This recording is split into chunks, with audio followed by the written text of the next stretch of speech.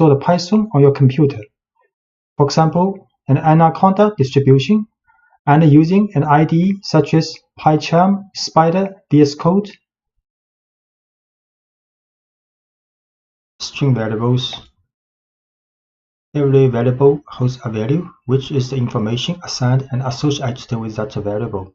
You can change the value of a variable in your program at any time. So strings.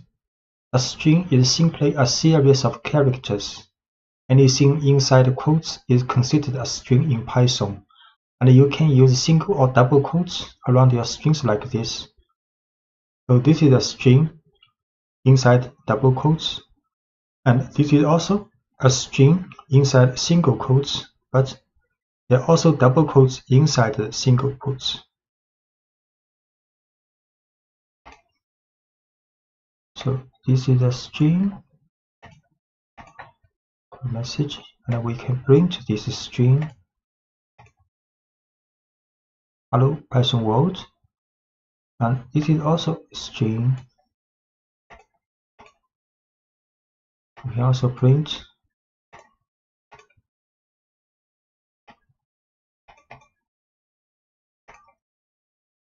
and changing case in a string with methods. So this is a string with all lowercase alphabet. Then you can print name dot title. So each word begins with a capital letter.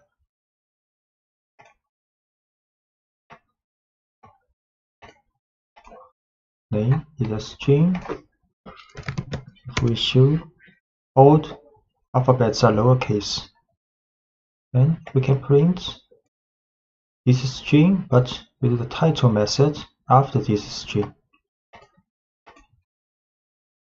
So A, Ada, Lovelace. So these two alphabets will be uppercase.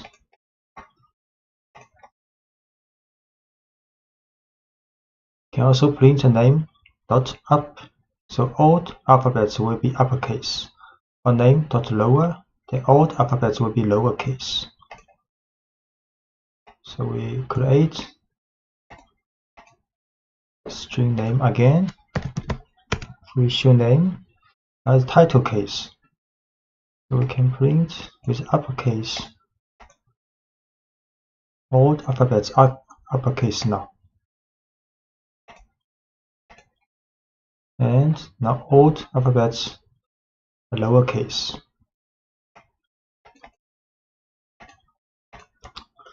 Combining or concatenating strings. So this is a string first name, and this is a string for last name. So you can create a string called full name using first name plus a space symbol and with last name. Then you can print out. So first name Ada, last name is Lovelace. Then full name is addition. So is the string concatenation of first name and last name and with a space. Then can print out his full name Ada space Lovelace. And adding white space to strings with tabs or new lines. So space tabs and end of line symbols are called white spaces. So you can print \t means tab, add a tab space before text. Then you can print also with \n new line, \n is a new line. And you can combine \n and \t.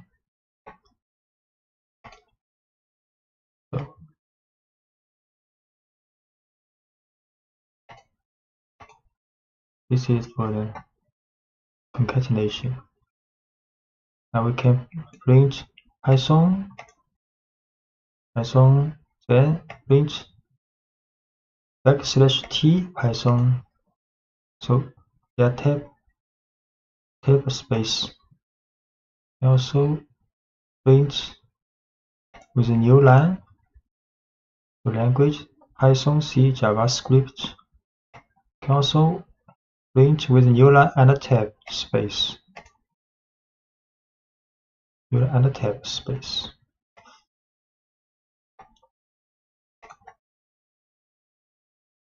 Stripping white spaces. So favorite language is Python with a space. Then favorite language R strip will right side white space removed temporarily.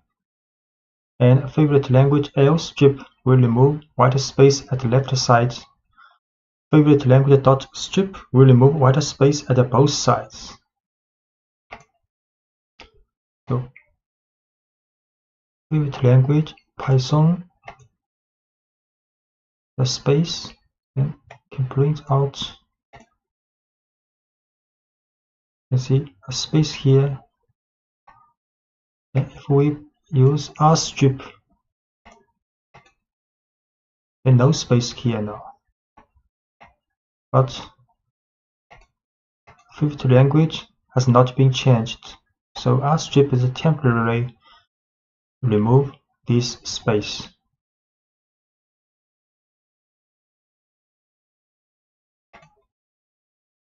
So to remove the white space from the string permanently, you have to store the stripped value back into the variable. So this is favorite language with a string after this, with a space after this string.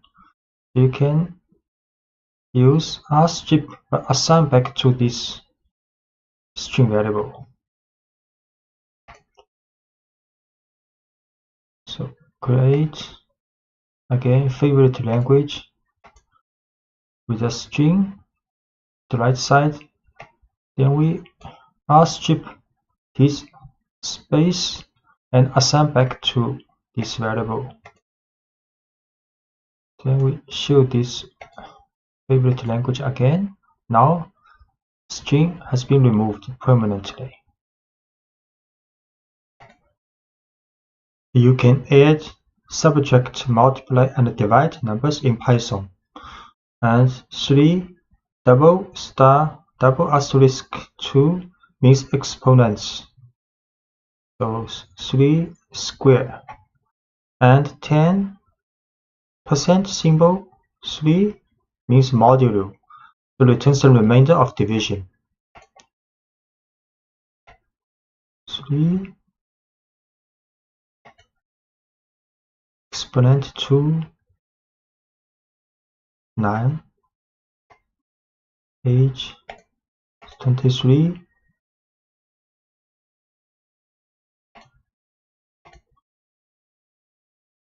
And avoiding type errors with the str function. So age is 23.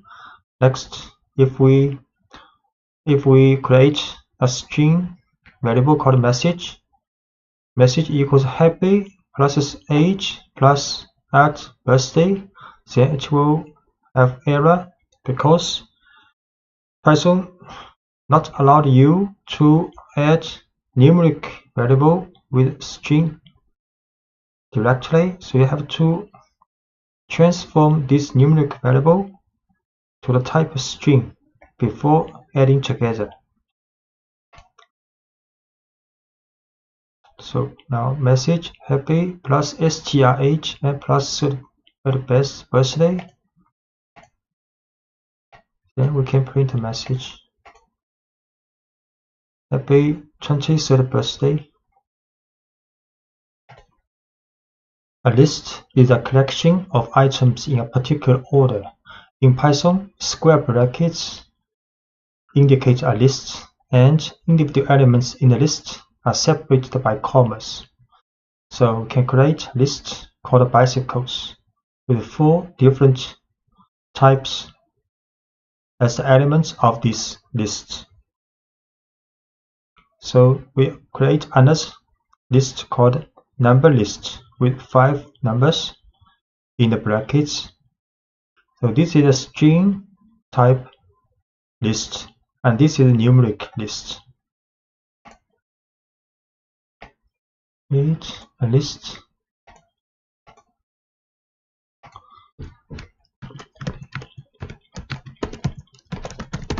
we issue this list and create a bicycle list, can print out these bicycle lists for bicycles,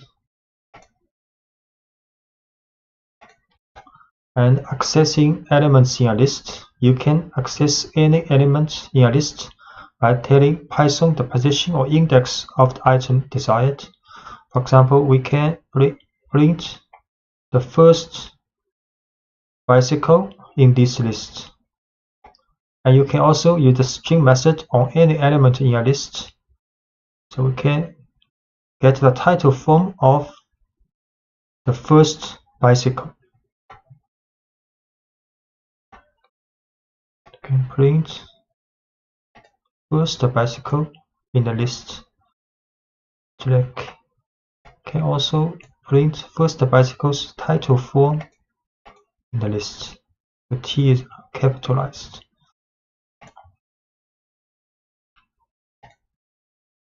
And note that index in the list starts at 0, not 1. And Python considers the first item in a list to be at a position 0, not position 1. The second item in a list has an index of 1. So if we print bicycle bracket 1, then the second item will be pulled out.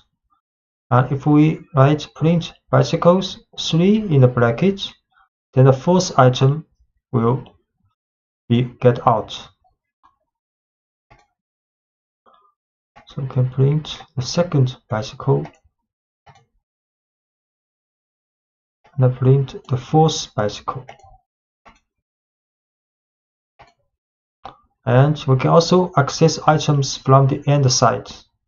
So -1 means the last item in a list. -2, the second item from the end of the list, and so on.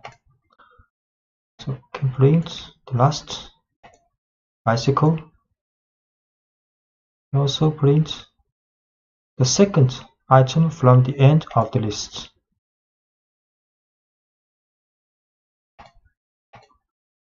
Using individual values from a list, you can use individual values from a list just as you would any other variable. For example, you can use concatenation to create a message based on a value from a list.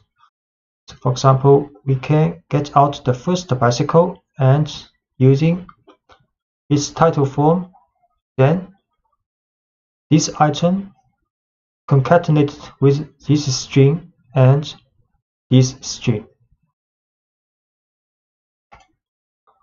We create a message with concatenation of string and the bicycle's first element with the title form and plus symbol.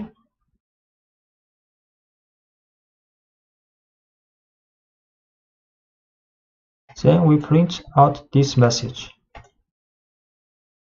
So this message is my first bicycle with a track. Most lists you create will be dynamic, meaning you will build a list and then add and remove elements from it as your program runs its course.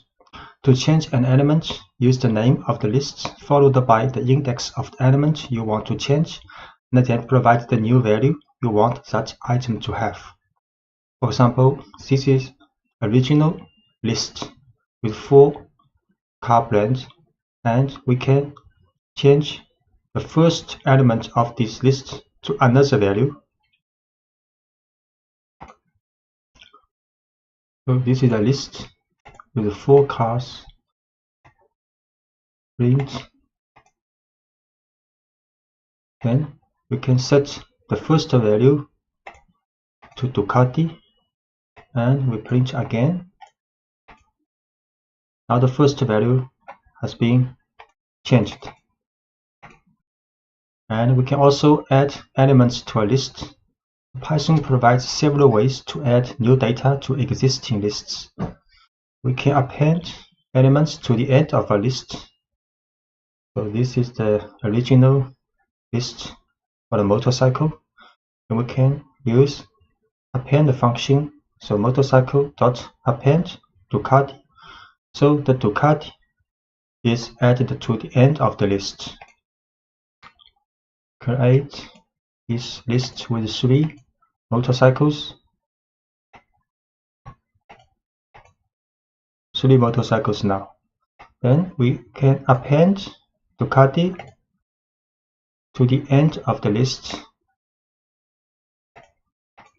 So now the list has 4 cars now, with Ducati at the last position. You can start with an empty list and then add items to the list using a series of append statements. So we can also create an empty list first with 2 brackets. Then motorcycles append Honda, append Yamaha, and append Suzuki. Create first an empty list. Then you can append 3 motorcycles. We show this list again. So now the list motorcycle has 3 cars now. And you can also insert elements into a list. So you can add a new element at any position in a list by using the insert method. You do this by specifying the index of the new element and the value of the new item. So this is a list, and we can insert the first position, a new motorcycle here.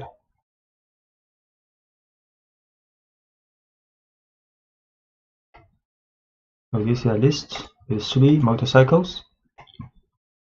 Can insert Ducati to the position 0, first position, and we show this motorcycle. Now Ducati is the first motorcycle and the other 3 motorcycles from the original list. And we can also remove elements from a list. You can remove an item according to its position in the list or according to its value. So removing an item according to its position, you can use the del statement if you know the position of the item you want to remove from a list. So this is a list with 3 motorcycles. We can remove the first motorcycle, the second item, the list with 3 motorcycles. 3 motorcycles now. Then we'll del first motorcycle. Show again. Now only the 2 motorcycles left in the list. Can also create 3 motorcycles now. The motorcycle has 3 motorcycles in the list now. We can delete the second motorcycle in this time. We show again this list. Only 2 left. A second Yamaha has been removed.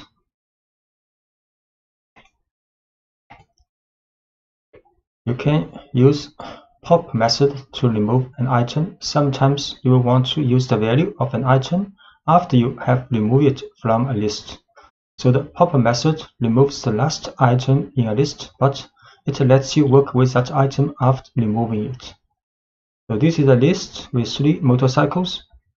So we can use pop method to remove the last one of this list.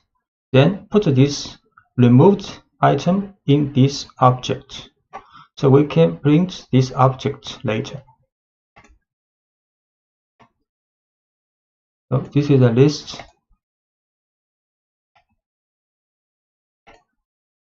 with 3 motorcycles. Then we can use the pop method. Remove the last one of this motorcycle list. Then print again this motorcycles list. Now 2 left. The last one, Suzuki, has been removed. And we can also print this popped motorcycle. Suzuki, that's correct.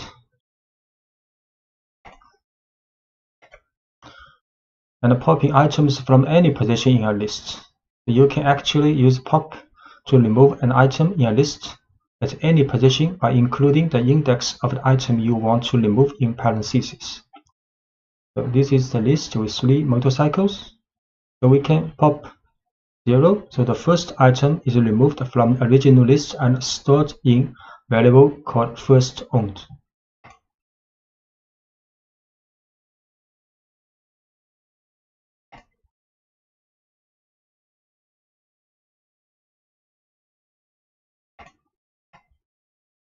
Create this motorcycle list again. So we pop the first one. Then we can print the first motorcycle I owned was is the title. This message is the string concatenated with this popped value with a title form.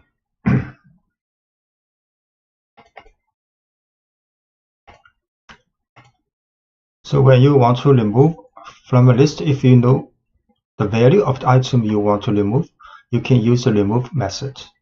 So this is a list with 4 motorcycles. So if we want to remove the item with this value, so we can use motorcycle.remove Ducati. So Ducati is removed, but note the remove method deletes only the first occurrence of the value you specify. So if there is a possibility the value appears more than once in the list, you will need to use a loop to determine if all occurrences of the value have been removed. So this is a motorcycle list with 4 motorcycles. Then we can remove Ducati using remove function. Then print again. Now Ducati has been removed. Sometimes you will want to preserve the original order of your list, and other times you will want to change the order. Python provides a number of different ways to organize your lists depending on the situation. Sorting a list permanently with the sort method. So this is a list with 4 cars, and you can use cars.sort. Then the order of the elements are sorted in the list. So we create a list.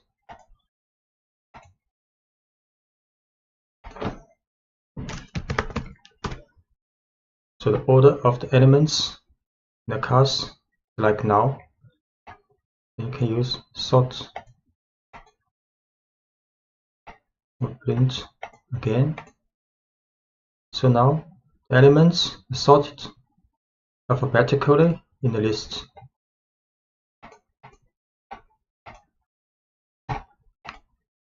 And you can also sort this list in reverse alphabetical order by passing the argument reverse equals true to the sort method. So you can use sort reverse true.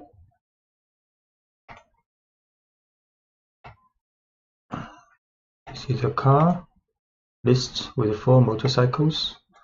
You can sort reverse true. Then print again. So now the elements in the list has been sorted alphabetically with a reverse order. So sorting a list temporarily with the sorted function.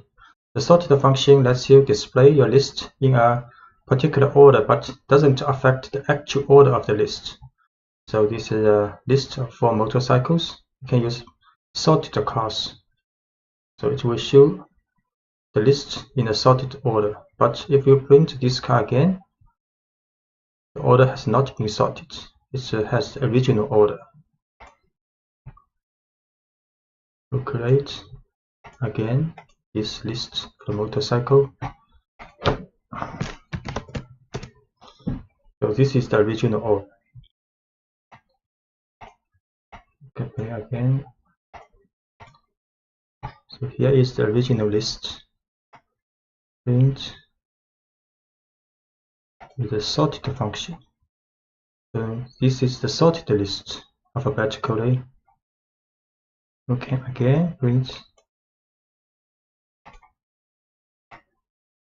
Here is the original list again. We'll choose. So the original order in the list has not been changed. We can also print the sorted cars in the reverse order. So this is the reverse alphabetical list if we use sorted.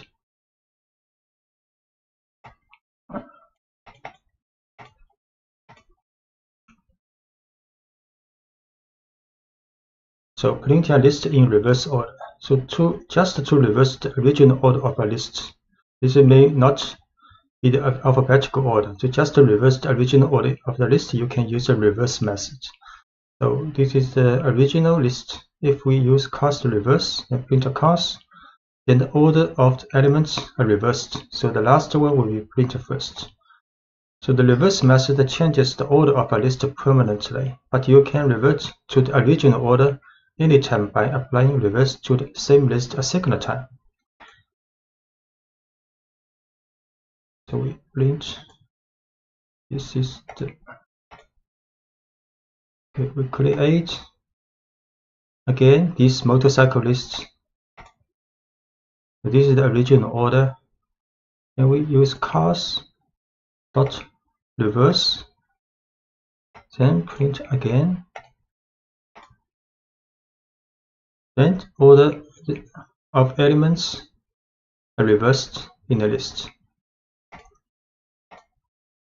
Okay, finding the length of a list. You can quickly find the length of a list by using the len function. So we can use len cars and it will return the number 4. So note that Python counts the items in a list starting with 1, not from 0. So this is the list for cars with 4 elements. We use len cars. It will be 4. Looping allows you to take the same action or set of actions with every item in a list. So when you want to do the same action with every item in a list, you can use Python's for loop. Let's say we have a list of magicians' names, and we want to print out each name in the list. A for loop will let Python to handle this task easily. So in the for loop, Python pulls a name from the list magicians and store it in the variable magician. Then print the name that was just stored in magician. Python then repeats this operation for each name in the list. So this is a list of magician with 3 magicians. Then we can write 4 magician in magicians. So magicians is a list. In the for loop, for magician will take each element from the magicians, then store in this variable called magician. Then inside the for loop, we print each magician until there's no magician left in this list. So where the no more values are in the list, Python moves on to the next line in the program after the for loop. So this is the for loop. We create a list called magicians with 3 magicians. Then we can write 4 magician, print magician. So each magician has been printed out. It is helpful to choose a meaningful name that represents a single item from the list. For example, here is a good way to start a for loop for a list of cats, a list of dogs, and a general list of items. You can write, for example, for cat in cats, for dog in dogs, or for item in list of items. And using singular and plural names can help you identify whether a section of code is working with a single element from the list or entire lists. Doing more work within a for loop.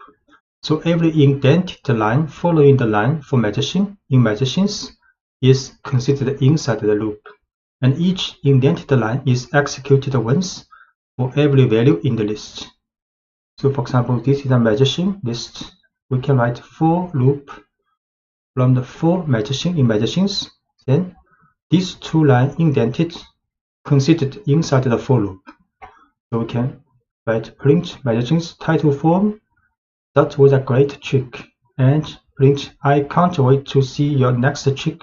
Then magazine's title name. Then a new line.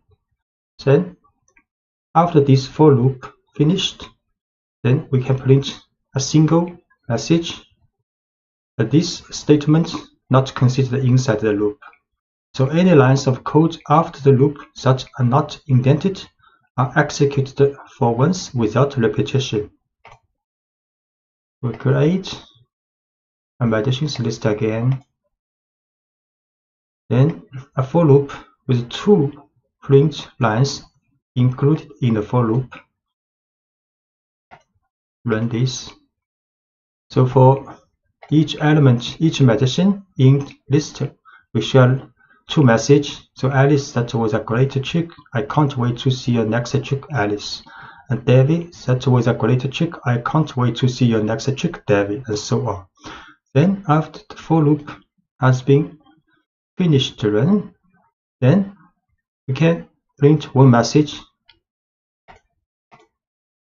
So this message, this print statement is not considered in the for loop, so print only once. Lists are ideal for storing sets of numbers, and Python provides a number of tools to help you work efficiently with lists of numbers. So we can use the range function. Python's range function makes it easy to generate a series of numbers. For example, you can use the range function to print a series of numbers like this. You can write a for loop, the for value in range 1 to 5. Can print a value. The result will print 1, 2, 3, 4. The range 1 to 5 will print a number from 1 to 4. Then for each value of this 1 to 4 will print out. So although this code looks like it should print the numbers from 1 to 5, it doesn't print the number 5. So in this example, range prints only the numbers 1 through 4. This is the result of off by 1 behavior you will see often in Python and many other programming languages. So if you want to print the numbers from 1 to 5, you would use range 1, 6. So for value in range 1, 6, print value.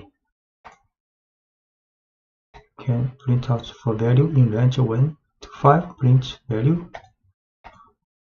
So 1, 2, 3, 4 has been printed out. Use a range to make a list of numbers. If you want to make a list of numbers, you can convert the results of a range directly into a list using the list function. So for example, we can create a list called numbers, and the value is 1 to 5. Then next we can print numbers.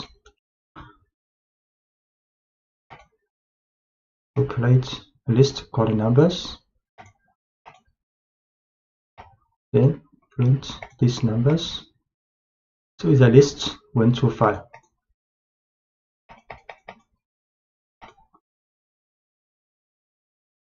And we can also use the range function to tell Python to skip numbers in a given range. For example, it is how we would list the even numbers between 1 and 10. We can write even numbers is a list, create is a list, and the value is from 2 to 11, not including 11, and with a gap of 2. So the result will be 2, 4, 6, 8, 10. So even numbers is a list in the range 2 to 11 with a gap of 2. Then we print out this list. This list has 5 elements. And you can create almost any set of numbers you want to using the range function. For example, consider how you might make a list of the first 10 square numbers. So we start with empty list, then write a for loop.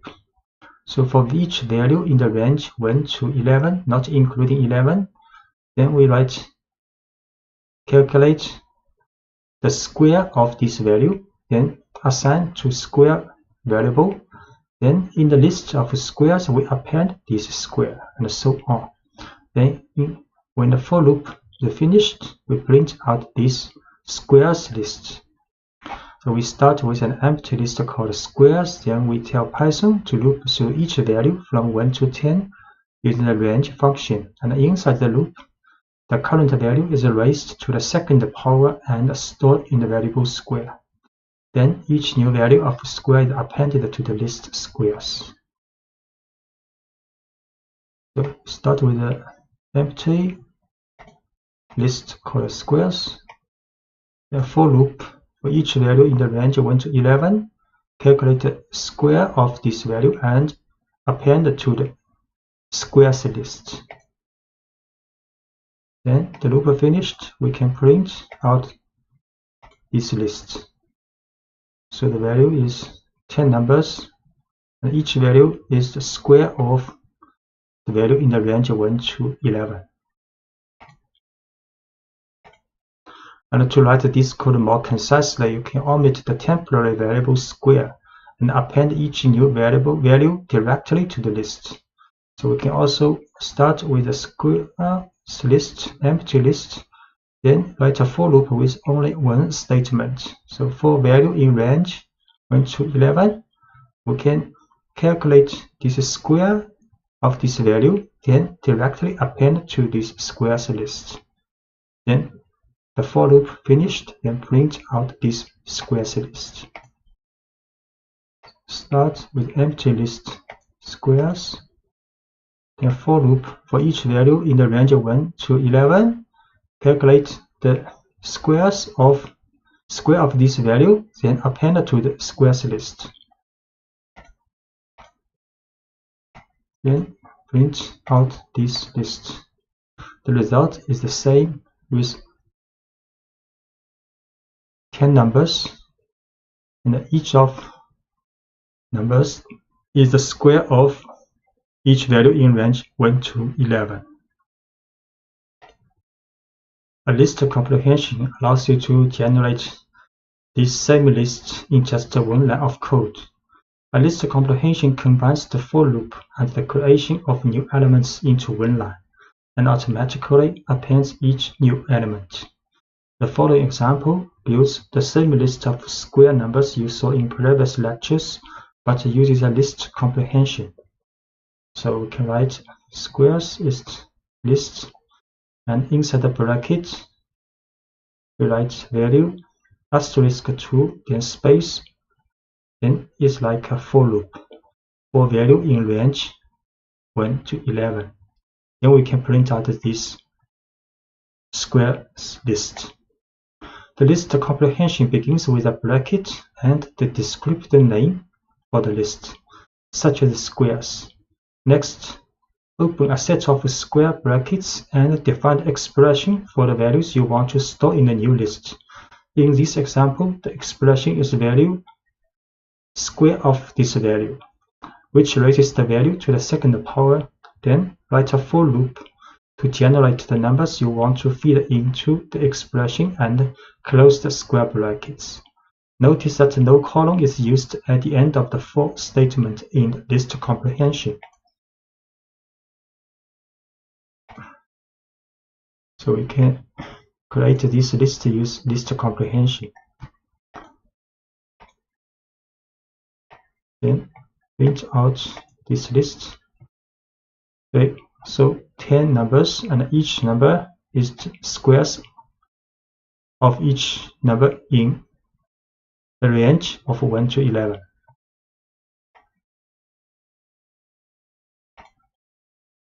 You can also work with a specific group of items in a list, which Python calls a slice. To make a slice, you specify the index of the first and the last elements you want to work with. As with the range function, Python stops one item before the second index you specify. So the following example involves a list of players on a team.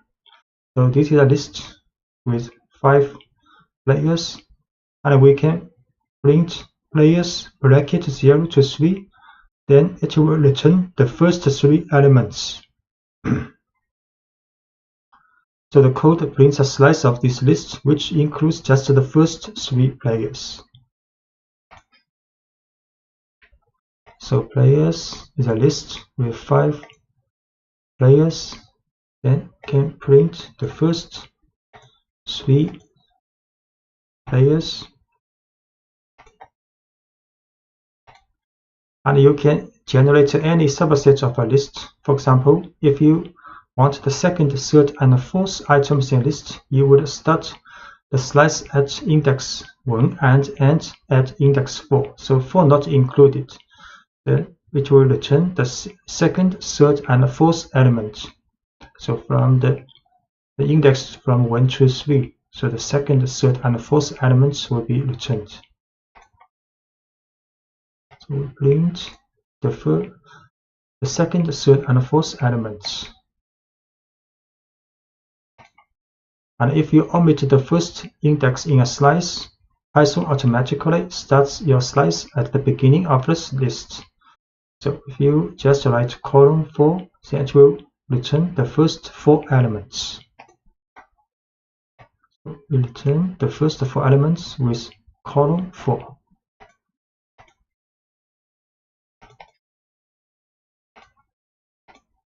And a similar syntax works if you want a slice that includes the end of a list. For example, if you want all items from the third item through the last item, you can start with index 2 and omit the second index in the bracket. So we can just write players to column. Then it will return all items from the third item and through the end of the list.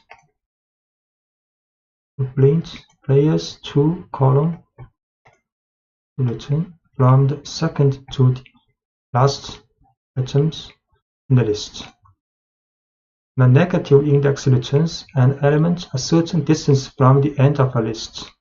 So therefore, you can output any slice from the end of a list. So, for example, we can write players bracket -3, then column. Then it will return the last 3 players. So it will return the last 3 players with negative index.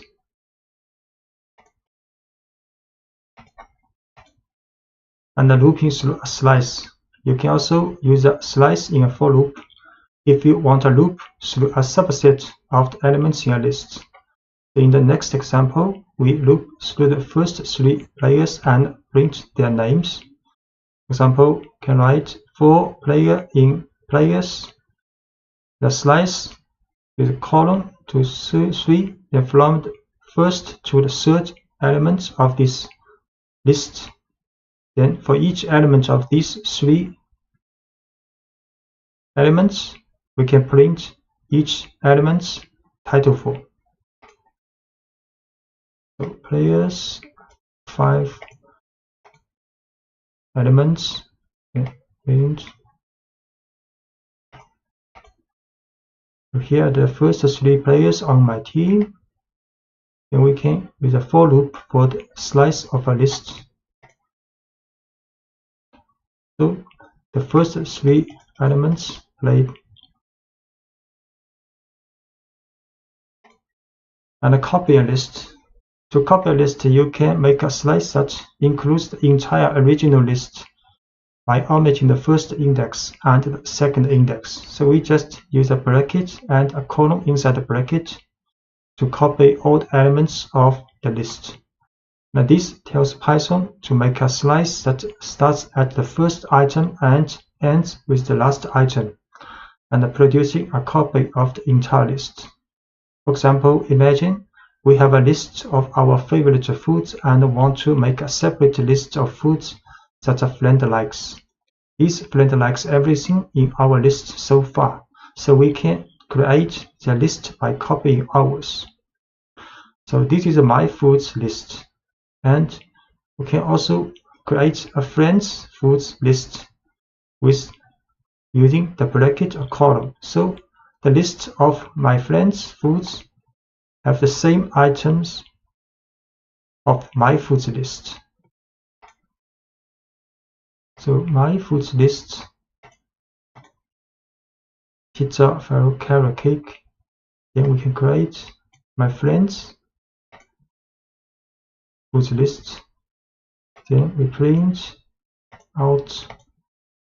So my favorite foods are this one, these three. Then my friends favorite food list. Also these three items lists. To prove that we actually have two separate lists, we will add a new food to each list and show that each list keeps track of the appropriate person's favorite foods. So in the My Foods list, we append cannoli, and in the My Friends Foods list, we append ice cream. Then we print out the C. The My Foods append a new food, and My Friends Foods also append a different foods.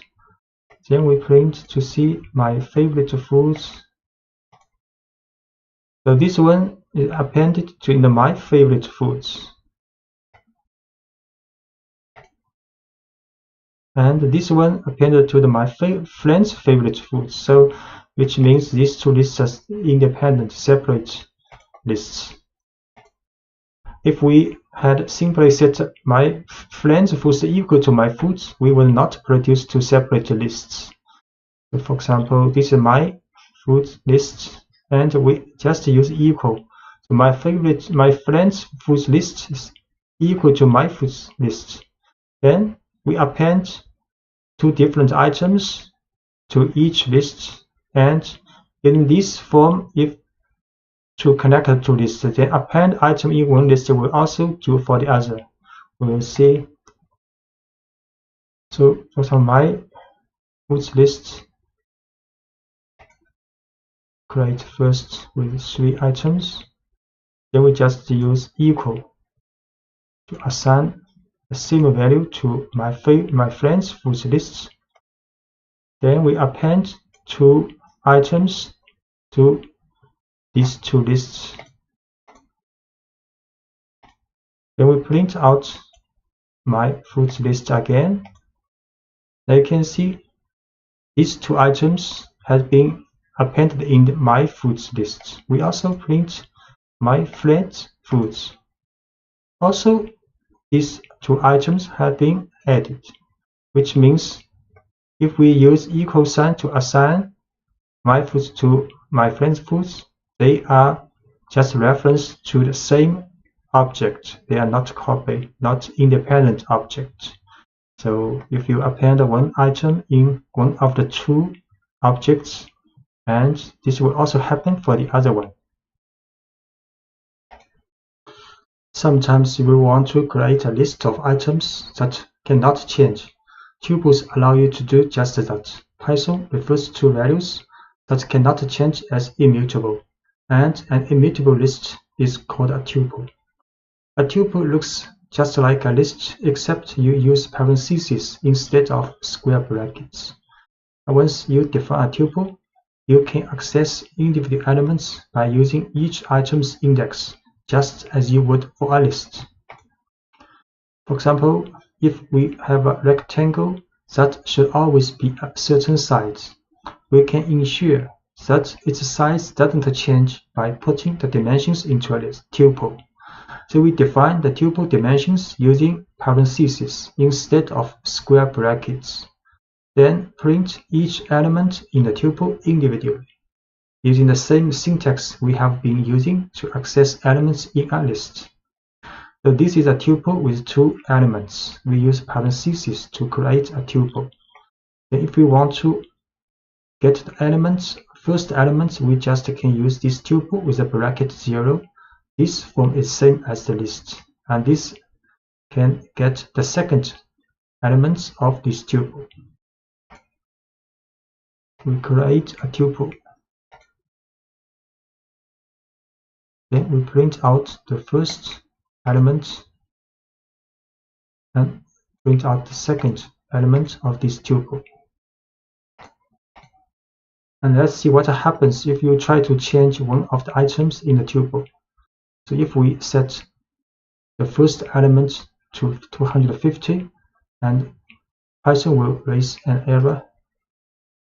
We create this tuple first. Then we try to assign a new, change the value of one element. Then type error tuple object does not support item assignment. And looping through all values in a tuple. You can loop over all the values in a tuple using a for loop, just as you did with a list. So this is a tuple. We can also use a for loop for dimension in dimensions, then print each element. Create a tuple. Then we print a message. And we print each element of the tuple using a for loop. So 2 elements printed out. So writing over a tuple, although you cannot modify a tuple, you can assign a new value to a variable that holds a tuple. So if we want to change our dimensions, we could redefine the entire tuple. So you can. This is the original tuple. This is the new tuple we defined. So if you want to change the value, because you cannot change the element by element, so you can define the tuple again with the new value. You can define the entire tuple again with the new value you want. So we create this tuple again with the new value. Then we print out. Then using a for loop to print this tuple out. Conditional tests. At the heart of every if statement is an expression that can be evaluated as true or false and is called a conditional test. Python uses the values true and false to decide whether the code in an if statement should be executed. So if a conditional test evaluates to true, Python executes the code following the if statement. If the test evaluates to false, Python ignores the code following the if statement. A simple example of conditional tests. The following example shows how if tests let you respond to special situations correctly. Imagine you have a list of cars and you want to print out the name of each car. Car names are proper names, so the names of most cars should be printed in title case. However, the value BMW should be printed in all uppercase. Following code loops through a list of car names and looks for the value BMW. Whenever the value is BMW, it is printed in uppercase instead of title case. So this is a car list with 4 cars inside. And we write a for loop. So for car in cars, if this car equals BMW, then we print out this car's uppercase. Else, so if the car is not BMW, we run statement inside the else, then print this car with title for. So we create car list. Then write a for loop to print each car's name either in title form or in uppercase. So if the car is BMW, then print out in uppercase. So you can see Audi, Subaru, Toyota all in title case, but BMW is in uppercase 4. So checking for equality. Most conditional tests compare the current value of a variable to a specific value of interest. The simplest conditional test checks whether the value of a variable is equal to the value of interest. So if the value is BMW, then we check car equals BMW, then get true. And if the value is Audi, if we check car if equals BMW, then we'll get false. So we assign the value BMW to car. Then we use double equal to check if its value is BMW. to get the value result true. And if we assign the odd value to car, then we check again if the car's value is BMW, then you will get false. And ignoring case when checking for equality. The testing for equality is case sensitive in Python. For example, two values with different capitalization are not considered equal. If the car is Audi with title form, but we check car's value is Audi, we'll get a false. So if case matters, this behavior is advantageous. But if case doesn't matter and instead you just want to test the value of a variable, you can convert the variable's value to lowercase before doing the comparison. So we again assign the value Audi with the title form to car. Then we check the condition if the value is equal to Audi with lowercase, but before we run this equal sign double equal, we add car.lower to transform the car's case to lower before we do the condition test. Notice that the lower function doesn't change the value that was originally stored in car. So the car's case is still Audi. And this lower is just a temporary transform this value to lowercase to do conditional tests. So we see car's value is Audi with title form. Then we check its value equals to lowercase Audi to get false. And we set again, for example, car's value is Audi, but we use lower function before doing the conditional test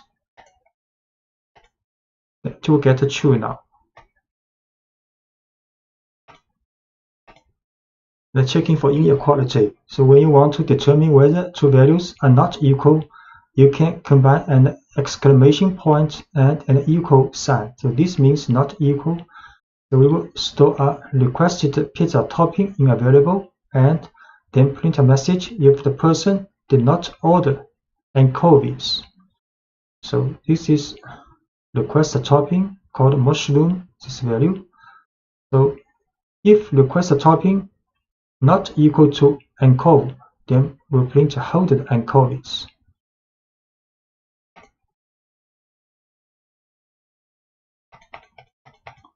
So request a topping is mushroom. So we check if this topping not equal to anchovy, we'll print holded anchovies. So this message printed out because this value is mushroom, and we test if this value not equal to anchovy. This test will get a true. We get true, then this statement will be run in the for loop, in the if statement. And the numerical comparisons. So testing numerical values is pretty straightforward. For example, the following code checks whether a person is 18 years old. So if the person is 18 years old, then you test numerically if the age equals 18. You get a true result. You can also test to see if two numbers are not equal. So for example, the following code prints a message if the given answer is not correct. So answer is 17. So we test if answer not equal to 42. Then we print a message, this is not the correct answer, please try again. So age is 18. Then we test age. If age is 18 equals 18, the result is true. The answer is 17. Then we test if answer not equal to 42, then we show the message because answer is not equal to 42. The message is printed out. And the numerical comparisons, you can include various mathematical comparisons in your conditional statement as well, such as less than or equal to, greater than, and greater than or equal to. So age is 19, for example, we can run these tests. So each of the above mathematical comparisons can be used as part of an if statement, which can help you detect the exact conditions of interest. So age is 19.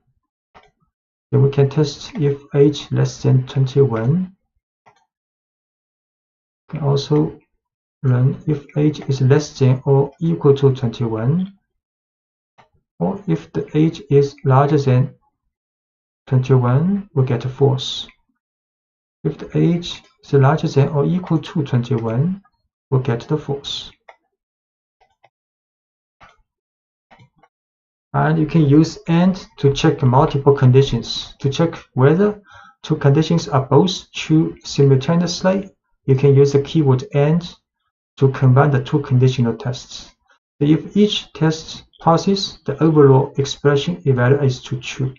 If either test fails or if both tests fail, the expression evaluates to false. For example, you can check whether two people are both over 21 using the following test. So these two people has age 22 and 18. We can test if this age larger than equal to 21 and this one also older than 21. The result will be false because one is not larger than or equal to 21. But if we change the second one to 22, then we test again, then it will be true because both are older than 21. To write concisely, you can also add parentheses here, so it will be more clear. So we assign to age to person, then test if both are older than 21, then it will be false. And we assign new value to 22 for the second person. Then we test again, then it will be true. And you can also use the keyword OR, allows you to check multiple conditions as well, but it passes when either or both of the individual tests passes. So an OR expression fails only when both individual tests fail. So let's consider two ages again, but this time we will look for only one person to be over 21. So these two persons, 21, 22, 18 years old, then we test if one of the person is older than 21, the result will be true. And if we assign the first person to 18 also, then we test again, then the result will be false because none of the two people are older than 21 now. So we will set these two persons' age to 22, 18, then test if using auto test if one of the at least one is older than 21, get the result true. But if we set the first person also to 18 years old, then test again if at least one is older than 21, we'll get the false. And checking whether a value is in a list. So sometimes it's important to check whether a list contains a certain value before taking an action. So to find out whether a particular value is already in a list, you can use the keyword in.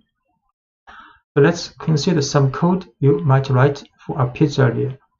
We will make a list of toppings a customer has requested for pizza and then check whether certain toppings are in a list. So this is a requested topping with 3 elements, a list. Then we will run the conditional tests. Mushrooms in requested toppings. This is true because mushroom in. But if we run the pepperoni in requested toppings, we'll get false because this list does not contain pepperoni. The requested topping is a list about pizzeria. Then we run the conditional test. Mushroom in requested topping. Get the true in results. If we run pepperoni in requested topping, the result is false.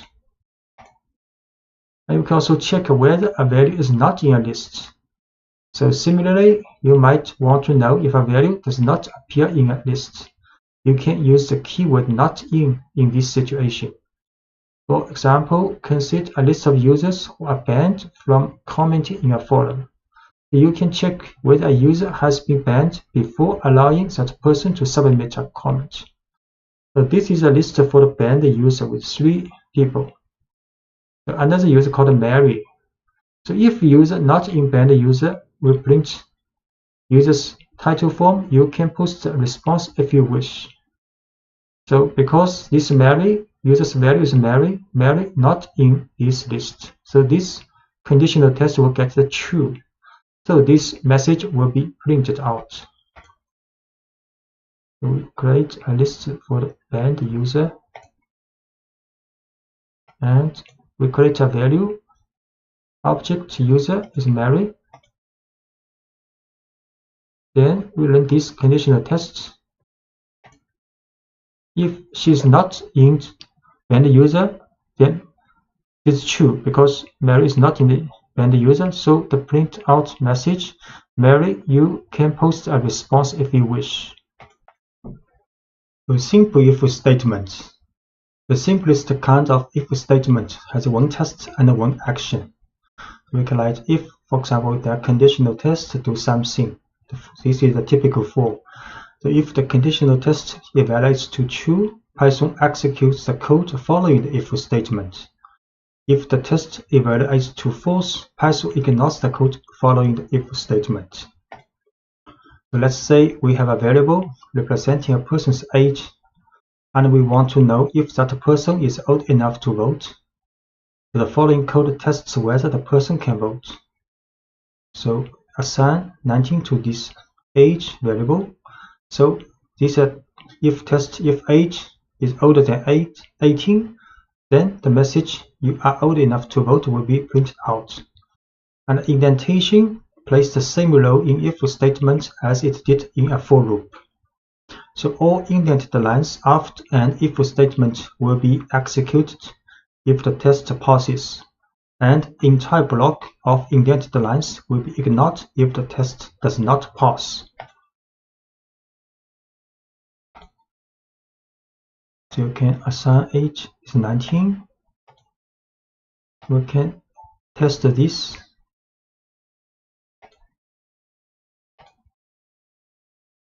Because it's older than 18, so these 2 statements are run.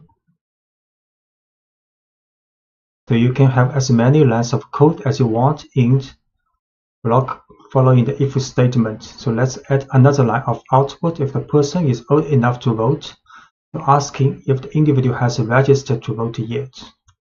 So these 2 messages will be printed out. And if-else statement. And if-else block is similar to a simple if statement, but the else statement allows you to define an action or set of actions that are executed when a conditional test fails. So we will display the same message we had previously if the person is old enough to vote, but this time we will add a message for anyone who is not old enough to vote. So if we assign 17 to the age, then test if age is 18, is larger older than 18, we will print these 2 messages. But if this test fails, so we will run the else statement.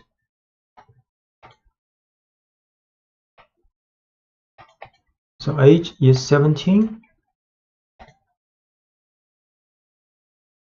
Then we test if age is older than 18, then print this message. Else, if this test is fail, then we will print these 2 messages.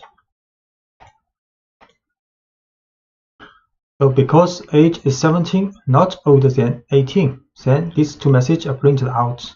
Sorry, you are too young to vote, and please register to vote as soon as you turn 18.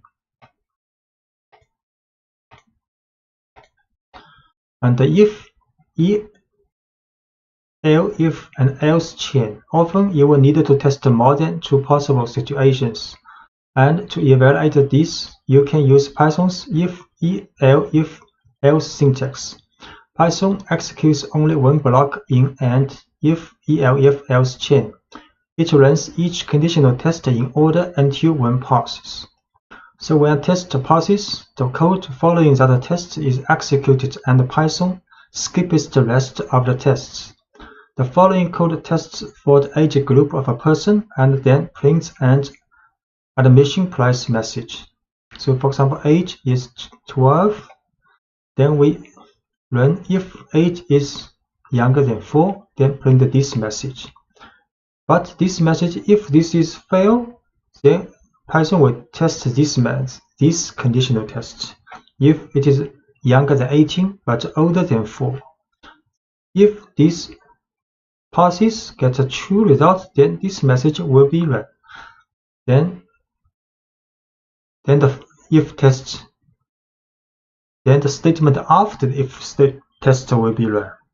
So if both of these conditional tests fails, then Python will run this message. We see age is 12. We'll test using if, elif, and else. The admission is 5 now because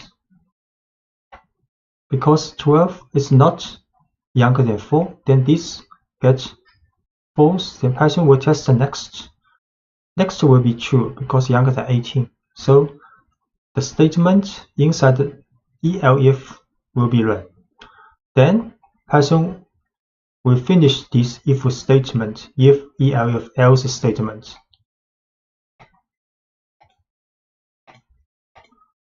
And you can omitting the else block. Python does not require an else block at the end of an if-elif chain. Sometimes an entire block is useful. Sometimes it is clearer to use an additional if statement that catches the specific condition of interest. So for example, age is 12 again, then we can run if conditional tests, then elif another one, then elif another one, then elif another one. So we do not use else here.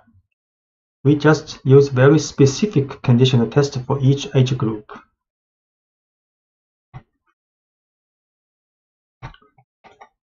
So we see age is 12.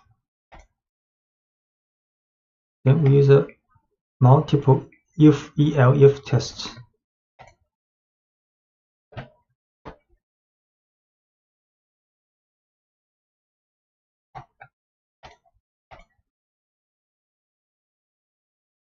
So in this if-elif test, price has been assigned one of each value. Then next we print out this value. You see your admission cost is 5. So age 12 for this group, price 5, because not younger than 4 but younger than 18. And the else block is a catch-all statement. It matches any condition that wasn't matched by a specific if or elif test, and that can sometimes include invalid or even malicious data.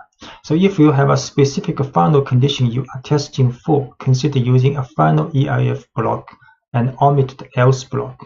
This is what we have seen in this code. You can do some interesting work when you combine lists and if statements.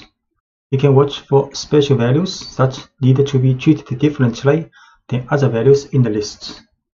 You can manage change conditions efficiently, such as the availability of certain items in a restaurant throughout a shift. You can also begin to prove that your code works as you expect it to in all possible situations. So checking for special items. So let's continue with the pizzeria example. The pizzeria displays a message whenever a topping is added to your pizza. As it is being made, the code for this action can be written very efficiently by making a list of toppings the customer has requested and using a loop to announce each topping as it is added to the pizza. So this is a request a topping list with 3 items. Then we can write a for loop for request topping in request toppings. For each element of this list, then we print adding this request topping. So you can create a list called request toppings. Then you can write for loop for each request topping in request toppings, print add this request topping. So it's very clear: add mushroom, add green peppers, add extra cheese. Then last one, outside of for loop will print a final message. The job finished. But what if the pizzeria runs out of green peppers, and if statement inside the for loop can handle this situation properly? So this is request topping, and in the for loop we can test using if statement. So if request topping equals green peppers, then a message, sorry, we are out of green peppers right now, will be printed out. Otherwise, if this test is a fail, which means if the request topping is not equal to green peppers, then the message adding this request topping will be printed out. So create a request topping again. Then this for loop.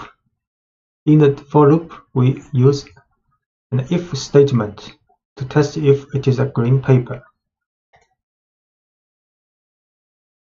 So the message is like this. So adding mushroom, and for the green peppers, the message will be like, sorry, we are out of green peppers right now. And for the extra cheese will be printed like adding extra cheese. So this is the last message of the for loop.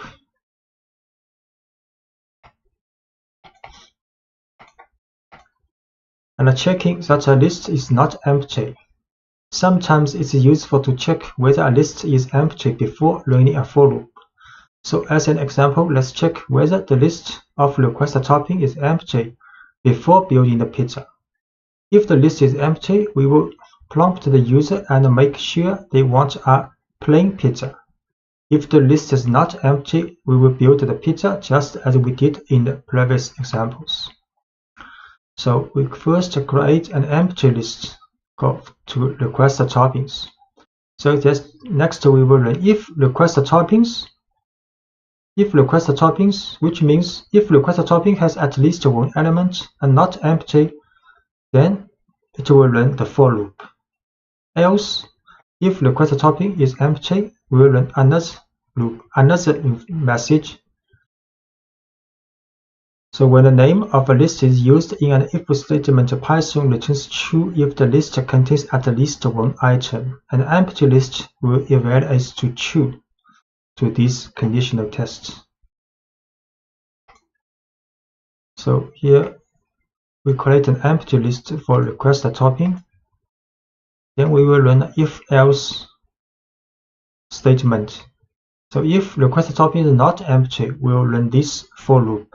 But if it is empty, then this test will fail. Then we run the else statement.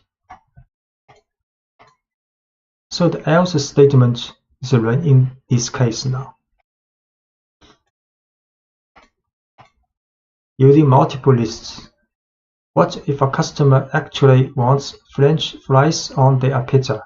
You can use the lists and if statement to make sure your input makes sense before you act on it. So let's watch out for unusual topping requests before we build a pizza. And the following example defines two lists. The first is a list of available toppings at the pizzeria, and the second is the list of toppings that the user has requested. And this time, each item in request toppings is checked against the list of available toppings before it's added to the pizza. So the code will look like this. Available toppings is a list created, and request toppings is another list which creates for the request toppings from the customer. Then we will write a for loop. Then for each request topic in the request toppings, we will check if this request topping in these available toppings list. So if this test gets true, then we print add this request topping. Otherwise, if this request topping item is not in available toppings list, then we will run another message. We ask customer, say, sorry, we don't have these toppings. So we run create two lists. One is available toppings and one is requested toppings. Then we write a for loop for each requested toppings. Then test if this one is in the available toppings. If it is true, then we print this message. If it is not true, then we run the else statement. So you can see the mushroom is in available topping list. So we're adding mushrooms. The same for the extra cheese, but for the French fries in the requested topping, the message sorry we don't have French fries will be run out. A dictionary in Python is a collection of key-value pairs, so each key is connected to a value, and you can use a key to access the value associated with that key. A key's value can be a number, a string, a list, or even another dictionary. In fact, you can use any object that you can create in Python as a value in a dictionary.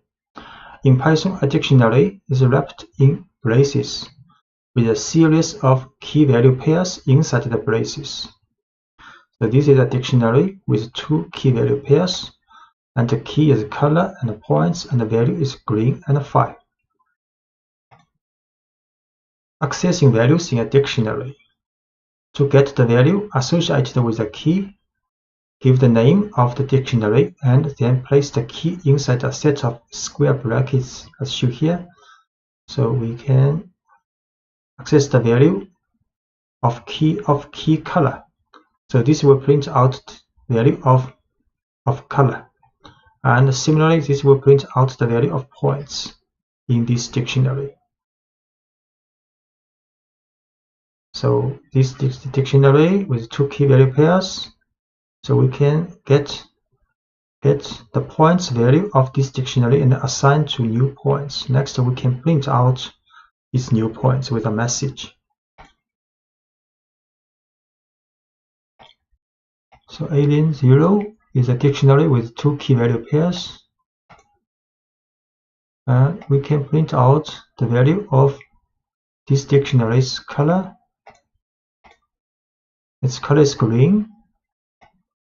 And we can print out the value of points. Points is 5. We can create this dictionary again. And we can get out the value of points and assign to this variable called new points. Then we can print out a message using these new points. So you just earned 5 points. So you can add new key-value pairs to a dictionary. To add a new key-value pairs, you would give the name of the dictionary followed by the new key in square brackets along with the new value.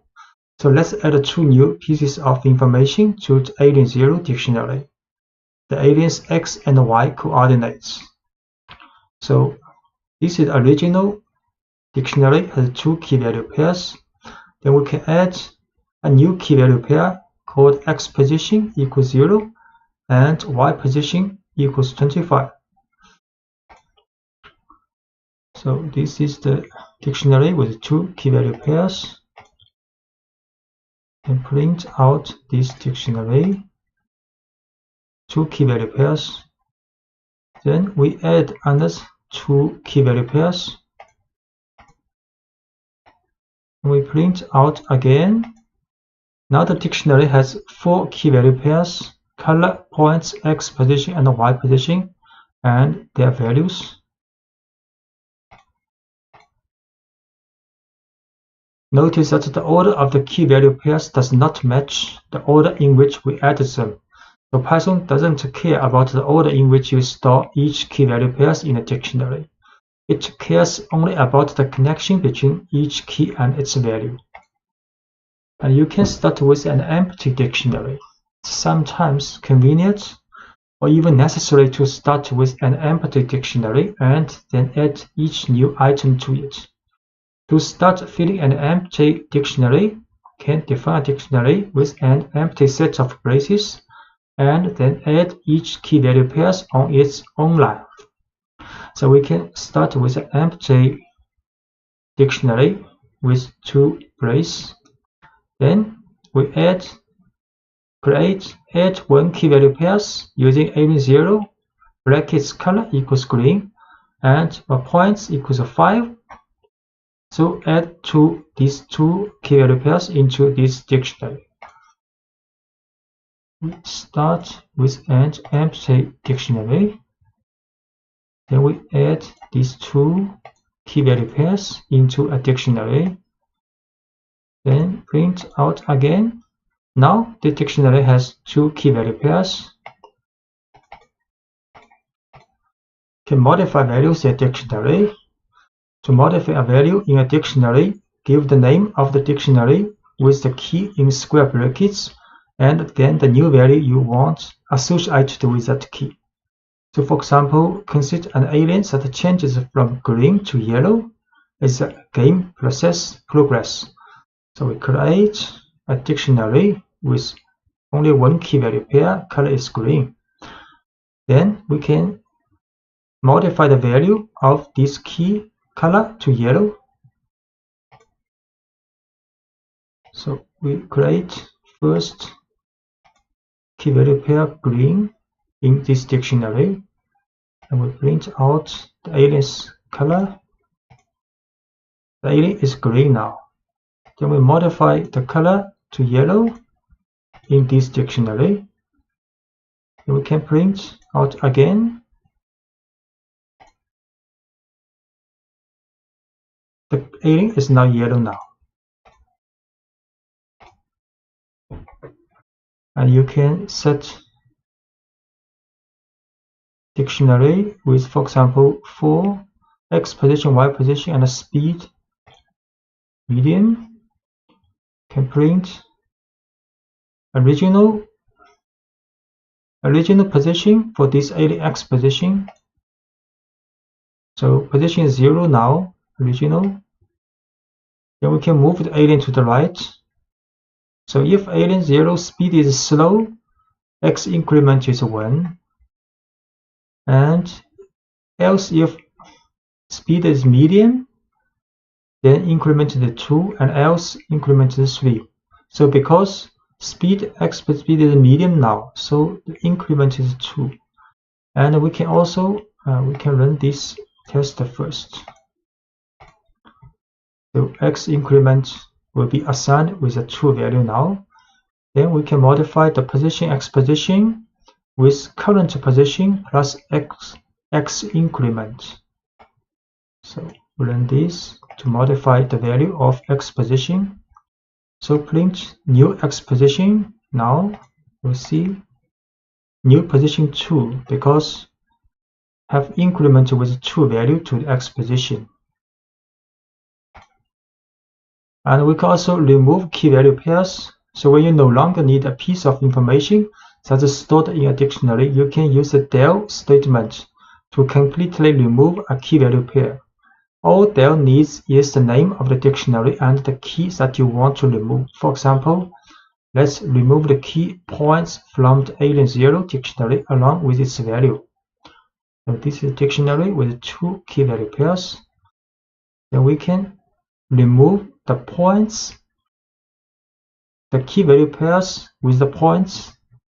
Use del alien0 points in brackets. So we can create these key value pairs dictionary first. 2 key. So print. So there are 2 key value pairs in this dictionary. Then we remove 1 key value pairs points has been removed. We show again this dictionary now has only color key-value pair. Because a dictionary can contain large amounts of data, Python lets you loop through a dictionary. You can loop through all of a dictionary's key-value pairs, through its keys, or through its values. So looping through all key-value pairs, to do so, you could loop through the dictionary using a for loop to write a for loop for a dictionary. So let's consider a new dictionary designed to store information about a user on a website. The following dictionary will store one person's username, first name, and the last name. So this is a dictionary called user, and will store username Fermi, first name Enrico, and the last name Fermi. Then we can write a for loop for key value in user this dictionary's items attribute. So this username items attribute will return the key value pairs. Then for each key value pair, we will print key its value and value its value. So you create names for the two variables that will hold the key and the value in each key value pair. You can choose any names you want for these two variables. So you can choose any name for these two variables. The second half of the for statement includes the name of the dictionary followed by the method items, which returns a list of key value pairs. The for loop then stores each of these pairs in the two variables provided. So we can create dictionary for the user.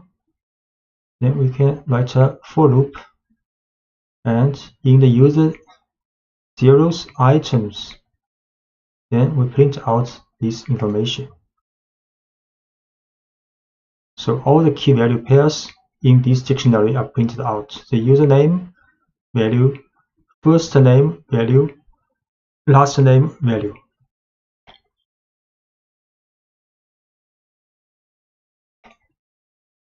Another example of looping through all key value pairs.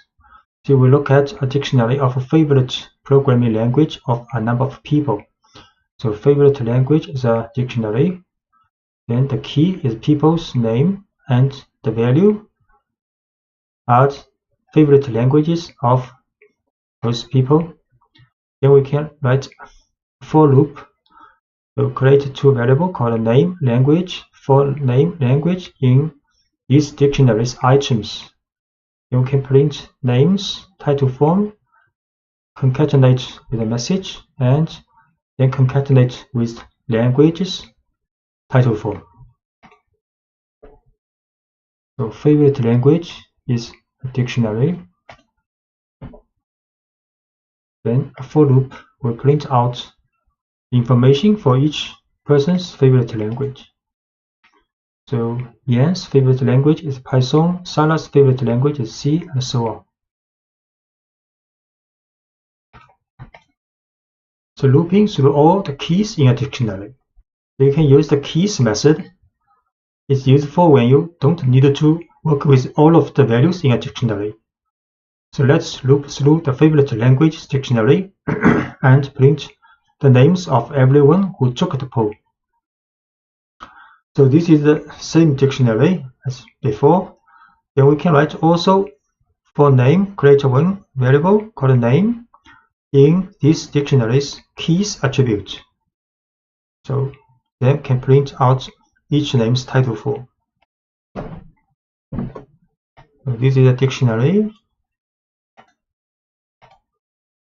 Then a for loop in dictionary's keys attribute. Then only the keys and the people's name are printed out.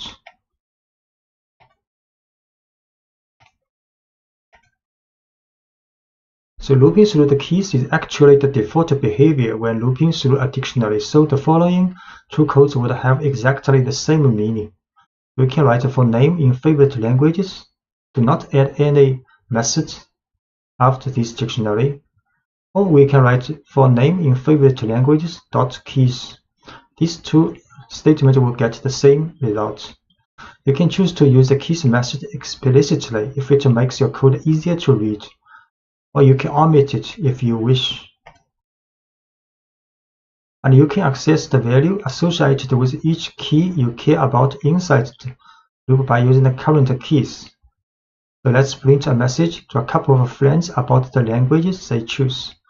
So we will loop through the names in the dictionary as we did previously, but when a name matches one of our friends, we will display a message about their favorite language.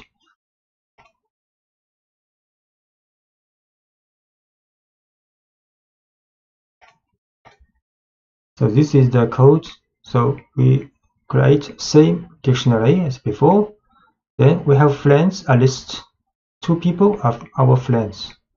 Then write a large for loop for name in favorite language to keys. So this name represents each name in this dictionary. Then print this name's title form first.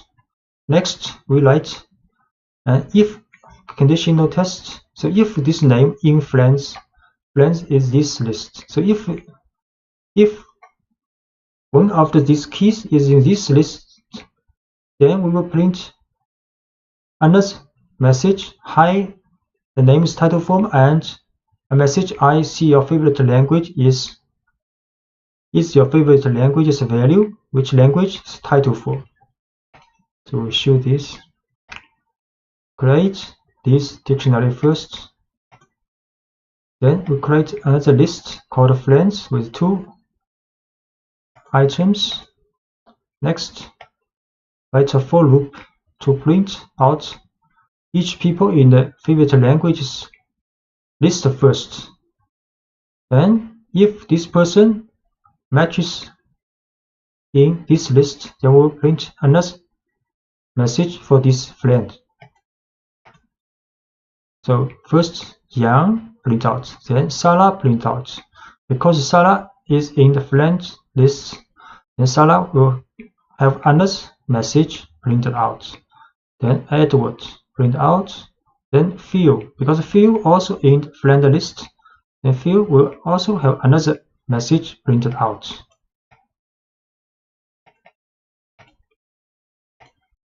And you can also use the keys method to find out if a particular person was pulled. So this time, let's find out if Erin took the pull. Same dictionary we produce. Then if Erin not in favorite language keys, we use not in. So favorite language.keys will return a list of these keys in the dictionary. And Erin if not in, so print Erin, please take your pull. And the keys method isn't just for looping, it actually returns a list of all keys, and the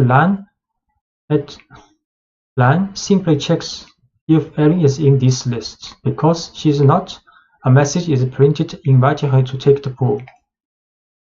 We can create this dictionary first. Then check if Erin not in this dictionary's keys list, we'll print a message. Because Erin is not in, so the message is printed out.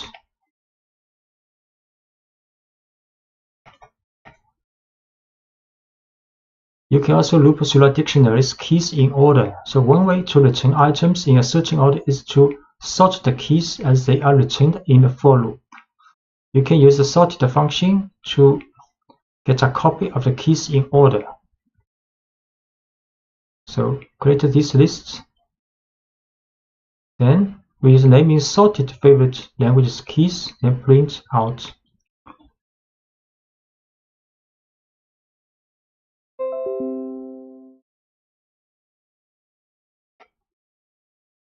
Then choose this one, then create this first dictionary. Then we just sorted this list first before we choose each item in this list. Then print message for the name, title, thank you.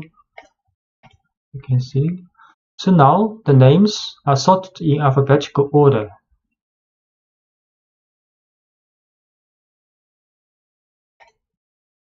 and looping through all values in dictionary. If you are primarily interested in the values that the dictionary contains, you can use values method to return a list of values without any keys.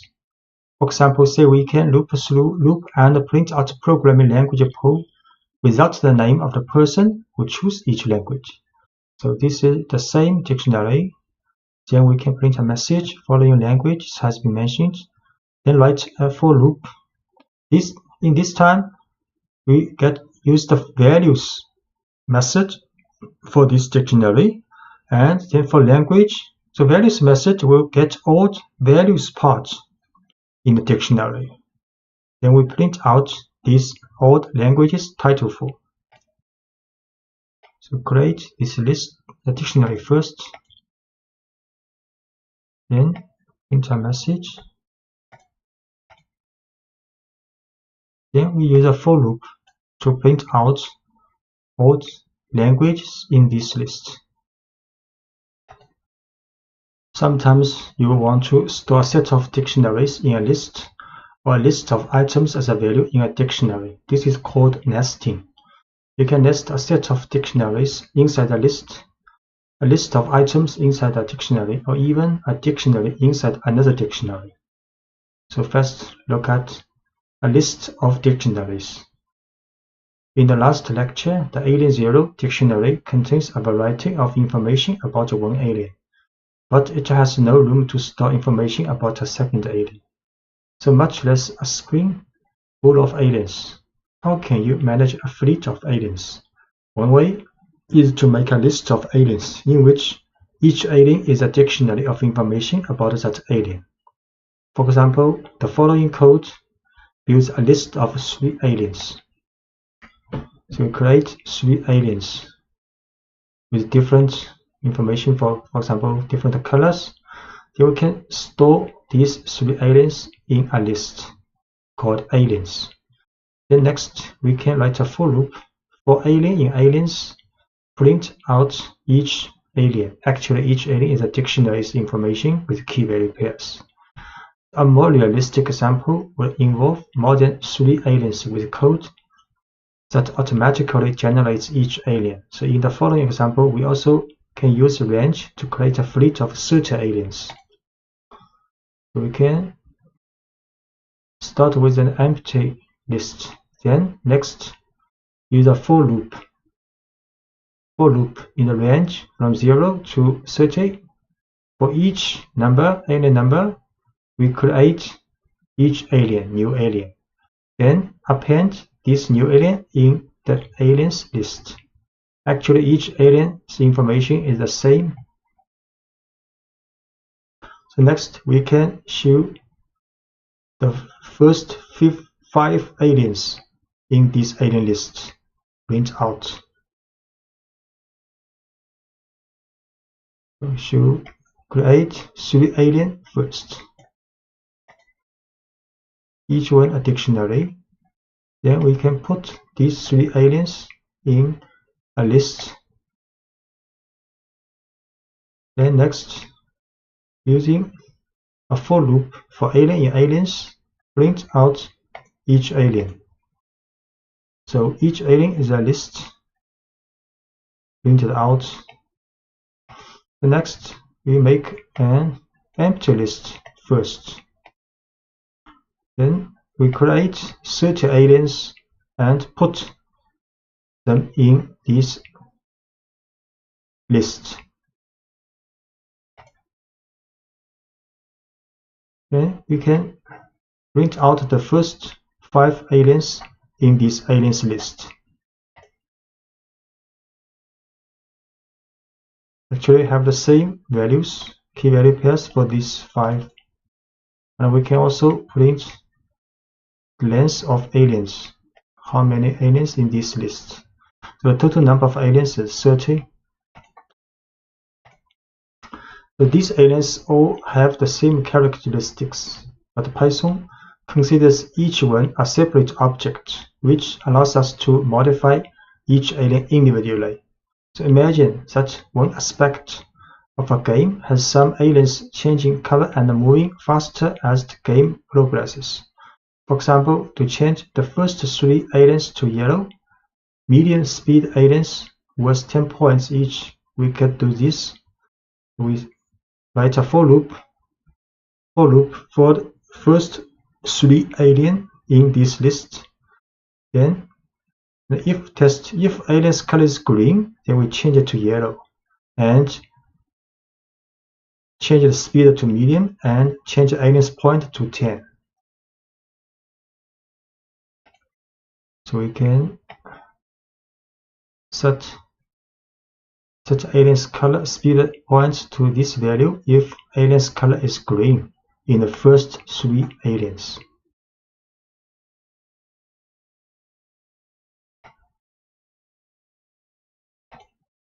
So next, let's look at a list in a dictionary situation.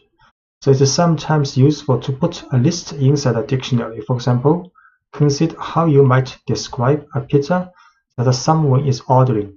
If you were to use only a list, all you could really store is a list of the pizza's toppings. So with a dictionary, a list of toppings can be just one aspect of the pizza you are describing.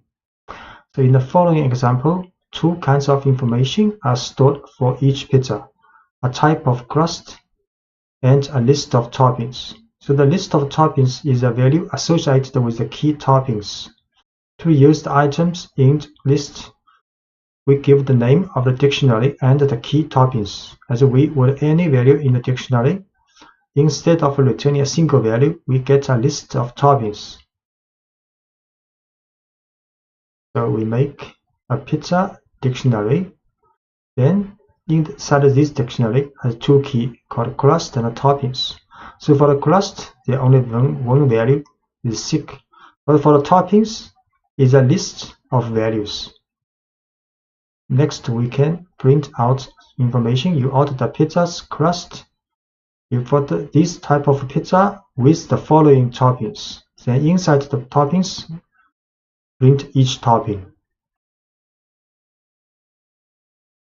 So we create a dictionary, pizza, and with 2 keys, especially for the toppings, the keys is a list.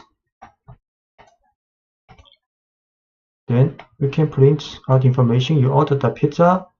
Which kind of pizza? The crust, thick pizza. You order the thick crust pizza with the following toppings. Then a loop for topping in pizza toppings. So pizza toppings will get this list because this list is the value of the key toppings. Then this is a list of with 2 elements. Then a for loop for topping in this list can print out each topping. So each topping are printed out.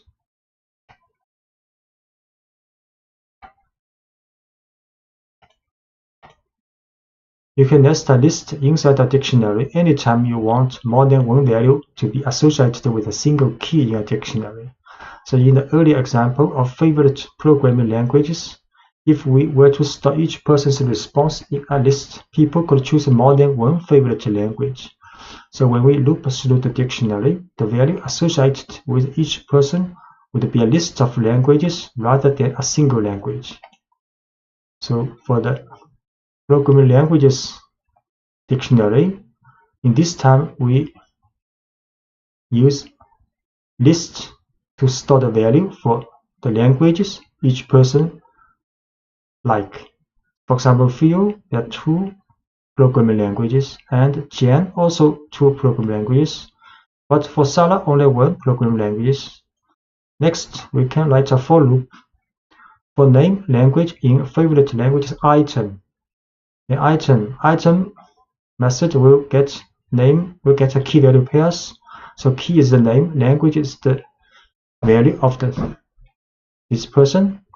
Then we can print name, the titles forms, favorite languages are. Next, inside the for loop, we'll write another for loop because this is a list. So we can write a for loop for language in languages. So languages is a list here. key value pairs, the value for this key, for example, is a list. Next, we can write a for loop for the value for each item in this list, then print out each language. We create favorite languages dictionary with value as list. Then for each people, we will print out his favorite languages. So this is the result. Jan's favorite languages are Python, Ruby. Sarah's favorite languages are C, so on. And the last case is dictionary in a dictionary. So you can nest a dictionary inside another dictionary, but your code can get very complicated quickly when you do this. For example, if you have several users for a website, each with a unique username, you can use the usernames as the keys in a dictionary. You can then store information about each user by using a dictionary as the value associated with their username. So in the following listing, we store 3 pieces of information about each user: their first name, last name, and the location.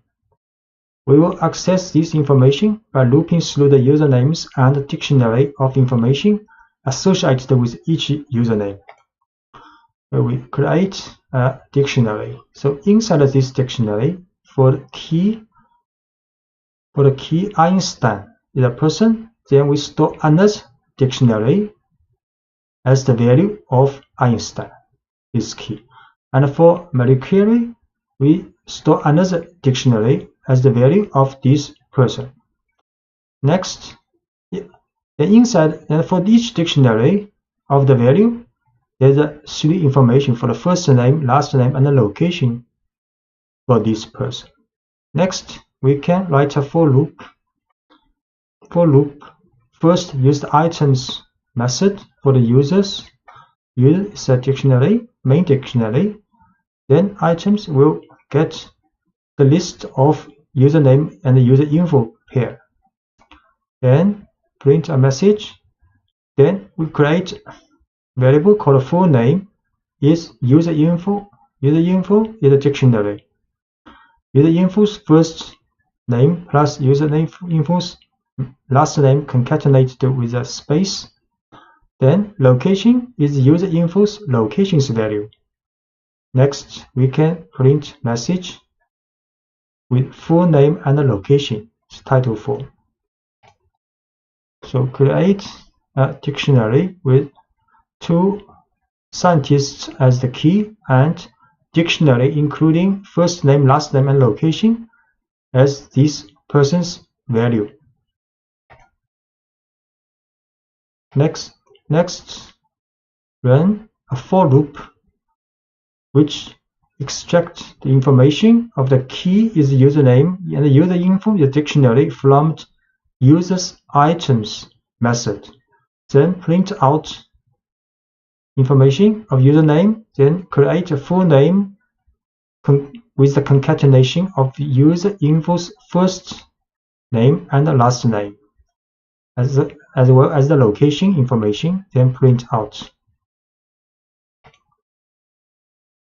So the result is username Einstein, then full name Albert Einstein, location Princeton, and similarly for username Marie Curie. In this lecture, you will learn how to accept the user input in Python, so your program can then work with it. When your program needs a name, you will be able to prompt the user for a name. When your program needs a list of names, you will be able to prompt the user for a series of names. To do this, you will use the input function. How the input function works? The input function pauses your program and waits for the user to enter some text. Once Python receives the user's input, it will store it in a variable to make it convenient for you to work with. For example, we can use input function, and this is a prompt to the user. User will see this prompt. So tell me something and I will repeat it back to you. Then, after user has input the text of something, then this will store in the message variable. Next, we can print out this message. For example, we can try this. The user will see this, tell me something, and I will repeat it back to you. I try, for example, hello everyone. Then this information has been stored in the message. Next, we can print out this message. Hello everyone. So the input function takes one argument, the prompt or instructions that we want to display to the user so they know what to do. In this example, when Python runs the first line, the user sees the prompt, tell me something, and I will repeat it back to you. The program waits while the user enters their response and continues after the user presses enter. And the response is stored in the variable message, then print message displays the input back to the user. And when you run input in Spider, sometimes comes with internal problem with this function. One way to solve this problem is to upgrade the Spider to version 5.3.0 using command and Anaconda prompt. So you can start Anaconda prompt in Windows Start menu, activate your environment. You have create an environment called NumPython, for example. Then you activate this NumPython environment, use conda activate NumPython. Then you can install Spider with the version 5.3.0 using this command pip install spider equals 0 double equal.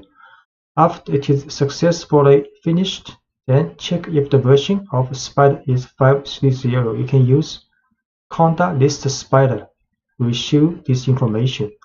Then you start Spider from Windows. You start menu Anaconda. So writing clear prompts. Each time you use the input information, you should include a clear, easy-to-follow prompt that tells the user exactly what kind of information you are looking for. Any statement that tells the user where to end should work. For example, add a space at the end of your prompt after the colon in the preceding example to separate the prompt from the user's response and to make it clear to your user where to end their text.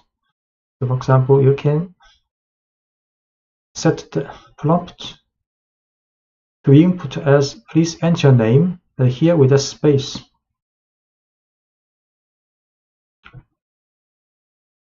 Try.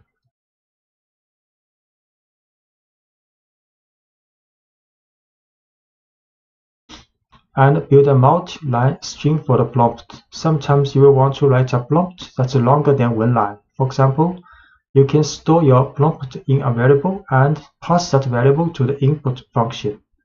This allows you to build your prompt over several lines, then write a clean input statement. For example, we can store prompt first with this message. If you tell us who you are, we can personalize the messages you see. Then we can use plus equal to add a new line with another information to this prompt variable. So next we can use input function and passing this prompt. So user will see if you tell us what you are, what's your first name, 2 lines information prompt. So we create prompt this line first. Then we add another line to this prompt.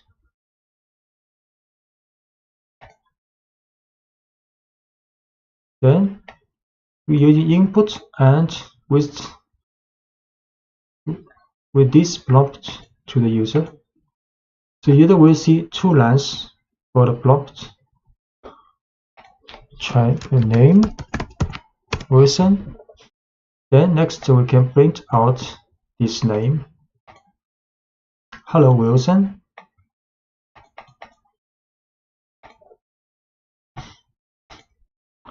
Using int to accept numerical input. So when you use the input function and the user inputs a number, Python interprets it as a string. If all you want to do is print the input, this works well. But if you try to use input as a number, you have to use the int function, which tells Python to treat the input as a numerical value. The int function converts a string representation of a number to a numerical representation as shown here. So user will see this prompt, how old are you? So if, for example, if E inputs 21, then the age will store this 21, but this value is a string. So next, you can use int function to change this string value to a numerical variable. Then we can use some numerical comparison. For example, if his age is older than 18. We tried, how old are you in inches?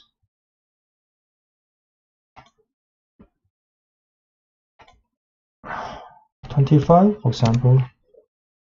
Then we store this height variable and change to int form. Use int function.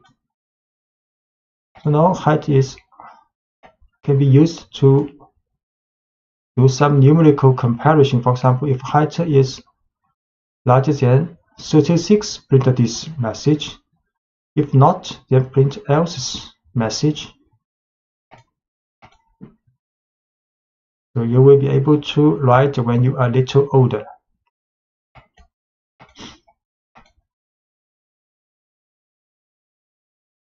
Yeah, this is the code what we have used.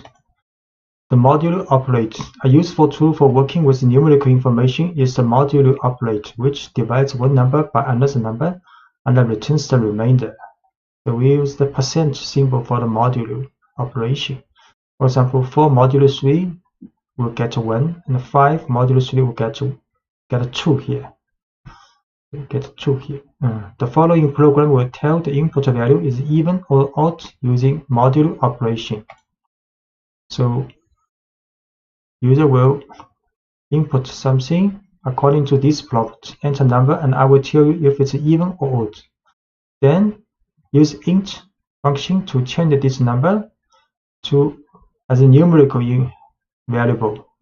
Then we can use an if statement test to test if the number is modulo 2 will be 0. If modulo 2 0, then this number is an even number. Will print is even information. If not, then this number is odd number. So first we'll accept a user input. For example, input 19. Then use int function to set number as numerical value. Then we can run this if-else statement. So the number 19 is odd.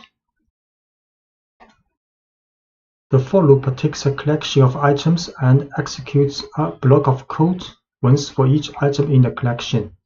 In contrast, the while loop runs as long as or while a certain condition is true.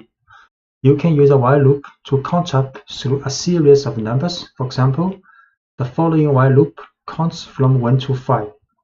We set current number to the first initially. Then we do a while loop, check if current number less than or equal to 5, then print this current number. Then inside this while loop, we also increase this current number with 1. Then it will go back, check again if this condition still true.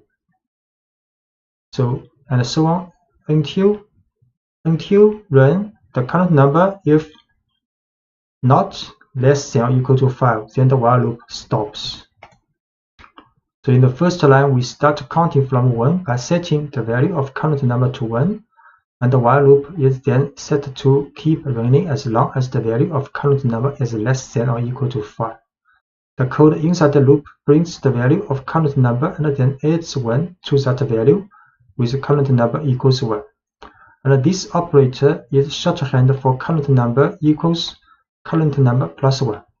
So Python repeats the loop as long as the condition current number less than equal to 5 is true. We show current number equals 1, assigned with 1 first. So while loop, while this condition is true, will print out this number and then increase this number with 1. So this 5 number is being printed out. So letting the user choose when to quit. So in the following program, we define a while loop. We then define a quit value and then keep the program running as long as the user has not entered the quit value. So prompt, we create prompt value message, the 2 line, tell me something and I will repeat it back to you. And enter quit to end the program. So we start with an empty string called message. Then our message is not quit, is not equal to quit. If this is true, then we will let user to input some message with this prompt. Next, then print message. So this while loop will run until user input quit. So if user do not input quit, this while loop will always run forever to end to print the message you have input. But if you input quit, then while loop will stop immediately.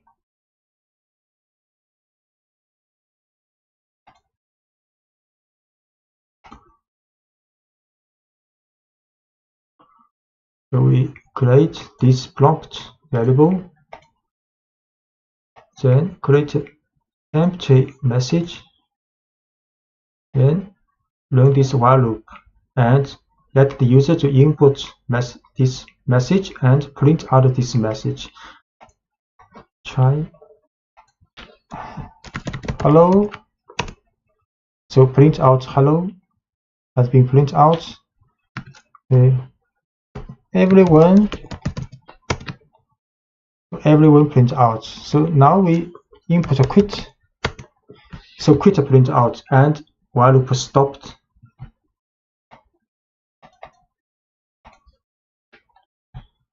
This program works well, except that it prints the word quit as if it were an actual message. So actually quit is not the message you wanted to be printed out. The simple if test fixes this. This is same 2-line prompt and same for start with an empty message. Then inside the while loop, we can get the input from the user. Then we will test if this message not equal to quit, then we can print this message. So if this message is a quit, we will not print out this message.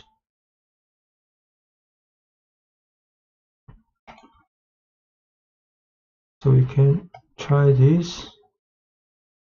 This is the same as before. Then the while loop has been changed with adding an if statement. If the message is not quit, then we print out this message. Then hello. Then hello is printed out. Everyone printed out. But we input a quit, message not printed out, and while loop also stopped. Using a flag. So in the previous example, we had the program perform certain tasks while a given condition was true. But what about more complicated programs in which many different events could cause the program to stop running? So if many possible events might occur to stop the program, trying to test all these conditions in one while statement becomes complicated and difficult. So for programs that should run only as long as many conditions are true, you can define one variable that determines whether or not the entire program is active. This variable, called a flag, acts as a signal to the program. So we can write our program so they run while the flag is set to true, and stop running while any of several events sets the value of the flag to false. So let's add a flag to the previous program. This flag, which we will call active, so you can call it anything, will monitor whether or not the program should continue running. So we set create to their message, prompt message. Then we create a variable called active is true. Next, we will run a while loop. Start with while active. So while active means if the active's value is true, then while active will be true. If the active's value is not true, so while active will not be true. So the while loop starts with while active. So the message, user will input a message. So if the message equals quit, then we'll set active to false. If the message is not quit, then we will print this message, then run while loop again. Until user input quit, we will set active to false, then while loop will stop. We create this prompt message, then set a flag variable active to true first. Then run a while loop. While active, then user can input a message and Python will check if the message is quit. If quit, then while loop stopped, and active, because active set to false, then the loop will stop. If it is not quit, then we'll print out this message and back to the while loop check again. So we run. Hello, everyone, then quit is stopped, while loop stopped. Using break to exit a loop. To exit a while loop immediately without running any remaining code in the loop. So regardless of the results of any conditional test, you can use the break statement. The break statement directs the flow of your program. You can use it to control which lines of code are executed and which aren't. So the program only executes code that you want it to when you want it to. For example, consider a program that asks the user about places they have visited. So we can stop the while loop in this program by calling break as soon as the user enters the quit value. So this is 2 lines message. Prompt the user to tell a city they have visited and can enter quit if they are finished. So a while loop with while true start. So while true is always true if nothing else happened. So while true is always true. Then prompt the user to input a city. So next is if test. If the city is quit, then break. Then while loop stopped. If the city is not quit, then a message I'd love to go to this city are printed out. The loop that starts with while true will run forever unless it reaches a break statement. You can use the break statement in any of Python's loop. For example, you could use break to quit a for loop also. That's working through a list or a dictionary. So we'll show this code.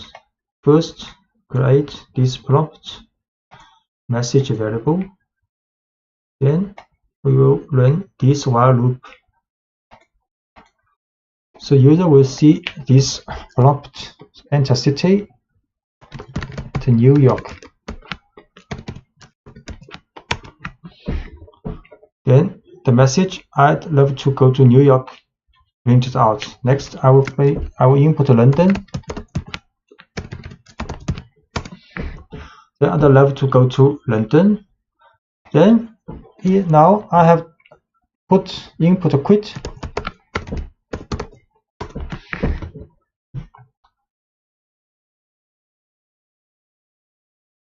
So the while loop stopped. And you can also use continue in a loop. So rather than breaking out of a loop entirely without executing the rest of its code, you can use a continue statement to return to the beginning of the loop based on the result of our conditional tests. So for example, consider a loop that counts from 1 to 10 but prints only the odd numbers in that range. So we create the first value of current number is 0. Then we run a while loop for the test if current number is less than 10. So at the beginning it is true because 0 less than 10. So run the while loop. Inside the loop, first we add 1 to this number. Then we if test if this number modulo 2 equals 0, which means it is an even number, then it will continue. So continue will go back to the while loop, and without running the rest of code in the while loop, but not stop this while loop. Just skip the rest of the code and back to the while loop. So if it is an even number, we do nothing, just back to the while loop. But if it is not even number, it's an odd number, then we print this number and back to the while loop also. So first we set the current number to 0 because it's less than 10. Python enters the while loop. So once inside the loop, we increment the count by 1. So current number is 1. And the if statement then checks the modulo of current number and 2. If the modulo is 0, which means current number is divided by 2, the continue statement tells Python to ignore the rest of the loop and return to the beginning. So if the current number is not divisible by 2, the rest of the loop is executed and Python prints the current number and back to the while loop again. So we will show current number is 0. Then a while loop will print out only odd number. So only odd number 1, 3, 5, 7, 9 are printed out, and the even number not printed out, and the code using continue. So you will not stop the while loop, just skip the rest of the code in this run. To keep a track of many users and pieces of information, we will need to use lists and dictionaries with our while loops. A for loop is effective for looping through a list, but you shouldn't modify a list inside a for loop because Python will have trouble keeping track of the items in the list. To modify a list as you work through it, use a while loop. Using while loops with lists and dictionaries allows you to collect, store, and organize lots of inputs to examine and report on later. So we can move items from one list to another. So consider a list of newly registered but unverified users of our website. After we verify these users, how can we move them to a separate list of confirmed users? One way would be to use a while loop to pull users from the list of unconfirmed users as we verify them, and then add them to a separate list of confirmed users. So this is a list of unconfirmed users. Then we create an empty list called confirmed users. The next use a while loop. So while loop, the purpose of this while loop is to move each unconfirmed users to verify and then to confirm the users list. So while unconfirmed users means if unconfirmed users list is not empty, there are users in this list, then we will run the while loop. So we use a pop function to take the last one of this list, last item of this list out, then store in a current user. Then we print a verifying message. Then in confirmed users list, we append this current user. So this process will run until there are no items left in unconfirmed users. Then next, we can write a for loop to print out each confirmed users from this confirm the user's list. So we set unconfirmed users list first. Then create confirmed user list with empty. So run a while loop to move every unconfirmed user out, verifying them, and put in confirmed users list. So verifying user, each being done. Then we print following users have been confirmed. Then for loop for the confirmed users list, each item will be printed out.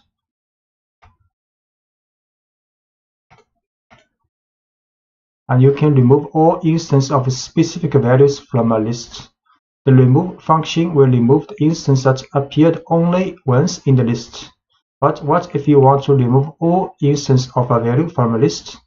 Say you have a list of pets with the value cat repeated several times. To remove all instances of that value, you can run a while loop until cat is no longer in the list. So this is a list with pets. The cat occurs 3 times here. Then we can write a while loop. So while cat in pets, then we will remove cat. So while cat in cat means while cat exists in this list, it still have cats list exists in this list, then we'll remove this cat. So until there are no cat in these pets, then the while loop will be finished. So we create these pet lists and print cat, cat, cat.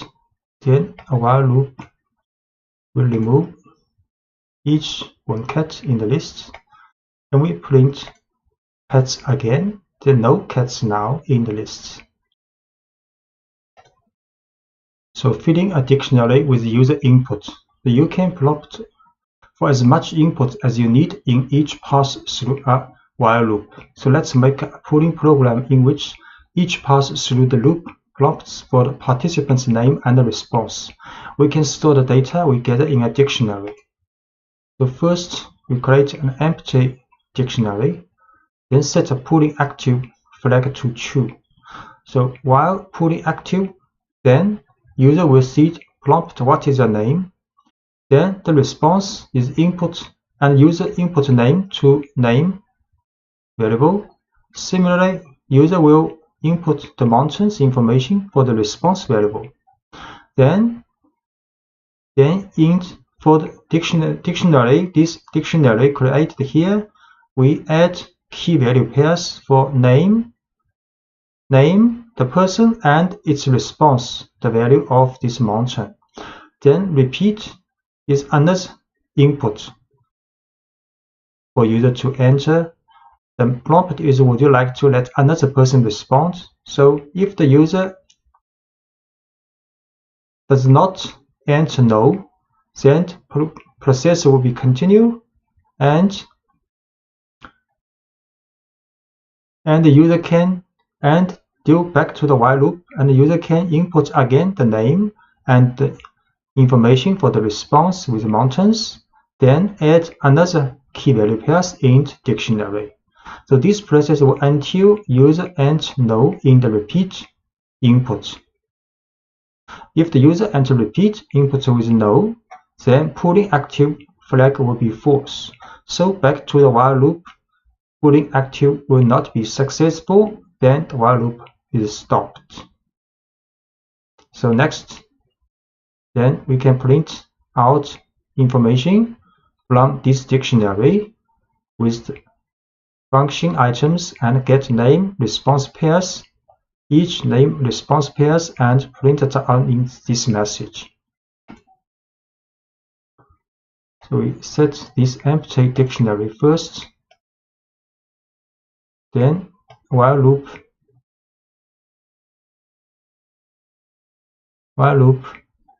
in the while loop user will enter name and response of the mountain, and while loop will set key value pairs in this dictionary. Then user will see another prompt. Would you like to let another person respond? If the user does not enter no or enter yes or other input, then the while loop will continue on, and user then enter another name and mountain, and so on until user has entered no here. Then the key pooling active flag will be false. Then the while loop will be stopped. So we run this process. Okay, we have to define pooling active first. Then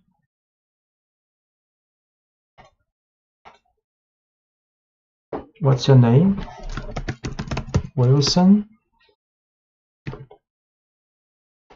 Himalaya is mountain. Would you like to let another person respond? Yes. What's your name? Shirley. What the mountain would you like to climb someday? Kilimanjaro. Would you like to let another person to respond? This time enter no. So the while loop stopped. Then we print out the results. Pulling results, and for name items, a for loop to get out all the key value pairs in this dictionary, and print out all information. Wilson would like to climb Himalaya, and Shirley would like to climb Kilimanjaro. In this lecture, you will learn to write functions, which are named blocks of code that are designed to do one specific job. So when you want to perform a particular task that you have defined in a function, you call the name of the function responsible for it.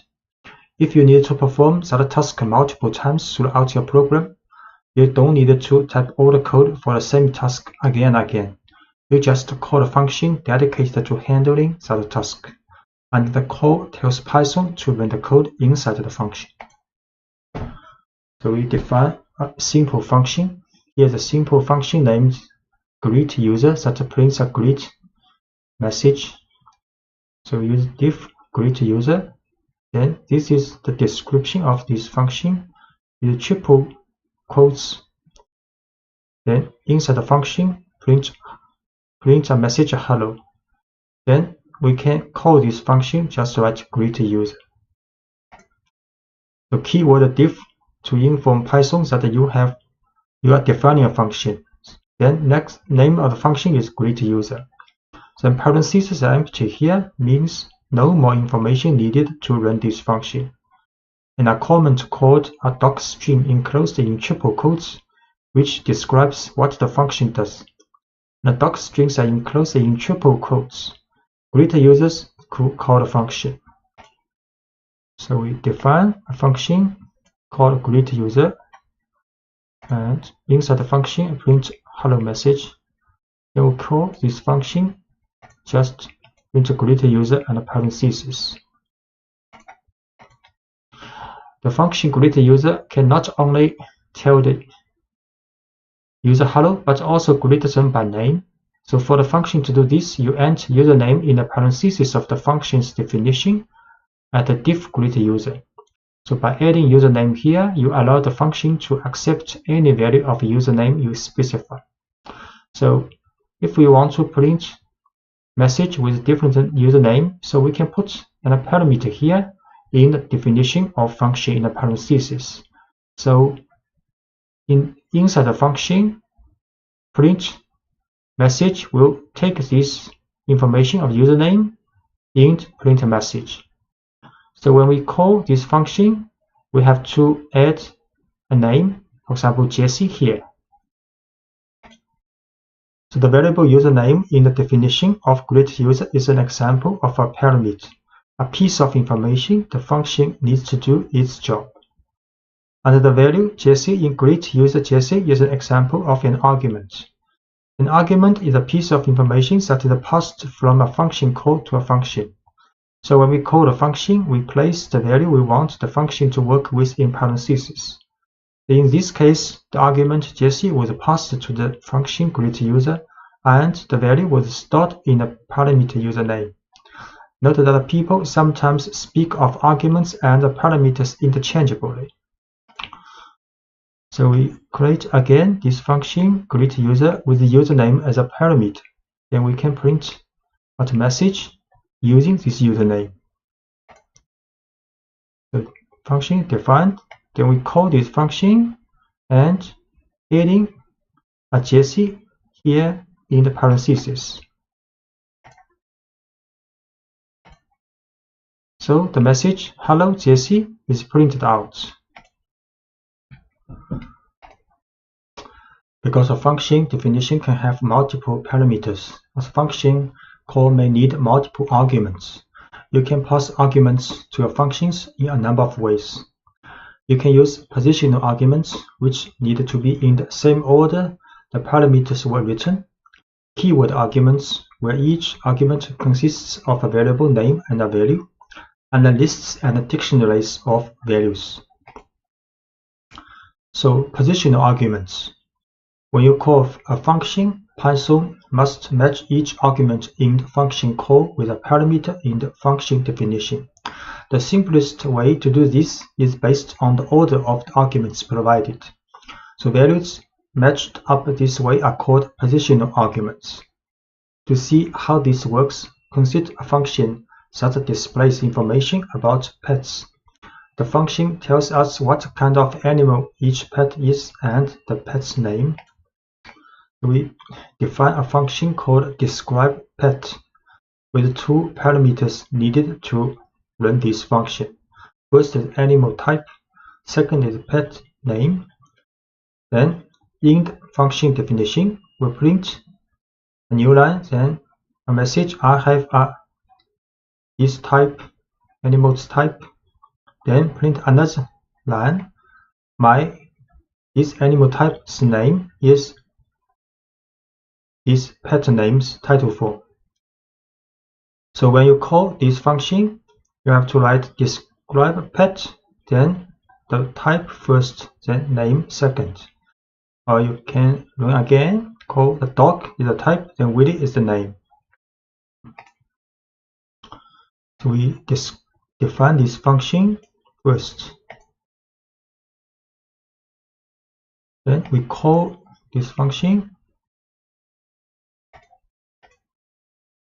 Then I have a hamster. My hamster's name is Harry. We call again with this information input. I have a dog. My dog's name is Willie. So order matters in positional arguments. You can get unexpected results if you mix up the order of the arguments your function call when using positional arguments. So for example, if you call this function but write this order, Harry hamster, so this will print the message "not you want." And a keyword arguments. A keyword argument is a name-value pair that you pass to a function. You directly associate the name and the value within the argument. So when you pass argument to the function, there is no confusion. Keyword arguments free you from having to worry about correctly ordering your arguments in function call. So let's rewrite the pets examples using keyword arguments to call describePets. So we can also call this function. Then in the parentheses we write key value. So you can write any order if you input the key value pairs. And we can also call a pet name right first, Harry, and animal type second. It's correct. So the order of keyword arguments doesn't matter because we explicitly tell Python which parameter each argument should be matched with. So we call using keyword arguments. So I have a hamster. My hamster's name is Harry. Then call again with this keyword order So I have a hamster, my hamster's name is Harry. The return result is the same. And default values. So when writing a function, you can define a default value for each parameter. If an argument for a parameter is provided in a function call, Python uses the argument value. If not, it uses the parameter's default value. For example, if you notice that most of the calls to describe a pet are being used to describe dogs, so you can set the default value of animal type to dog. Now anyone calling describe pet for a dog can omit that information. We can define this function with pet name, but animal type we set a default value as dog. So when you print when you call this function, if it is a dog, you can just input the name of this pet. You need not input a dog, but the function definition with the default value have to be put after the argument parameter without default name, without default value. So dog, because the default value for animal type is dog, so we have to put this parameter in the end in the function definition. So when we call this function, we can also write pet name Willie. So in both calling without animal type in the input, so the function will assume that animal type is dog. So we create this function with the default value with dog for the animal type. Then call this. So I have a dog, my dog's name is Willie. So this information is for name. And I call again. I have a dog, my dog's name is Willie. To get the same result. Note that the order of the parameters in the function definition had to be changed because the default value makes it unnecessary to specify a type of animal as an argument. So the only argument left in the function call is the pet's name. So Python still interprets this as a positional argument. So if the function is called with just a pet's name, such argument will match up with the first parameter listed in the function's definition. So this is the reason the first parameter needs to be pet name. And the simplest way to use this function now is to provide just a dog's name in the function call. And to describe an animal other than dog, you could use a function call like this. So if we describe a pet, but the pet is not a dog, so we have to input pet name is Harry and animal type is hamster. Because the position arguments, keyword arguments, and default values call can be used together, often you will have several equivalent ways to call a function. For example, we will have a dog, the name is Willie, so we can describe a pet, Willie, which we have seen, and describe a pet name is Willie, these two we have learned. And if a hamster name is Harry, we can write Harry here, hamster second, because this is in the definition is the second place for the type, but with a default value because the hamster is not dog, so we have to input hamster here. But you can also write pet name is Harry, animal type is hamster. This is very clear. And because we use keyword and value type, so we can also write animal type first, hamster, then pet name Harry second. No problem. This it works correctly. So we will try this equivalent calls. So these two we have run. I have a dog, my name is Willie. Then if I have a hamster named Harry, I can run this first. Then can run this calling. We get the same result. My hamster's name is Harry. And this one also correct. My hamster's name is Harry. Return values. A function doesn't always have to display its output directly. Instead, it can process some data and then return a value or set of values. The value the function returns is called a return value. The return statement takes a value from inside the function and sends it back to the line that called the function. So returning a simple value. Let's look at a function that takes a first and a last name and returns a neatly formatted full name. So this is a function definition. Get formatted names with two parameters, first name and the last name. Then inside the function, a full name variable is created with a concatenation of first name, space, and the last name. Then a return statement return full name's title form. So when we call this function get formatted name with input information for first name and the last name, then the return value of this full name's title form will be saved back to musician. Then next, we can print this musician. We create this function and call this function and store return value full name to musician. Then we print out this musician, Jimi Hendrix, exactly same as what we have inputted.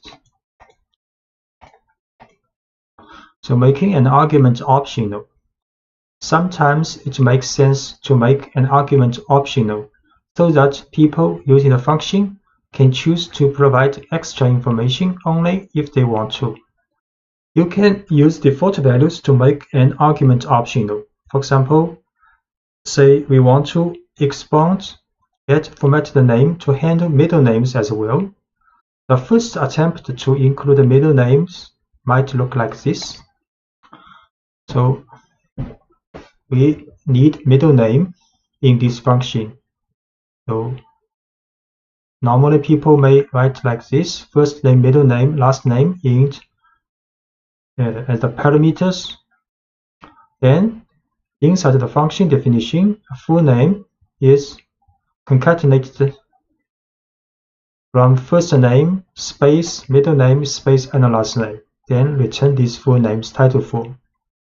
When people call this function, just write get formatted name with first, middle name, and last name.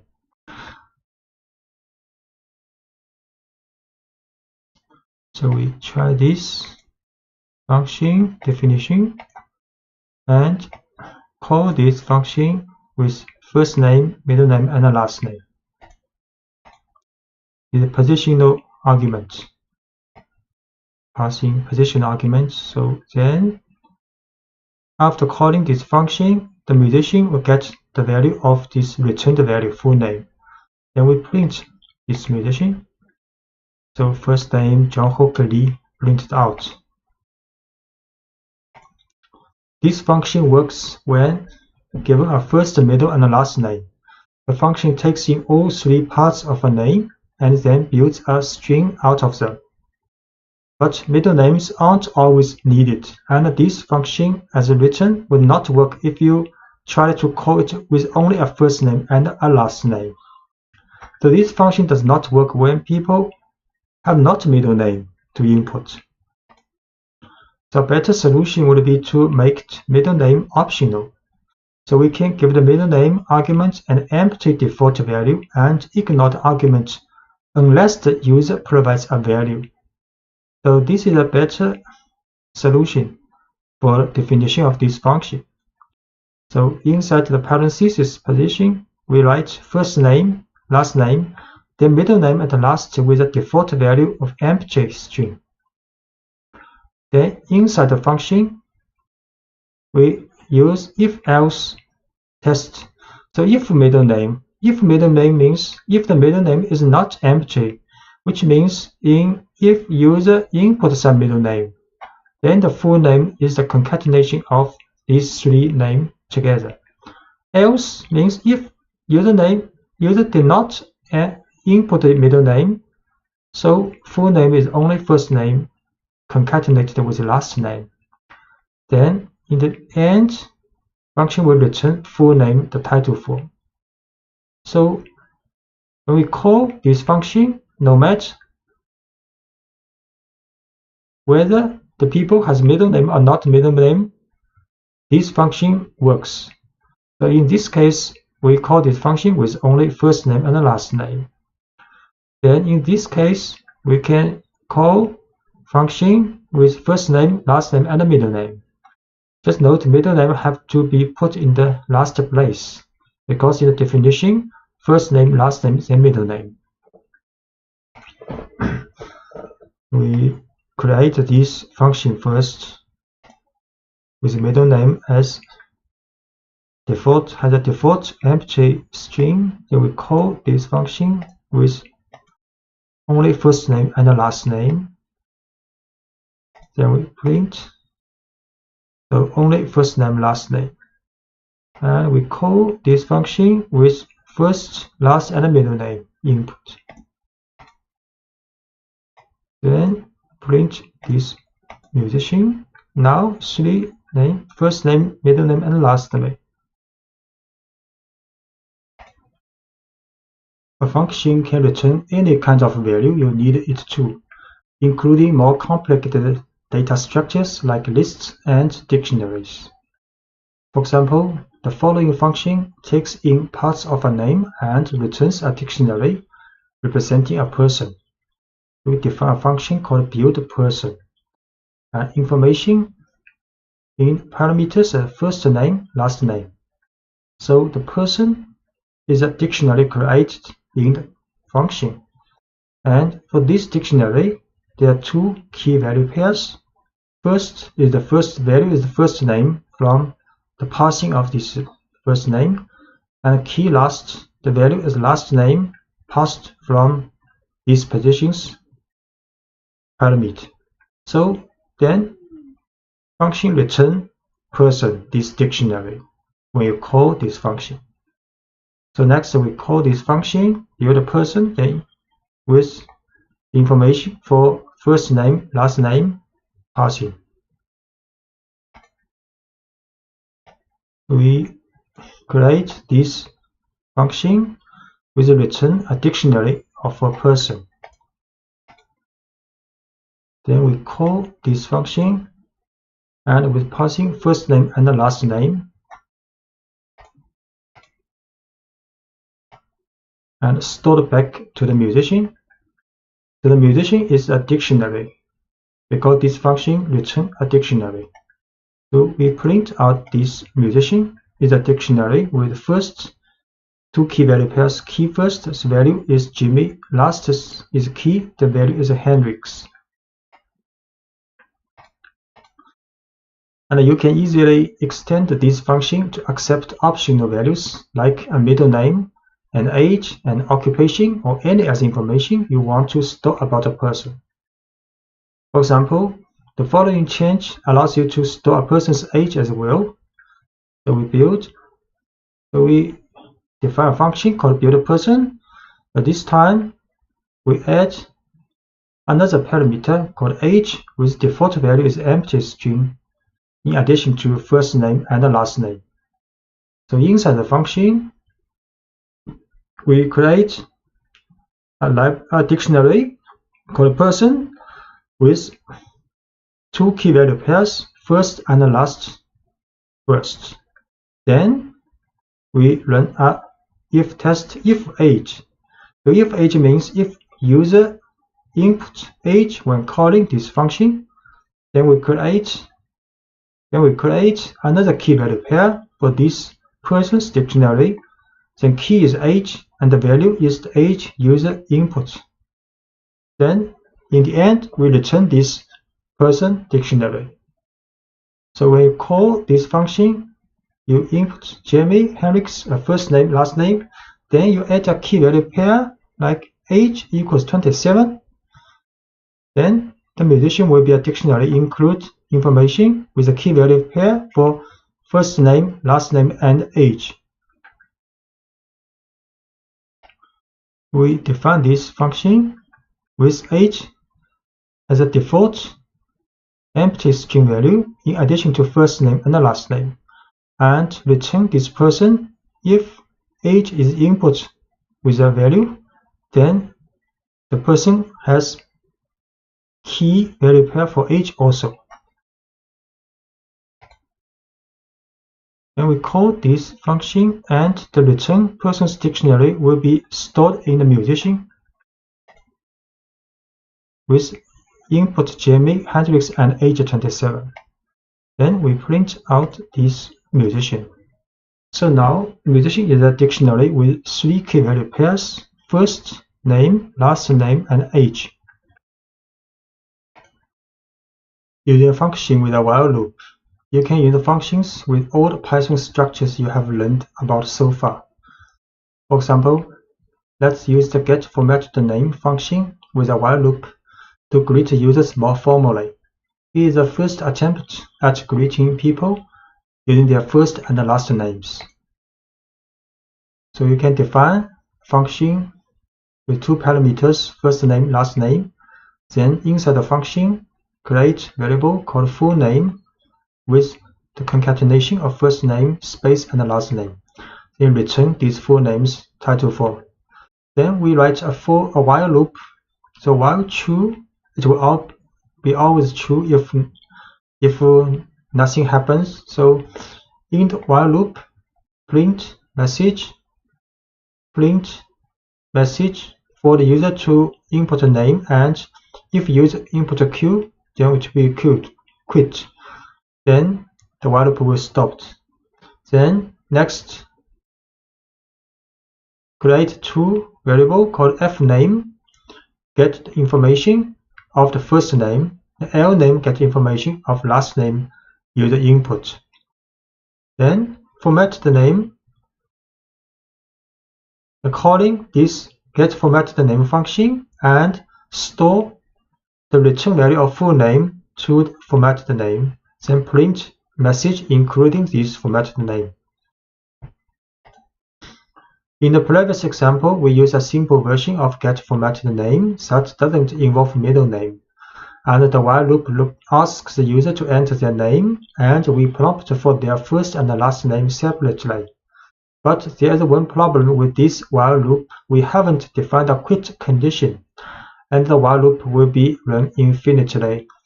We want the user to be able to quit as easily as possible, so each prompt should offer a way to quit. The break statement offers a straightforward way to exit the loop at either prompt. In the following example, we add a message that informs the user how to quit, and then we break out of the loop if the user enters the quit value at either prompt. So the program will continue greeting people until someone enters Q for either name. So we change the while loop here. After user see the input for the first name, after user input, there will be a if conditional test. So if user input Q for the first name, then it will be break. Then the while loop will stop. Now if the next for L last name input from the user also will be a if test. If this time user input Q, then also will be break. We try to use this. Create this function first, then we run a while loop which include Q if user input.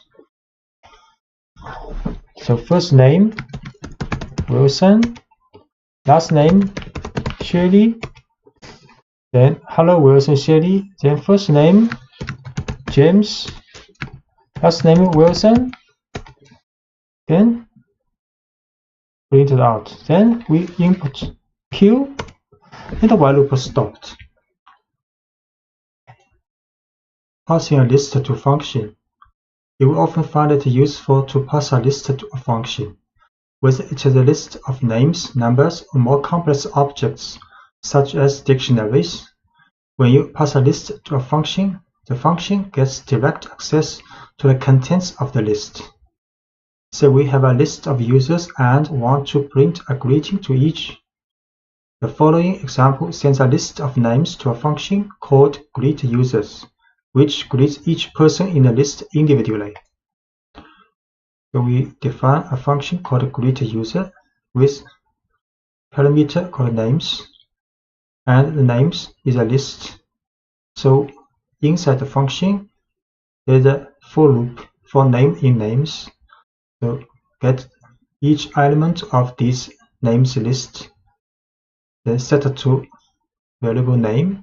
Next, we create a message with the concatenation of hello and the names title for. Then print this message. So when we call this function, we create a user names with 3 names in this list. Then call this function greetUsers with passing this usernames list. We define this function first. Then create a list called usernames. And call this function with passing this list. Then greeting message for each person in the list has been printed out. Hello Hannah, hello Chai, hello Margot. Modifying a list in a function. When you pass a list to a function, the function can modify the list. So any changes made to the list inside the function's body are permanent. Consider a company that creates 3D printed models of designs that the users submit. So designs that need to be printed are stored in a list, and after being printed, they are moved to a separate list. The following code does this without using function. So if we do not use a function, we will use the following codes. So we create a list called unprinted designs with 3 elements. Then create a completed models with empty list first. Then we write a while loop. So while unprinted designs, if there's any element left in unprinted designs, then we pop out this element, the last element in this list, then set to current design. Then we print a message. So printing model, printing this current design now. Then we append this current design to this completed models list we created here. So when while loop runs until unprinted design is empty, because we pop it out empty. So then the while loop are finished and all items have been moved from the unprinted design to the completed models. So next we can print out this information for each completed model in the completed models list.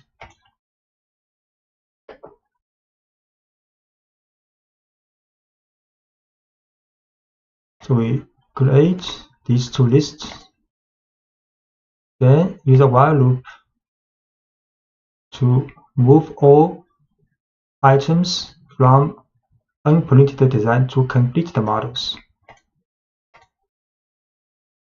So printing models, each element has been printed. Then we print a message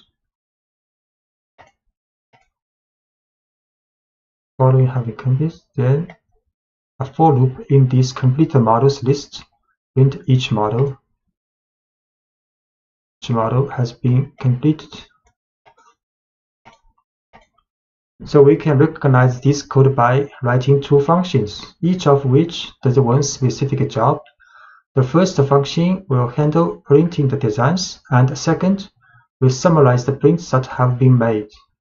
So we define the function print models with two parameters, a list of designs that need to be printed and a list of completed models. So given these two lists, the function simulates printing each design by printing the list of unprinted designs and filling up the list of completed models. Then define a function called showCompleteModels with one parameter, the list of completed models. So given this list, showCompleteModels function will display the name of each model that was printed. So this is the code. So we first define a function called printModels. So there are two parameters, unprinted designs and completed models. Both are lists. Then inside the function is a while loop, very similar to the while loop we see in the previous pages. Then the current design is the pop value from the unprinted designs if unprinted design is not empty. Then we print a message, we print this current design now. Then we append this current design to the completed models list. The next, another function called showCompleteModels with one list as parameter, completed models. So we print a message, then for completed models, each completed model in completed models list will print this model. So we call this function, we first define two lists. One is unprinted designs with 3 elements. One is completed models with empty value, initial empty value. Then we call printModels function with unprinted design and completed models as input to the parameter.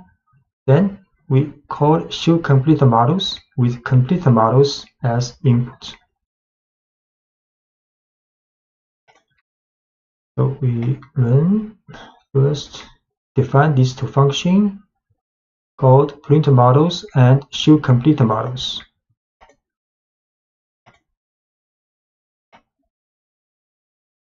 Then we define two lists. One is unprinted design and one is complete design with empty lists. Then we first call printModels with input as unprinted design and completed models as parameter input. So 3 models has been printed. Then we show the printed models. So the completed models now has 3 elements, and if we run show the unprinted design again, it is empty now. So which means for the calling this function, printModel calling this line, we input two lists, and both have been changed. So for the unprinted designs, it's empty now, and for the completed models, it's now full of 3 completed models. So passing lists to the function will be changed. And preventing a function from modifying a list. So sometimes you want to prevent a function from modifying a list. For example, say that you start with a list of unprinted design and write. In this case, you can address this issue by passing the function a copy of the list, not the original. So any changes the function makes to the list will affect only the copy, leaving the original list intact. So you can send a copy of a list to a function like this. So if we call this function again, we can use the bracket colon. This is a copy of this list. So this list will not be changed after running the function. The slash notation makes a copy of the list to send to the function. If we did not want to empty the list of unprinted designs in previous example, we could call printModels like this. So printModel unprinted design with a colon. So this list will not be empty after we have called the model. We try this. So these two lines are the same as before. We collect two lists. One is unprinted design and one is empty design. Empty for the complete models at first. Then we call this function called print model with unprinted designs, but we use a colon here. So unprinted designs, this list, original list will not be affected. But completed models, this list will be affected, will be filled with each element from unprinted designs. So we call, then we call again for the show completed models. So the completed models has 3 elements now, and we run unprinted design, still has 3 elements.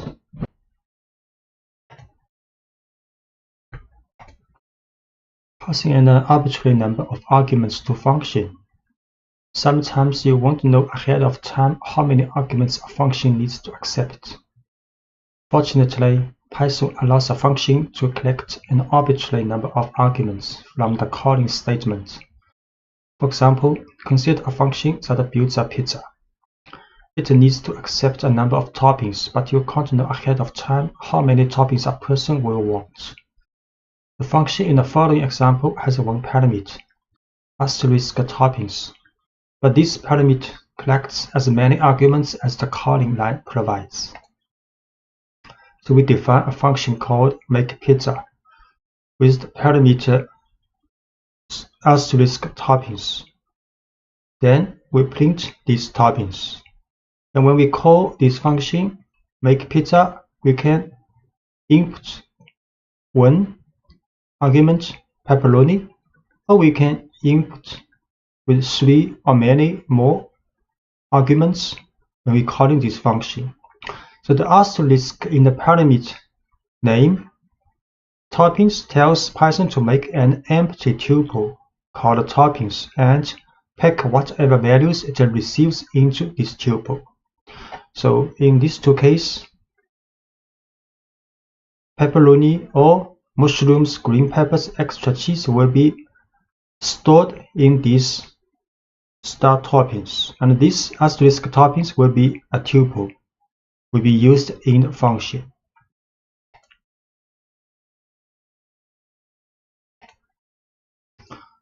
We make function called makePizza with asterisk toppings as the parameter.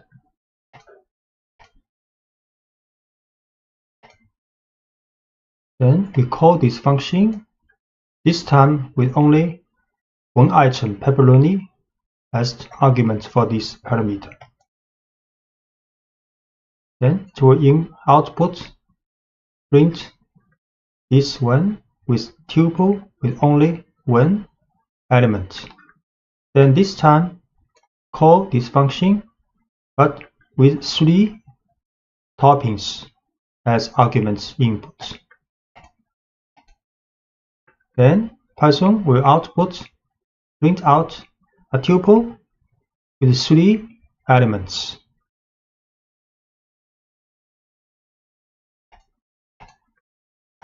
Now you can replace the print statement with a loop that runs through the list of toppings and describes the pizza being ordered. We can make some change for this function. Then we can print a statement and then a loop for each topping inside this toppings list. So this tuple is also a list. Then print out each topping. We create this function again. Then we call with the same argument as before. Now the message, make a pizza with the following toppings, pepperoni.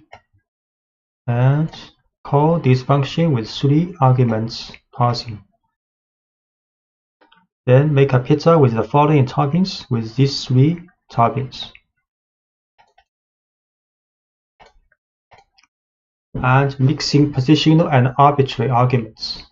If you want a function to accept several different kinds of arguments, the parameter that accepts an arbitrary number of arguments must be placed last in the function definition.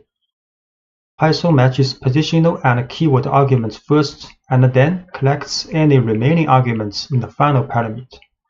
So for example, if the function needs to take in a size for the pizza, such parameter must come before the parameter asterisk toppings.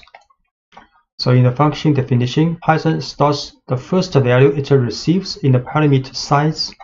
All other values that come after are stored in the tuple toppings. So the function calls include an argument for the size first, and followed by as many toppings as needed. So we make modification for this function definition. Then this time there are 2 parameters. The first is the size for the pizza. The next is an arbitrary number of arguments will be stored in this toppings tuple because there are asterisk here. Then inside the function we print a message using the string value of this size. Then in a for loop, same as before, we print out this topping. So when we call this function, the same form for the calling as before, but this time we add size first. Have to add size first because size is stay the first position in the parameter in the function's definition.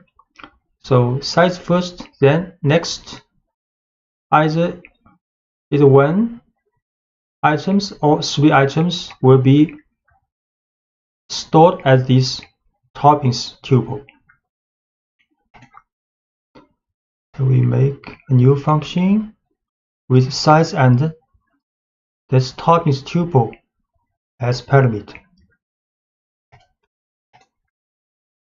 Then we call this function again with the size first, then pepperoni second.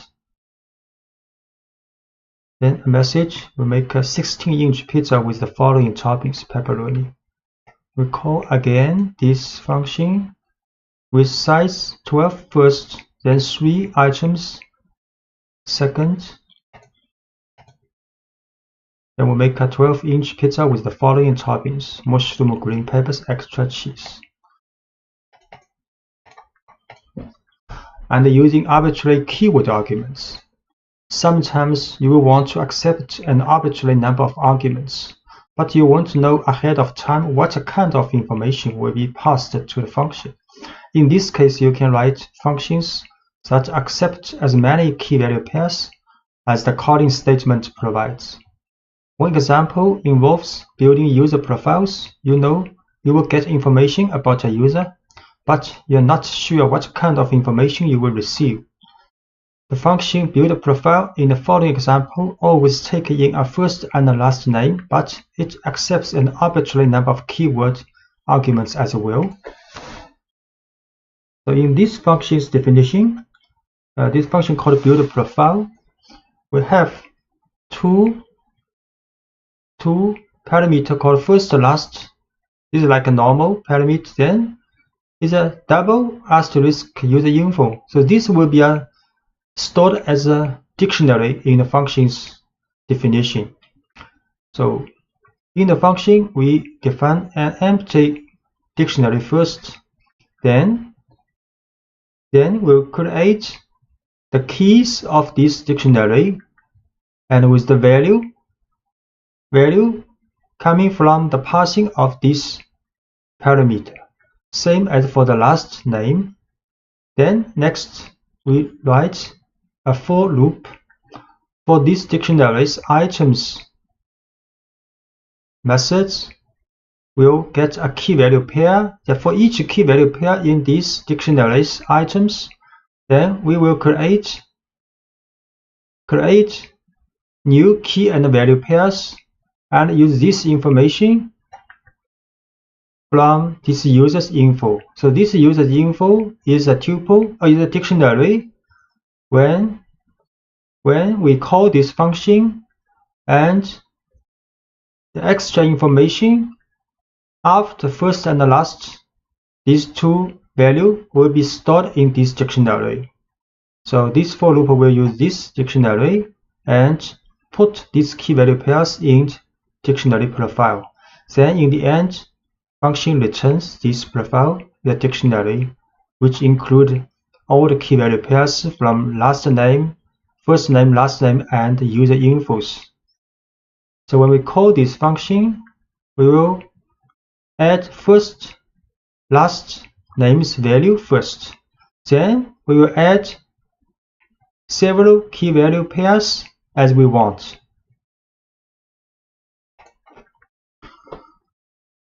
So we create this function with first, last, then a dictionary as parameter.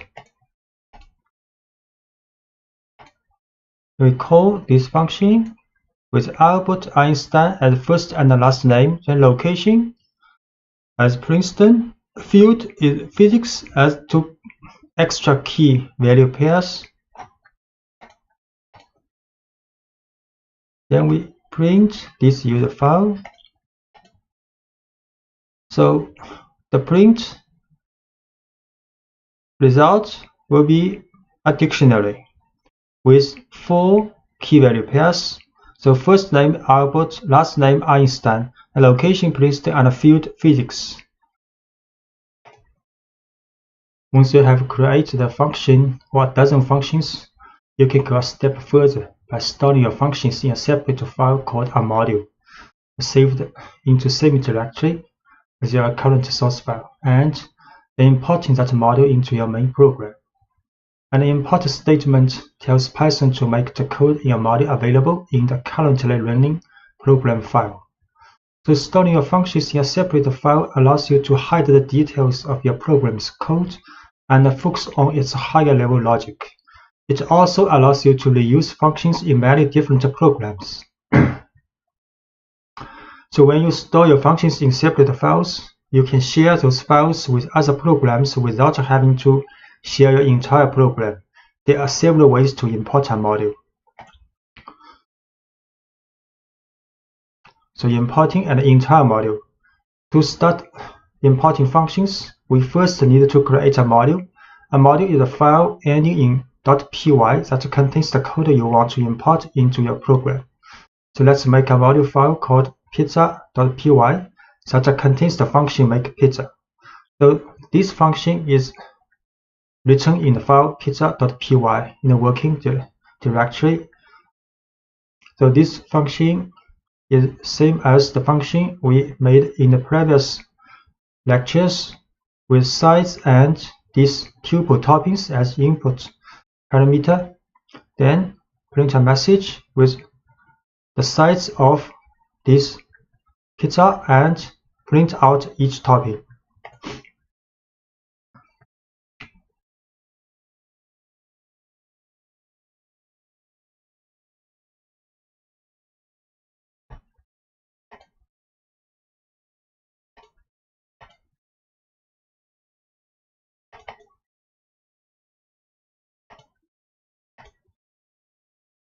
So this file called pizza.py is a module file stored in the working directory, and their own function in this file called make pizza. Then first we set the working directory.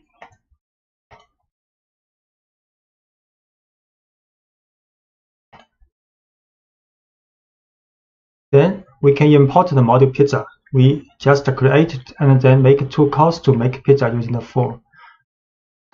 So we can first import this module called import pizza. Pizza is a file pizza.py, but we need not add extension here, just import pizza. Then we can call this function make pizza using pizza.makepizza. Then is the argument for the input. Similarly, we can use pizza.makePizza and input with size, then more than one toppings for the pizza. So when Python reads this file, the line import pizza tells Python to open the file pizza.py and copy all the functions from it into this program. To call a function from an imported module, enter the name of the module you imported, pizza, followed by the name of the function makePizza, and separated by a dot. This code produces the same output as in the previous lecture, that without storing function into a module. So we import pizza first. Then we can use makePizza.pizza with argument parsing. So output making a 16-inch pizza with the following toppings: pepperoni. Similarly, we can call this pizza with 3 toppings and 1 size. So that's correct.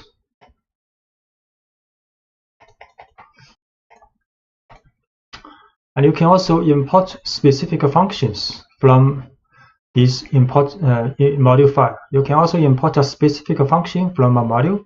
Here is the general syntax for this approach. You can also write like from module name, import this function name. So you can import as many functions as you want from a module by separating each function's name with a comma. So if the module file contains more than one function and you want to import these functions, you can write from module name, this file, import the function, first function, second function, third function, and so on.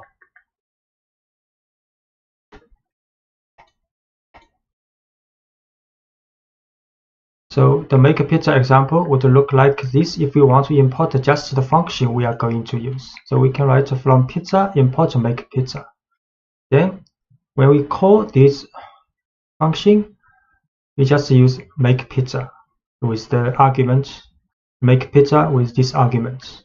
So with this syntax, we don't need to use the dot notation when you call a function, because we have explicitly imported the function makePizza in the import statement. So we can call it by name when we use the function. So this time we just import this makePizza function from this file. Then we can call this function, just use makePizza. Call this function with 3 toppings.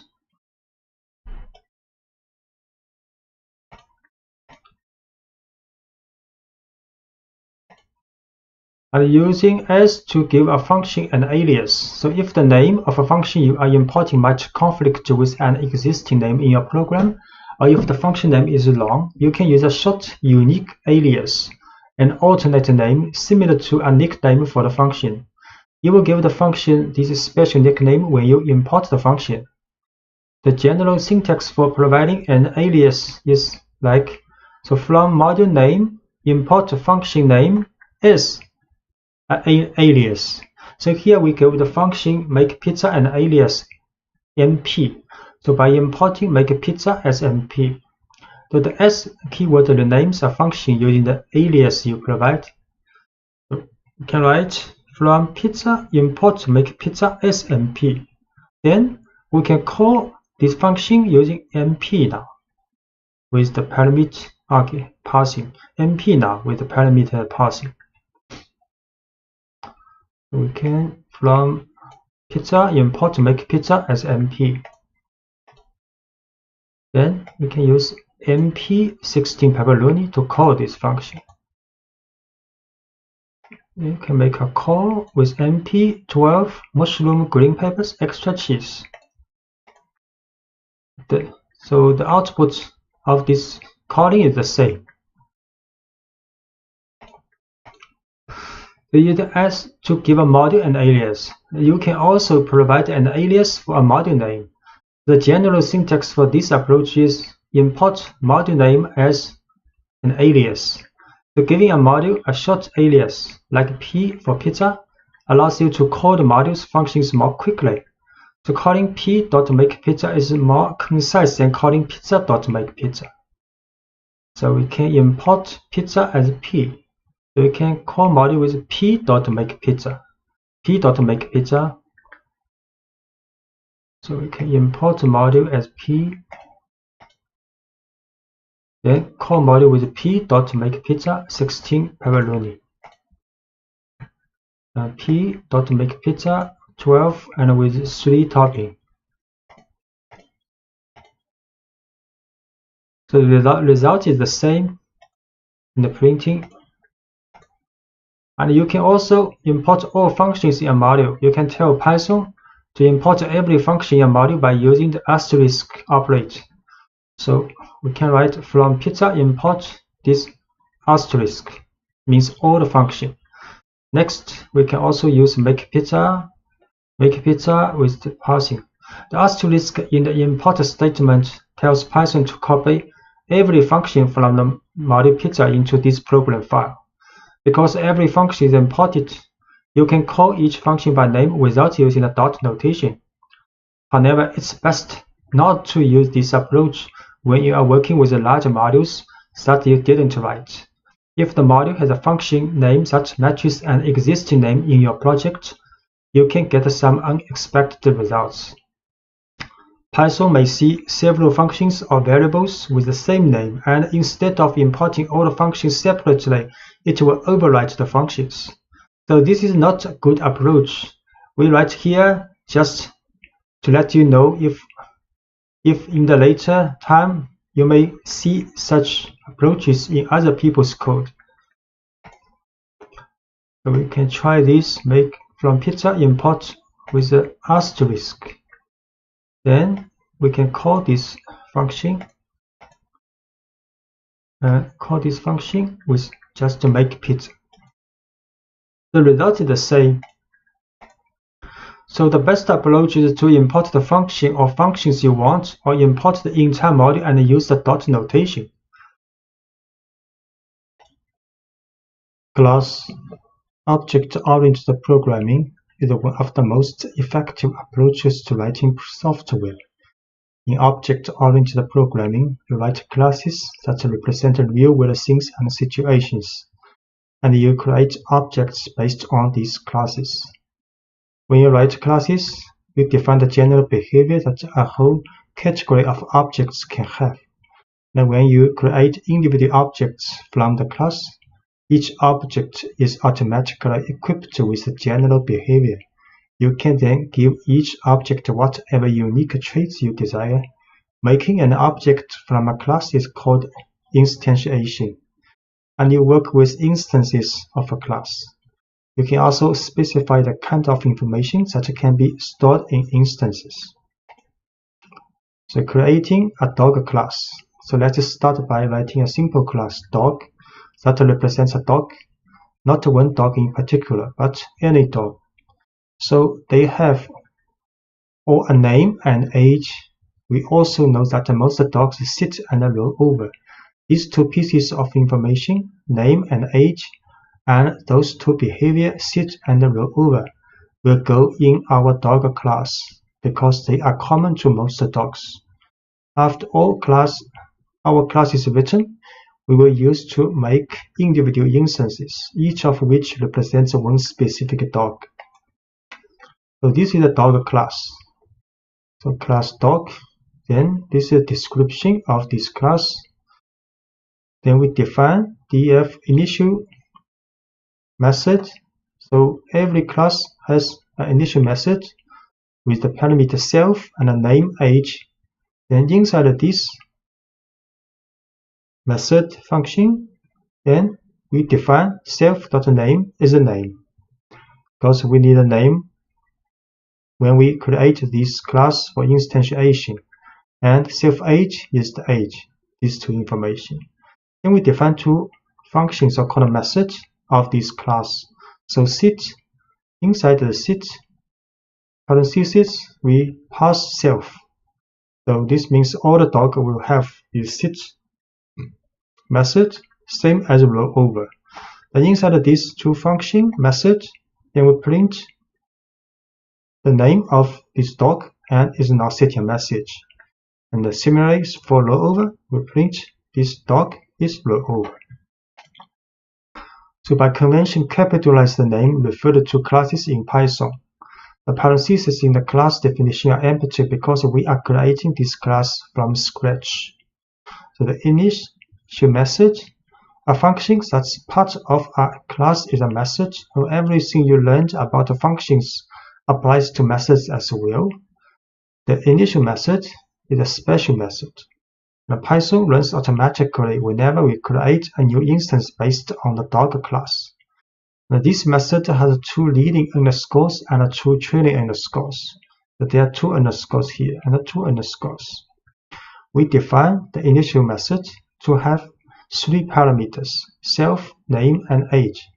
The self parameter is required in the method definition, and it must come first before the other parameters.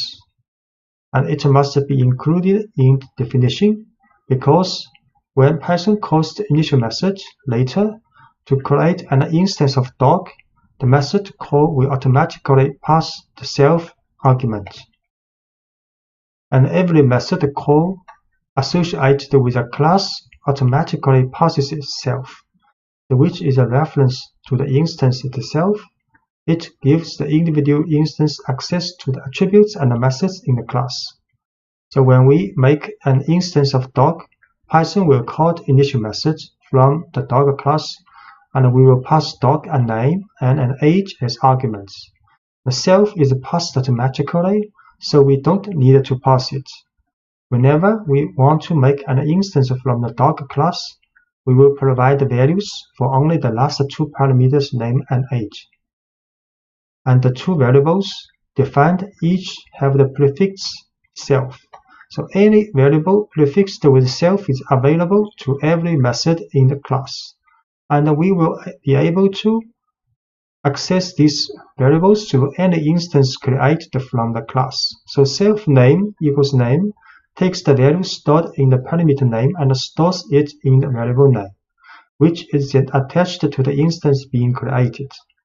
The variables that are accessible through an instance like this are called attributes. And the dog class has 2 other methods, defined sit and rollover, because these methods don't need additional information like a name or age. We just define them to have 1 parameter self.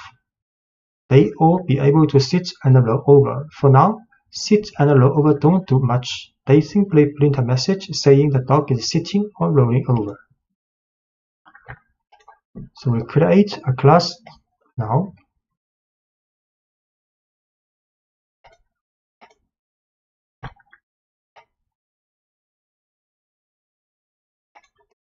Then make an instance from class. The class dog is a set of instructions that tells Python how to make individual instances representing specific dogs. So let's make an instance representing a specific dog. So we can create a specific dog, use dog equals, then this dog is the class name, and inside parentheses is the name and age, 2 parameters needed when we define initial function in the class definition. So we tell Python to create a dog whose name is Willy and whose age is 6. When Python reads this line, it calls the initial method in dog with the arguments Willy and 6. The initial method creates an instance representing this particular dog and sets the name and age attributes with the values we provided. The instance is stored in variable myDog. We create an instance myDog with Willy and 6 age old. And we can create another dog called your dog, named Lucy and 3 years old. Then can access attributes. To access the attributes of an instance, you use dot notation. So we can get the name and age of my dog using myDog.name and myDog.age. For example, we can print a message using myDogs.names title4, and print a message of my dog dot 8 years old. Can print a message. So my dog's name is Willie. Then print message using the attribute of age. My dog is 6 years old. And we can also print your dogs. So your dog's name is Lucy. And print using your dog's age attribute. Your dog is 3 years old.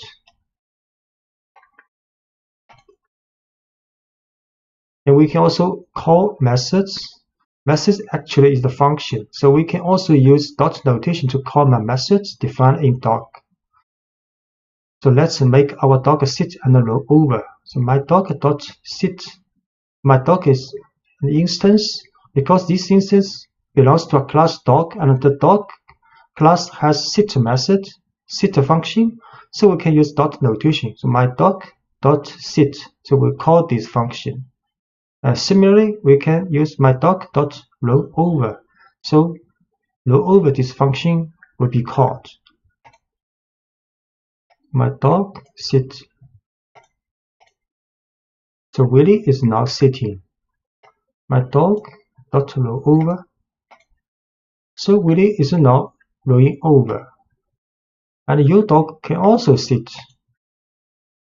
Lucy is now sitting. Of course, your dog can also roll over.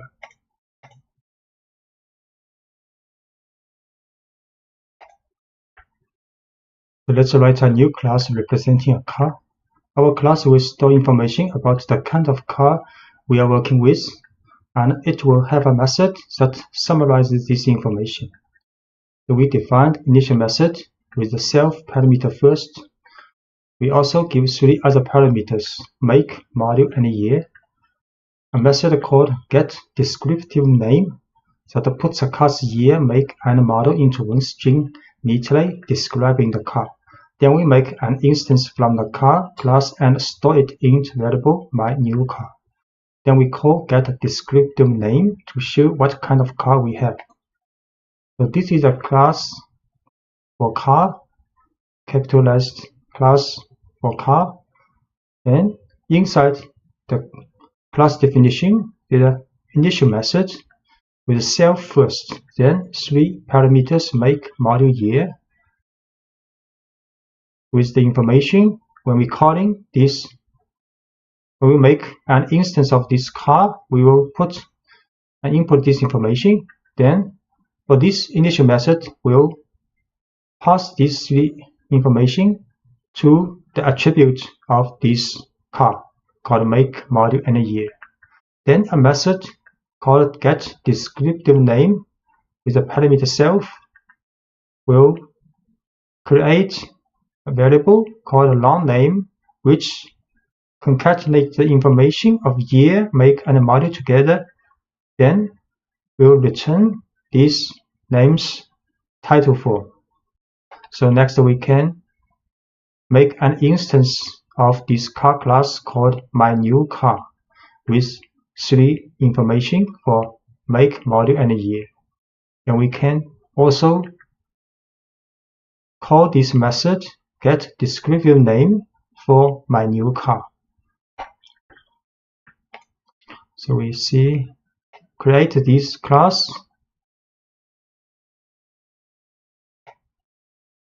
Okay, we can wait. There are lots of other methods.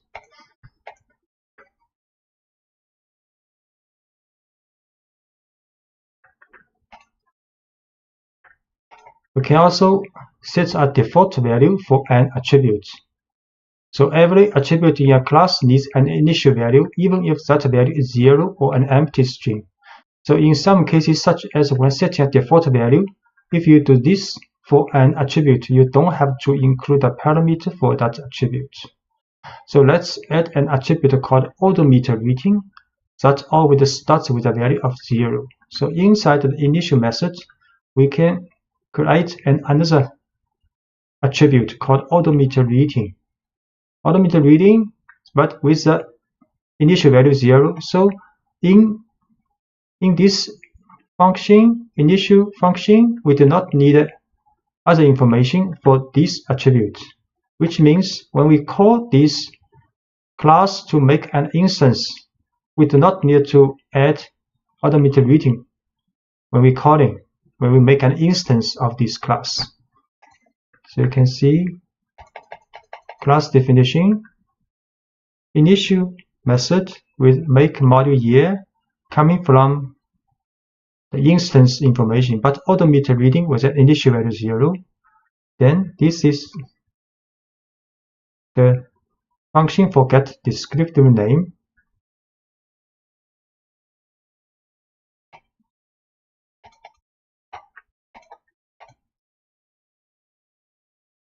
Then we also add a method called read automate that help us read each class automate. So read automate function with self as parameter will print this class automated reading attribute in the message. So when we have this instance called myNewCar, we can use this method with dot notation, myNewCar.readAutomate. So calling method read automate will read a class current mileage. So we can this function define read automate self, then we print out this class automated reading attribute in the message. And we can also modify attribute values. You can change an attribute values in 3 ways. You can change the value directly through an instance, set the value through a method, or increment the value, add a certain amount to it through a method. So modifying an attribute value directly, the simplest way to modify the value of an attribute is to access the attribute directly through the dot notation of an instance. So here we set an automated reading to 23. Because the automated reading's initial value for each car is 0, so now we can modify this reading use this way.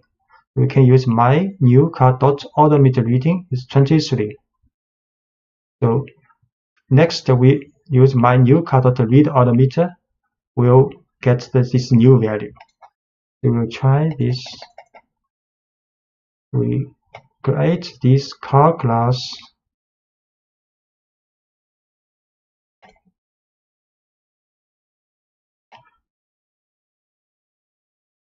Then create an instance of this car with Audi A4 and 2016 year. Then we can print descriptive names information. This method is dot notation. The dot notation for this class information. Then we can read automate. So initial value is 0, so this car has 0 miles on it. And we can also make automated reading, modify the automated reading directly using dot notation. So we can read automated reading again now. So this car has 23,500 miles now.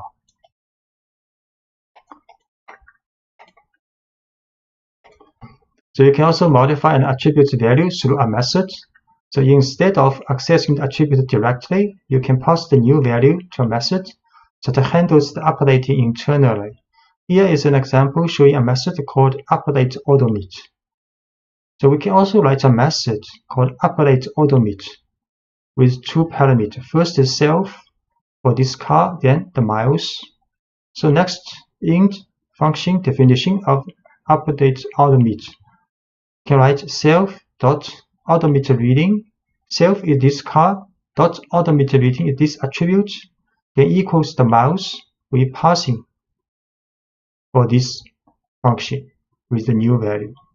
So next, when we make an instance called myUsedCar, post car, put in 3 information, make module year, then we can update this automated reading to a new value, use the dot notation of myUsedCar.updateAutomate with new value. Then we can read automate again. So should we create an instance of this car, Subaru Outback 2013. So then print the get information name of this car dot notation. So the information is printed out 2013 Subaru Outback. Next, we can update the odometer reading of this car to 23,500. Use this method. Then we can read odometer reading. So this car has 23,500 miles on it.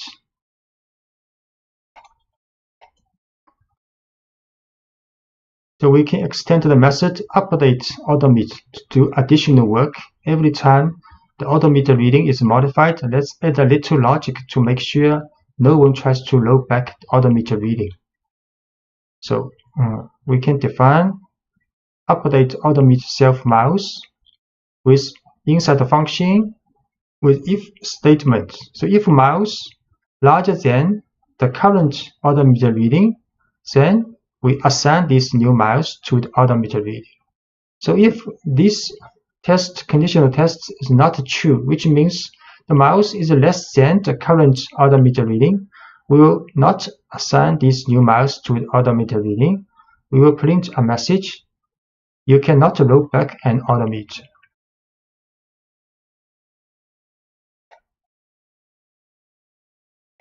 So this is the function for update odometer reading in the class definition. So only the miles larger than the current odometer reading we can update with this value. So for example, when we try my used car dot update odometer with 20,000, you will get a message you can't roll back in odometer because current value is 23,500. So 20,000 is less than this current value. So incrementing an attribute value through a method. So sometimes you will want to increment an attribute value by a certain amount rather than set an entirely new value. Say we buy a used car and put 100 miles on it between the time we buy it and the time we register it. Here is a method that allows us to pass this incremental amount and add that value to the odometer reading. We can define a function called increment odometer, with self is the car and miles is increment the value with two parameters. So inside the function, we can write self means that this car dot odometer reading plus equal means odometer readings attribute of this car will be incremented with this value miles, which have been passed for the function. So when we create this instance called my used car of car class with the information Subaru Outback 2013, we can use a function, use dot notation with my used car dot increment odometer this function, and with input value was 100. So then the car's odometer reading will be incremented with 100 miles upon the current value. Then we can also read odometer reading.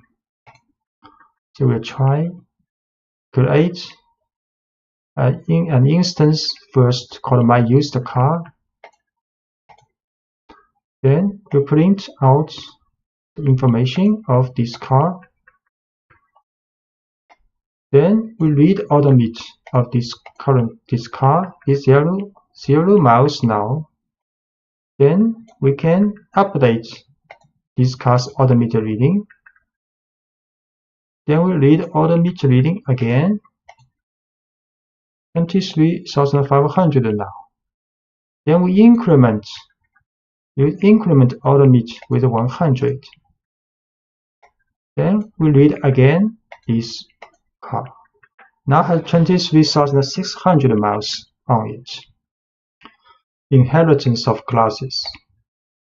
The inheritance You don't always have to start from scratch when writing a class.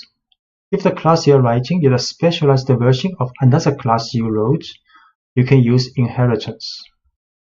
So when one class inherits from another, it automatically takes on all the attributes and methods of the first class. The original class is called the parent class, and the new class is the child class. The child class inherits every attribute and method from its parent class, but is also free to define new attributes and methods of its own. So, the initial method for a child class. The first task Python has when creating an instance from a child class is to assign values to all attributes in the parent class. To do this, the initial method for a child class needs help from its parent class. So as an example, let's model an electric car. An electric car is just a special kind of car, so we can base our new electric car class on the car class we wrote earlier. Then we will only have to write code for attributes and behavior specific to electric cars. So let's start by making a simple version of the electric car class which does everything the car class does. So this is the car class. Part of the car class called is a parent class in this case. We have seen car class with 3 input information for make, model, year when you create an instance of this class, and inside the initial method we also define automated reading with beginning value 0, and there are several methods. We only show 2 methods here. For example, get descriptive name of this class information, and can read automate for this class automate information. So making a simple version of the electric car class which inherits from parent class car, then we can define an electric car class like this. So inside the electric car class, the parameter we have to write car class, which means electric car class inherits from car class. And in definition of initial function, we also write self, make, model, year, the same as the parent class. But the definition of this function, we have to write sup.initial. Sup means the parent class. So which means the definition of these variables, attributes for the electric car class is based on the definition of these attributes in car class.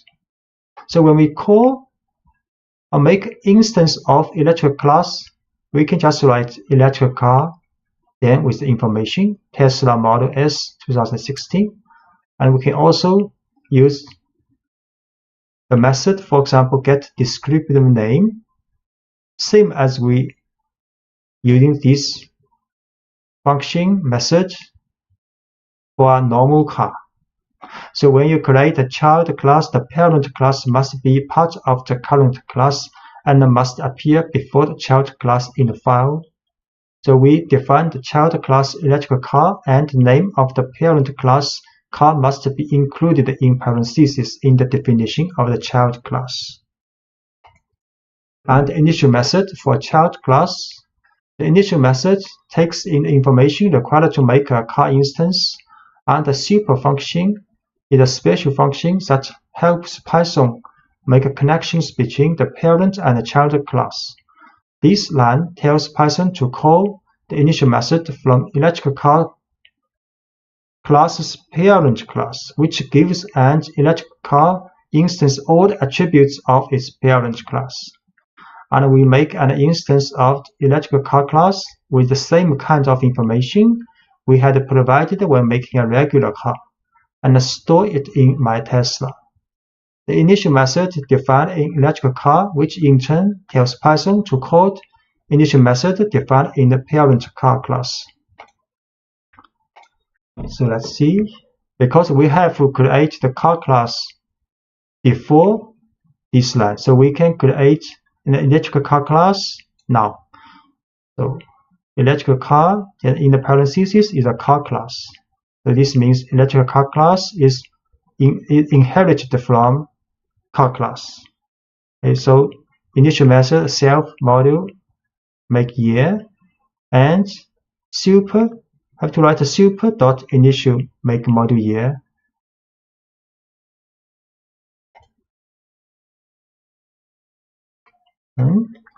Then we can call and make an instance of electrical car now with Tesla Model S 2016.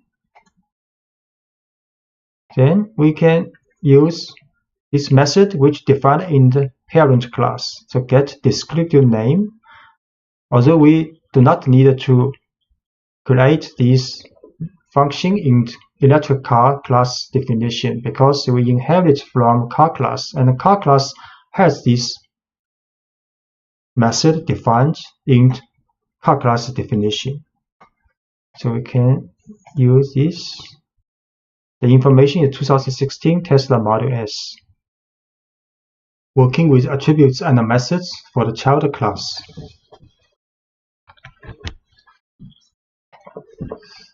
So defining attributes and methods for the child class.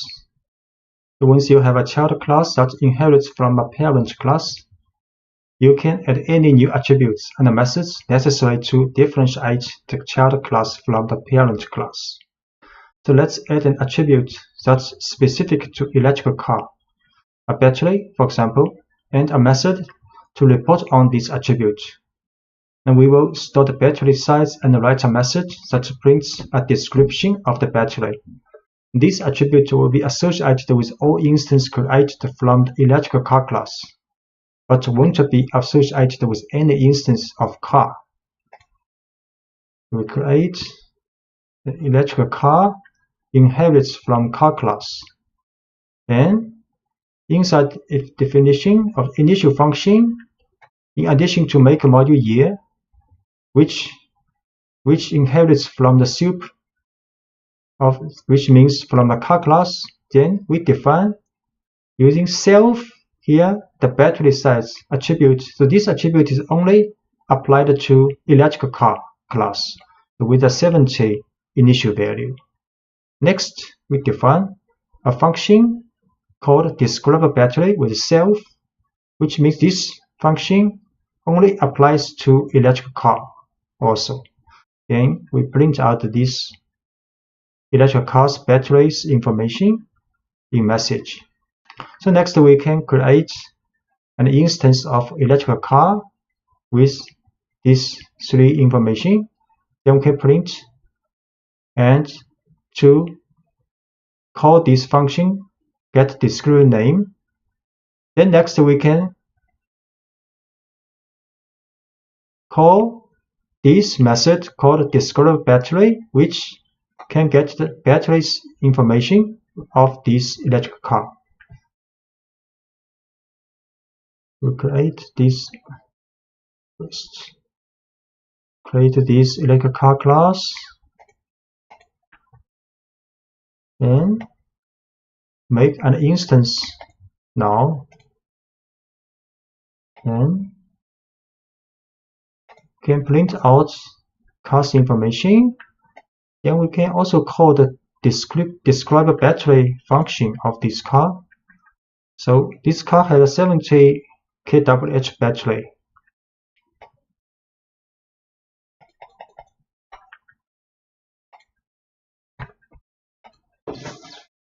So overriding methods from the parent class. So you can override any method from the parent class that doesn't fit what you are trying to model with the child class. To do this, you can define a method in the child class with the same name as the method you want to override in the parent class. So Python will disregard the parent class method and only pay attention to the method you define in the child class. Say the class car, the parent class, the method called fuel gas tank. And this method is meaningless for an all-electric vehicle, so you might want to override this method. So here is one way to do that. You can define a function with the same name in class electric car here and print a message for this function's definition. Then, if for the electrical car instance, when you call this function, then the information will be printed out like this, and instance as attributes. So when modeling something from the real world in code, you may find that you are adding more and more detail to a car. You will find that you have a growing list of attributes and methods, and that your files are becoming lengthy. In this situation, you might recognize that parts of one class can be written as a separate class. So you can break your large class into smaller classes that work together. For example, if we continue adding details to the electrical car class, we might notice that we are adding many attributes and methods specific to the car's battery. So when we see this happening, we can stop and move those attributes and methods to a separate class called battery. Then we can use a battery instance as an attribute in the electrical car class. So what this means, you can see, you can create a battery class. There are lots of information associated with this battery class. So first, define initial method function for this battery class. So there are attribute called battery size created, and battery size initial value is 60. Then we can describe this battery function created, then show the battery size. You can also define a function called getRange. So if battery size is 60, the range is 140. So if the size is 55, the range is 155. Then we can print out the message of the range of this battery. So this is a battery class with battery size as attribute and two functions. Then next, we can create an electrical car class inside the initial function definition. In addition to this make, module, year information, we can add an attribute battery, but this time the attribute's value is the instance of battery class now. So this electrical car class has attribute make, module, year, and battery. And make, module, year are the information we input when we make an instance of electrical car. But the battery is an instance of the battery class. So next, when we make instance of electrical car, we can print information of this car. Then we can use this car's attribute battery to describe a battery function. We can also call this car's battery's attributes getRange function. These two functions defined in class battery in the previous page. So in the electrical car class, we now add an attribute called battery. This line tells Python to create a new instance of battery with a default size of 60, because we are not specifying a value, and store that instance in the attribute battery. This will happen every time the initial method is called, and the electrical car instance will now have a battery instance created automatically. Then we create an electrical car and store it in the variable myTesla. But when we want to describe the battery, we need to work with the car's battery attribute and methods. So these two lines use dot notation. MyTesla's battery dot describe battery is a function defined in class battery. Similarly, myTesla.battery dot getRange, this function defined in class battery. So we show this, create a class called battery.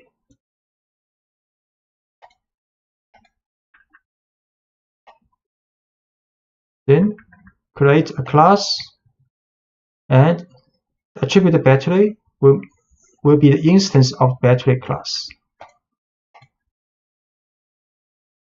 Then after this class has been created, we can make instance of electrical car.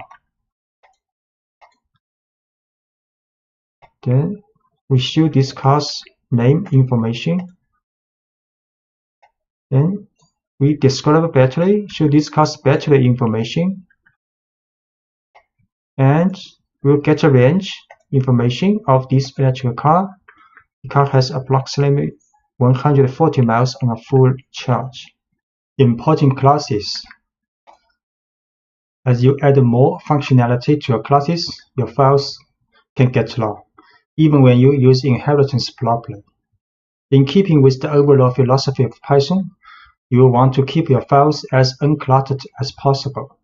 To help, Python lets you store classes in modules and then import the class you need into your main program. So we can, for example, import a single class. Let's create a module containing just a car class. This module file will be named car.py, and the car class is stored in this module file. The module file car.py is put in the same directory of your working source file. So this is part of the file, module file car.py.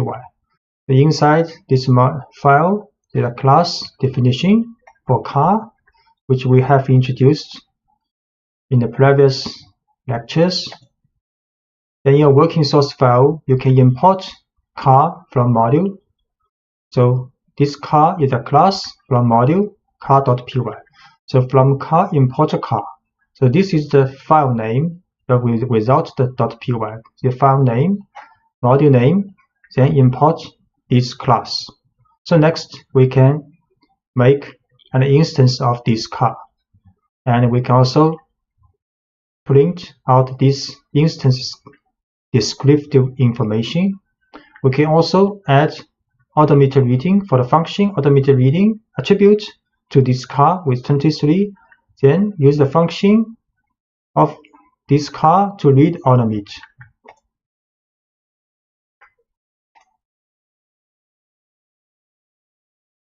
So we first set a working directory because this file called car.py stored in this working directory.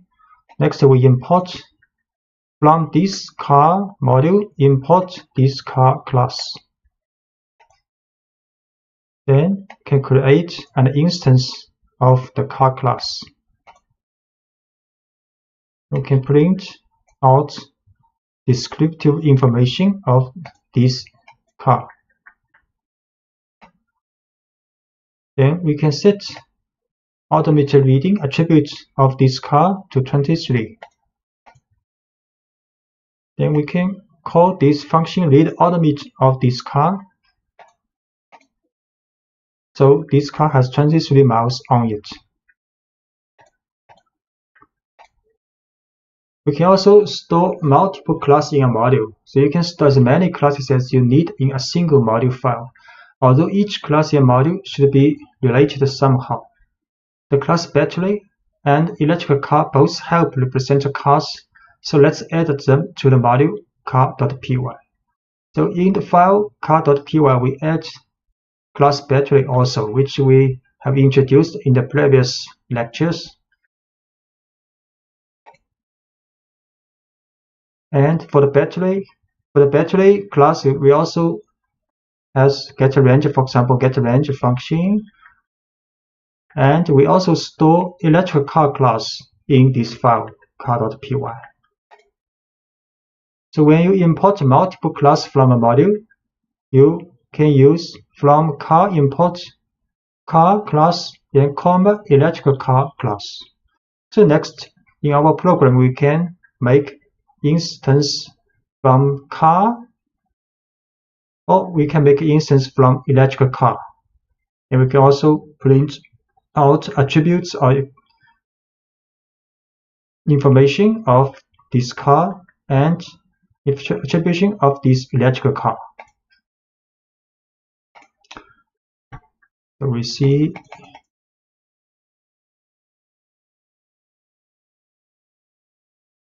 can import electric car from this car module. Can create an instance and print out descriptive information of this electric car, and we can print out descriptive battery of this electric car. We can also run this, call this function getRange of the battery attribute of this car. So import multiple class from this module. Then we can create a normal car with information Volkswagen Beetle 2016. Then print out descriptive information of this car. Then we can create an electric car instance called My Tesla. We can print out name information, model information of this car. So we can also import an entire module. So we can import a car. This is a car's file name, module name. So import a car. Next, when we create instance of car class, we have to write car dot this car class. So this is a module name. This is dot notation dot class name with information. Similarly, we can create an electrical car. Use car is the module name dot electrical car is the class name, and we can also show the information. So we import. This time we import the whole entire module. Import car. Then we can create a normal car instance. Use the car dot car class, and we can print out the descriptive name information of this car.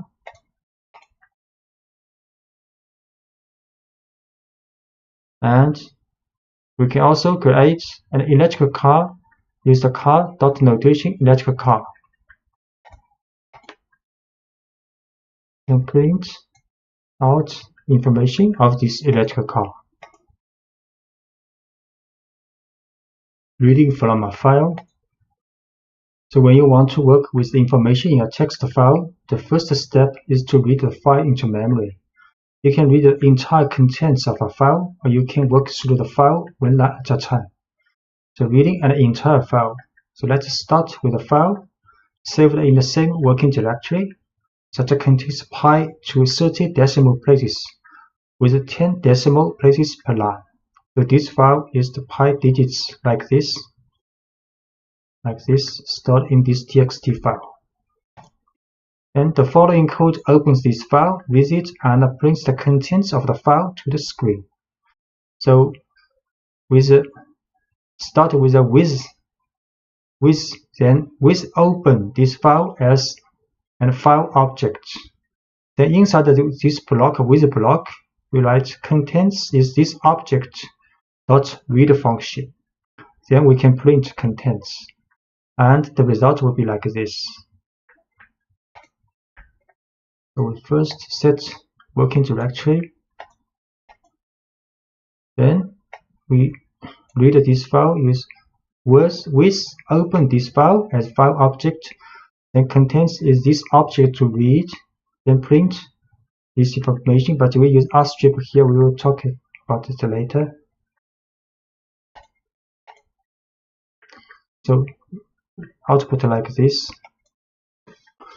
And the open function returns an object representing the file. The reader method then reads the entire contents of the file and stores it as one long string in variable contents. Notice close is not needed because Python will close it automatically when the time is right. And the only difference between this output and original file is the extra blank line at the end of the output. The blank line appears because read returns an empty string when it reaches the end of the file, and this empty string shows up as a blank line. So if you want to remove the extra blank line, you can use rstrip in the print statement. So that's why we use rstrip here. Rstrip here because we want to remove this blank line in the reading.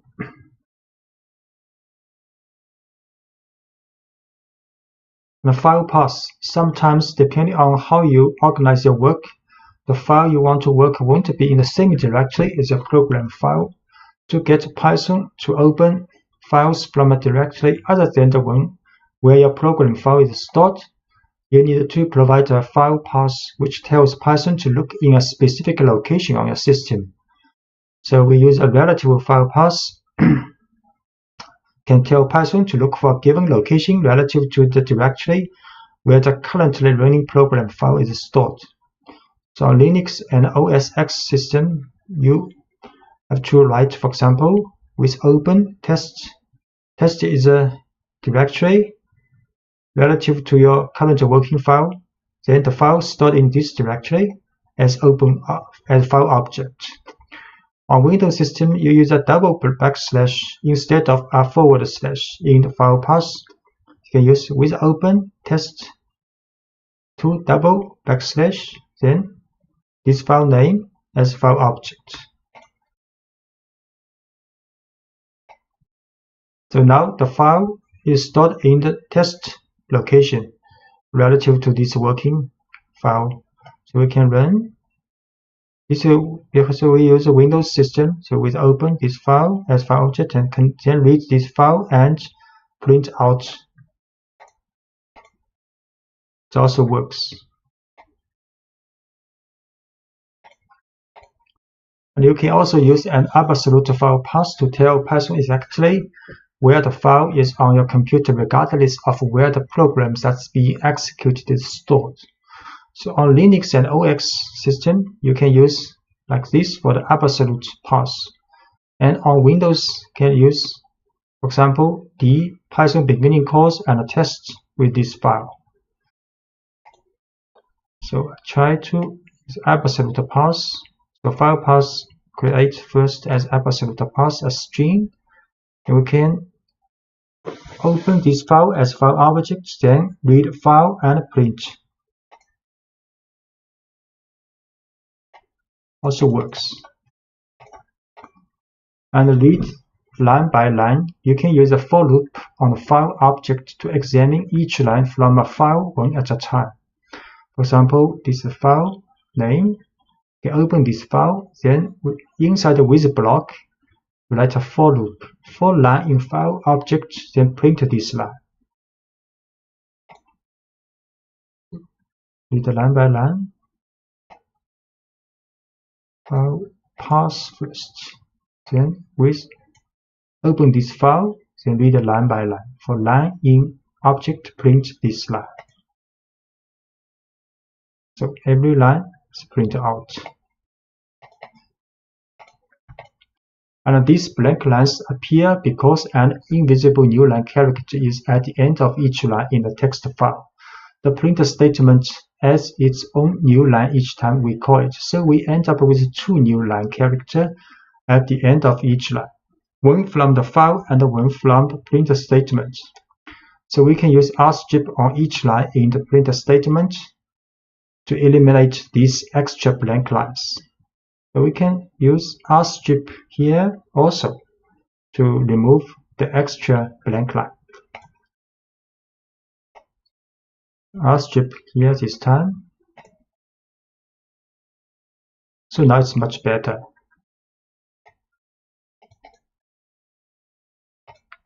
Make a list of lines from a file. So when you use with, the file object returned by open is only available inside the with block that contains it. So if you want to retain access to a file's content outside the with block, you can store the file's lines in a list inside the block, and then you can work with that list later.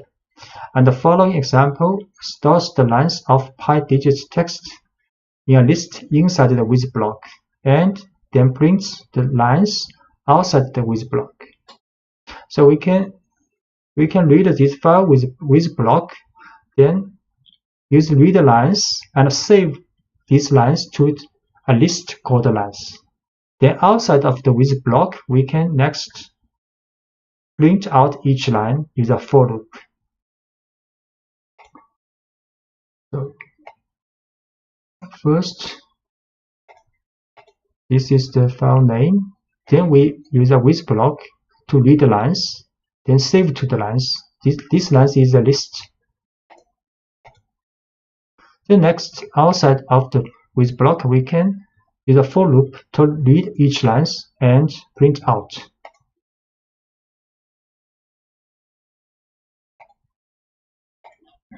Working with the file's contents, after you have read the file into memory, you can do whatever you want with that data.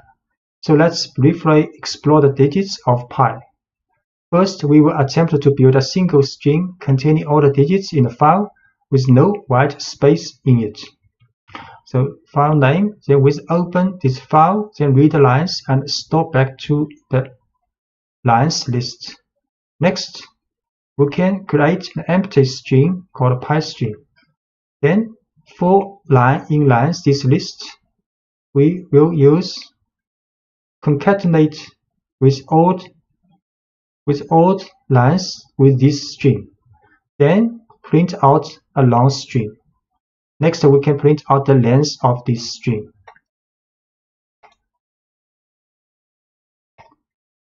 So, file name.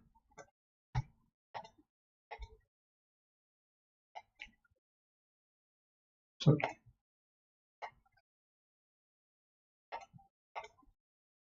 Name. Then read the lines and store to this list lines, each line. Next, pi string. It's a space string. Then for each line, we can take this lines string, then use rstrip, then concatenate the to pi string. Then we print out this long string. And we print out the length of this string. 36 elements. And the variable pi string contains the white space that was on the left side of the digits in each line, but we can get out that by using the strip instead of rstrip. So here we use strip. Strip can get the white space on the left side also.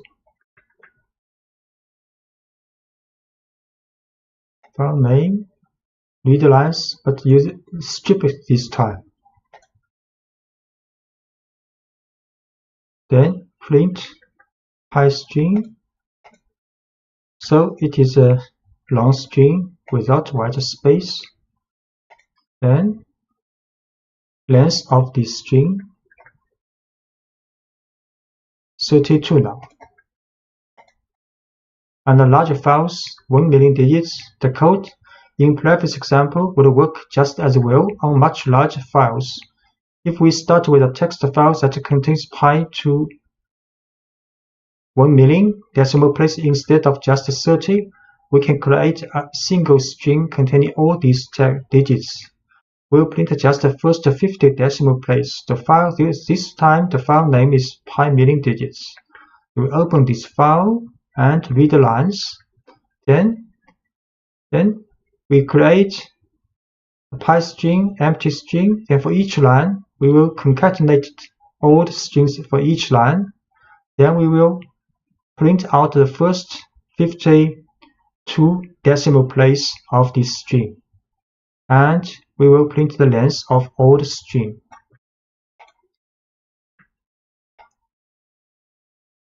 So this file name. Then with open, we read this file for each line to a list.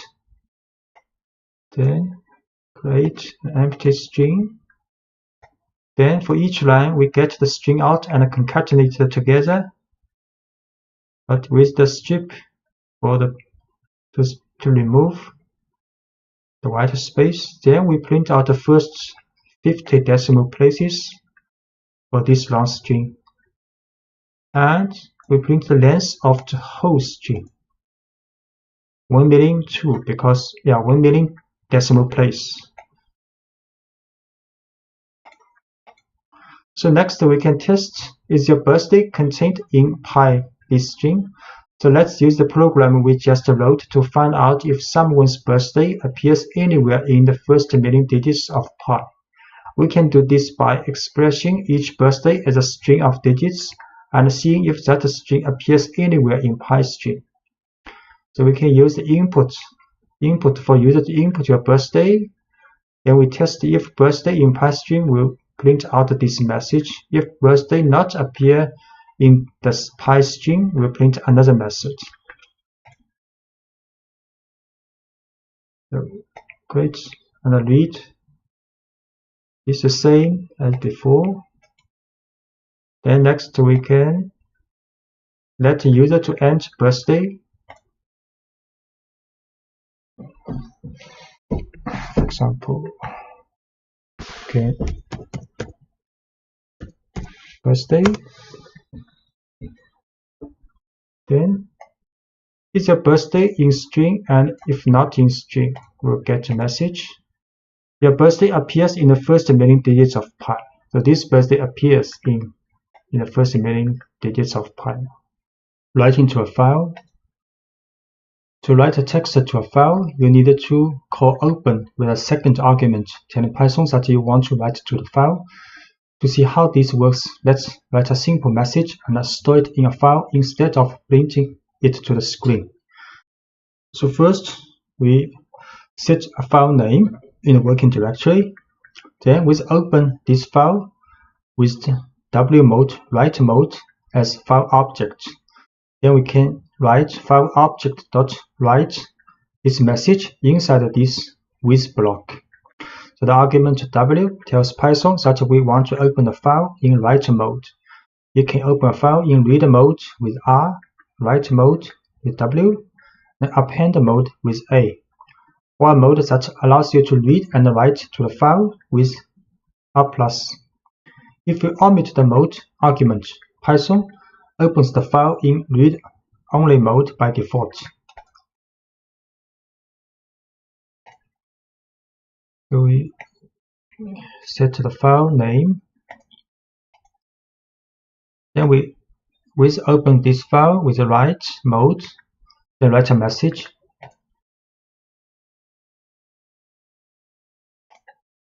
Then we open this file in the working directory, create it.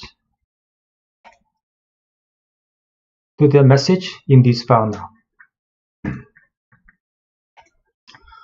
The open function automatically creates the file you are writing to if it doesn't already exist. However, be careful opening a file in write mode W, because if the file does exist, Python will erase the file before returning the file object.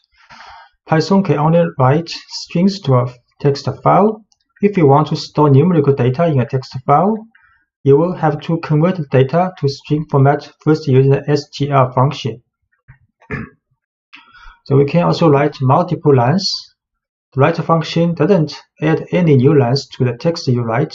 So if you write more than one line without including new line character, so including new lines in your write statement. For example, we write this file again. We open this file with the write mode. Then first we write this message. Then we add a new line. Then we write next message, new line. We try this.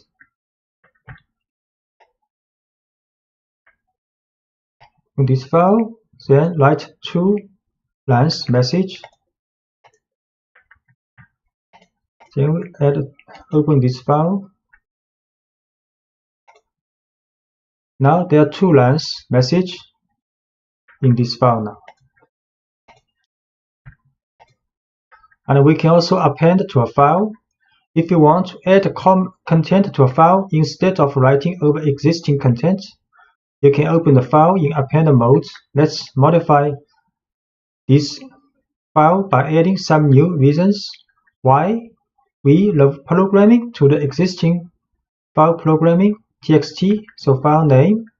Then open this file with append mode. So we write two more lines in this file. try this. We open this file to the same file with append mode, then write to message.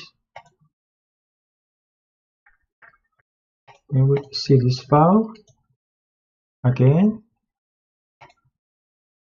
So now there are 4 lines in this file, so 2 lines appended to the first 2 lines. Introducing try except blocks exception. Try except blocks. Python uses special objects called exceptions to manage errors that arise during a program's execution. Whenever an error occurs that makes Python unsure what to do next, it creates an exception object. If you write code that handles the exception, the program will continue running. If you do not handle the exception, the program will halt and show a traceback, which includes a report of the exception that was raised. Exceptions are handled with try except blocks. A try except block tells Python what to do if an exception is raised. So when you use try except blocks, your programs will continue running even if things start to go wrong. Instead of traceback, which can be confusing for users to read, users will see friendly error messages that you write. So, for example, we're handling the 0 division error exception. So let's look at a simple error that caused Python to raise an exception. You probably know that it is impossible to divide a number by 0, but let's ask Python to try it first. So if we print 5 divided by 0, there will show an error. Print 5 divided by 0. So there will be an error called 0 division error. But the error reported in the traceback 0 division error is an exception object. Python creates this kind of object in response to a situation where it cannot do what we ask it to. So when this happens, Python stops the program and tells us the kind of exception that was raised. So we can use this information to modify our program. We will tell Python what to do when this kind of exception occurs. Here is what a try except block for handling the 0 division error exception looks like. So we can use a try except block for handle this error. First, we will try this statement. Then we will see except if 0 division error occurs, then we check except if the error happens, then except block will check if it is 0 division error. If this matches, then the statement inside except block will run. So we put print 50, the line that causes the error, inside the try block. If the code in a try block works, Python skips over the except block. And if the code in the try block causes an error, Python will look for an except block whose error matches the one that was raised and runs the code in that block. So in this example, the code in the try block produces a 0 division error. So Python looks for an except block and telling it how to respond. So Python then runs the code in that block and the user sees a friendly error message instead of a traceback. So we try print this one, then check except 0 division error. We run. So the message has been printed out, so except the block is run.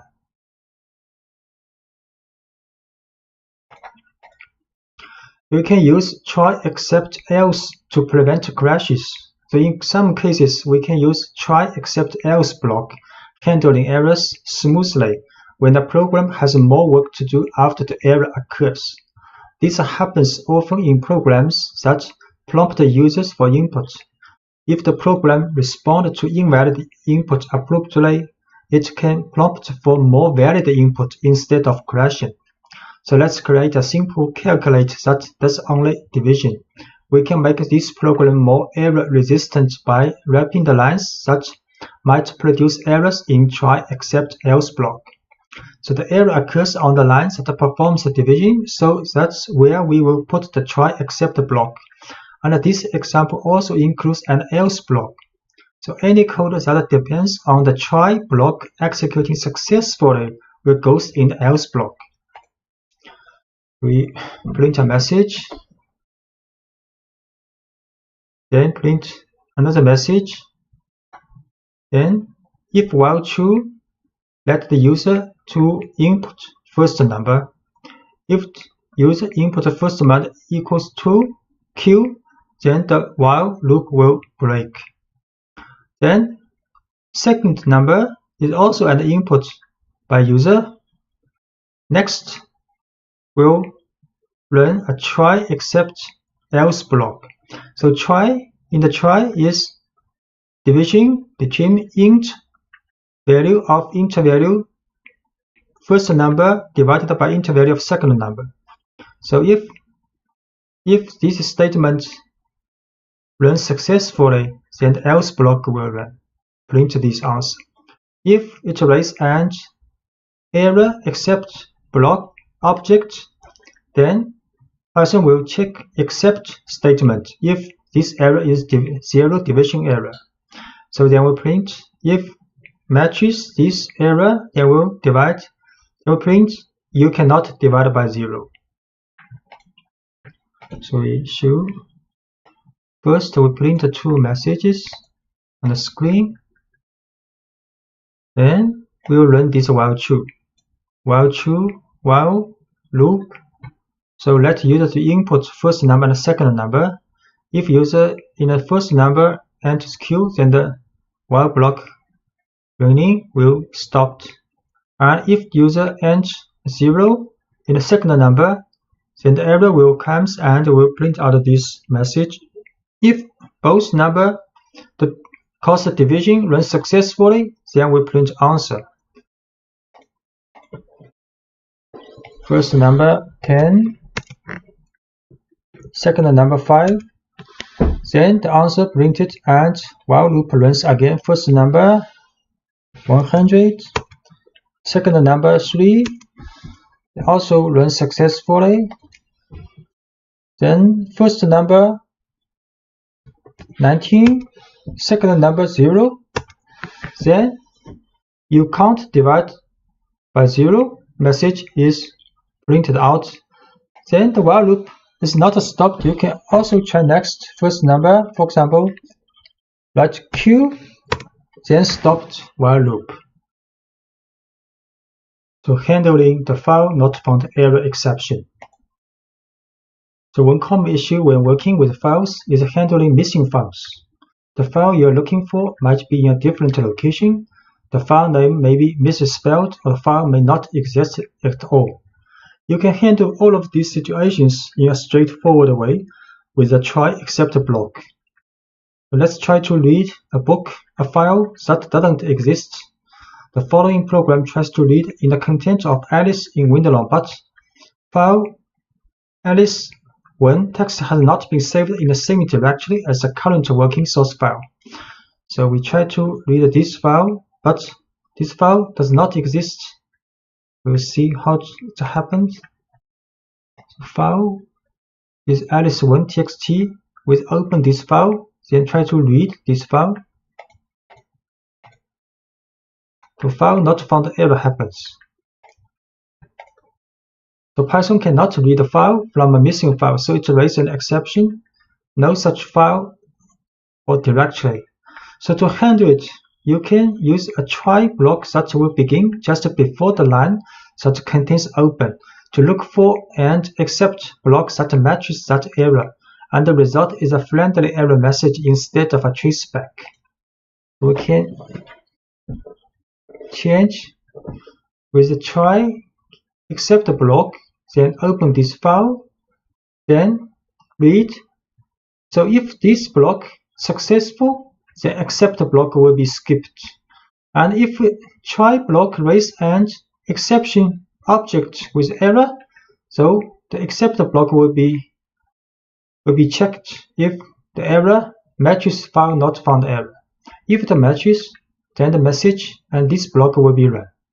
So the code in the try block produces a file not found error. So Python looks for an except block that matches that error.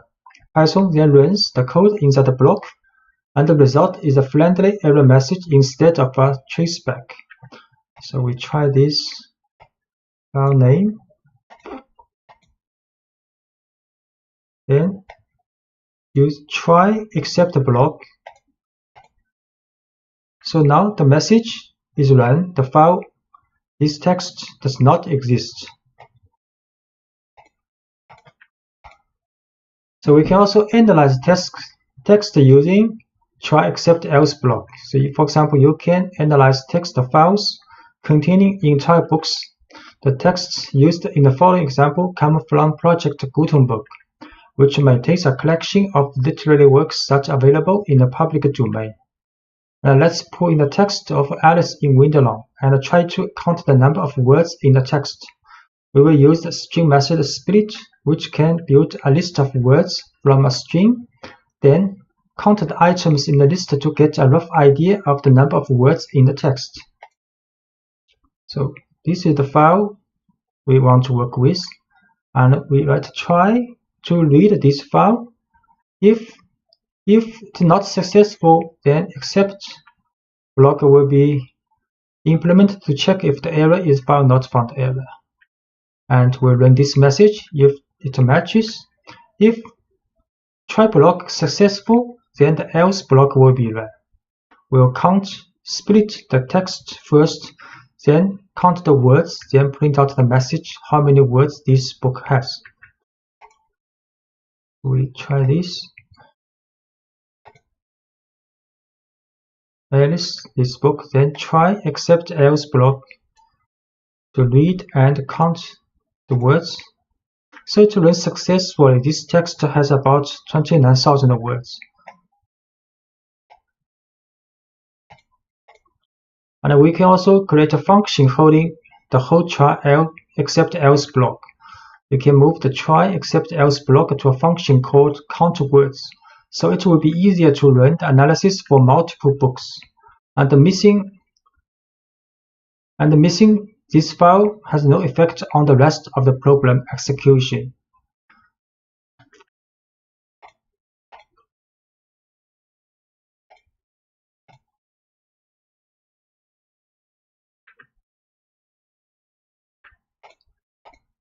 So we can create a function. The function actually we put the previous page's try except else block in this function called count words.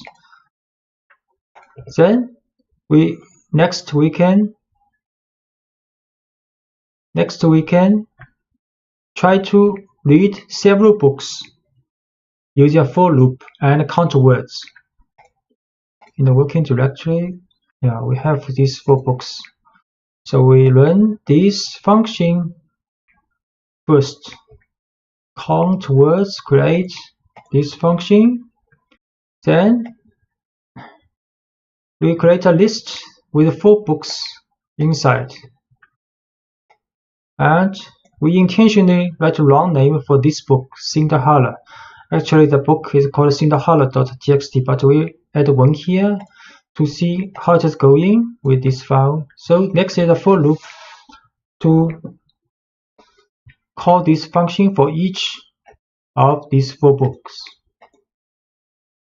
So you can see the file Alice text has about 29,000. It's okay. But for the second book, Cinderella, the file Cinderella.txt not exist. And the next 2 books also works and count the words. So there's quite a friendly message and smoothing working running for the program with try except else block. Using try except else pass and finally in Python. So let's first review how the try and except works. First, the try clause is executed. If there is no exception, then only try clause will run, except clause will not get executed. If any exception occurs, the try clause will be skipped and except clause will be checked. If any exception occurs and matches the except statement, the except block will run. If the exception does not match the except, then the execution stops. A try statement can have more than one except clause. And using try, except, else, and finally in Python. So try, this block will raise an exception if there is an error. Except here you can handle the error if it matches, and else block runs only if the try clause does not raise an exception. Finally block always gets executed either exception is generated or not. So we see an example called division x by y. It's a function called division x by y. Say inside the function, first try this division, then if this has error, then we'll check the except block if it is 0 division error. If it matches, then you will show the message you are dividing by 0. And if try block has no error, then else block will be run. And finally block will always be run either there is an exception object raised or try block successfully run. So we try to do this, divide 3 by 2 and 3 by 0.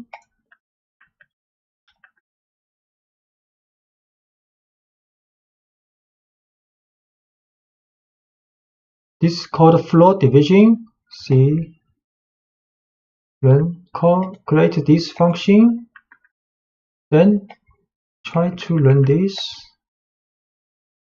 3 by 2, the answer is 1, and this always executed. So finally block also run, and the answer is run.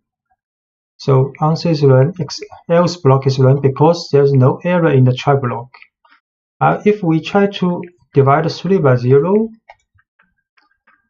the message is sorry, you are dividing by 0. So except the block is run, and this is always executed. So finally block is also run.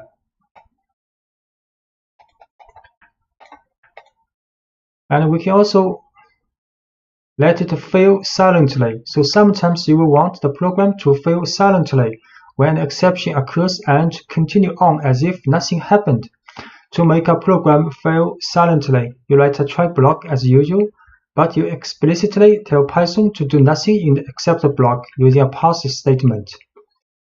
So else blocks runs only if the try clause does not raise an exception, and the finally block always gets executed either exception is generated or not. So this is a pass function. So we changed this function called count words in the previous lectures. Count the words of text. So inside this function, the try to read this book. Then int except block if the error is found not found error, and we pass here. Then in the else block, we count the words and print out the message.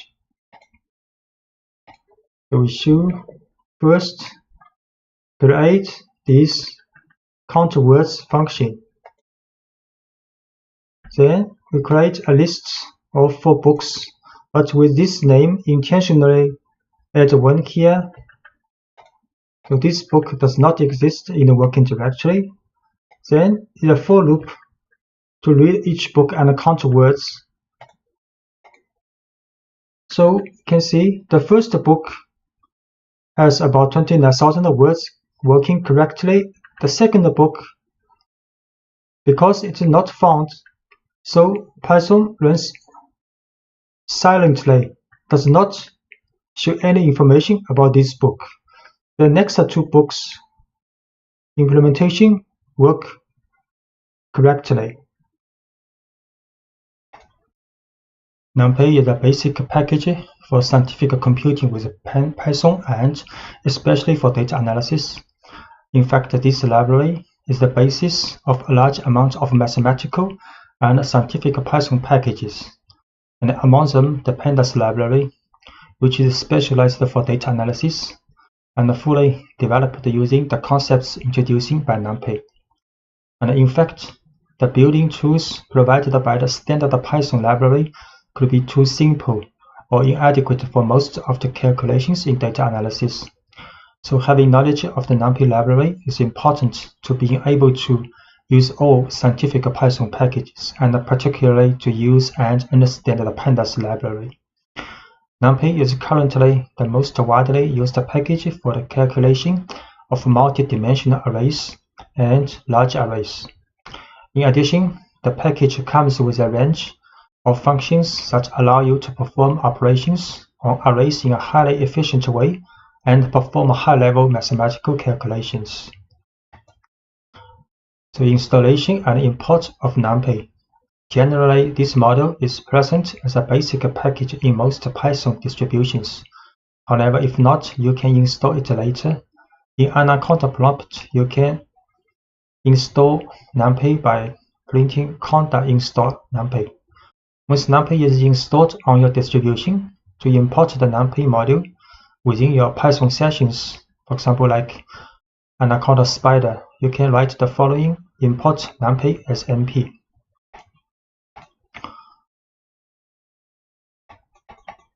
So we can import NumPy.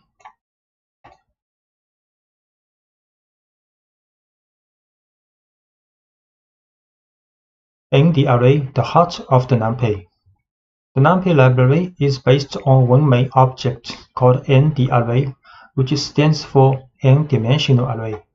This object is a multi-dimensional homogeneous array with a predetermined number of items. Homogeneous because virtually all the items in it are of the same type and the same size. In fact, the data type is specified by another NumPy object called dtype. So each n_the_array is associated with only one type of dtype, and the number of the dimensions and items in an array is defined by its shape, a tuple of n positive integers that specifies the size for each dimension. The dimensions are defined as axes and the number of axes as a rank. Moreover, another peculiarity of NumPy arrays is that their size is fixed, that is, once you define their size at the time of creation, it remains unchanged. And this behavior is different from Python lists, which can grow or shrink in size. So the easiest way to define a new n_the_array is to use the array function, passing a Python list containing the elements to be included in it as an argument. So we can create an array using np.array 1, 2, 3 and a list. So A will be an array with 3 elements. So we can create this array, one-dimensional array with 3 elements. And we show this array 1, 2, 3.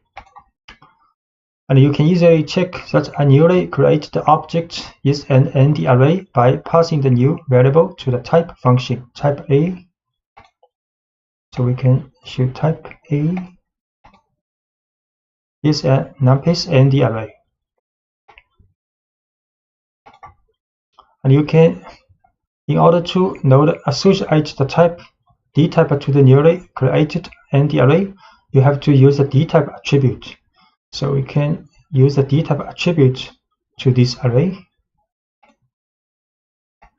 Dtype, the dtype int 32. It is integer type with 32 bits.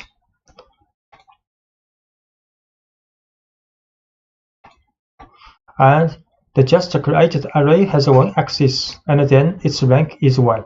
So while its shape should be 3, 1. To obtain these values from the corresponding array, it is sufficient to use the n_dim attribute for getting the axis, the size attribute to note array length, and the shape attribute to get its shape. So if we use n_dim to this array, only 1, so one-dimensional, a.size 3 elements, and a.shape 3, so one dimension, the first dimension has 3 elements. And define a 2-dimensional array. We can also define a 2-dimensional array using 2 list int np array function. So we can also show dtype, ndim, size, and shape. 2-dimensional array.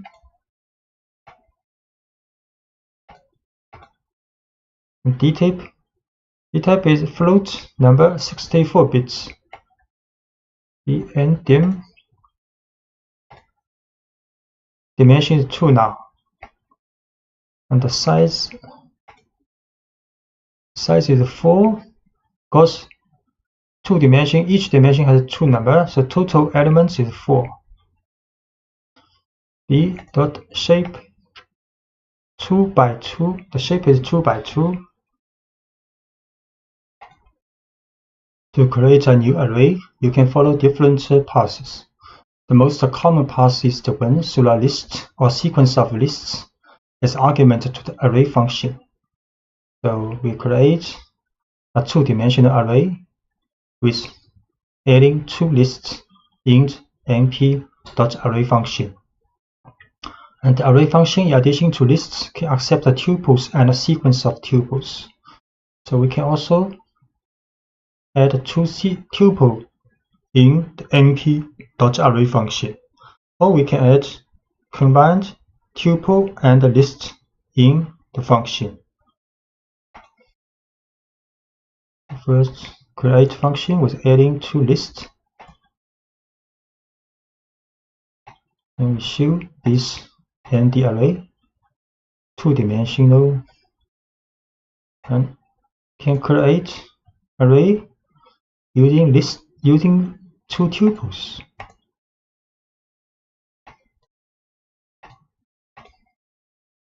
Get the same result as using lists.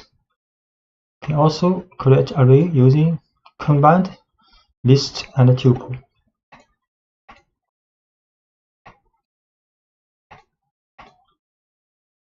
Also a 2-dimensional array.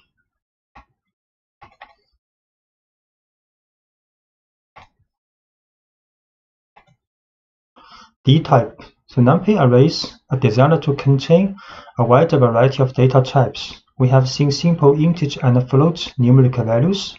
In addition, you can use the dtype for strings. So we create an array, 2-dimensional array with the value of strings in the list. So dtype will like u1, less than u1, and have also a name attribute for the dtype.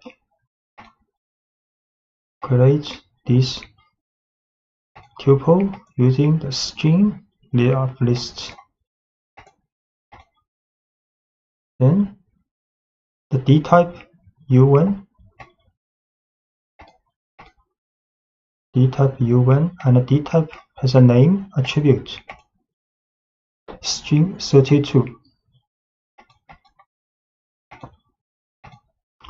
By default, the nd array function can associate the most suitable type according to the values contained in the sequence of lists or tuples. Actually, you can explicitly define the dtype using the dtype option as argument of the function. For example, if you want to define an array with complex values, you can use the dtype option as follows. So if we add the dtype equals complex, so these numbers will be stored as complex number in the array. So create this array. So complex number now stored in the array.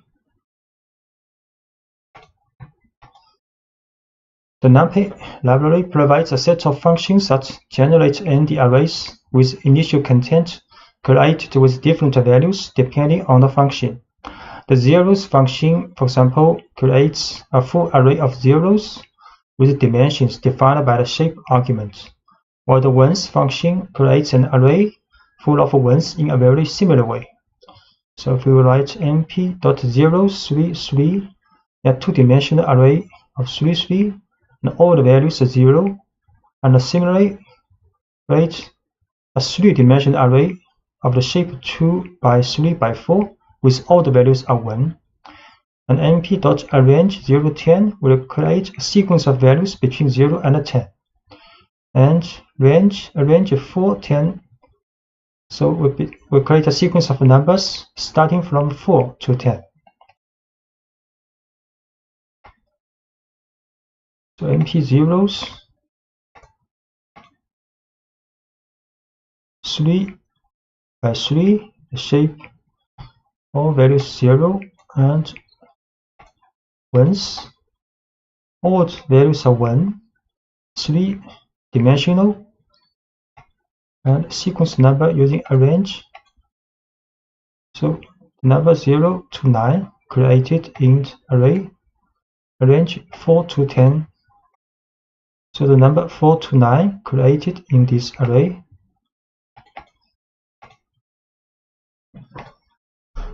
And you can also use the gap not equals 1. So here you create a sequence number between 0 and 12 with the gap 3, and this is the gap 0.6. Create number array 0, 3, 6, 9 now, and this array with the gap 0.6, so from 0 to 5.4. And you can also generate 2-dimensional arrays using arrange and reshape. So we create a sequence number first from 0 to 12, then reshape to a 2-dimensional array with the shape 3 by 4.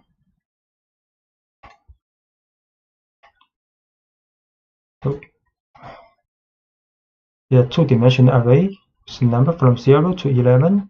The shape is 3 by 4.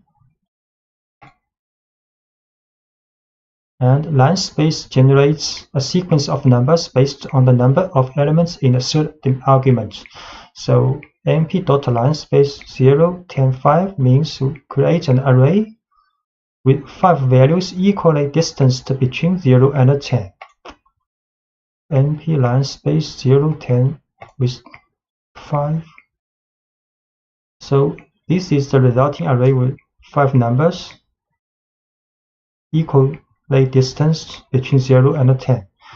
Just note, in arrange function, the 10 is not included, but in line space, the 10 is included.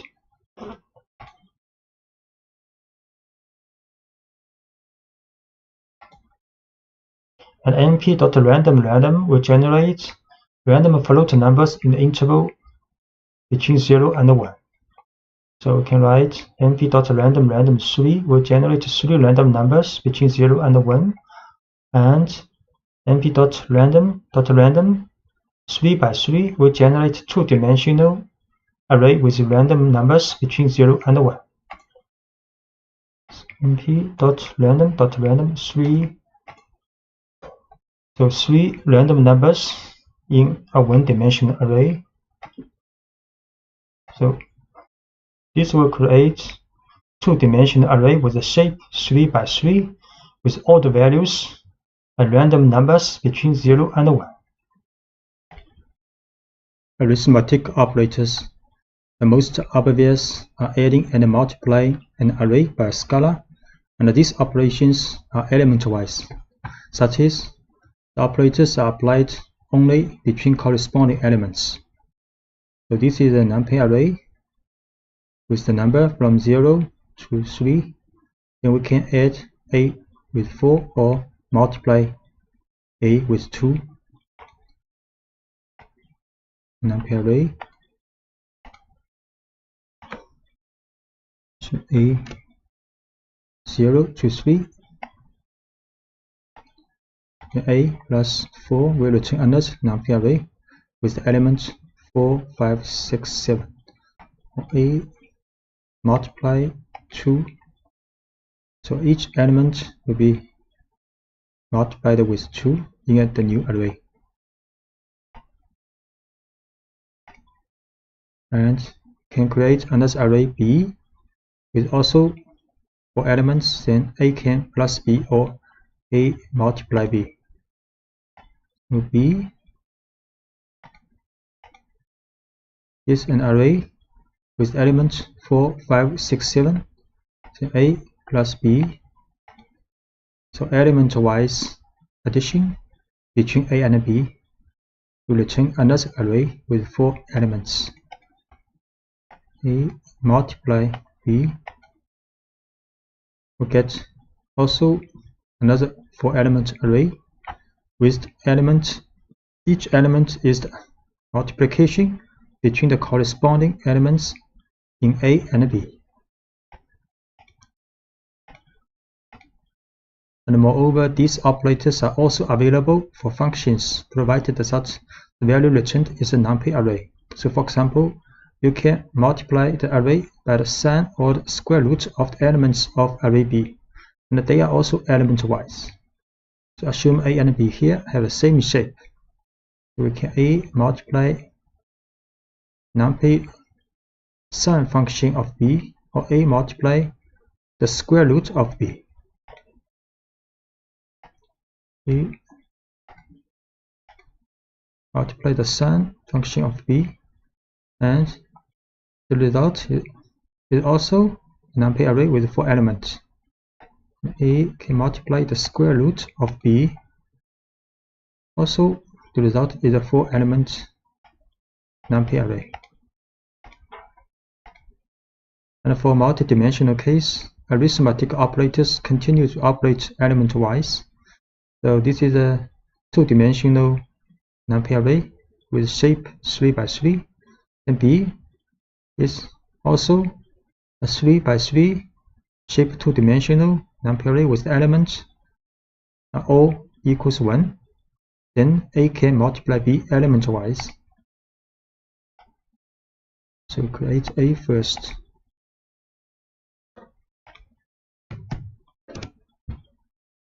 A is a 2-dimensional array, and B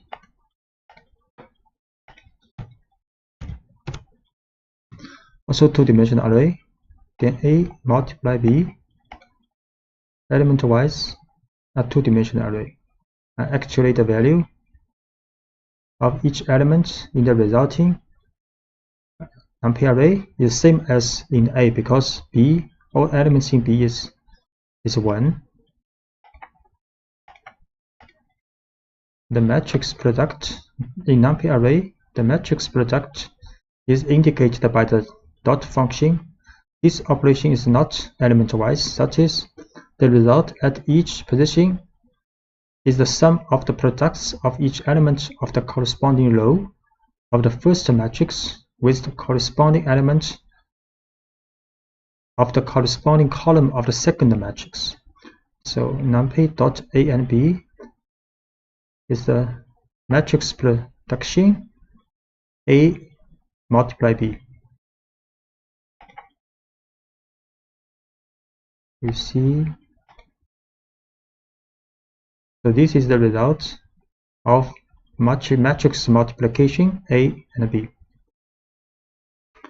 An alternative way to write the matrix product is to take dot function as an object function of one of the two matrices. So we can also write numpy dot A and B. Also A is the first matrix, B is the second one. Or A dot B. So these two is the same. Note that since the matrix product is not a commutative operation, the order of the operands is important. So indeed, A multiply B is not equal to B multiply A in the matrix multiplication.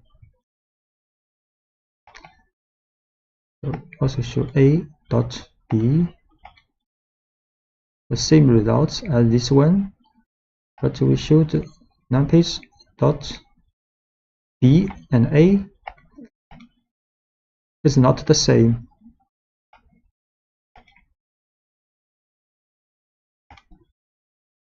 And increment and decrement operators. To increase or decrease values, we have to use operators such as plus equal or minus equal or multiplication equal. Instead of creating a new array with the results, they will reassign the results to the same array. So we can write a plus equals 1. Then the array of a, each element will be added with 1. And similarly, a minus equal 4, each element of array a will be minused with 4. And this will multiply with 4 for each element in a.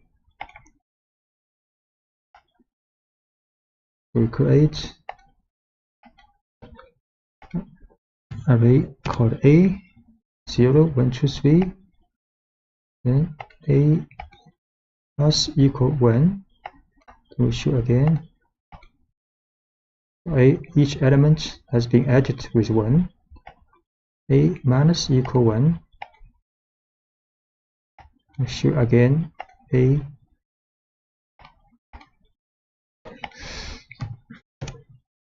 Then the value is being changed back.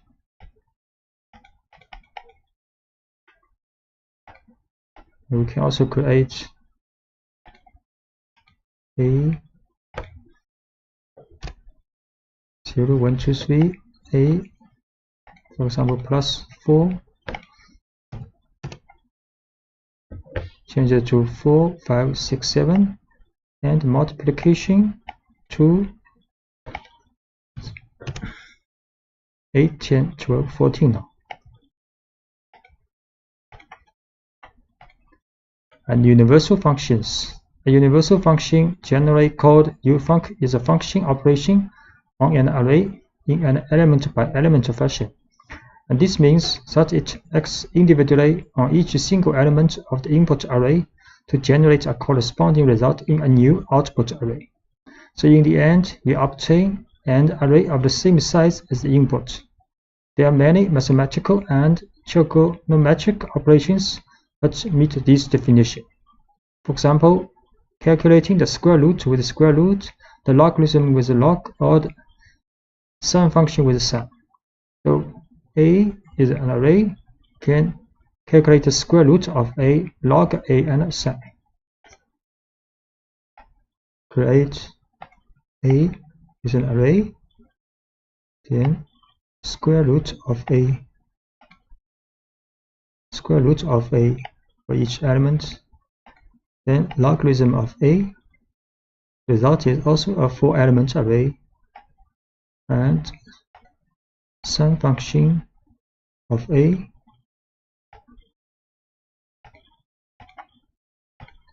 Aggregate function. Aggregate functions perform an operation on a set of values of an array, for example, and produce a single result. So many functions of this kind are implemented within the class and the array. For example, a is an 5-element array, so we can calculate the sum of a, minimum, maximum of a, and mean value of a, or standard deviation of a.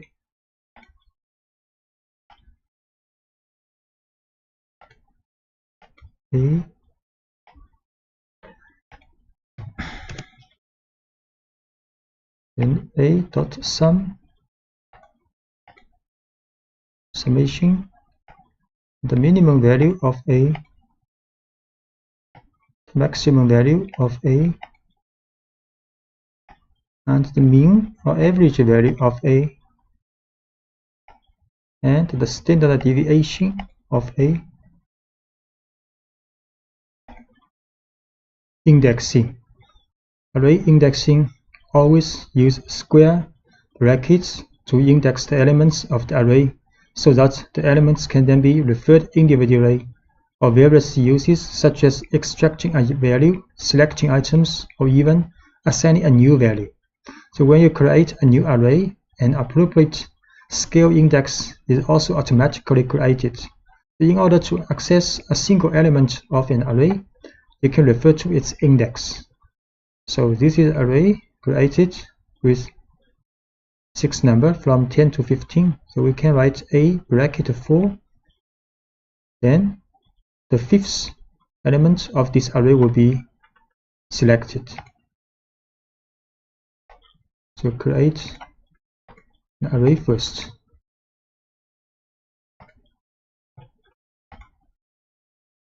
So this array with 6 elements, a bracket 4 will return the 5th element. And numpy array also accepts a negative index. So this index have the same incremental sequence from 0 to -1, -2, and so on. So this is the last one and last element of this array if we use a bracket -1, and this is the first element of this array if we use bracket -6. So a bracket -1, 15 returns a -6, so 10 is returned. To select multiple items at once, you can pass array of index in square brackets. So we can pass an array inside these brackets with 1, 3, 4. Then 3 elements of the array will be returned. The 3 elements 11, 13, 14 of the array are returned. So moving on to the two-dimensional case, they are defined by 2 axes, where axis 0 is represented by the rows and axis 1 is represented by the columns. Thus, index in this case is represented by a pair of values. The first value is the index of the row, and the second is the index of the column. So for example, this is a two-dimensional array with shape 3 by 3. So a bracket 1, 2, we select the element in second row and third column. We create an array first.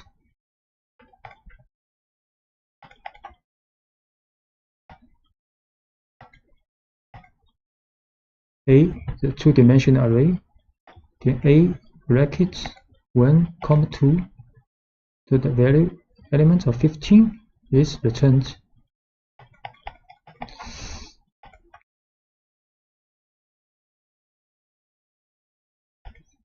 Slicing allows you to extract the portions of an array to generate new arrays.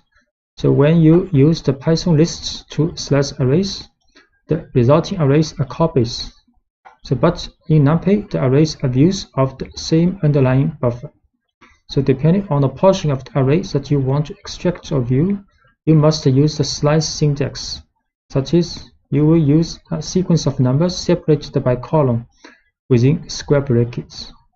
For example, this is an array with 6 elements. So if we write A1,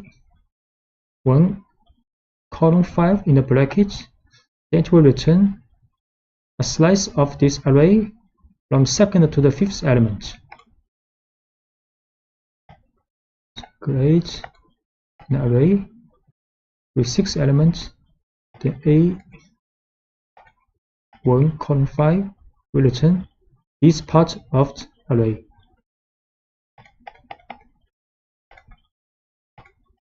And you can use the third number in the bracket to find a gap in the sequence of the elements. So if we write A bracket 1, 5, 1, 2, this last 2 means the gap of the elements returned. So array will return an array with 11, then 13. So the difference between these two are 2 for this element. So A1, 5, 2. This will return 11 and 13. In the slicing bracket, if you omit the first number, NumPy implicitly interprets this number as 0. That means from the initial element of the array. If you omit the second number, this will be interpreted as maximum index of the array. And if you omit the last number, this will be interpreted as 1 for the gap. So if we do not write the first and second element in the bracket, then it means from the first to the last element of this array with the gap 2. it will return an array with 3 elements 10, 12, 14. Similarly, this will start from the beginning to the 6th element of the array and with a gap 2. Actually, the result is the same as this one, and this will from the beginning to the 5th element but with gap 1. So A column 2, 10, 12, 14, A column 5, column 2, also 10, 12, 14, A column 5, column. So from 10 to 14 returns. And in the case of a two-dimensional array, the slicing syntax still applies, but it is separately defined for the rows and columns with comma. For example, if you want to extract only the first row or the first column, so A is a two-dimensional array, then this will return the first row but all the column of this row, and this will return the first column and all the rows of this column.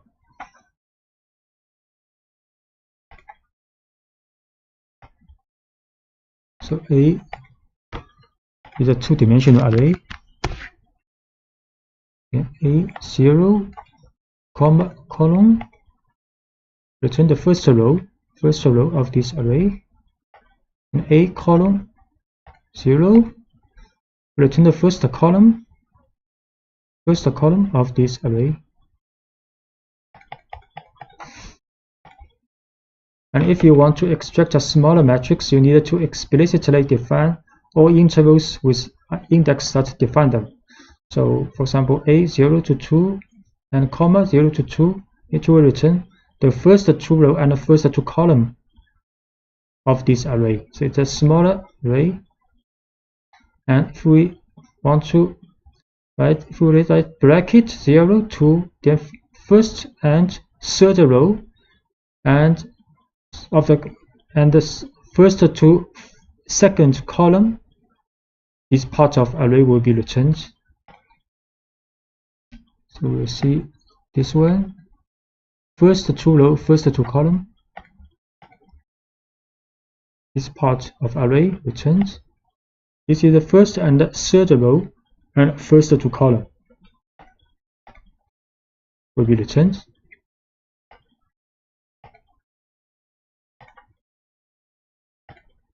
Iterating an array, you can use the for constructor to do the iteration of the items in an array.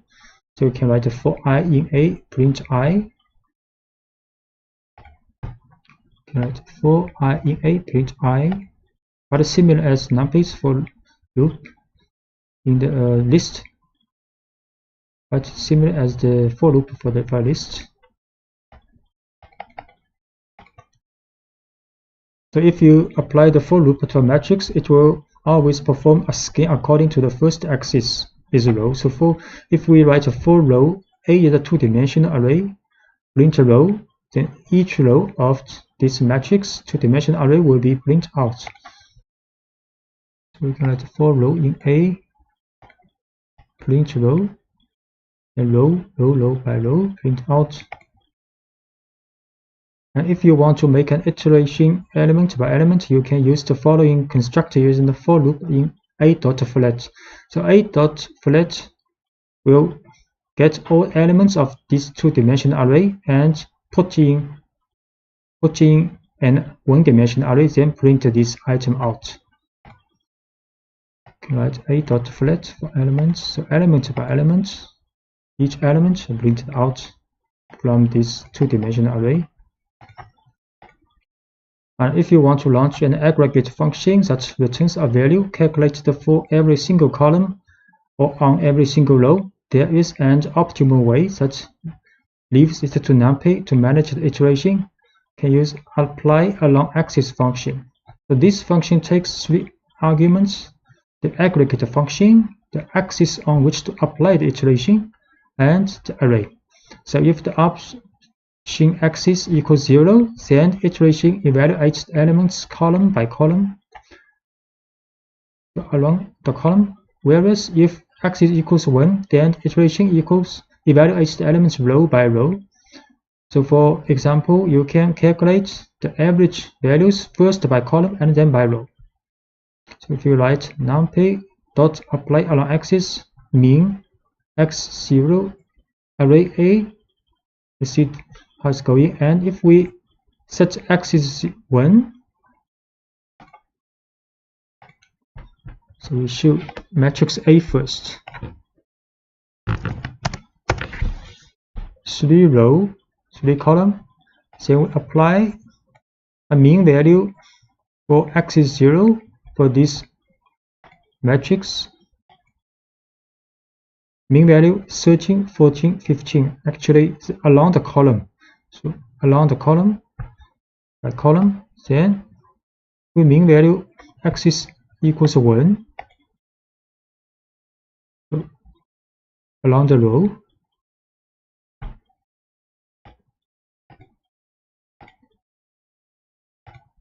And you can also define your own function in using the apply along axis function. So we can define a function called foo and return the value of the parameter. So next we apply this function to array A along axis 1 or along axis 0. Define this function first, then apply along axis for the 1.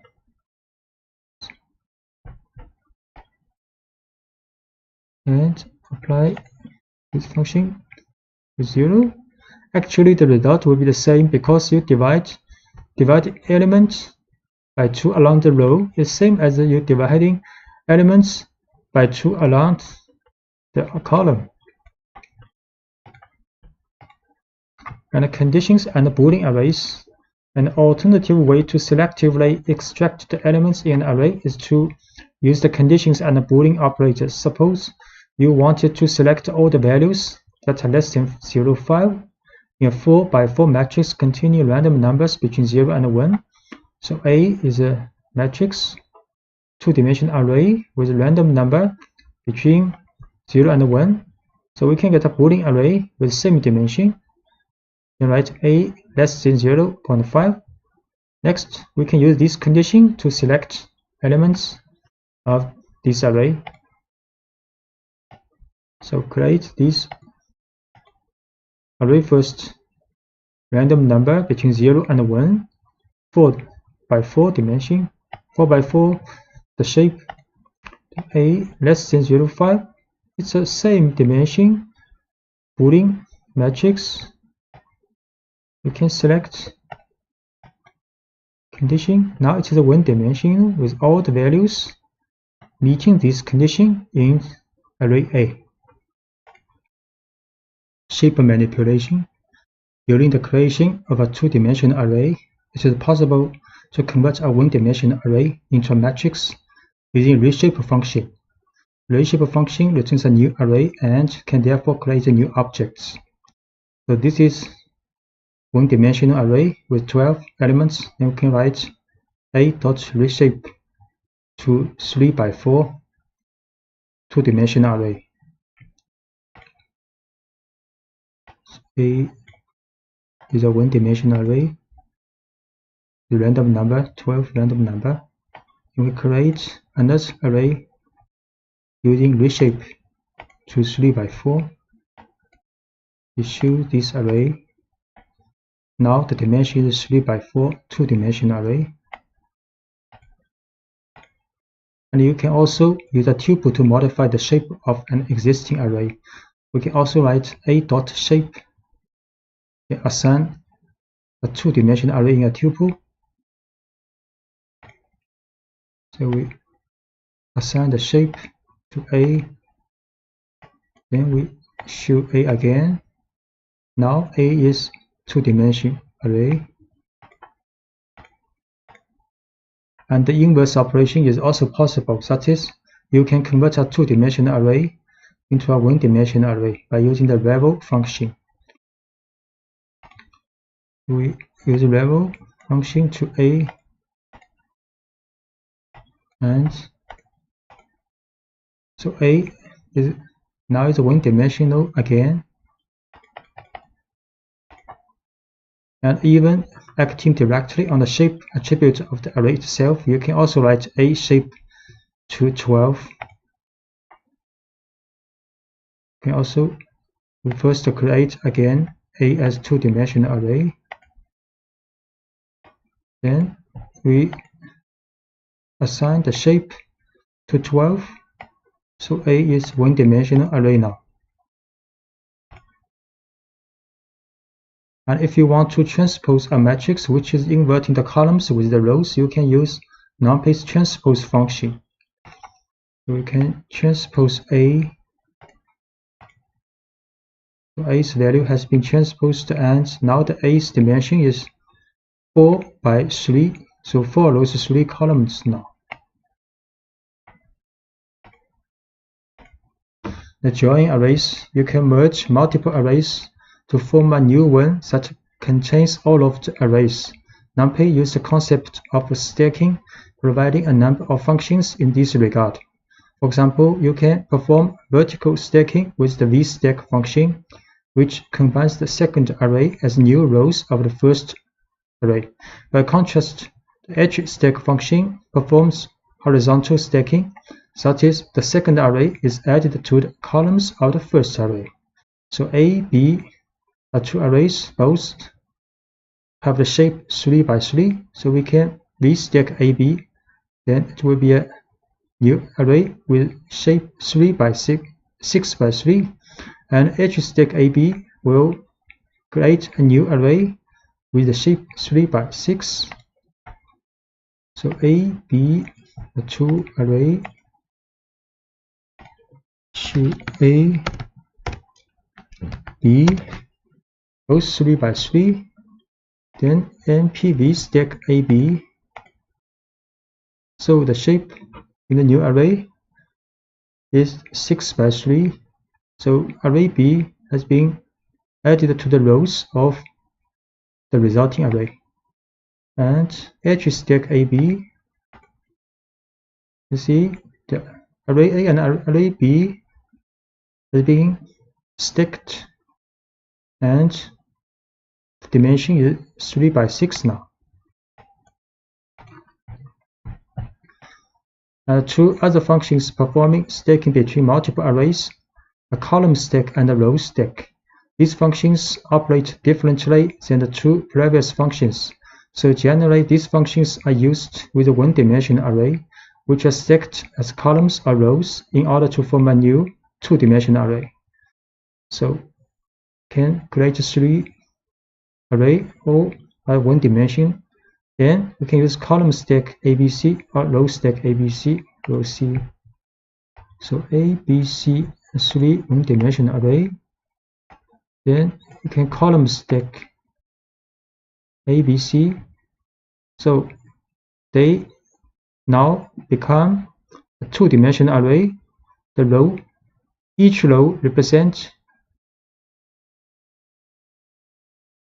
each column represents these 3 array, and we can also NP row stack ABC. So this also is a 3 by 3 two-dimensional array, and with each row represents ABC.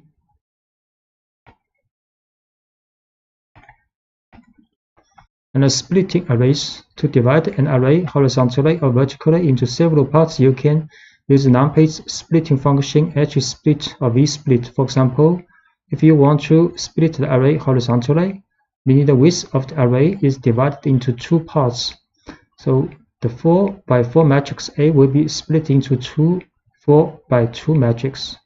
We create A is a two-dimensional array, then B and C, these two are the part of the edge split A into 2 parts. You will see A is a two-dimensional array.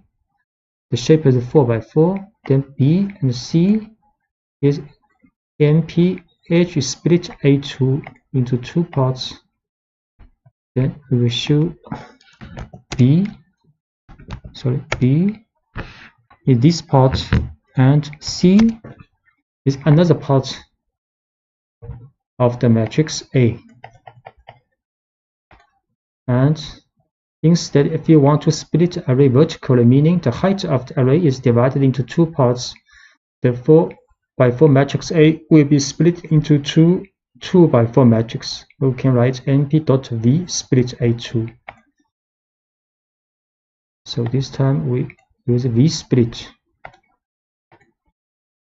Then we will show B is this part, and C is another part of matrix A. A more complex command is the split function, which allows you to split the array into non-symmetrical parts. So passing the array as an argument, you have also to specify the index of the parts to be divided. If you use the option x equals 1, then the index will be columns. If instead the option is axis equals 0, then there will be row index. For example, if you want to divide the matrix into 3 parts, the first of which will include the first column, the second will include the second and the third column, and the third will include the last column.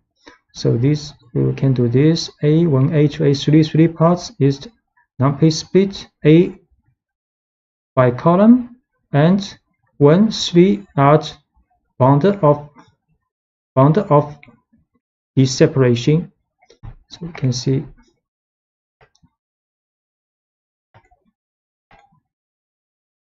So A1 is this part, A2 is 2 and 3 column, and A3 is the last column of matrix A. And similarly, you can also do the same thing by row. So this time we can split by the row, with first row and second to third row, then the last row of matrix A. Copies or views of numpy arrays. If you assign one array A to another array B, you are not copying it. Array B is just another way to call array A. In fact, by changing the element of A, you change the value of B too, and vice versa. So A is an array, then we assign A to B, B equals A. Now if I change the element of A, then B is also changed. Create an array A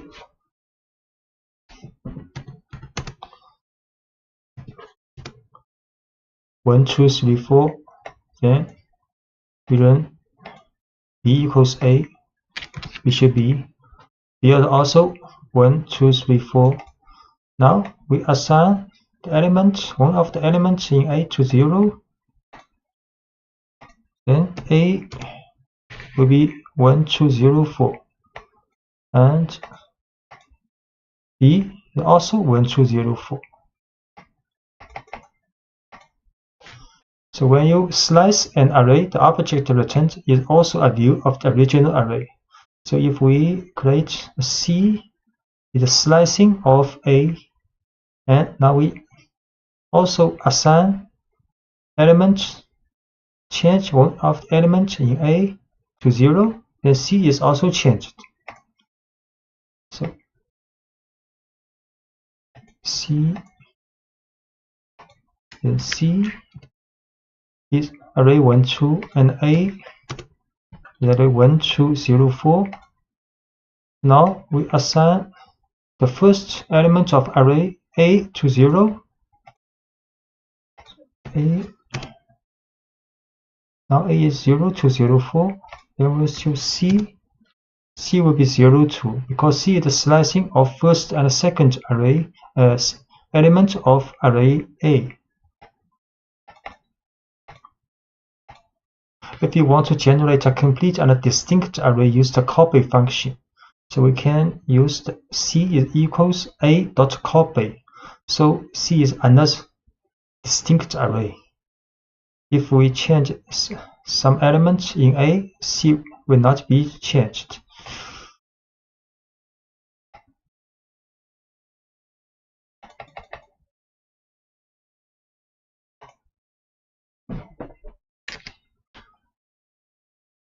C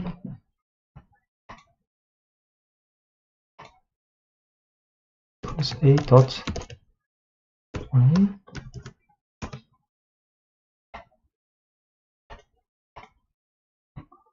Then A 0 C. If we change A to 100, A changed to 100, the C not changed now.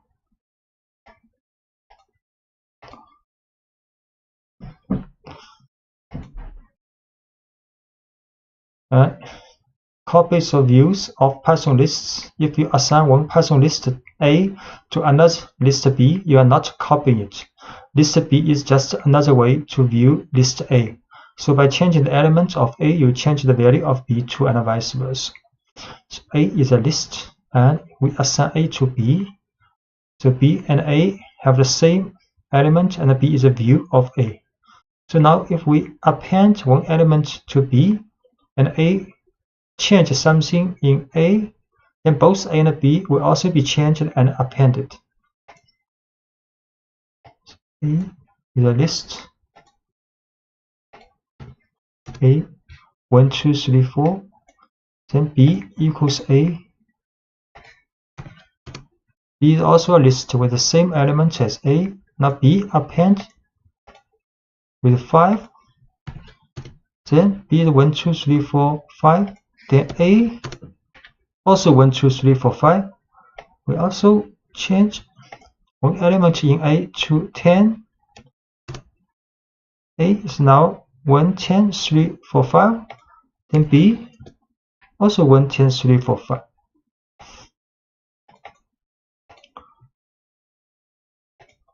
And when you slice a Python list, the returned list is a distinct and a new object. So A is 1, 2, 3, 4 list.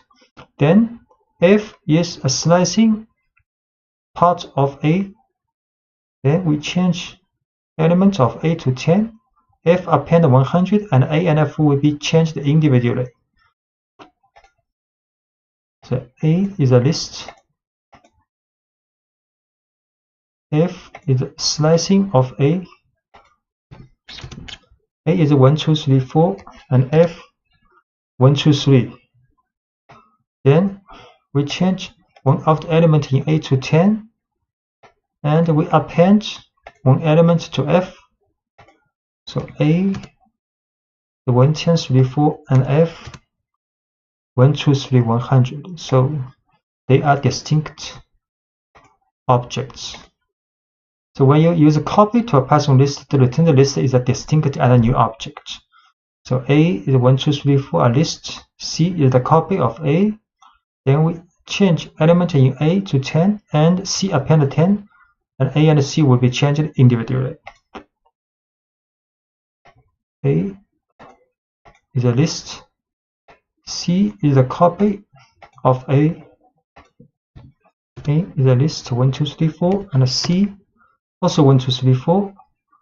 Then change second element in A to 10, and append one element to C. Then A the 1, 10, 3, 4, C the 1, 2, 3, 4, 10. So they are independent. Broadcasting of numpy arrays. Broadcasting allows an operator or a function to act on two or more arrays to operate even if these arrays do not have the same shape. Two arrays can be subjected to broadcasting when all their dimensions are compatible, which means the length of each dimension must be equal, or one of them must be equal to 1. If neither of these conditions is met, you get an exception that states that the two arrays are not compatible. So when the rule of compatibility is met, then the size of the smallest array will be extended to the size of the biggest array, so that the element-wise function or operator is applicable. So we see an example. A is a two-dimensional array, and B is a one-dimensional array. A plus B is compatible, and B will be broadcasted to the size of A, and then get addition implemented.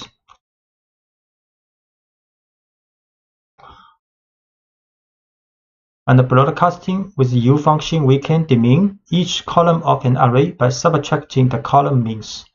So for example, A is a two-dimensional array with a shape 4 by 3.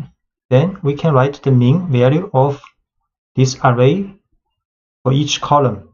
So mean 0 means for each column. Then next we can minus this one, minus the mean value of each column from this array. And this matches the broadcasting rules. Next, we can also calculate the mean value of each column for this array.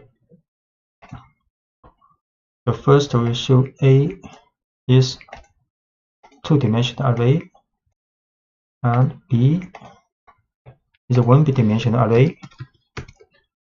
A is two-dimensional, B one-dimensional. So A plus B will get the same shape with A, and array is a two-dimensional array with shape 4 by 3. You can calculate column mean of this array. 3 value because there are 3 columns.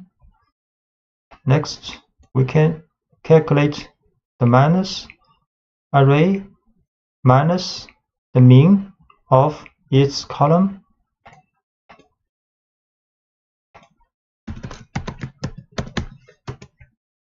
This is the result with the same shape as this array.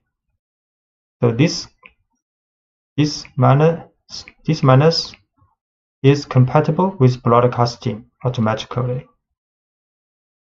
Next, we can calculate this array's mean value for each column.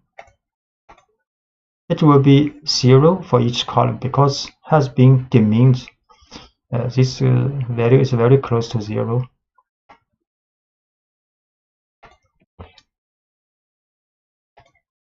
And if we want to demean each row, the mean vector by row should be reshaped first before doing calculation. So first, we can calculate the mean value for each row, and this is the shape. Then, if we minus this array minus this, the mean value for each row, we have to reshape this value first to 4 by 1.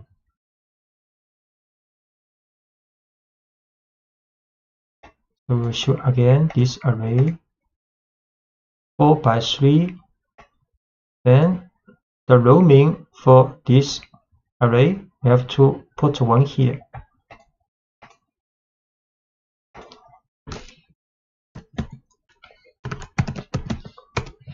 So 4 value because this array has 4 rows. And we can also show the shape of this. Shape is one-dimensional array with 4. If we want to calculate, then we have to reshape this row means to 4, 1.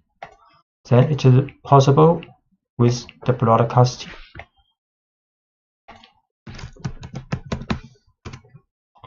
So this has the same shape as the original array. And we have to now calculate the mean value for this array.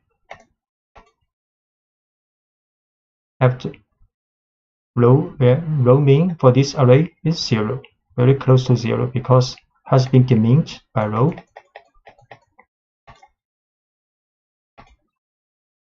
Okay, using NP new axis function to reshape numpy arrays also. So in the 3-dimensional case, broadcasting over any of the 3 dimensions is only a matter of reshaping the data to be shape compatible. So using reshape is one option, but numpy arrays offer a special function called np.newAxis along with full slices to insert the new axis. So what this means? We show one array in 2 dimensions, then we can change the shape of this array to 3 dimensions by adding np.newAxis here. Then the shape will be 4, 1, 4. So this array, the 2 dimension, 2 dimension, all the values 0. Then we can create another array based on this array with 3 dimensions. Add np.newAxis here. Then show the shape of this array, like 4, 1, 4.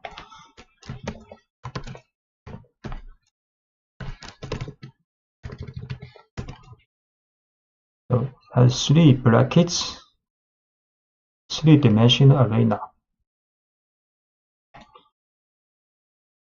And we create another array with random normal distribution for 1 dimension. Then we can change these arrays,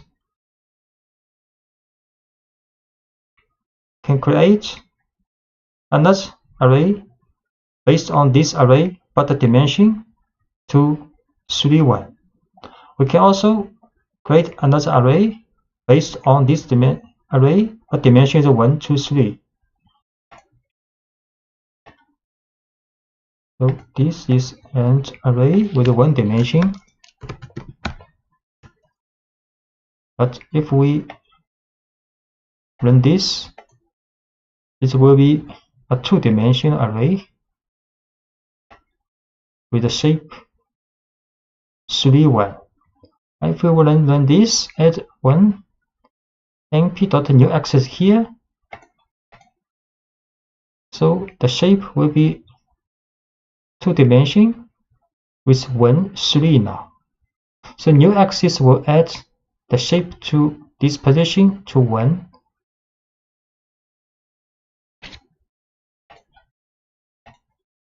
Thus, if we had a 3-dimensional array and wanted to demin axis 2, say we would need to write. So this is a 3-dimensional array, and we want to get the mean for 2 is the last dimension. So this mean array will be 2-dimensional because the last axis has been meaned out. And next, if we want to calculate AR minus this mean value, because this mean value is 2-dimensional, so we have to add 1 axis here with 1 dimension, 1. The shape is 1 for the last axis, then it is compatible for calculation. We'll show. So this is a 3-dimensional array. 3-dimensional, 3 brackets, and we get the means and mean out at the last dimension. Sure. So this mean matrix is 2-dimensional with 3, 4. We show the shape 3 by 4. So if we want to calculate the minus, then we have to add np.newAxis here after for this mean matrix. The mean, we can calculate again the mean value for this. The mean is 0 actually. Every value is 0 now. Random number generation with a Python random model. The Python defines a set of functions that are used to generate or manipulate random numbers through the random module. Functions in the random module rely on a pseudo-random number generator, function random, which generates a random float number between 0 and 1. So we first import random, then can generate a random number. Import random and generate a random number using random.random. And this number is randomly generated between 0 and 1.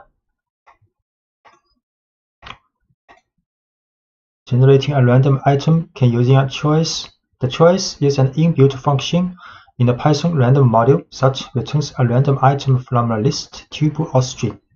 So you import a random, and we can print a random value from the list. So this is a list, and can print a random number using random.choice for this list.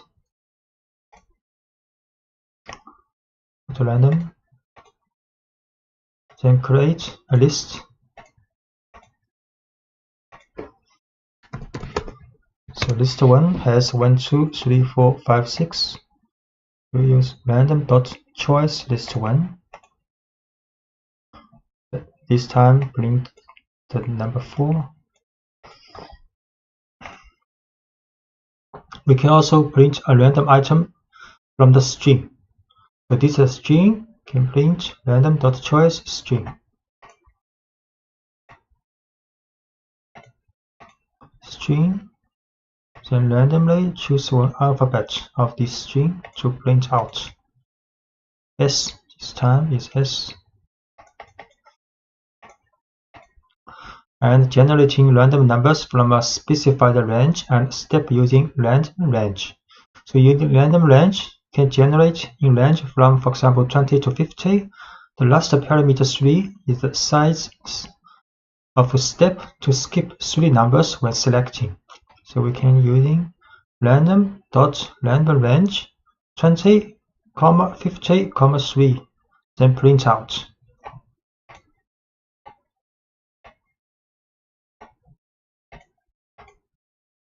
So it's 47. So you can see the 47 minus 20 can divide it by 3. So this number is between 20 to 50 and with step 3 over 20. The seed function is used to save the state of a random function so that it can generate the same random numbers on multiple executions. So for example, we set random.seed to 7, then print a random number, and we set random seed to 5 and print a random number. Then we set again to seed to 7, then this time the number will be the same as this time. We show random seed 7. So we print a random number 0.3323, then set a random number to 5, then print 0.622, then we set to 7 again, then get a random number, same 0.323, and generating random number list in Python using shuffle if you want to change the position of the elements of a choice. So this is the list ABCDE. So we can random.shuffle sample list for this list. So we will see.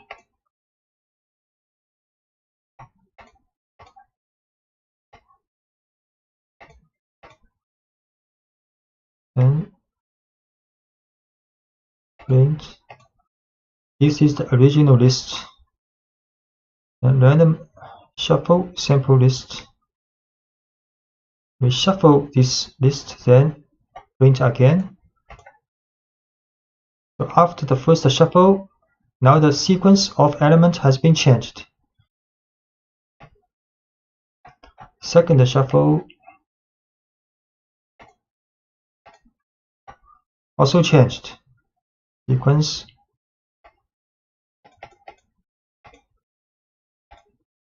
Generating random number list in Python using uniform. This function is used to generate a floating point random number between the numbers mentioned in its argument. So it takes 2 arguments, lower limit included in generation and upper limit not included in generation. For example, we can use random.uniform to draw a random number between 5 to 10.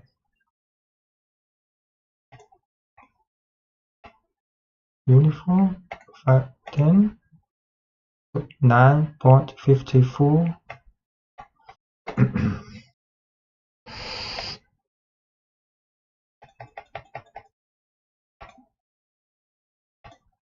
So random number generation with numpy's random module. So this time we think about numpy's random module.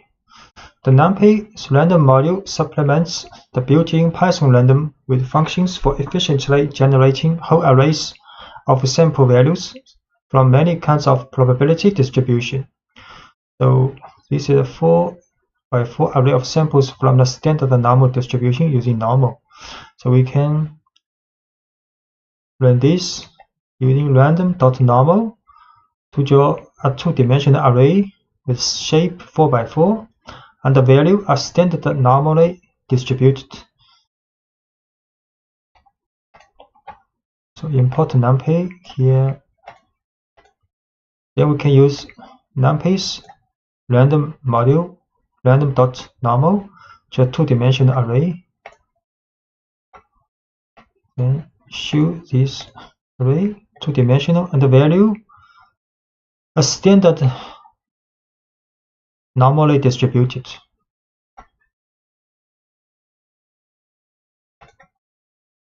And we can also draw a 4x4 array of samples from the normal distribution with mean equals 5, standard deviation equals 2. Use np.random.normal 5 to size it 4x4.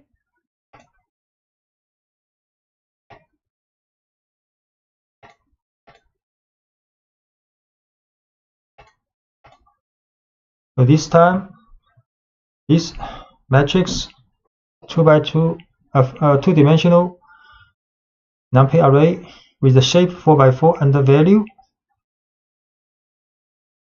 f normally distributed with mean equals 5, standard deviation equals 2.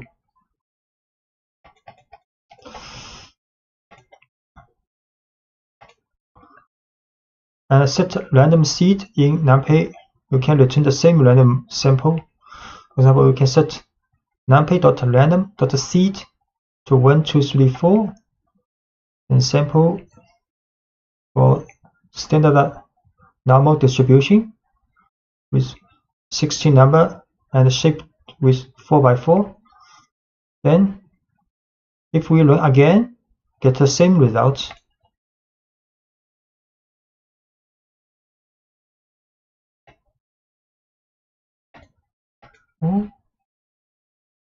Simple.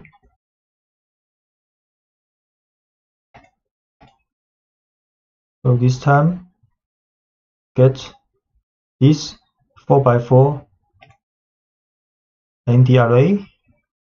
So if we set seed again to 1, 2, 3, 4, we run this random draw again, we'll get the same result. 471, 471. And you can also use random n to generate a standard normal values. So np.random random n 10.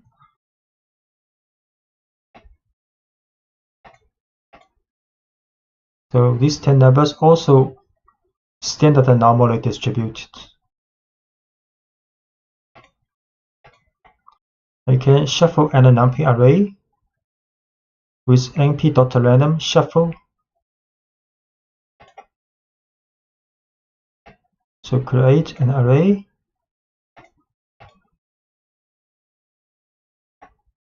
You can print this array 1, 2, 3, 4, 5, 6.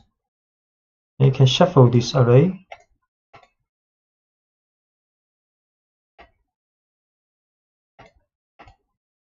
And shuffle this 2, 1, 6, 3, 5, 4. And numpy's random permutation method to get the random samples of sequence of permutation. So import numpy as np, then gfg equals numpy's random.permutation20. See,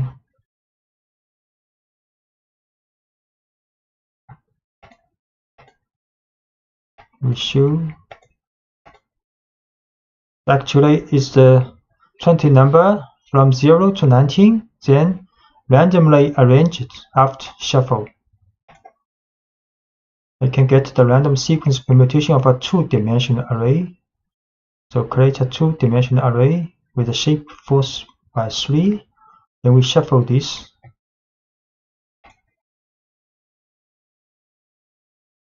This is a two-dimensional array.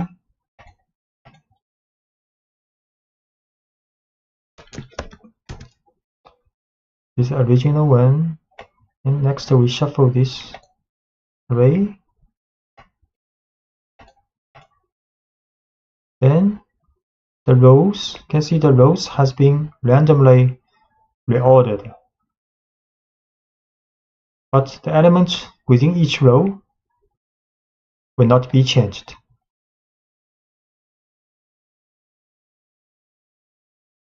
So reading and writing numpy array data on files. So loading and saving data in binary files. So numpy provides a pair of functions called save and load that enable you to save and then later retrieve data stored in binary format. So once you have an array to save, for example, one that contains the results of your data analysis processing, you simply call the save function and specify as an argument the name of the file and the array. The file will automatically be given the .npy extension. So this is a data frame.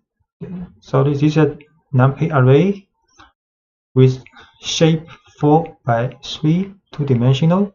Then we can save using np.save to save the data, this file with this data numpy array. We have to import OS package and save the working directory. Then create numpy array, two-dimensional array, the shape of 4x3. Then we can save this array to this file.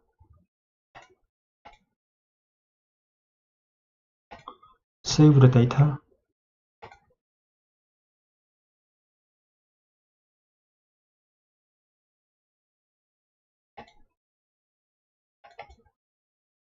So you can find this data, save the data. But this is a binary file, you cannot open with txt file.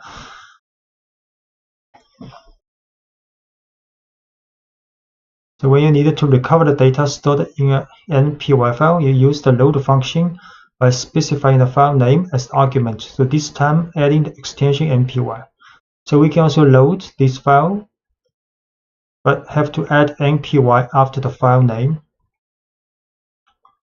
We can load this file to numpy array. So we can show exactly the same as the original array. And the reading files with tabular data using gen from txt function. So you can also read files in textual format txt or csv. For example, the following data is in the csv format, so in which data are collected in a tabular format where the values are separated by comma. This file is csv file. To be able to read your data in a txt file and insert values into an array, numpy provides a function called gen from txt.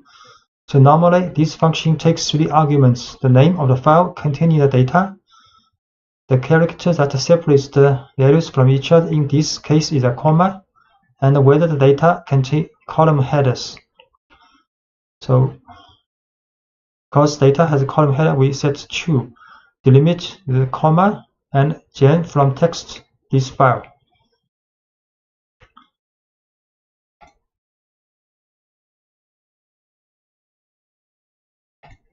And we can show this file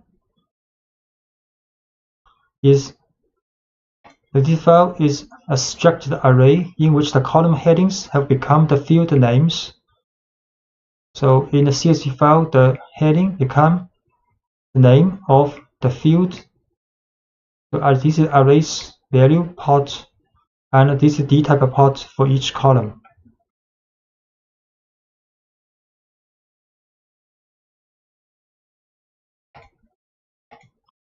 You can also, at the bottom of the array, you can find the column headings contained in the file. These headers can be considered a label, such act as index to extract the value by column. So we can run data ID. We show this array, data 0. We show this array.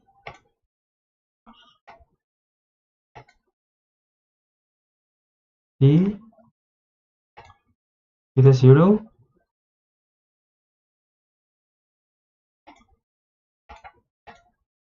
Return from text function will replace the missing values in the file with an NaN value. So for example, this CSV, the missing value here. If we read this CSV, use the same format, then the second row of this data will have not a number value. We read this file. You can see array, the first row, the second row, the third row both have missing value. We view the column of ID, no missing value. First row, no missing value. Second row has a missing value.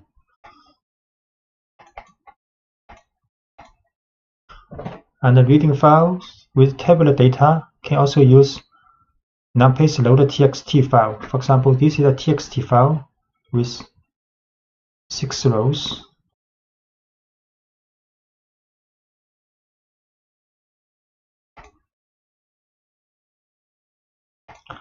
And when you read text, when you're reading txt files, can have to set the dtype to int, because this is a numerical value, integer value.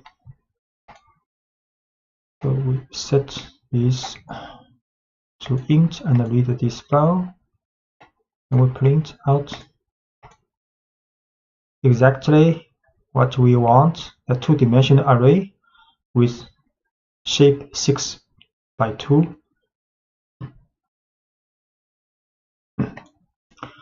You can also set a skip rows here if you want to skip the first row in this txt file. So this txt file, the index name, but we do not want to read this in the numpy array. So we skip this first row.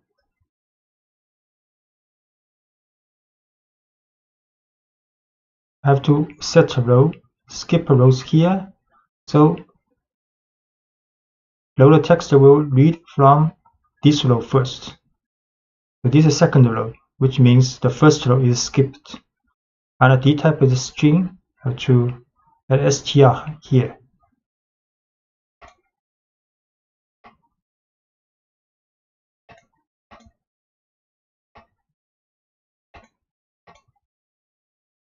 Exactly what we want, the 6 by 2 two-dimensional array. So Pandas is an open source Python library for highly specialized data analysis.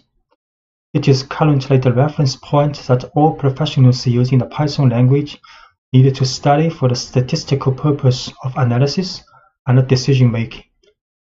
Pandas is designed on the basis of the NumPy library, so it is not only makes this library compatible with most other modules, but also takes advantage of the high quality of the NumPy module.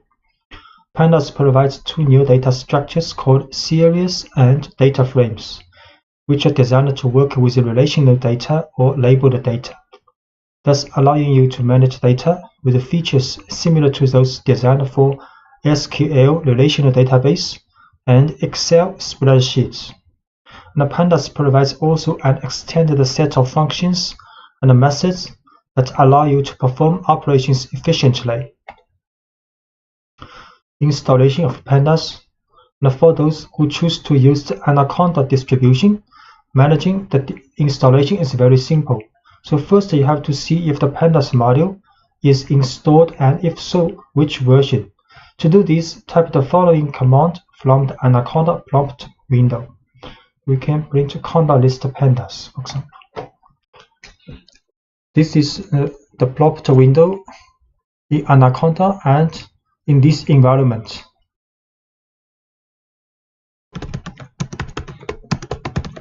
We can show Conda list Pandas.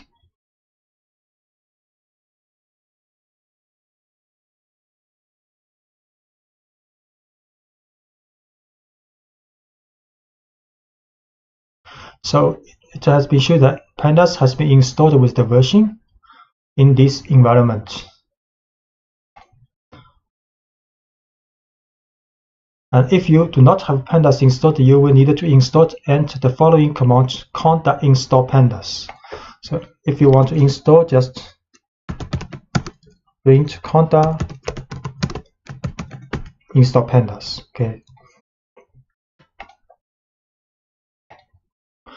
And if you want to start a Pandas, the general practice for importing the Pandas module in Python session is as follows. So just import Pandas as PD and import numpy as NP. So we import Pandas as PD and import numpy as NP. This is the standard import. And declaring a series. So to create the series, you simply call the series construct and pass as an argument an array containing the values to be included in it. So we can create a series, use pd.series, then array inside the parentheses. Or we can create an array and manually add the index. So we create an array with this, create a series with this array. We show this series. The series is a relational data with index, default index from 0 to 3, and the value is the array we input in the creation of a series. So we can also add manually the index string when we creating this series.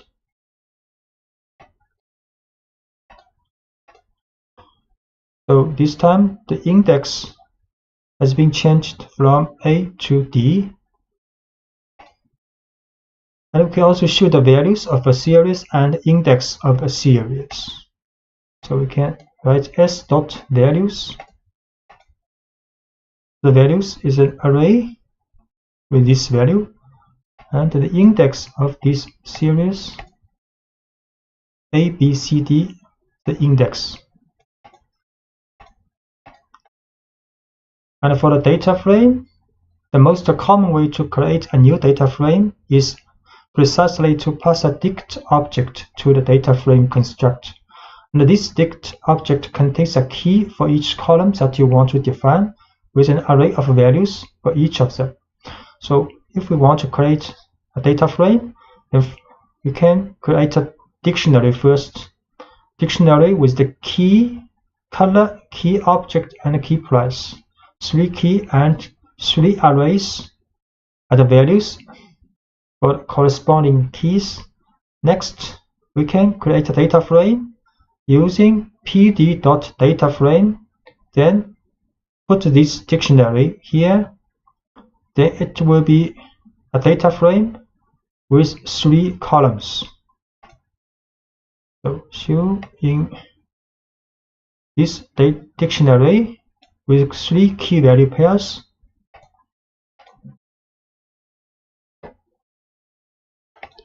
if we show this dictionary, 3 key value pairs, then create a data frame with this dictionary information. Then we show this data frame. The data frame actually is a tabular data with index. This index default because we have 5 rows. So Pandas put the default index from 0 to 4 for these rows. And the column has a header, 3 header variables, exactly the 3 keys in this dictionary. And the values, 3 column values, are 3 values associated with these 3 keys in the dictionary.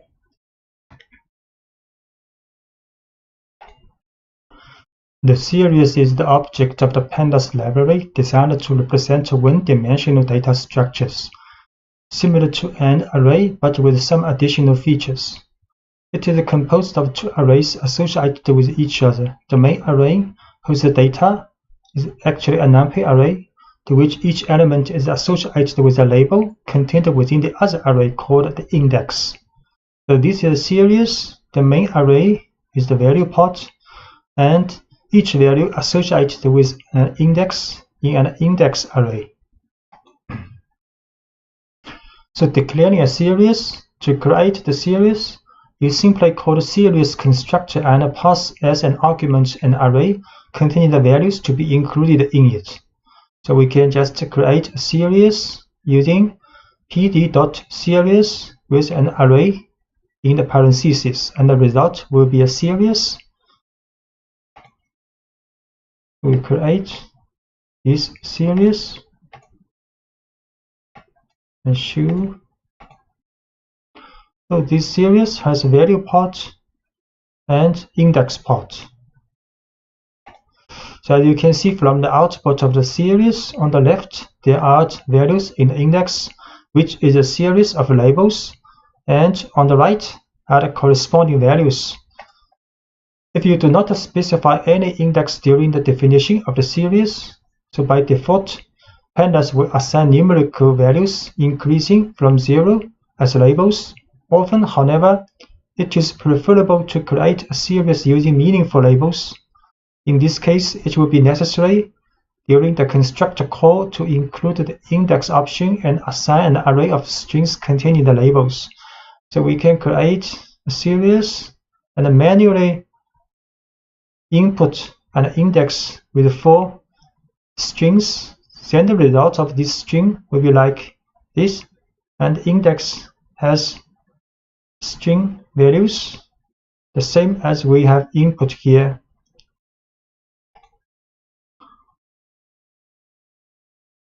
So we create series with ABCD index. So the index has been the value you want.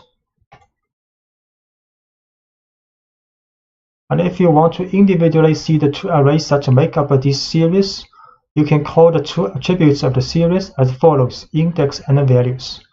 We can write s.values, and it will show the value part, and s.index to show the index part of this series. So s.values, value part, s.index, the index array. And you can select the internal elements of series. Then select the individual elements as ordinary numpy arrays by specifying the keys. So we can select, for example, the 3rd value of this series, or we can select by the index string of this value. You can also select multiple items in a series. We select the first two values of this series, and we put up an array inside this bracket. You can choose two values with index B and C. So choose this individual element.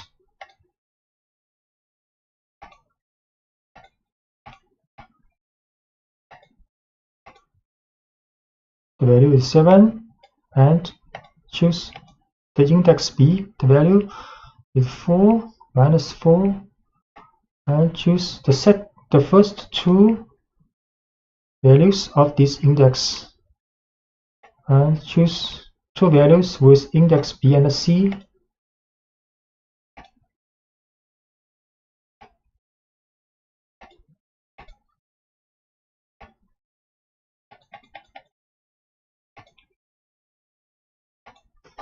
And you can assign values to the elements. So you can select and assign the value of a series by index or by labels.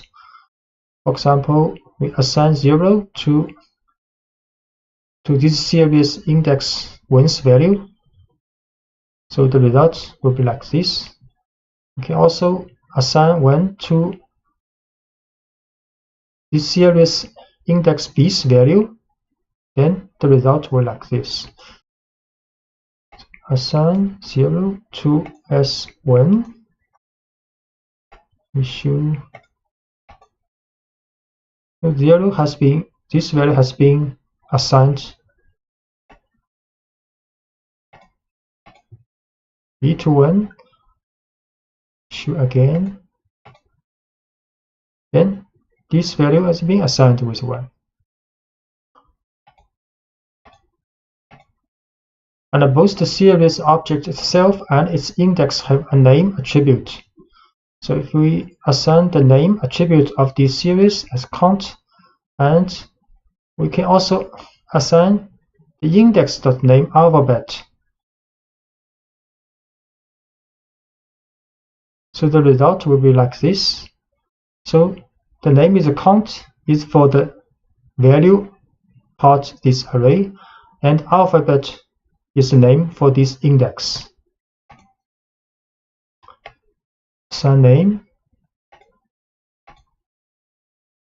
and we assign index's name to alphabet. Then show this series again.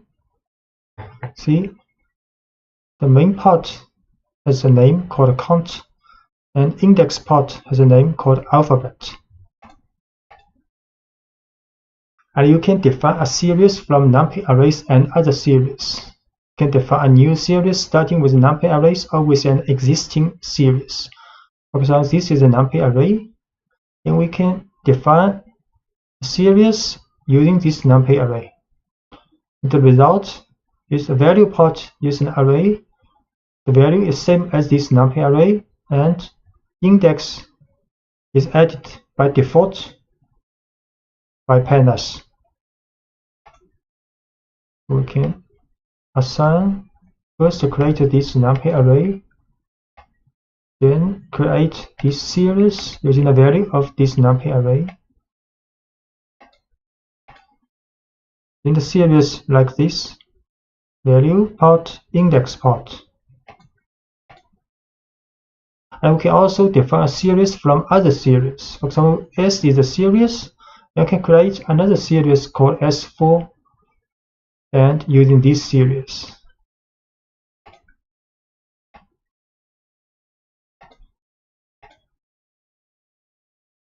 And we show the 4 values and with index same as this series. And you can always keep in mind that when you create new series from existing arrays or series, the values contained in the original numpy array or in the original series are not copied but are passed by the reference. So if the values of either one changes, then values in the other object will also be changed. What this means? So we show this series S, and we show this series S4. S4 is created from this series. So if we change S4's last value to 100, we show S4. This value has been changed to S to 100, but if we show S again, S value, this value also been changed to 100. So both series are the reference to one series. So you can filter values of a series. So many operations that are applicable to numpy arrays are extended to the series. One of these is filtering values contained in the series through conditions. For example, if you need to know which elements in a series are greater than 8, you can write the following statement. So PD series, create a series, then we can write S bracket S larger than 8, and the result will be these two values of the series.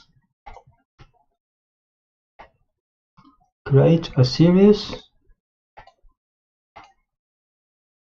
with 4 values. Then if we write S bracket S larger than 8, so only this part of the series is returned based on the condition.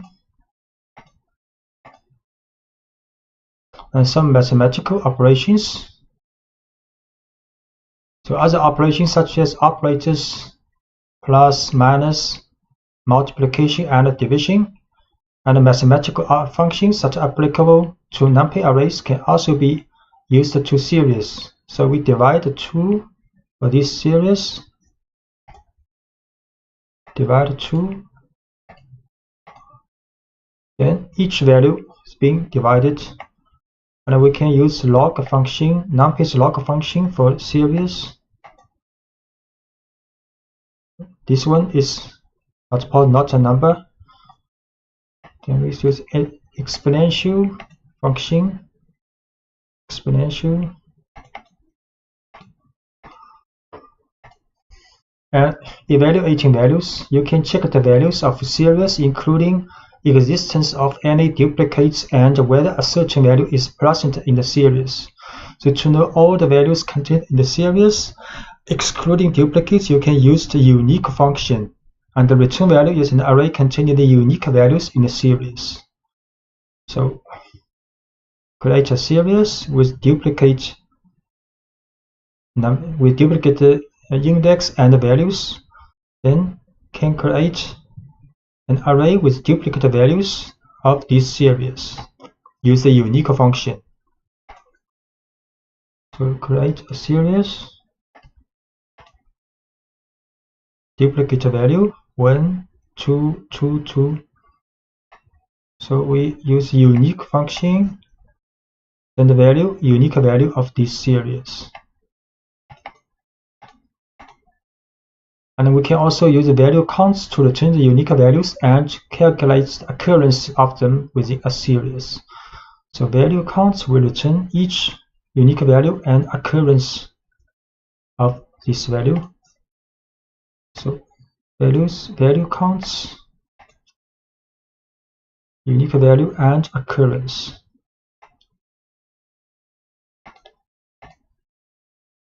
And we can also use function isIn to say if the values are contained in the series, and the returned Boolean values can be used to filter data in a series.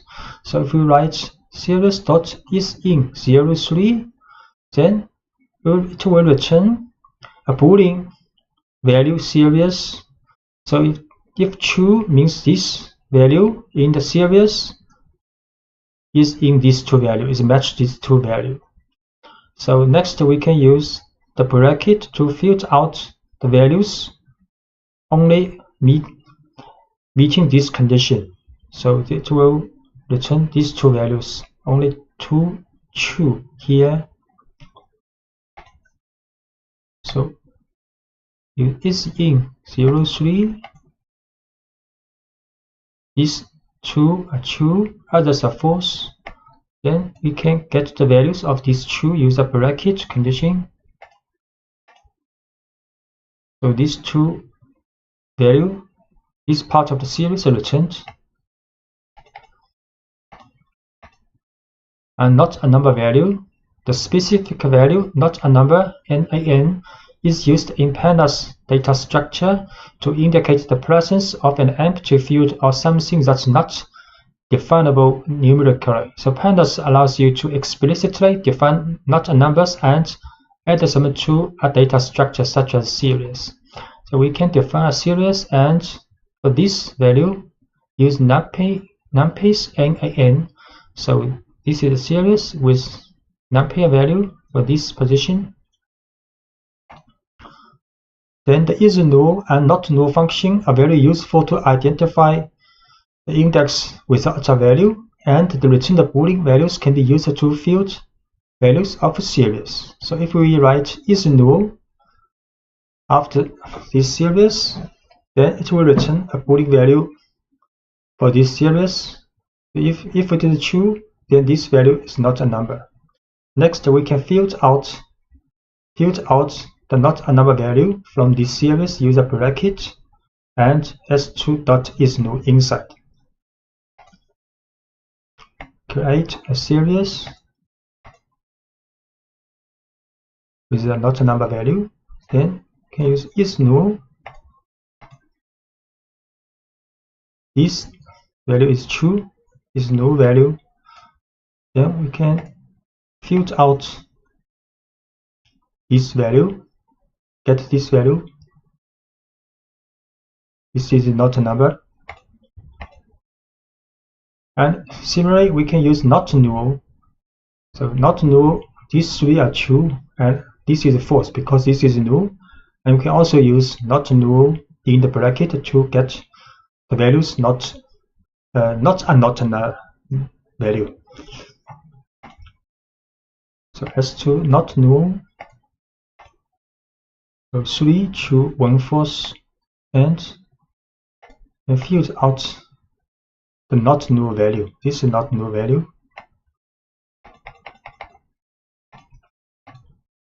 And series as dictionaries. So an alternative way to think of a series is to think of it as an object dictionary. In fact, you can create a series from a previously defined dictionary.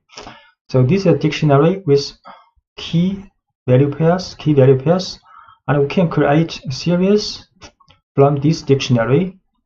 Then the key will be converted to the index in the series, and the value will be the value in the index in the series. So create this dictionary, and create this series. So the keys of the dictionary transformed as the index of the series.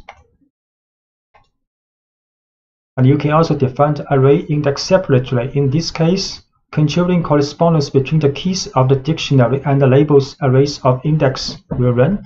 If there is a mismatch, Pandas will add the not a number value. So we can also using this array as the index in the creation of a series. So because some values in this array does not match the key value in this dictionary, so the index for some of the values in this array but cannot be found in the dictionary will have not a number value. So we define an array called colors and use these colors as the index of the series, but the value part use my dictionary. So the resulting series will have this index matching this colors array, but this value is not a number because green cannot be found in the dictionary. And operations between series. So the labels of series will come into play when we perform operations between two series. So in the following example, we add two series having only some elements in common with the label. Then we get a new series in which only the items with the same label are added. All other labels placed in one of the two series are still added to the result but have not a number value. So we create another series called another dictionary called mydict2, and then create another series with this dictionary, then add this series with this new created series. The result will be like this. So we create a series called mySeries2 with this dictionary. Then we add these two series together. The result will be like this. These four values are not a number because their index only appear in one of the series, not appear in both series. So the value is added, but the value is not a number.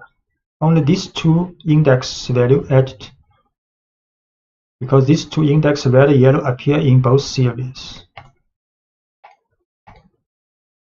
The data frame is a tabular data structure very similar to a spreadsheet. The data frame consists of an ordered collection of columns, each of which can contain a value of a different type, for example, numeric column, string column, and a Boolean column. The data frame has two index arrays. The first index array, associated with lines, has very similar functions to the index array in series. And each label is associated with odd values in a row. And the second array consists of a series of labels, each associated with a particular column. A data frame may also be understood as a dict of series. So where the keys are the column names and the values are series that will form the columns of the data frame. And furthermore, all elements in each series are mapped according to an array of labels called an index. So this is a typical data frame. So this is the index. So index of a data frame are very similar as index of a series. And this is the column. Column is the color object price are the column names, column headers of the variable, and this part are the values of the data frame. So defining a data frame, the most common way to create a new data frame is to pass a dictionary object to the data frame constructor. So this dict object contains a key for each column that you want to define. So with an array of values for each of them. So for example, this is a dictionary with key, the value, key, value, key, value. So we can create a dictionary based on this dictionary. We can create a data frame based on this dictionary using pd.dataframe, then put this dictionary inside the parentheses. So we can create this dictionary first, then create a data frame using this dictionary. Then we show this data frame. So it has 3 columns and 5 rows. This is the index of the data frame, and Pandas added this by default from 0 to 4.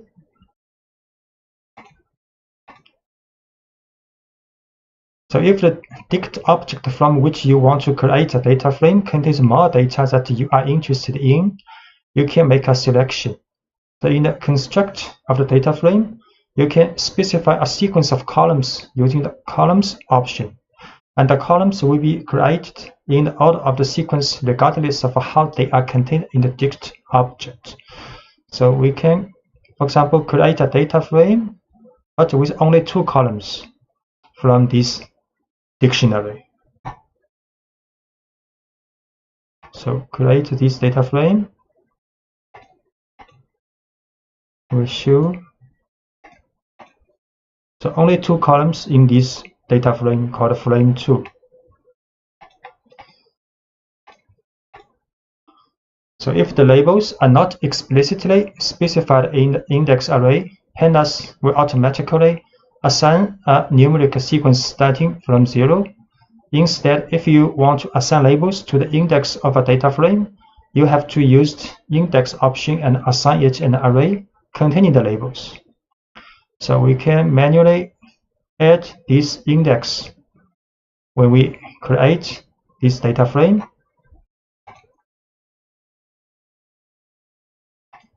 We can create again this frame 2 with index, and we show this data frame. So now index are from 1, 2, 3, 4, 5.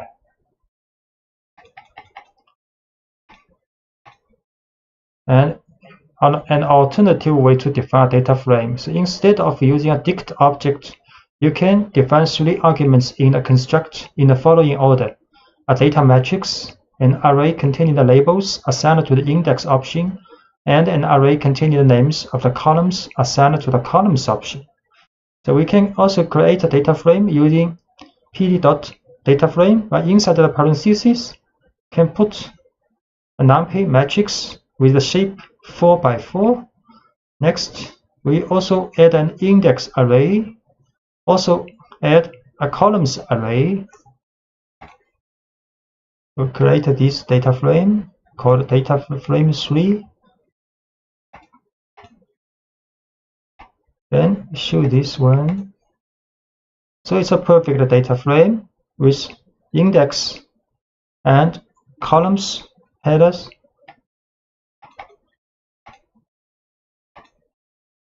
Selecting elements of data frames. If you want to know the name of all the columns of a data frame, you can specify the columns attribute on the instance of the data frame object.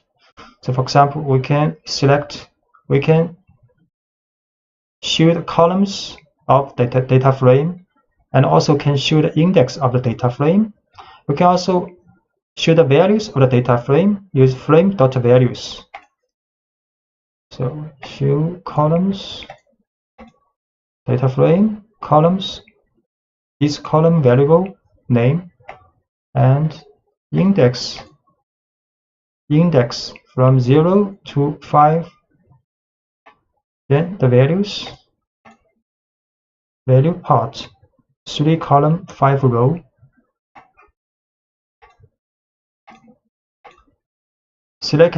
Selecting elements, or if you are interested in selecting only the contents of a column, you can write the name of the column. So we can write a frame, bracket, and quotes price, that will return the value of a price column. Another way to do this is to use the column name as an attribute of the instance of the data frame. We can also write frame.price, frame bracket price. So it will return column value of price. Actually, the return object is a series. And we can also use this format. Same, result is the same. And we can also use function loc and iloc to select the elements of a data frame. So for rows within a data frame, it is possible to use the loc attribute with the index value of the row that you want to extract. For example, frame.loc2, so it will return this row of the data frame. And if you want to select multiple rows, can specify an array inside the brackets. So inside the brackets, we put 2 number. So these 2 rows will be selected. And we also can select both from row and column. We can select this row and show this one. This row has 3 column variables, and the result will be a series. If we choose 2 rows, it's a data frame, 2 rows and 3 columns, a data frame. You can choose both for rows and a column. So only 2 columns and 2 rows selected.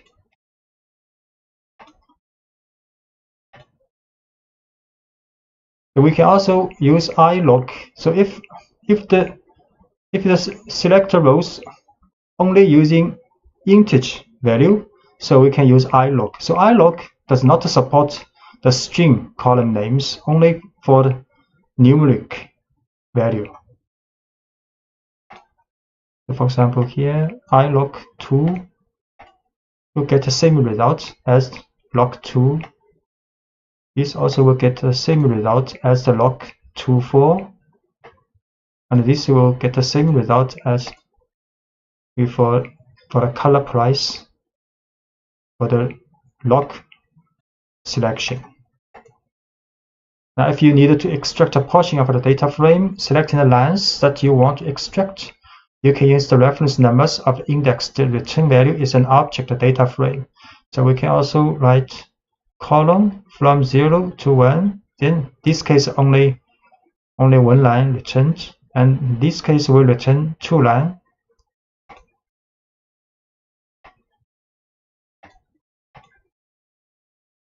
Even if it is one line, the result will be a data frame. It's 2 line data frame. And if what you want is to achieve a single value with your data frame, you first use the name of the column, then the index or the label of the row. So you have to select the column first, then the row.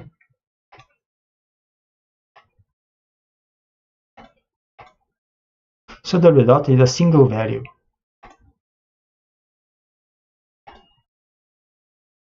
We can assign label names to index and columns.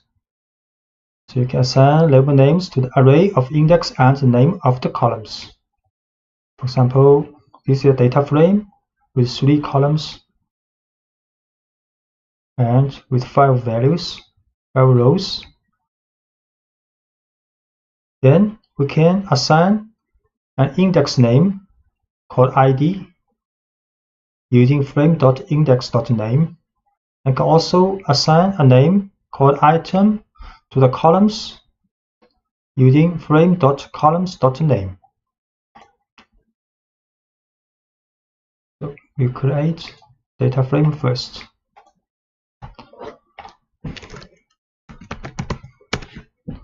Three columns, 5 rows. Then we assign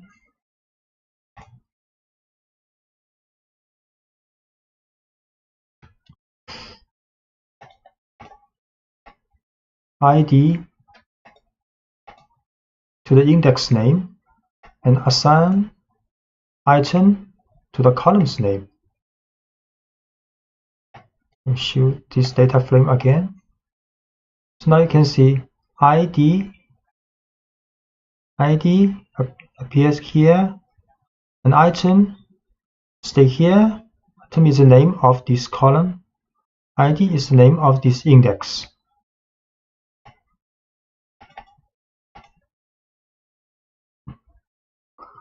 Add a new column. And you can do this by simply assigning a value to the instance of the data frame and specify a new column name. For example, if we write frame brackets new equals 12, then for this column, this is a new column created, then all rows for this column has value 12. And if we assign this array to this column, also possible. So frame new equals 12. So we show this data frame again.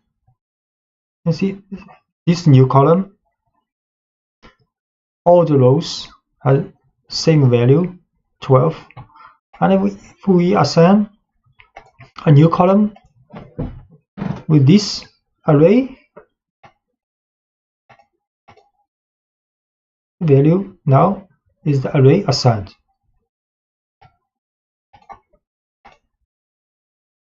And the columns of the data frame can also be created by assigning a series to one of them. So for example, this is a series with number from 0 to 4.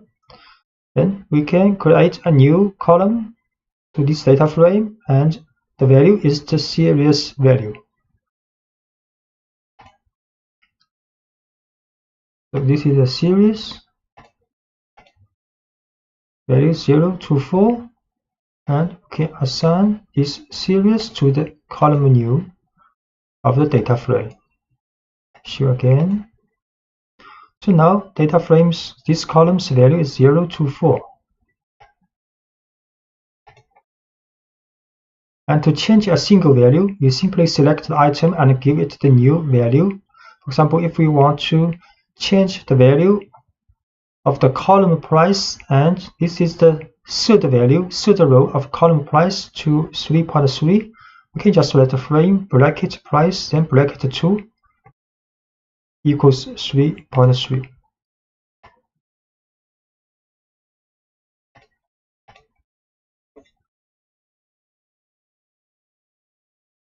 This is a warning message. Show 3.3 this value.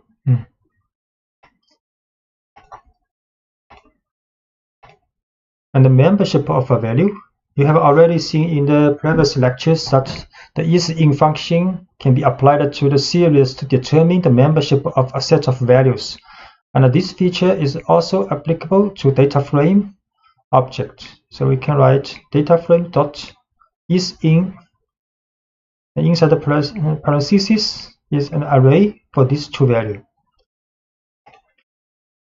So we can learn the data frame is in these two values.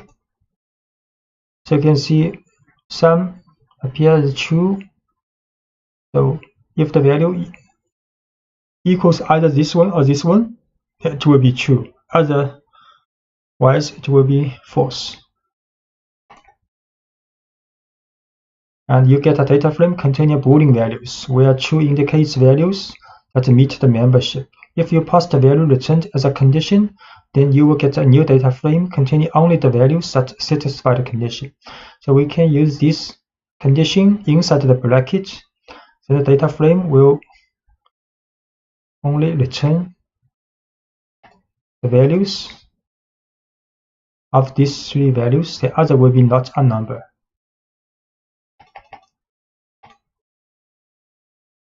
And deleting a column.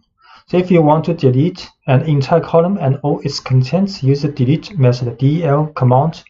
So we can write del frame new, then this column will be deleted. Delete frame new. Then we show this data frame again. So no column called new now, only 3 columns left.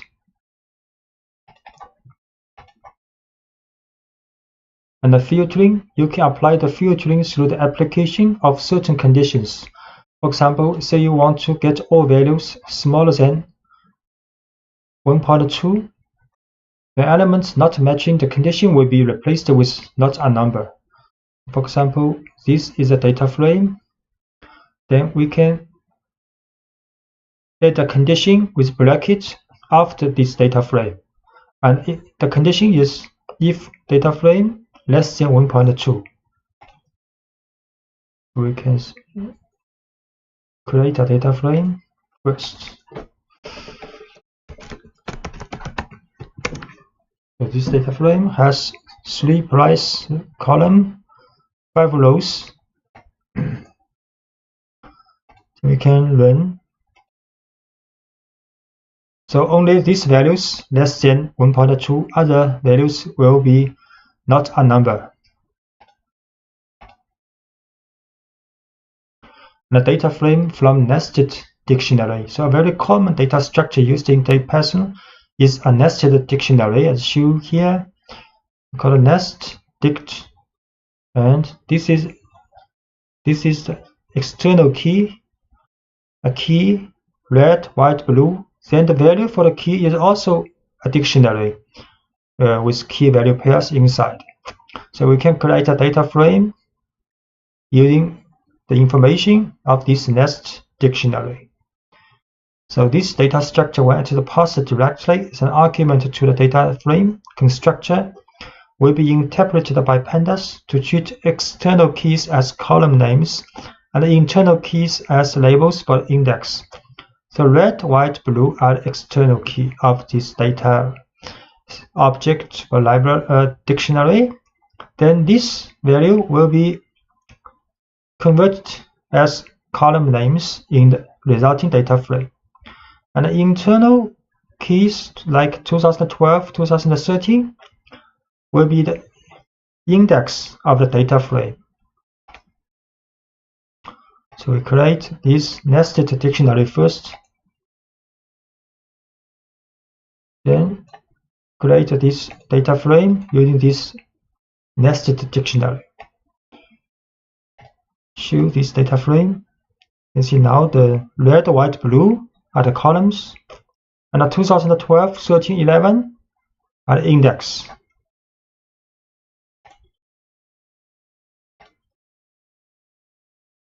And it's also possible that not all fields will find a successful match. Pandas compensates for this inconsistency by adding NaN. You can see this not a value.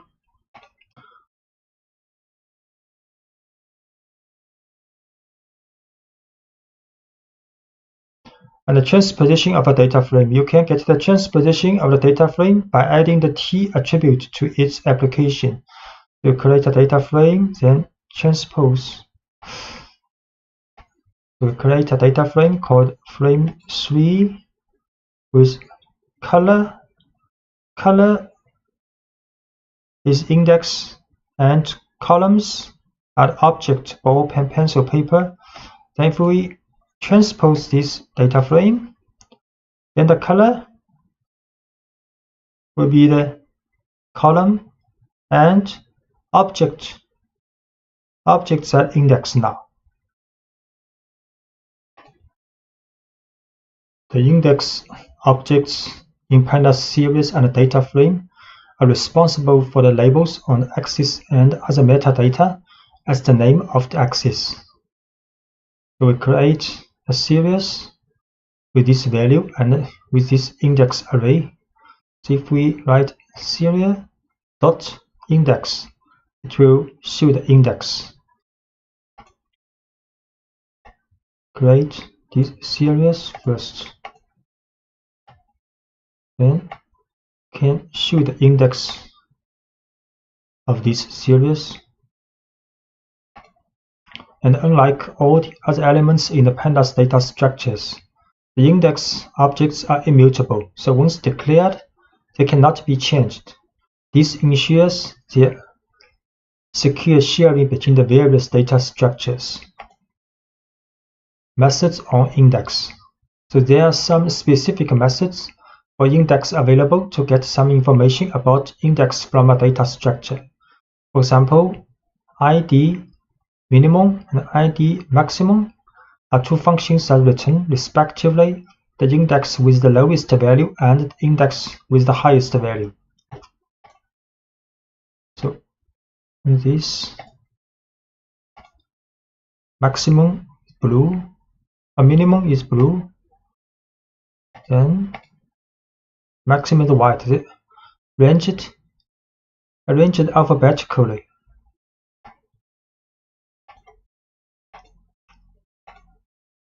And index with duplicate labels. So far, you have met all cases in which indexes within a single data structure have a unique label.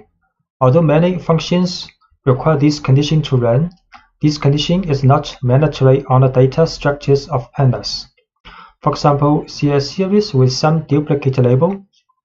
We create a series with 6 values, and index array can see white, white, green, green, duplicate. So regarding the selection of elements in a data structure, if there are more values in correspondence of the same label, you will get a series in place of a single element. So if we want to show the value of this series with the white index, then it will return 2 values in a series. And the same logic applies to the data frame with duplicate index that will return the data frame. To create a series with duplicate labels in index, then we show the index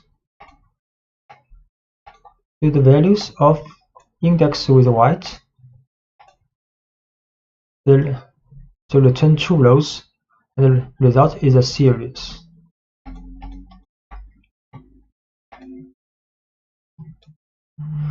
And the Pandas provides is unique attribute belonging to the index objects to tell if they are indexed with duplicate labels inside the structured data, both for series and data frame.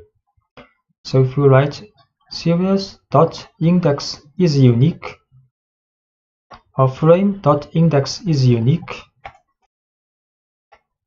series.index is unique, both because there are several duplicate index in this series, and we create a data frame also.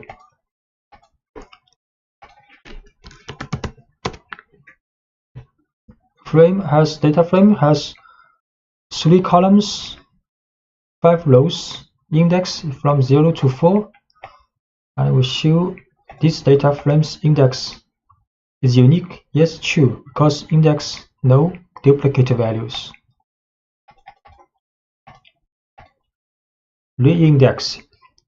It was previously stated that once it's declared in a data structure, the index object cannot be changed, but by executing a reindexing, you can also overcome this problem. It is possible to obtain a new data structure from an existing one, where indexing rules can be defined again. For example, we create a series with 4 values, and this is the index string for this 4 value. And during reindexing, it is possible to change the order of the sequence of index, delete some of them, or add new ones. So in the case of a new label, Pandas adds not a number as the corresponding value. So for example, we can create a new series using reindexing. So series reindexing with these 4 index strings, then the result will look like this. 3, 4, 5, 3, 4, 1 has value, but 5, the value is not a number, because in this series, no index value equals 5. Create a series with 1, 2, 3, 4 index. Then reindexing with the index value 3, 4, 5, 1. Then the result is another index, but 5 index value is 5, since value is not a number.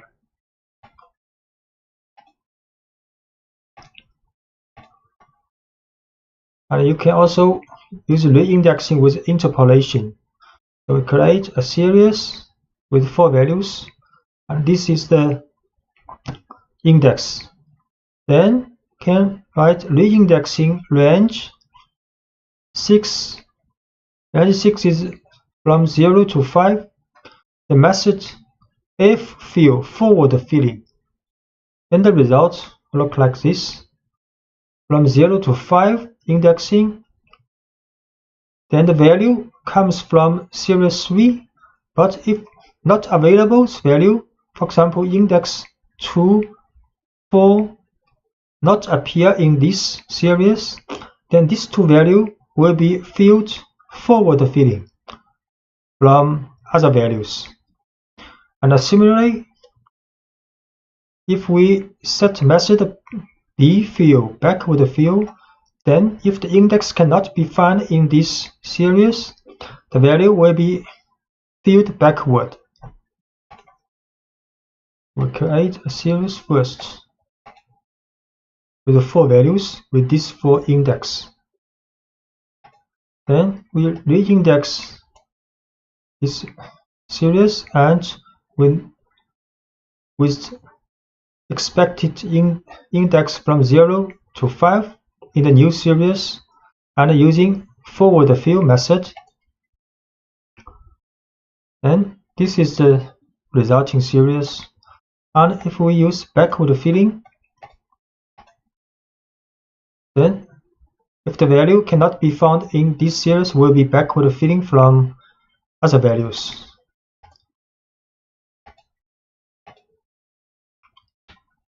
And we extending the concepts of reindexing with series to the data frame case. You can have a rearrangement not only for index but also with regard to the column. So this is data frame, then reindexing this data frame, and we'll return a new data frame with the range, index with the range from 0 to 4. And the method is forward filling, and a column is these 2 4 columns. This is the result data frame. So we show the frame again. First, this is the data frame. Then we use reindexing of this data frame with index from 0 to 4, method forward filling, columns, colors plus news objects.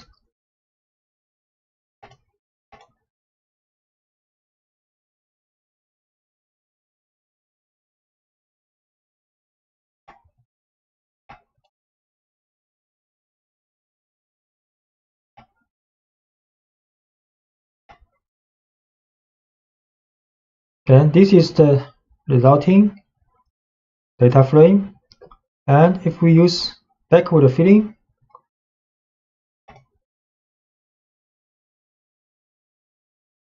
so this column new will be filled with the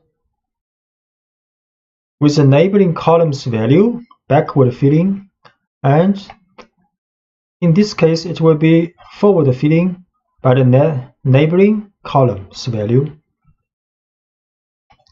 You can see this column the same as this one, and if we use backward filling, this column are the same as this one. Because the original data frame has a new column called new.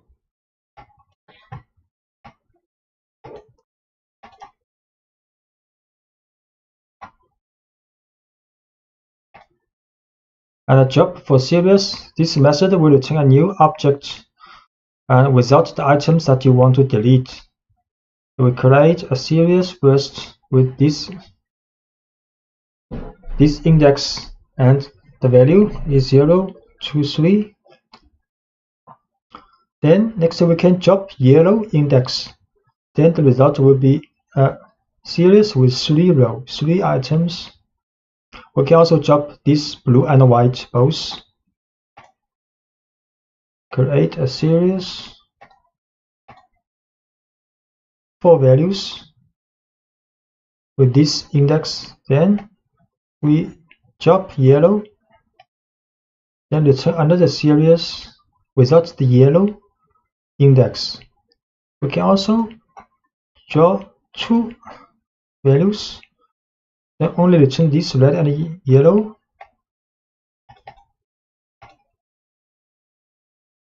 And job used for data frames. So regarding the data frame, instead the values can be deleted by referring to the labels of both axes. So this is a data frame with index column, 4 columns for index. And if we want to delete rows, you just pass the index of the rows. The frame.job pass these 2, then these 2 rows will be jobbed. And if you want to delete columns, you have to specify axis equals 1 here. So we create a data frame, 4 columns, 4 rows with this different color index. Then we job blue and yellow, and the result will be a smaller data frame with 4 columns and 2 rows. And if we job pen and pencil at axis equals 1, then the result will be a data frame with only 2 columns, and the pen or pencil columns are jobbed. Arithmetic operations and data alignment.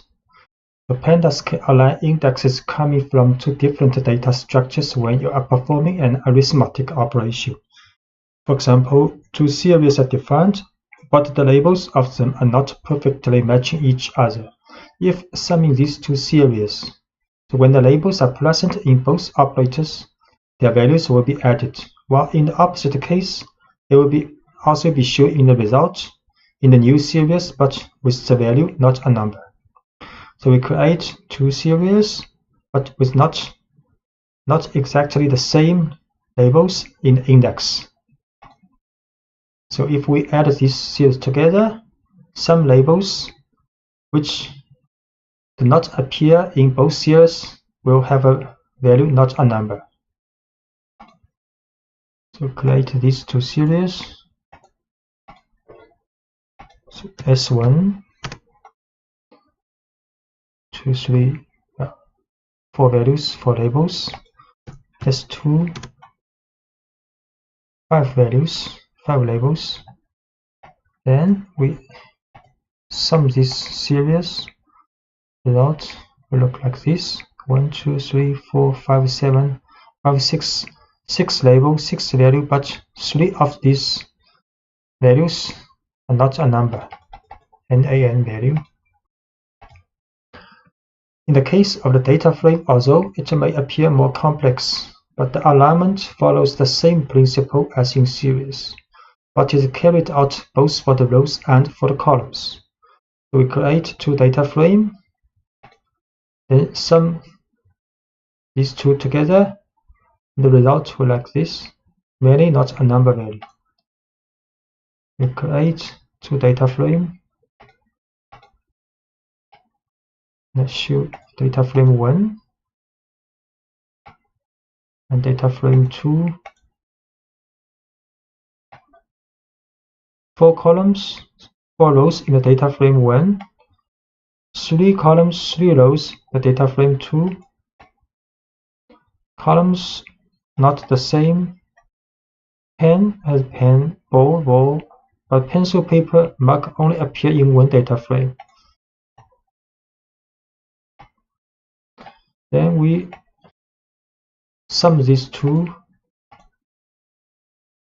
That will be a 5 column, 5 rows data frame with many.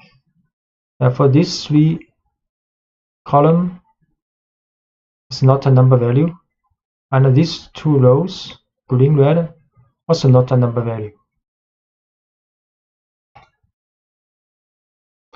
And this is called flexible arithmetic methods. So for example, we can use frame 1 dot add frame 2, the same as frame 1 plus frame 2. Can use this example. Result is the same as before.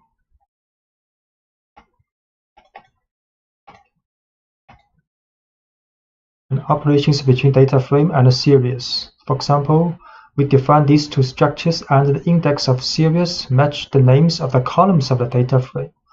So this is a data frame with columns, ball, pen, pencil, paper, and this is a series, index, also ball, pen, pencil, paper.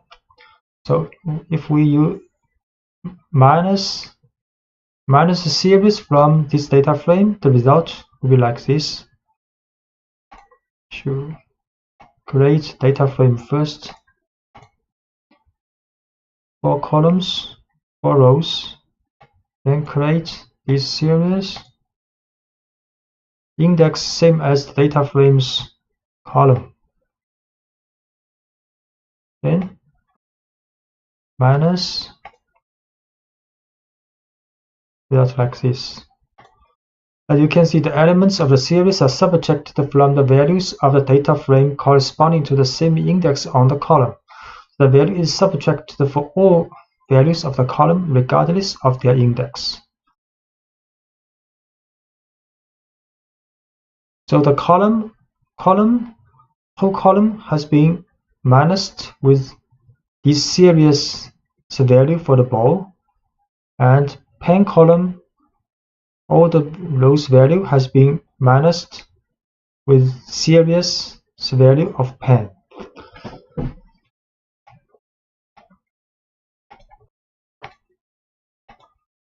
And if an index is not present in one of the two data structures, the result will be a new column with that index only, such all its elements will be not a number. So for example, we set series mark equals 9. Then if we minus frame with series, then the result will have 4 rows but 5 columns. One column mark comes from this series and without the value, not a number now, because this mark does not appear in the data frames column. We create the new value in the series. So now series has a label mark and the value is 9. Then frame minus series, the results, the extra column for mark but not value are all not a number. And function application and mapping functions by element. The Pandas library is built on the foundations of NumPy and then extends many of its features by adapting them to new data structures as a series and a data frame. So among these are the universal functions called ufunc, and this class of functions operates by element in the data structure. For example, you could calculate the square root of each value in the data frame using the numpys np.squared. You can write np.square root, then apply to this data frame. So data frame created.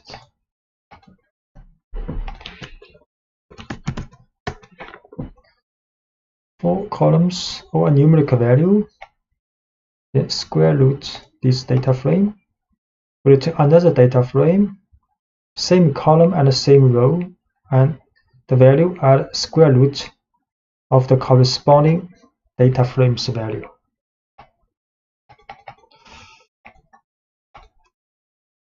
And functions by row or column, using the apply function to apply, for example, and the user define a function on columns or rows of the data frame. So we can define a function called fx and to return the maximum value minus the minimum value. So if we apply this function to the data frame, then the result will be a series and the labels, index labels are columns names of the data frame. So this function will be applied on each columns of the data frame. Define function. We can also define function like this way. This is another way, lambda, but we use this way also. Then data frame, apply this function, return a series. The labels are columns of the data frame and the value are a difference between maximum value and minimum value for each column of the data frame. And if we want to apply by rows, we can set axis equals 1 in the apply function. So this data frame also apply this function, but by row, set axis equals 1. The result will be the series, the labels are the rows of the data frame, and the values are the difference between the maximum value and the minimum value for this row in the data frame. Extending the application to many functions simultaneously, the result will return a data frame. So for example, we want to return the minimum and the maximum value, two value, and index called minimum maximum of this series in the definition of this function. Then we apply this function to data frame. Then the result will be a data frame with this index name, and each row represent the minimum or maximum value of this column of the data frame. We define this function which will return a series with two indexes. Then apply this function to the data frame. The result is a data frame, minimum value or maximum value of each column of this data frame. Most of the statistical functions for numpy arrays are still valid for Pandas data frame, so using the apply function is no longer necessary. For example, functions such as sum and mean can calculate the sum and the average respectively of the elements contained within a data frame. So create a data frame with 4 columns and with 4 index labels. Then we can just write frame.sum, then the result will be a series, and the index labels are column names of the data frame, and the values are the sum value of each column of the data frame. Create data frame first.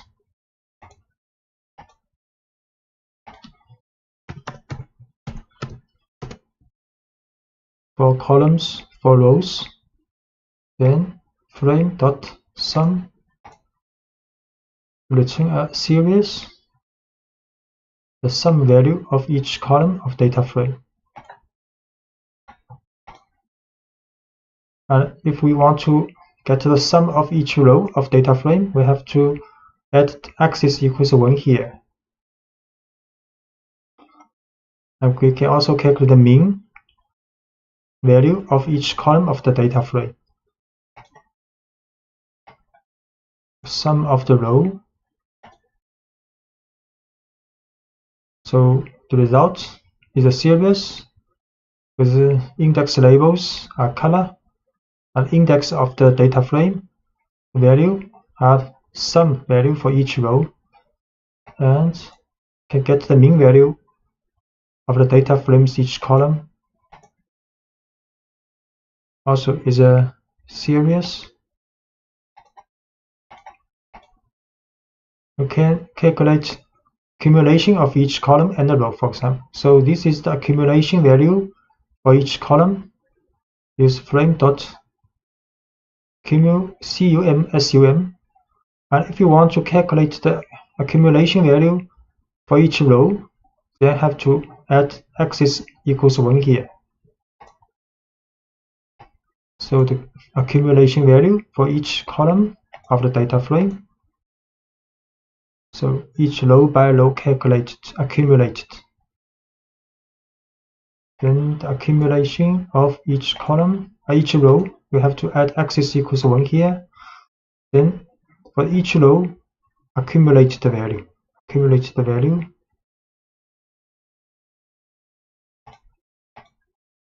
And describe function allows you to obtain summary statistics for the column in this case. So it will show the count, mean, standard deviation, minimum, and percentile value, quantile value, and maximum value. So frame.describe. So each column's statistics, descriptive statistics are calculated. And correlation and covariance between 2 series. So this is 2 series with same labels. Then we can write SEQ the first series dot correlate the second one, and the result is the correlation of these 2 series. And similarly, we can calculate the covariance of these 2 series. Create 2 series,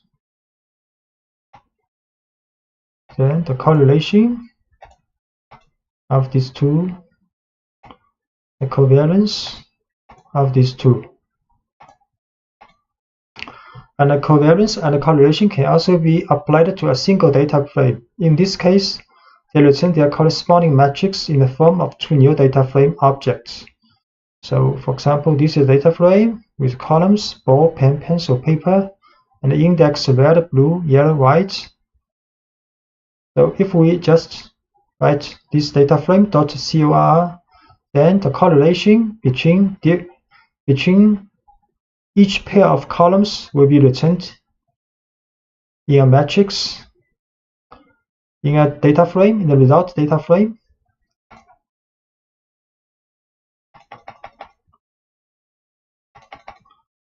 So we create this data frame called frame2, choose this data frame, then you just write data frame 2's correlation. So correlation between different columns are returned, and the covariance between different columns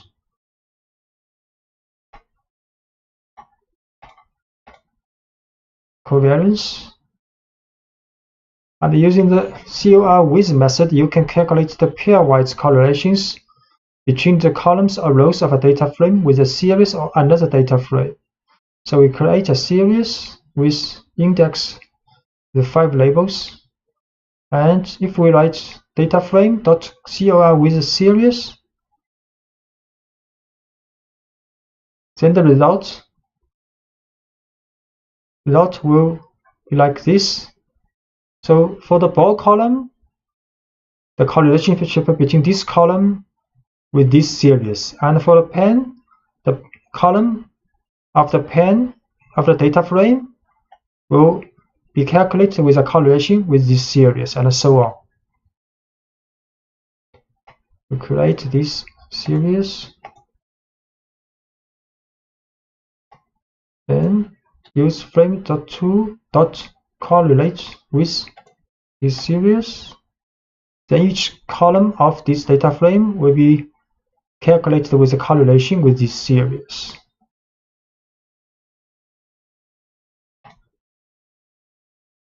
And we can also write frame2.cor with frame. So these two different data frames calculated with correlation for same column. So the column ball in this data frame is calculated with a correlation with the column ball in this data frame. Frame2 COR with frame. So the result is a series, but the labels represent the different columns in both data frame, and value is the correlationship between these columns. Pandas provides the sort index function, which returns a new object that is identical to the original, but in which the elements are ordered. So let's start by seeing how you can sort items in a series. We create a series with 5 values and its label. Then write SCR.sortIndex. Then output will be a series, and the order of the elements has been sorted according to the order of the index alphabetically. Create a series, then sort index. So the elements are sorted according to the index alphabetically. As you can see, the items were sorted in ascending alphabetical order based on their labels. This is the default behavior, but you can set the opposite order by setting the ascending option to false. So we set ascending to false. Then the items sorted, but with a descending order alphabetically of the index. And with the data frame, the sorting can be performed independently on each of its 2 axes. So if you want to order by row following the index, you just continue to use the sort index function without arguments, as you have seen before. Or if you prefer to order by columns, you need to set the axis options to 1. So we create a data frame. If we write frame.sortIndex, Then the data frames observations will be sorted by the index alphabetically in the ascending order. So we create a data frame, 4 rows, then sort index. You can see the observations rows have been sorted alphabetically in the ascending order based on its index.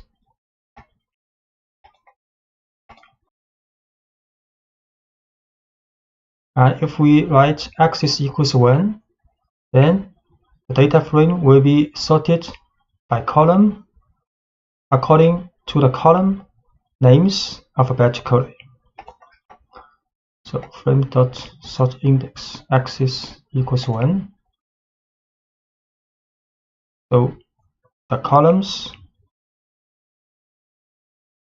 column names have been sorted alphabetically in ascending order. And the Pandas also provides a function to sort the values contained in the data structure. In this case, you have to differentiate depending on whether you have to sort the values of a series or a data frame. If you want to order the series, you need to use the sort values function. So we can write series.sortValues, then elements of the series will be sorted according to their values from lower to higher. Sort value for the series. So elements have been sorted according to their values.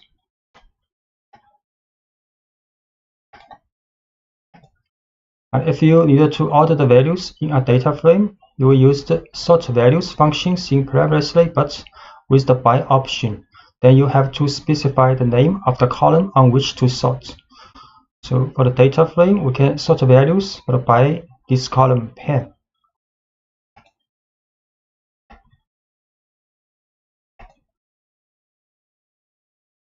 So the data frames observations rows are being sorted according to the value of pen column from lowest to the highest. And if the sorting criteria will be based on 2 or more columns, you can assign an array containing the names of the columns to the by option. So for the data frame, we can also sort values by more than 1 columns. So here by pen and pencil. Data frame dot sort values by pen and pencil. Pen and pencil both have been sorted from lowest to the highest value. And the ranking is an operation closely related to sorting. It mainly consists of assigning a rank, that is, a value that starts at 1 and then increases gradually to each element of the series. The rank will be assigned starting from the lowest value to the highest. So if we learn rank function to the series, then the result will be a series, and the value of the series to each label is the rank with the lowest with rank 1 and the highest value with rank 5 here. And by default, even the ranking follows an ascending sort. To reverse this criteria, can set the ascending option to false. So we can rank set ascending to false, then the lowest value will have highest rank. Series.rank ascending false. So the lowest value will have the highest rank now. Missing data are quite often in analysis, and they are recognizable in the data structures by the not a number, NaN value, and Pandas can better manage NaN in different situations. Assigning a NaN value to series. If you need to specifically assign NaN value to an element in a data structure, you can use numpy's np.nan value of the numpy library. For example, this is a series. We can add np.nan for this position, this value. Now we can also write S, for example, series white equals none, we'll get the same result, or can get the same result if we write series bracket white equals np.nan. Just note these two n and n have capitalized. So the result of this series will be like nan for the white index.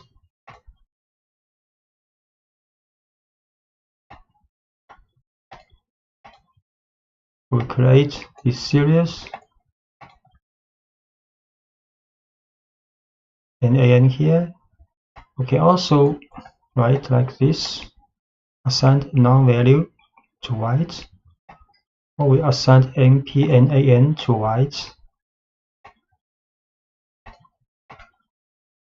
and we have the same result for these three statements.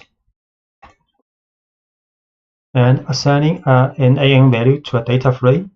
So this is a data frame created, so we can assign one of the value for the column ball and the index red to np.nan, or we can write frame ball red to none.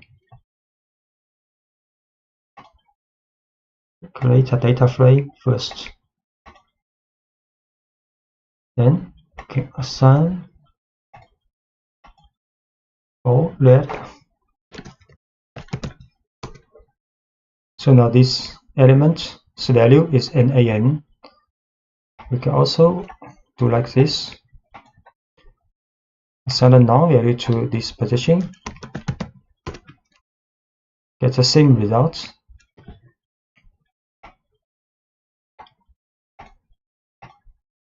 Filtering out nan values. You can use the job na function to eliminate the nan values during data analysis. So we can write series.jobNA. So it will return a series without the not a number value. Series.jobNA. The result is a series with 4 elements, and the value of nan has been excluded. And you can also directly perform the filtering function by placing not null in the selection condition. So for example, you can write series bracket for the selection condition. We write series.not null, and the result will be the same.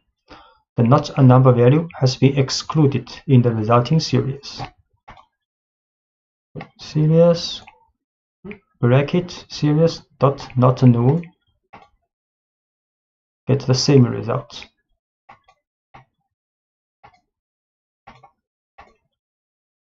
And if we are dealing with a data frame, it gets a little more complex. If you use the jobNA function on this type of object and there is only one nan value on a column or a row, then it will eliminate this column or row. So for example, this is a data frame with some not number value, like this. And if we write frame.jobNA for this data frame, and the result will be an empty data frame. So create this data frame, and every row or column has some nan value. Then we job na for this data frame. The result will be empty because if one column or one row has at least one nan value, then this column or row will be jobbed. So therefore, to avoid having entire rows and columns disappear completely, you should specify the how option. So assigning a value of all to it. This tells the job no function to delete only the rows or columns in which all elements are not a number. So we have to write like this. So frame.drop_NA how is all. So the result is what we want. Only the row or columns with all the values are not a number will be dropped. So the result is a data frame with 2 rows left. Filling in NaN occurrence. Sometimes you may want to replace NaN values with other numbers. For most purposes, the fill NA function is a great choice. And this method takes one argument, the value with which to replace any NaN. So we can write dataframe.fillNA0, then the not a number value will be replaced with 0. FillNA0. So now not a number's value has been replaced with 0. Or you can replace NaN value with different values depending on the column, specifying one by one the index and the associated value. So you can write also frame.fillNA. Inside the parentheses is a dictionary with key value pairs. The keys are columns, names, and the value are the value we want to replace for the NaN value for this column. So frame.fillNA, ball is 1, mark 0, and the pen is 99. You can see the result of this data frame has no NaN value, and each column's NaN value has been replaced with the value in this dictionary.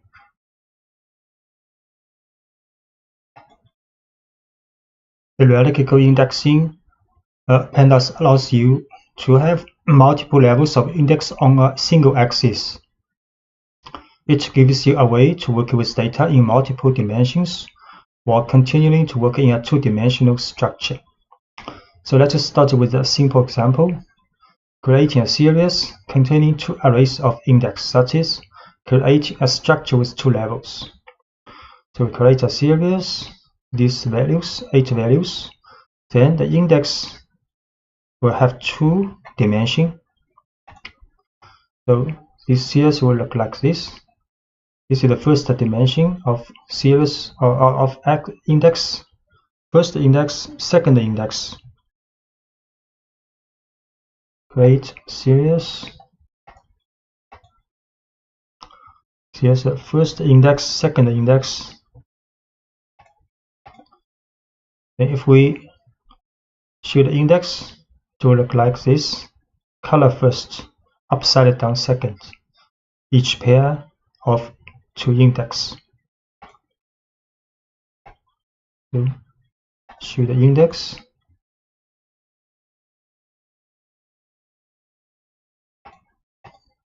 And you can select the values for a given value of the first index. So you can write brackets, select only the white index value, then it will like the smaller series with the index for this position up, down, right, and the value. Or you can select the values for a given value of the second index. And go, for example, you can write, but have to write column first, then comma, then up. Then it will be a smaller series with these colors on index. And if you want to select a specific value, you can specify both index. So you can write in the bracket, select white and up, then its value will be shown. Series white, this series column, comma up, like this. And we show the individual value. You have to put 2 index category here.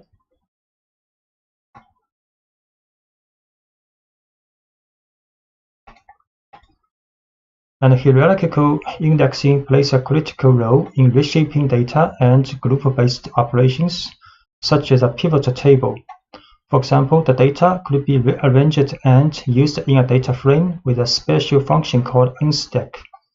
Now, this function converts the series with a hierarchical index to a simple data frame, and where the second set of index is converted into a new set of columns. So if we write series.unstack for this hierarchical indexing series, then the second index of the series will be converted to the columns headers of the data frame, and the first level index of the series will become the index of the resulting data frame. So if we write series.unstack, so it is the result of a data frame. And if what you want is to perform the reverse operation, so which is to convert a data frame to a series, you can use the stack function. So if we write data frame.stack, then the result will be a hierarchical indexing series, and the data frame's column headers will become the second level index of the series, and the index of the data frame will become the first level index of this series. So we can create a data frame first. So data frame has 4 columns, 4 rows.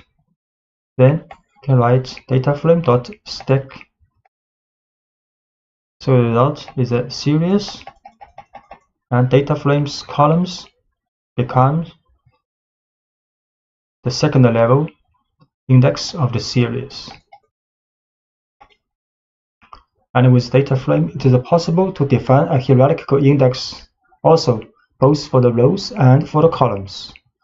At the time of the data frame is declared, you have to define an array of arrays for index and columns options. So for example, we can create a data frame, and there are 4 rows, 4 columns with total 16 values. And for the index, we can write 2 levels. For the columns headers, also 2 levels. Then the result will be like this.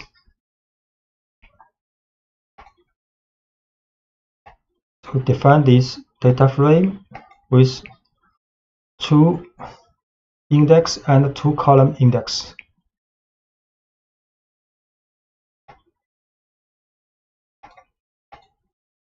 Occasionally, you might need to rearrange the order of the levels on an axis or sort for values at a specific level. So the swap level function accepts as arguments the names assigned to the 2 levels that you want to interchange, and return a new object with the 2 levels interchanged between them, while leaving the data unmodified. So if we want to reordering assorting levels, so we can do, first we have to define 2 names for the index, 2 index of this data frame, and the 2 names for the 2 columns of this data frame. So we define 2 names and show this data frame. So now 2 index, white, red, up, down, will have name called color and status, and 2 column headers also has name called object and ID. So next we can use swap levels, for example, to the data frame with between the colors and the status, these 2 index. So we can swap levels for the color status. In the original data frame look like color status here. So we swap level, we see how it is going. So now the data frame's index has been changed the position. Status is the first level index, and the colors is second level. And the data arrangement also changed accordingly.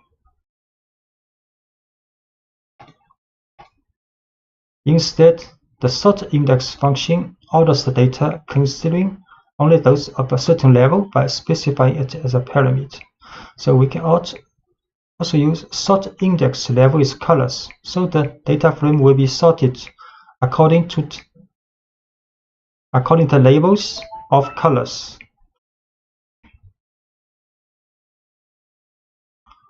So we can sort index level colors. So the colors labels are sorted alphabetically, then the values will also rearrange it accordingly. And the summary statistics by level. So many descriptive statistics and summary statistics performed on a data frame or on a series have a level option, so with which you can determine at what level the descriptive and summary statistics should be determined. For example, if you create a statistic at row level, you have to simply specify the level option with the level name. So if you want to get the sum value by level colors, so we can just write data frame.sum level is colors. The result will be a data frame, and the index is the color for different color, and the value is for the different columns. Data frame sum level by color. So you can see color, white, red, and the column pen 1, pen 2, paper 1, paper 2. And if you want to create a statistic or given level of the column, for example, the ID, you must specify the second axis as an argument through the axis option set to 1. So if you want to calculate sum by column ID, we have to add axis equals 1 here. So mFrame.sum level ID, because ID is at the column, I have to add axis equals 1. So the result is clear for the two index different level, different index, then the columns is by ID only. ID1, ID2, and sum value for these different index combinations.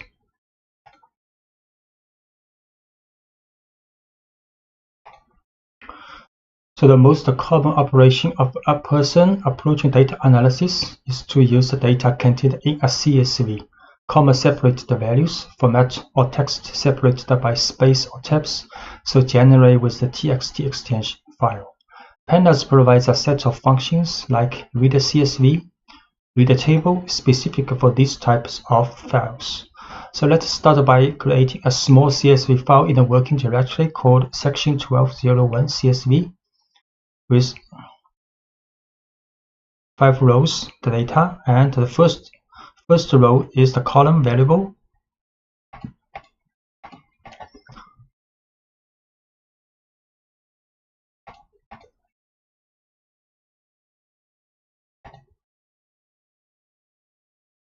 This file.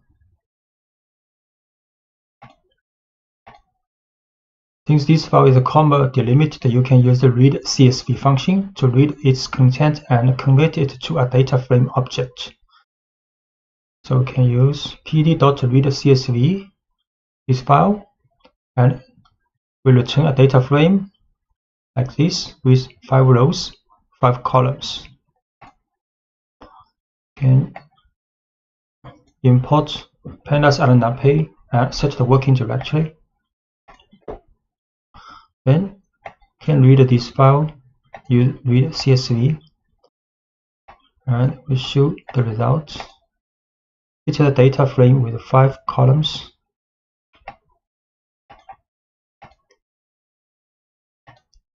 And since CSV files are considered text files also, you can also use the read table functions, but by specifying the delimit. So we can also read this file by using the function read table. But have to set the sep, the comma here. We can also read table. So the result will be the same, this data frame. In previous CSV file, headers that identify all the columns are in the first row, but this is not a general case. It often happens that the tabulated data begin directly in the first line. So for this CSV file, there are no header in file. So in this case, you could assign the default names to the columns by setting header option to none. So if we write header none, then the result data frame will be automatically set with header from 0 to 4. So we can read this file 2. File 2 has no header, so we can set a none. The result is a data frame with 5 columns, and the column headers have been set automatically by Pandas with default value from 0 to 4. And in addition, you can specify the names directly by assigning a list of labels to the name option. So we can also set names here, then the names will be manually added to the column headers in the resulting data frame. So we can read CSV but set a names array. Then it will be perfect data frame with 5 columns and their column headers. So in the more complex cases in which you want to create a data frame with a hierarchical structure by reading a CSV file, you can extend the functionality of the read CSV function by adding the index column option, assigning all the columns to be converted into index. To better understand this possibility, create a new CSV file with 2 columns to be used as index of the hierarchy. So this is another CSV file.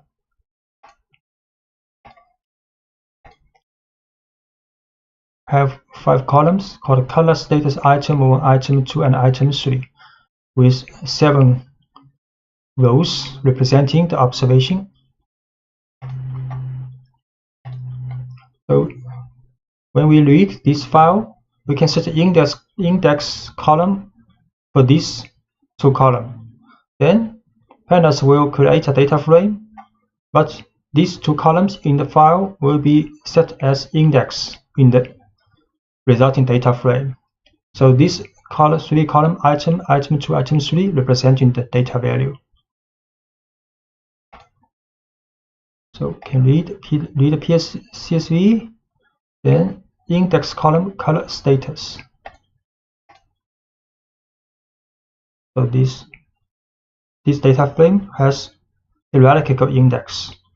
First is the color, second index is the status, and these 3 columns representing the data we want. And we can also read TST file into parts. So when large files are processed, or when you are only interested in portions of these files, you often need to read the file into portions, so we call chunks. You can explicitly specify the number of lines on which to parse with the n rows and skip rows options. So where you can select a starting line n called skip rows. So we start this line called skip rows, and the lines to be read after it called n rows. So in this statement, read this file, but we start from the 3rd row. So index 2 is the 3rd row. We start from the 3rd row, then skip n rows to read 3 rows from this row.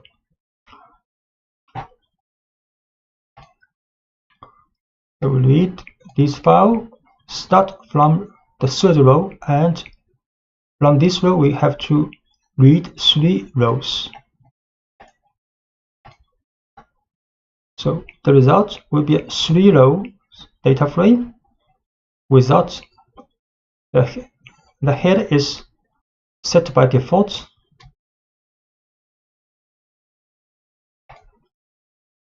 When reading text files in Pandas, it is possible that the files on which to pass the data do not show separators well defined as a comma or a semicolon. In these cases, the regular expressions come to our aid, and you can specify a regexp within the reader table function using the sep option. A regular expression called RE specifies a set of strings that matches the rules defined in it, and let you check if a particular string matches a given regular expression in data analysis. And they can return the strings that follow the rules and will discard it if it does not follow the rules. This is some commonly used regular expression symbols. Dot, so matches any single character. And \d, lowercase, means all the digits. \d with the uppercase means non-digit characters, and so on. So this is for the white space characters like space tab new line, and this is non-white space character. And for example, this one is 0 or more of the preceding character occurrence. 0 or more occurrence of the preceding character. And plus sign means match the preceding character one or more times. Let's say we want to create a string that meets the following rules. Write the letter A at least once, append to this the letter B exactly 5 times, and append to this the letter C any even number of times, and write either the letter D or E at the end. So for these 4 rules, many strings will meet these 4 rules, like this one, and so on. There are many infinitive number of variations. But if we use regular expressions, we can just write a shorthand way of expressing this set of rules. For instance, here is the regular expression for the series of steps just described.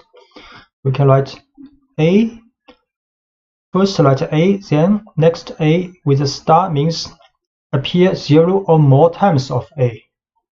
So this means the letter A at least once. Then next 5B or 5B. And C with any even number of times occurrence, we can write in the parentheses 2C, then with a star. So this will occur at least 0 or more times. So any even number. Then in the last place we will write a parenthesis, and inside with a bar means D or E. So this will happen only one time. So this rule meets these 4 rules. And the strings might seem a little daunting at first, but it becomes clearer when you break into components. So parsing text using regular expressions with Pandas use reader table function. Take for example in which we have the values separated by tabs or space in a random order in file 4, like this. Then we can read this file using sep with white space occur 1 or more times as the separator, and the engine will write Python. You can see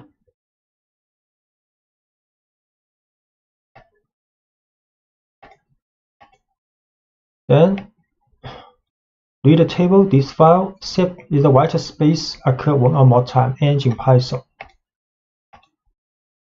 The result is perfect. If we look at these files, this file like this, the result is a perfect data frame. And in reality, you can consider separate characters like alphanumeric characters also. So for example, integers such as 0. And in this example, you need to extract the numerical part from a txt file in which there is a sequence of characters with numerical values, and the literal characters are completely fused. So this is a file, and we want to read the numerical values. Then we can write a sep as non-numeric data occur one or more times at the separate. You can try this. So this is the file. This is the file aligning with the numbers and alphabets. So can read the table, use separator as non-digital symbol, occur one or more times, and header none and engine is Python. The result is perfect. Numeric data has been extracted out and read into a data frame. You might want to write the data contained in a data frame to a CSV file. To do this writing process, you will use the toSV function of Pandas and accept as an argument the name of the file you generate. So this is a data frame, and we can write this data frame to this file called 7CSV. Create a data frame with 4 columns and 4 rows. Both have column headers and index names. Then you can write to section 1207 CSV. And if we open this file,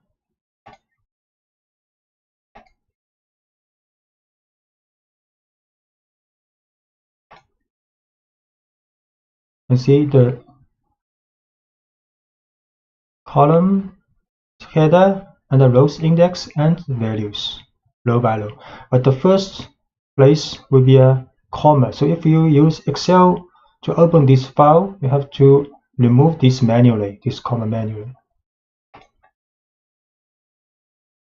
As you can see from the previous example, when you write a data frame to a file, index and columns are marked on the file by default. And this default behavior can be changed by setting the 2 options index and headers to false. So if we do not want Pandas to add index and columns headers in the CSV file, we can set false to these 2 options. So we write to file 7b again with index and column header to false.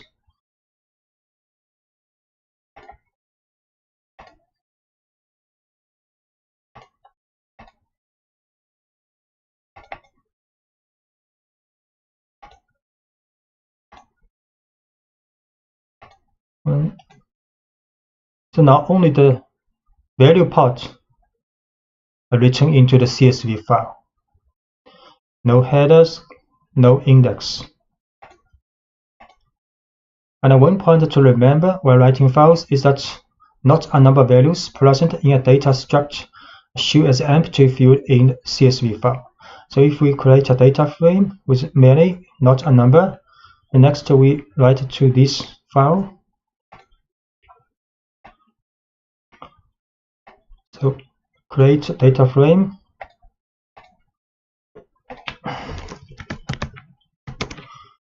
There are lots of not a number value. So we write to section 8 CSV.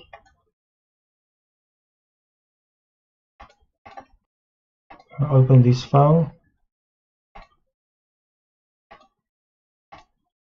You can see the not a number value has been transformed to empty place.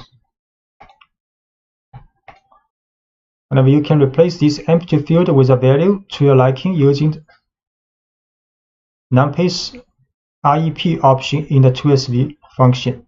So common values may be null, 0, or the same NaN.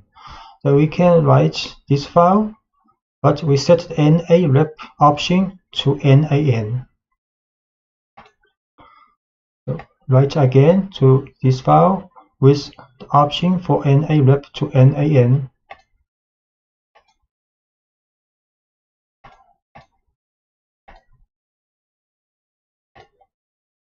Open this file. So now it's perfect. Not a number has been written into the file with not a number value. It it is not uncommon that the data collected in tabular form in an Excel spreadsheet. Pandas provides two functions to this purpose. ToExcel used to read data frame to Excel, and the readExcel is used to read Excel data into a data frame. So note that you have to install OpenPyXL package. You can use, for example, conda install OpenPyXL. And the readExcel function can read both Excel 2003 and 2007 form. So let us see an Excel file.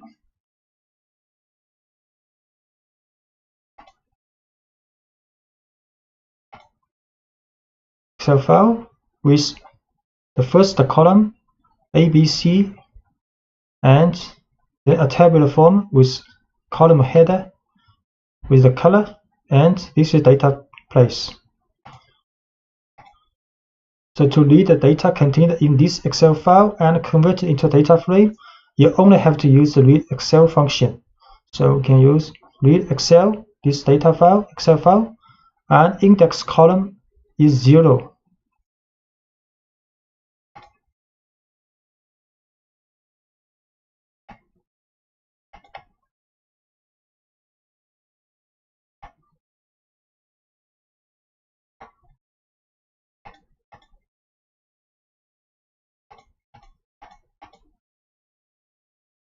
So read this Excel file.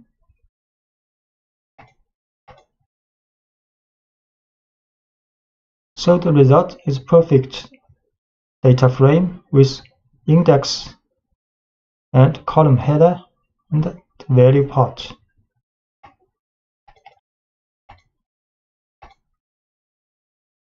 As you can see, by default, the returned data frame is composed of the data tabulated in the first spreadsheet. If, however, you need to load the data in the second spreadsheet, you must then specify the name of the sheet or the number of the sheet, just as the second argument. So if you want to read data in the second sheet, we can write sheet number 1 means second, and also put the sheet name here, sheet 2.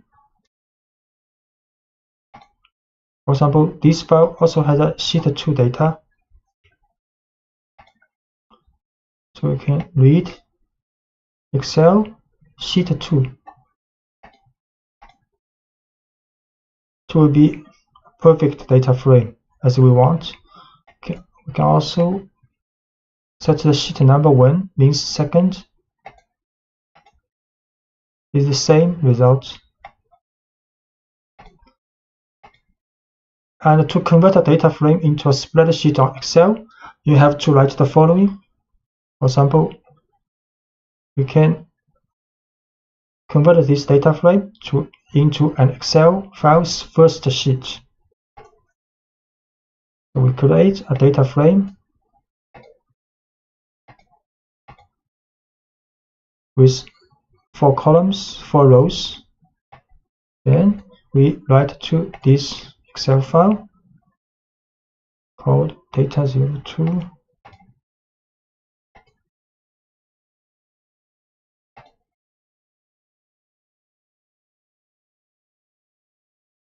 And it is perfect. So the first column is the index, and the first row is the column header. Then this is data part.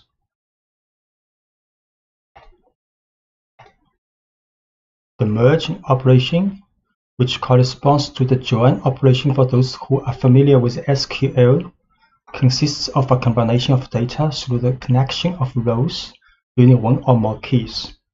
So in fact, anyone working with relational databases usually use the join query with SQL to get data from different tables using some reference values, keys, shared between them. So on the basis of these keys, it is possible to obtain new data in a tabular form as the result of the combination of other tables.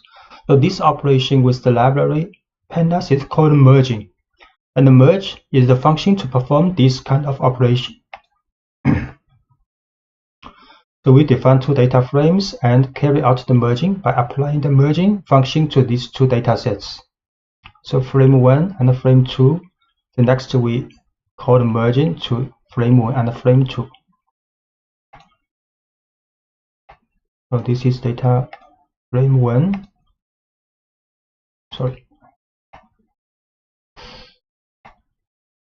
Set the working directory and import the library.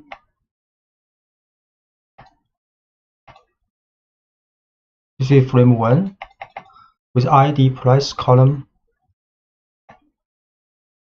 with 5 rows, and this is frame 2 ID color, 4 columns. ID price and ID color columns. Then if we merge these two data frames, the result will be 4 rows with this ID and 3 columns ID, price, and color. So as you can see from the result, the returned data frame consists of all rows that have an ID in common. In addition to the common column, the columns from the first and the second data frame are added. So in most cases, you need to decide which is the column on which to base the merging. To do this, you have to add on option with the column name as the key for the merging. So we create 2 data frames again, but in this case, have 2 data frames having columns with the same name. So if you launch a merge, you do not get any results. So we create again another called data frame 1 with 3 column ID color branch with 5 rows, and frame 2 ID branch 4 rows. You can see in these 2 data frame have 2 columns called ID branch in both data frames. So next, if you use merge data frame 1 and frame 2, you will get nothing because Pandas do not know which is the criteria you want to merge with. Empty. So it's necessary to explicitly define the criteria for merging that the Pandas must follow. So specifying the name of the key column in on option. We have to set an on option, for example, ID here. So merge data frame 1, frame 2 on ID. So the result will be a data frame with 4 rows, and the merging operation implemented based on common ID values in 2 data frames. Then these rows are combined with all the columns in in 2 data frames. But the brand in 2 data frames has been changed with the name for the brand X and the brand Y.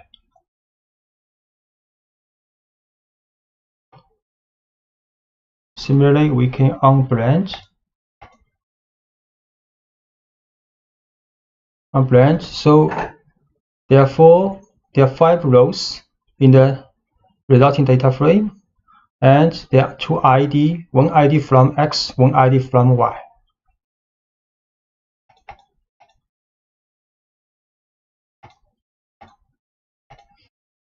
And often, however, the opposite problem arises, that is to have 2 data frames in which the key columns do not have the same name. To remedy this situation, you have to use left on and right on options, so which can specify the key column for the first and for the second data frame. So if we change data frame 2 column name to SID branch, then we can merge these 2 data frames, for example, left on ID and right on SID. Then Pandas will find the same ID in the first data frame with the same ID on second data frame's SID column. So the result, you can see, will have 5 columns, and these 2 columns have the same value. same value, then other columns combined with blend X, blend Y. So we change data frame choose column name to SID and blend.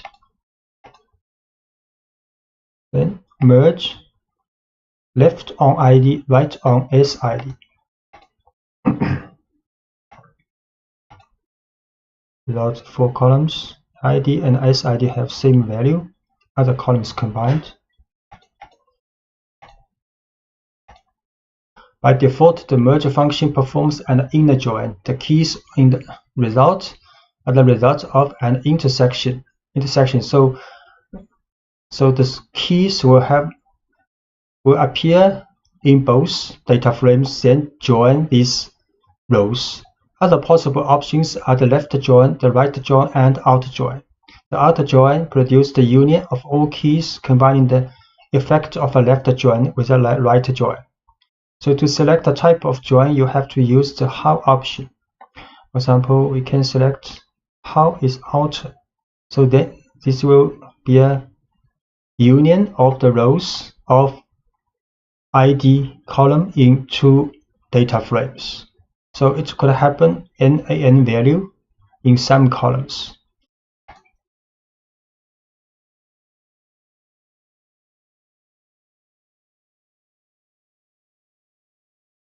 We change it back. First, change it back to ID blend to data frame. Then we use the out option for the join. Key is ID. Then there are 6 rows, and these 2 rows for the blend Y is not a number value. And we can try the left. So the ID's value will no more than the ID's value on the first data frame. So if the ID's value does not appear in the first data frame's ID value, then these rows will not be joined. So this is left. In this case, also 6 rows in the resulting data frame. And for the right, similarly, so the ID value only appear in the data frame 2, then these rows will be joined with the data frame 1. And the rows with the ID value not appear in data frame 2 will not be joined together. So only 4 rows in the resulting data frame.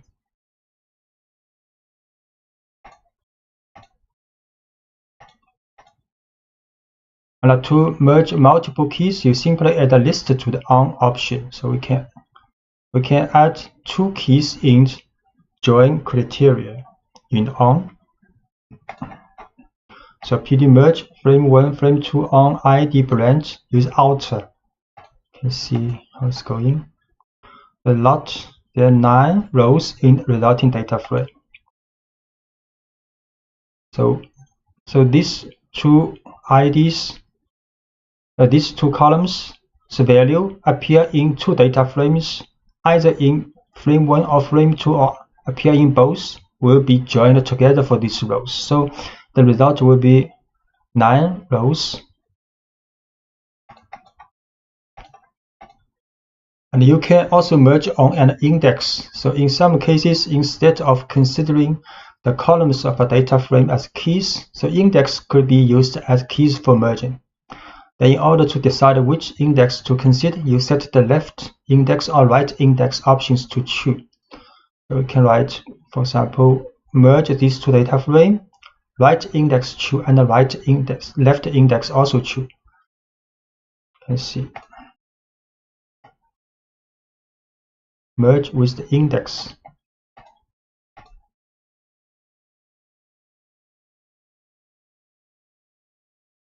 So 4 rows, and index will be set as index IDX, IDY, blend X, blend Y, because these 2 data frame has same columns, so XY will be added.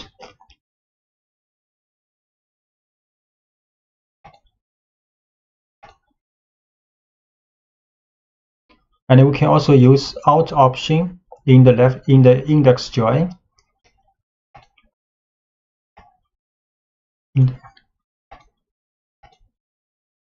So it will be 5 rows.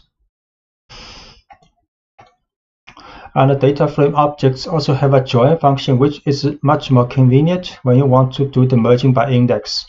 So it can also be used to combine many data frame objects having the same index but with no columns overlapping. So in fact, if you launch, you will get an error code because some columns in frame 1 have the same name as frame 2. Then you have to rename the columns in frame 1 to frame 2 before launching the join function. So if we now just use join frame 1 with frame 2, we'll have a value error because some columns in frame 2 and in frame 1 have same column names. So we have to set the name different for the two columns, change the frame 2's column's name. Then we can use join. Then this is same as index join.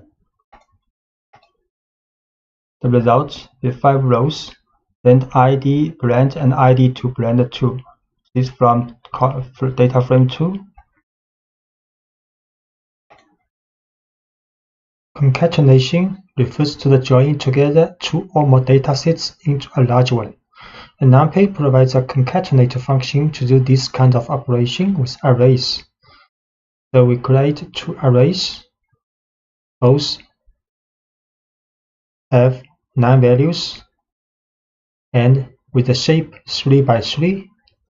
Then if we run numpy.concatenate array 1 and array 2 and with the axis equals 1, then the second array will be put into the result array as extra column with the array 1. And if we write np.concatenate array 1 array 2 axis 0, then two array will be added by row. So create two array. This is array 1 and this is array 2. So concatenate these two first by column. The result will be an array with shape 3 by 6 and concatenate these two array row. The result will be an array with shape 6 by 3. And concatenate Pandas series and data frames. Can use concat function in the Pandas to this kind of operation. So we create two series with 4 random number and with different index. So if we concat serial 1 with serial 2, the result will be a series with 8 elements. Create series, then create another series, and we concatenate these two series together. The result will be a series with 8 values. And by default, the concat function works on axis 0, having as a returned object a series. If you set the axis equals 1, then the result will be a data frame. So if we run pd.concat serial 1 and serial 2, but with the axis equals 1, the result will be a data frame. So the serial 1 will be on the first column and serial 2 will be on the second column, but these two parts will all have the value not a number. So we run this axis equals 1, concat these two series. The result will be a data frame with many not a number value. And the problem with this kind of operation is that the concatenated parts are not identifiable in the result. For example, you want to create a hierarchical index on the axis of concatenation. You can do this. You have to use the keys option. So if we put the keys equals 1, 2 in this concat operation, then the result will have a hierarchical index for this series, and the first index will be identified with the key 1, 2, exactly same as we have put here in the function. So PD concatenate these two series with keys 1 and 2. The result is a series with a hierarchical index 1, 2 in the first index. And in the case of combinations between series along the axis 1, the keys become the column headers of the data frame. So if we concat these two series and axis equals 1, keys equals 1 and 2, then the result will be a data frame, and the column headers will have this name 1 and 2 from this keys array. So PD concat these two series, axis equals 1, keys equals 1 and 2. The result is a data frame with the column headers we have manually assigned to the keys.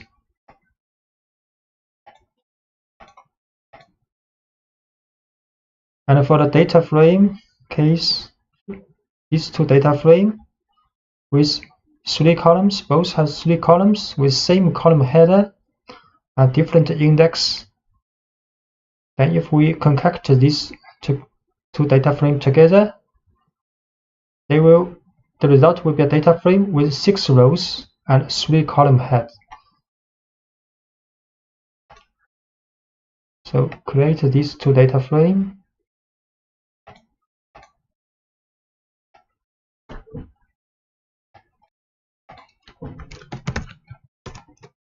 Frame 1, frame 2, then we concat together these two. The result will be a data frame with 6 rows, 3 columns.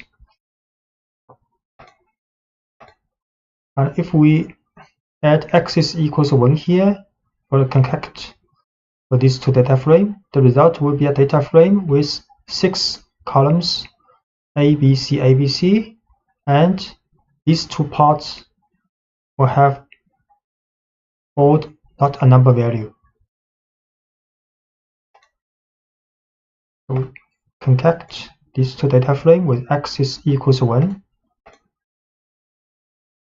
So the result will be a data frame with 6 columns.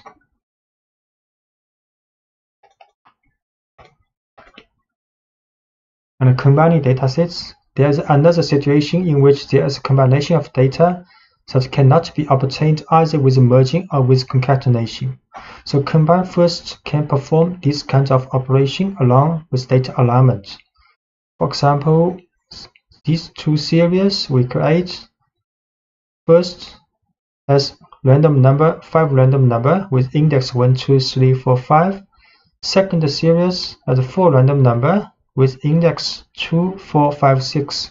We see this index overlapping. So if we write serial 1 dot combine first serial 2, the result will be a series with 6 index. But because of this duplicate index 2, 4, 5, but if we write combine first, so for duplication, these duplicate values will be assigned with first series here. So we create 2 series, first one and second one, both a random number. And we combine first serial 1 here, then combine first with serial 2. The result will be a 6 value series, and we check for the, for example, index 2, the value will be same as index 2's value in serial 1, and so on. And if we put serial 2 first, then use combine first function with serial 1, it will be different. Also 6 values with index 1 to 6. Now this time, for example, index 2's value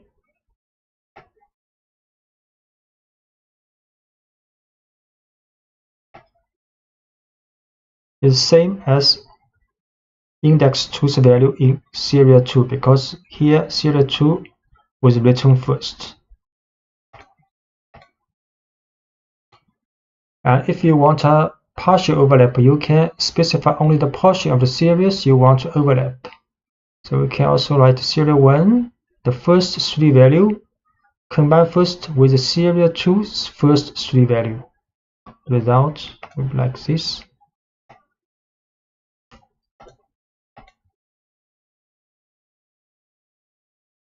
So there are only 5 values because one index was overlap. So for the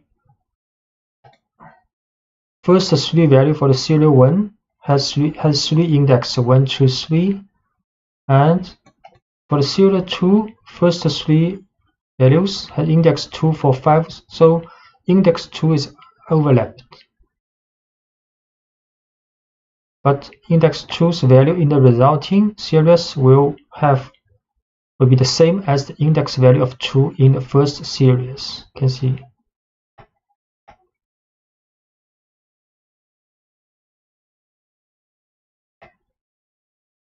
This one.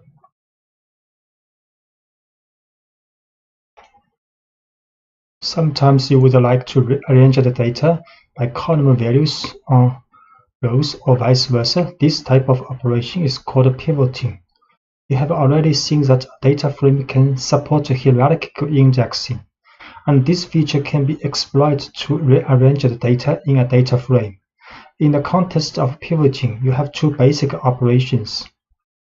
Stacking means rotates or pivots the data structure, converting columns to rows, and unstacking converts rows into columns. So pivoting with hierarchical indexing. So this is a data frame with 3 columns and 3 rows. So we can create a series if we use stack function to this data frame. So we create this data frame, then we run stack function. We show this series. So this series has a hierarchical index. This is first index, this second index. So after stacking, the result is a series with hierarchical index. And you can see the columns of the data frame has been transformed to the second index of this series. And from this hierarchical index series, you can transform to a data frame by use of the unstack function. If we run unstack function to this series, then the result will be the original data frame. And the second index of the series has been converted back to the columns of data frame. So we run again of unstack to this series. Yeah, it's true. The result will be a data frame exactly the same as the original data frame. And you can also do the unstack on a different level, specifying the number of levels or its name as argument of the function. So if we run unstack to this series, but we put 0 here, so the first index axis of the series will be converted to the resulting data frames columns. So series unstack 0. You see now the ball, pen, pencil will be in the index, and the white, black, red will be at the column head.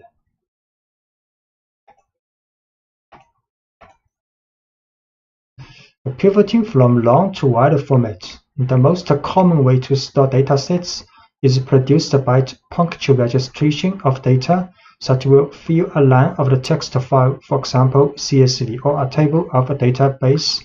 This kind of tabular format of datasets can be referred to as a long or stacked format, like Excel table. To get a clear idea about that, consider the following data frame.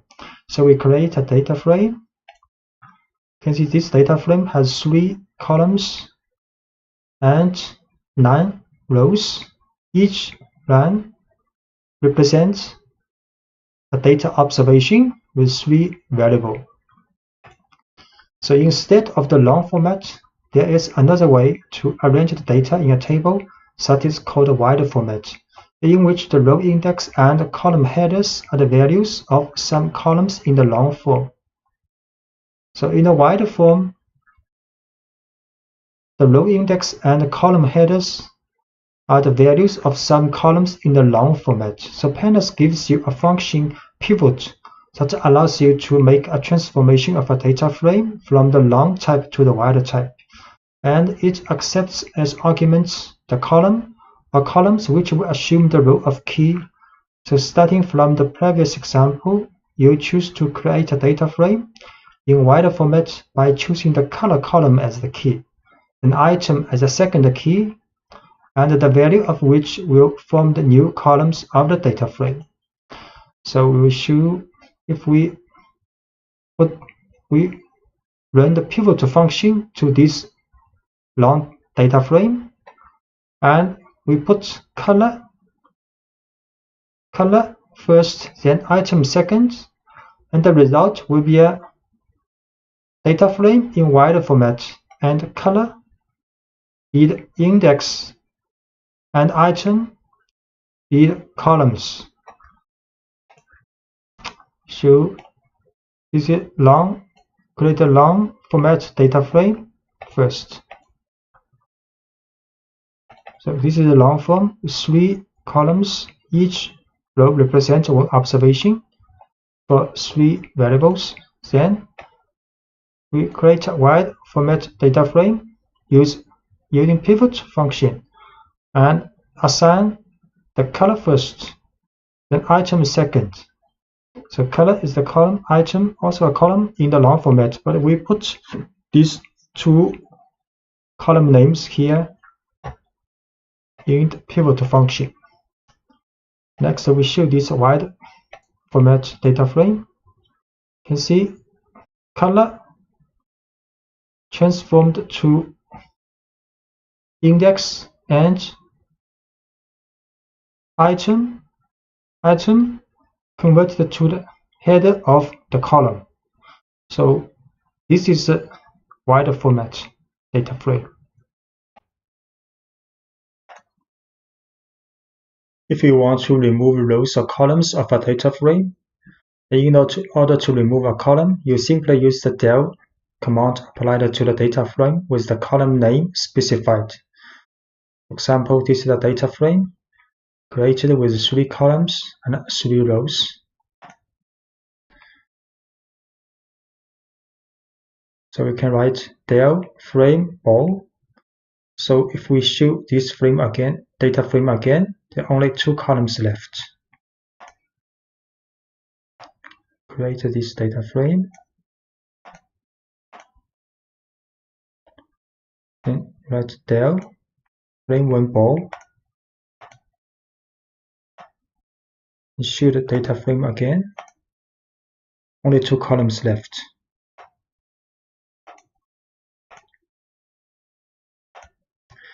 And if we want to remove an unwanted row, you have to use the job function with the label of the corresponding index as an argument. So if we write frame1 dot job white, so the row of the white will be removed. So we next run this. So only 2 rows left.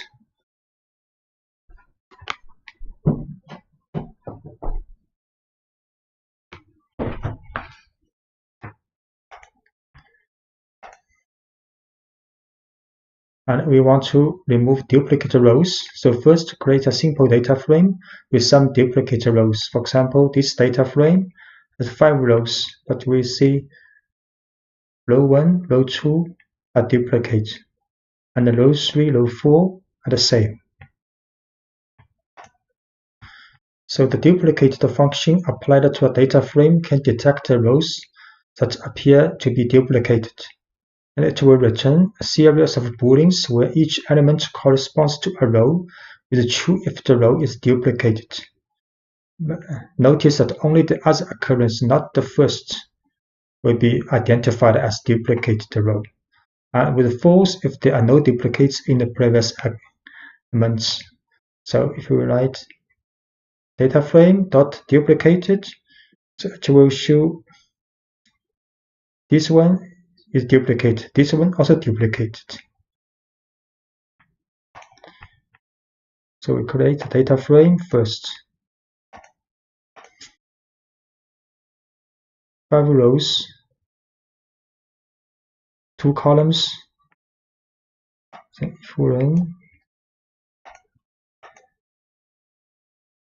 so these 2 rows are duplicated.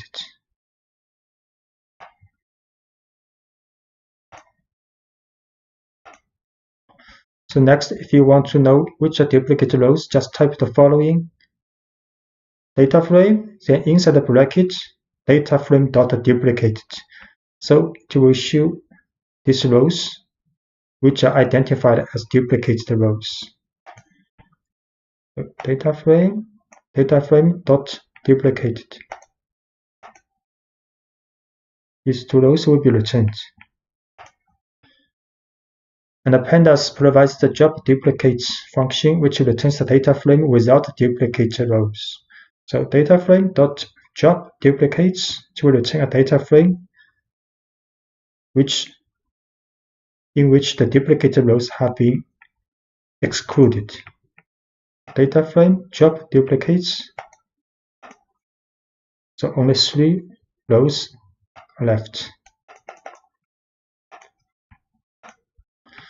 And the mapping, the Pandas library provides a set of functions which exploit mapping to perform some operations. The mapping is the creation of a list of matches between 2 different values with the ability to bind a value to a particular label or string. So for example, these dictionary objects are appropriate to define a mapping. So inside the dictionary, the keys, the label 1, and the value 1 is a map to this key, value 2 is a map to this key, and so on. So the map functions usually perform these operations. Can replace values. The map can create a new column and replace the index values. So here we will show replacing values via mapping. So often in the data structure that you have assembled, there are values that do not meet your needs. In such cases, a replacement operation of various values is often a necessary process. So define, as an example, a data frame containing various objects and colors, so including 2 colors that are not in English. So this data frame has 1 column, has 3 columns, and the column for color has 2 values and not English. And to be able to replace the incorrect values with new values, it is necessary to define a mapping of correspondence. So containing as a key the new values, then you can use the replace function with the mapping as an argument. So we define a map dictionary called new colors, with the keys are those colors not English. Then the values are English name, Next, we can use the replace function, and with this dictionary new colors as argument in this function, and this function assigned to the data frame. So it will return the data frame with the colors all English. We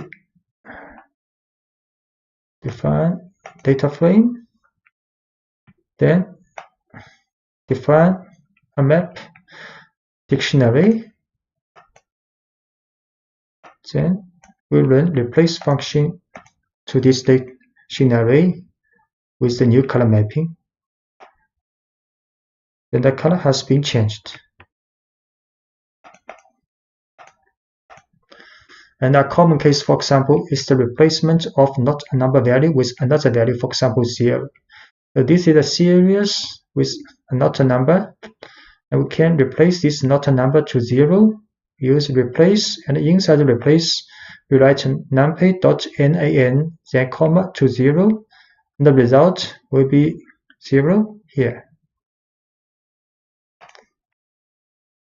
So create a series with a not a number here, to not a number, then we run replace to this series and replace the not number to 0 now.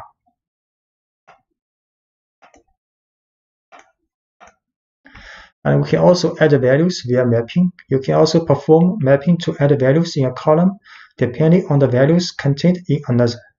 So this is a data frame with 2 columns, item, color. So let's suppose you want to add a column to indicate the price of the item shown in the data frame.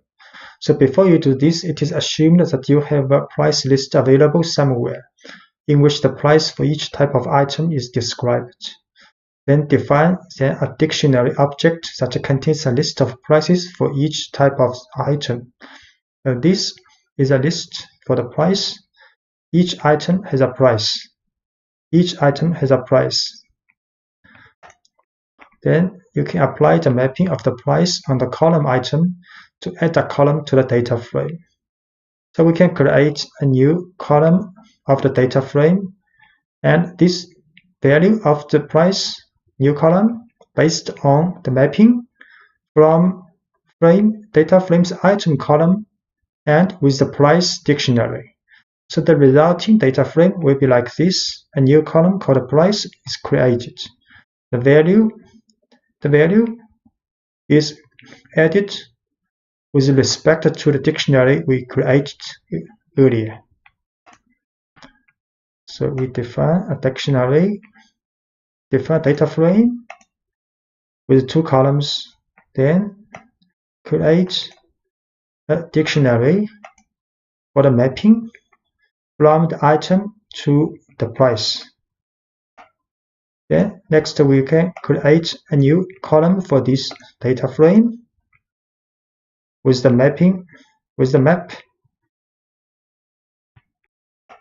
Then we show this new data frame. The price column is created. Pandas provides the rename function, which takes the mapping, a dict object, as an argument to rename indexes of axes. So let's look at an example. This is a data frame with 3 columns, 5 rows. We can define a dictionary called the reindex with the keys from 0 to 4 and the values from 1st to 5th. So next we can put this reindex dictionary in the function rename and apply to this data frame. So the result of this data frame's index has been renamed.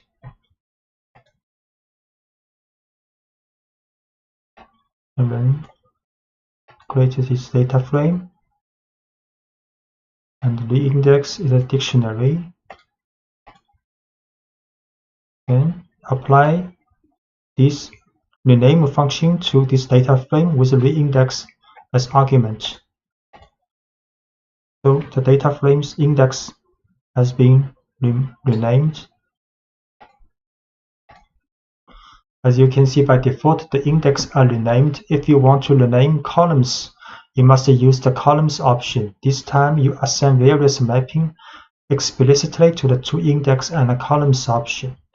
So we can define another dictionary called recolumn with 2 key value pairs. Then next we can rename this data frame index with the reindex dictionary and the columns with the recolumn dictionary. So this time both the index and columns of the data frame has been renamed. So define this dictionary for the column, then rename both index and the columns.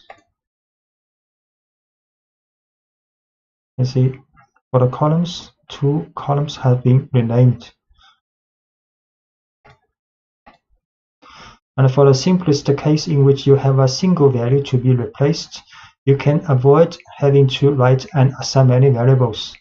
So if you want to just rename 1 index and 1 columns, you can just write frame.rename and inside the parentheses put index and assign a dictionary to index and columns. Same, assign 1 key value pairs in dictionary to these columns, and the result will be like only 1 index been renamed and only 1 columns had been renamed. And when this frame.rename, index is a dictionary and columns is a dictionary. Without this has been renamed, this has been renamed. And so far you have seen that the rename function returns a data frame with the changes and leaving unchanged the original data frame. So in the previous examples, if we print out the frame, the original data frame, index and column headers are not renamed. But if you want the changes to take effect on the object on which you call the function, you will set the in-place option to true. So this time we put in place to true in the function for rename. So if we print out the frame again, this will be renamed for this column. So for example, we print out frame now. It is not renamed both for index or for the columns. So if we want to rename and permanently for this frame, we have to put in place to true here. So we run. So this time we print out frame again. These columns has been renamed.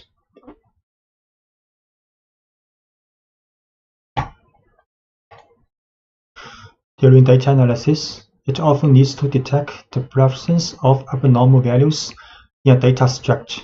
So for example, we create a data frame with 3 columns and 1000 rows. All the numbers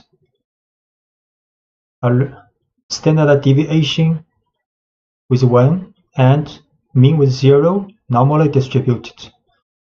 So if we describe this data frame,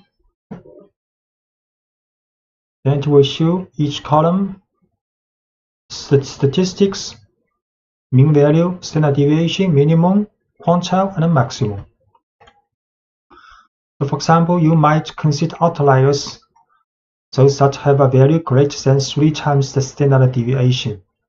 To get the standard deviation of each column of the data frame, we can use the std function.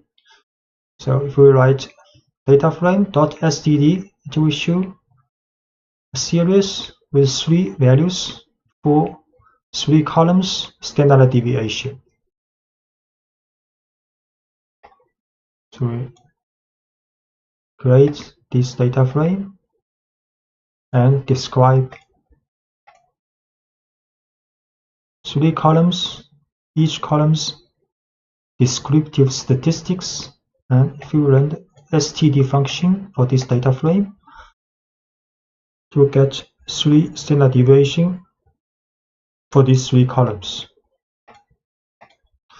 And now you apply the filtering of all the values of the data frame, applying the corresponding standard deviation for each column, can using any function on column. So if any of the column's value, absolute value, larger than its 3 times of its standard deviation, and we put any one for the column, then this observation will be taken as outliers. So if we run this, for this data frame, we'll get these observations.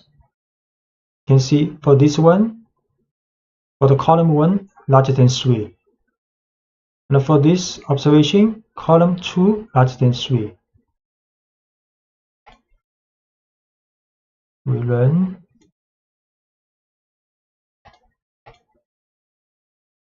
Yeah, these 4 values larger than 3, taken as outlier.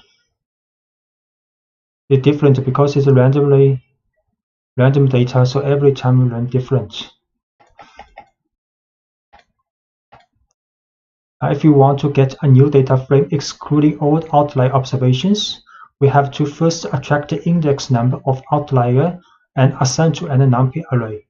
So we can get this outlier index from, this is the from here to here, is the same as the statement in the previous page. Then we put dot index, get index of this outlier data frame's index, then transformed to an numpy array. Next, we can put the original data frame here, then use drop, then put out index, outlier index here, and in place true. Then we exclude outliers from this data frame. The next, for example, we use the length. So length data frame, it will not be 1000, it will be 996. So here, get the outlier data frame, index array.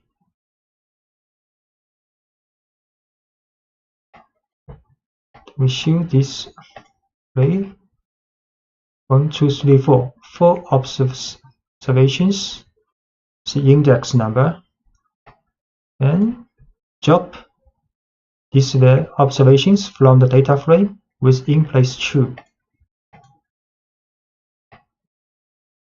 Then we show the length of the resulting data frame 996. 4 observations have been excluded.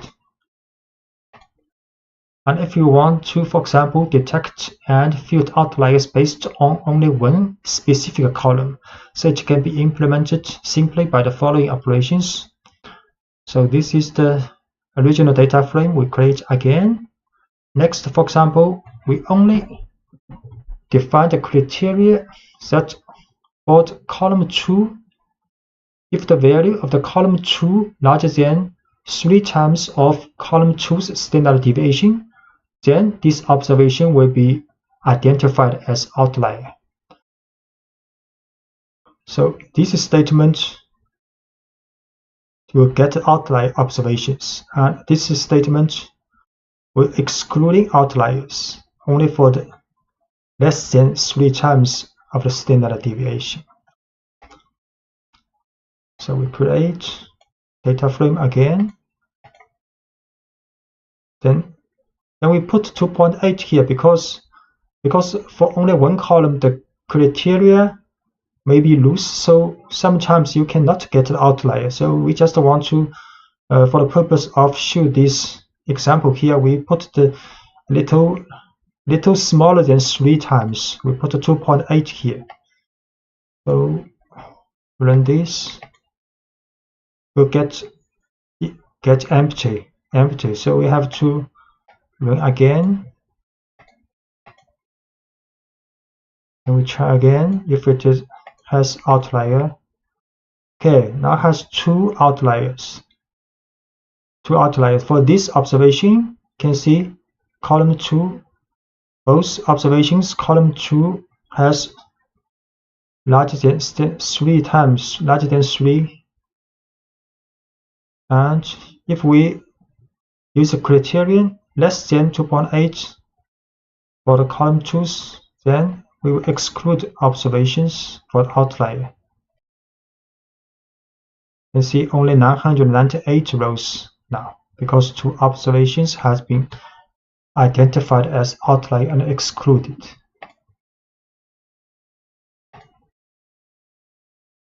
Sometimes it can be used, especially in some experimental cases, to handle large quantities of data generated in sequence. To carry out the analysis of the data, however, it is necessary to transform this data into discrete categories. For example, by dividing the range of values of such readings into smaller intervals and counting the occurrence or statistics in them. So in your case, for example, you may have a reading of an experimental value between 0 and 100, and these data are collected in a list with 17 numbers. You know that the experimental values have a range from 0 to 100. Therefore, you can uniformly divide this interval, for example, into 4 equal parts called bins. And the first contains the values between 0 to 25, the second between 26 to 50, and the third between 51 to 75, and so on. To do this beginning with pandas, first you have to define an array containing the values of separation of bins. So we create an array called bins, which are the limit value for the bins. Then you can use a special function called cut and apply it to the array of results, also passing the bins. So next, we can create a variable called cat. This is a categorical grouping variable created with pandas. pd.cut results is the array we defined earlier, and bins is this array for the limits. Then the cat will be an object which put each observation, each element of the original array in this in each category. And the length is 17 because we have 17 value in the original array. And this is the definition of the categories for each group.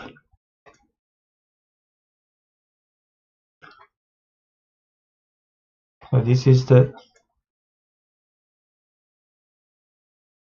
results is the data we want to cut with pandas.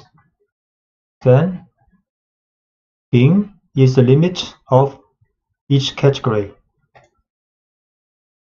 Then we use pd_cut to the results with these bins. Then we should cut 17 value with the grouping. You can see the lower limit is open and up limit is closed, and this is for group definition. And the object returned by the cut function is a special object of categorical type. You can consider it as an array of strings indicating the name of the bin, and internally it contains a categories array indicating the names of the different internal categories, and a codes array that contains a list of numbers equal to the elements of results. So if we call cat.categories, it will show the category. If we run the cat.codes, it will return the code for each group and a group value from 0 to 3, because we have 4 groups. So cat.categories for each group's information. For cat.codes, each value is group information. So for first element of the array, it's in group 1. For 0, from 0, group 1. And finally, to know the occurrence of for each bin, that is how many results fall into each category, you can use the value counts function. So we can write pd.valueCounts of the cat, this object. Then we'll show each group and how many occurrences in each group. pd value counts cat group and occurrence.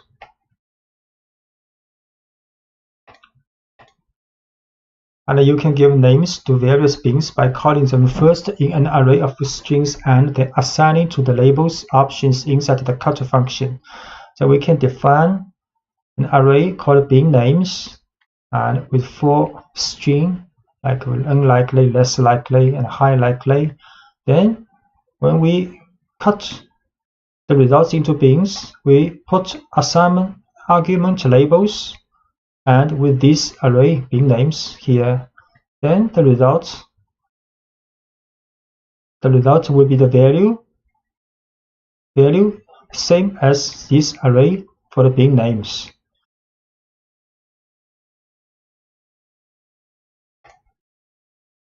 So bin names with 4 strings. Then we put these bin names to the labels when we run cut function.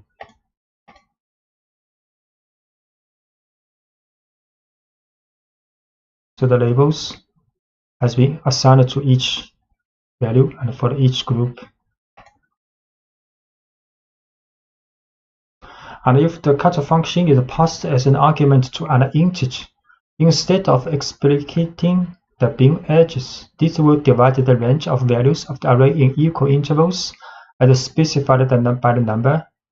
The limits of the interval will be determined by the minimum and maximum of the sample data and divided by the number of bins. So if we put 5 here in the cut function, then Pandas will calculate the minimum value and the maximum value of the sample data, then divided by 5 to determine the limit of each group. So you can see the lower limit, difference between lower to up limit for each group almost the same with 5 group. PD cut results 5 with 5 group.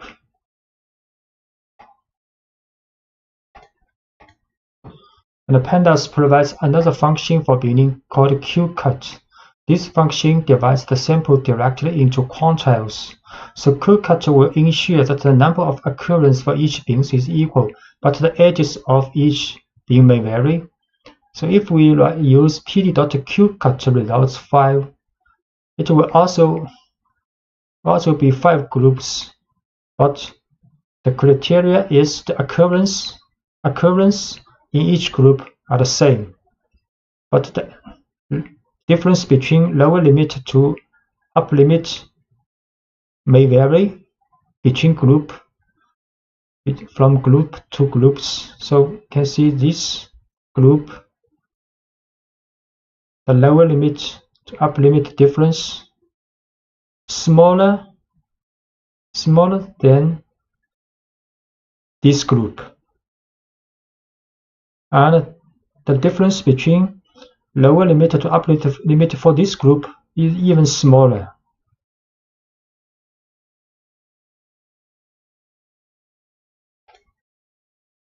Quantile qcut 5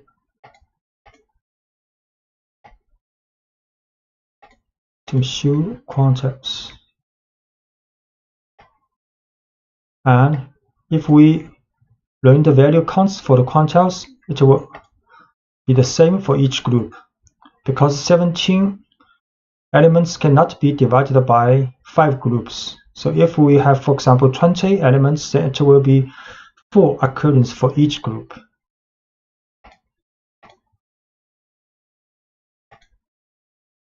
And we can also create a bin column for a data frame. So this is the data frame with only one column called number, and the 10 value. Each value is a random integer number between 1 to 100. So next we can create a bin column, but this bin column is actually a categorical column based on the PD cut function. And inside the cut function, we put the column number here. So cut the number, then this is the bin limit, and this is the label. So if we show this data frame again, it will be a new column created called bins. The value is for each group defined here. So we create a original data frame, show this data frame, only one column called number. Then we create another column for this data frame,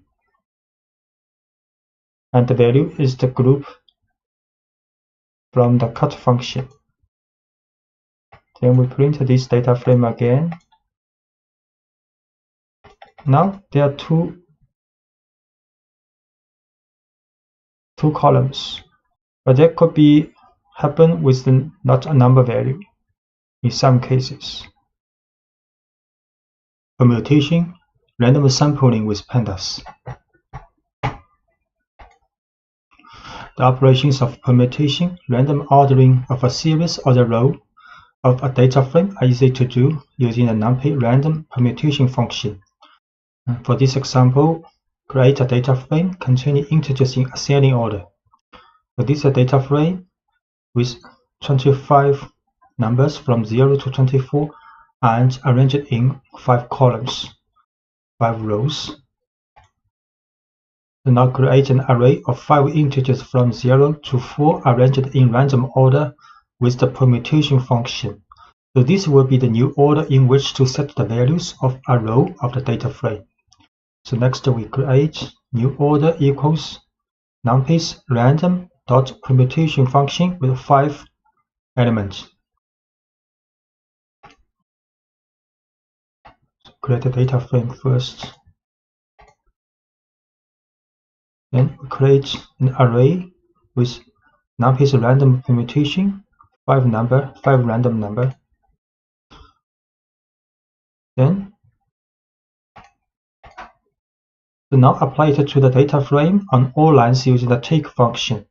We return a new data frame which has the same elements as the original one, but the order of the rows has changed, following the same order as indicated in the new order array. So you write this data frame dot take. Inside the take function, put this random order generated with the permutation function here. So the result will be like this. The rows of the data frame has been changed according to this order.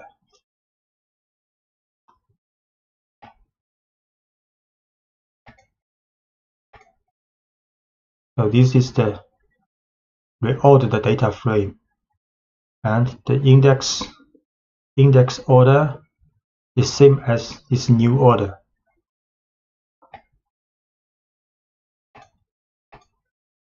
Using the take function, you can also submit a portion of the entire data frame to a permutation. So it generates an array that has a sequence limited to a certain range, for example from 2 to 4. So for example, we can define an array, for example with 3 number for the row. Then next, for the data frame, use take function and put this array inside the parentheses.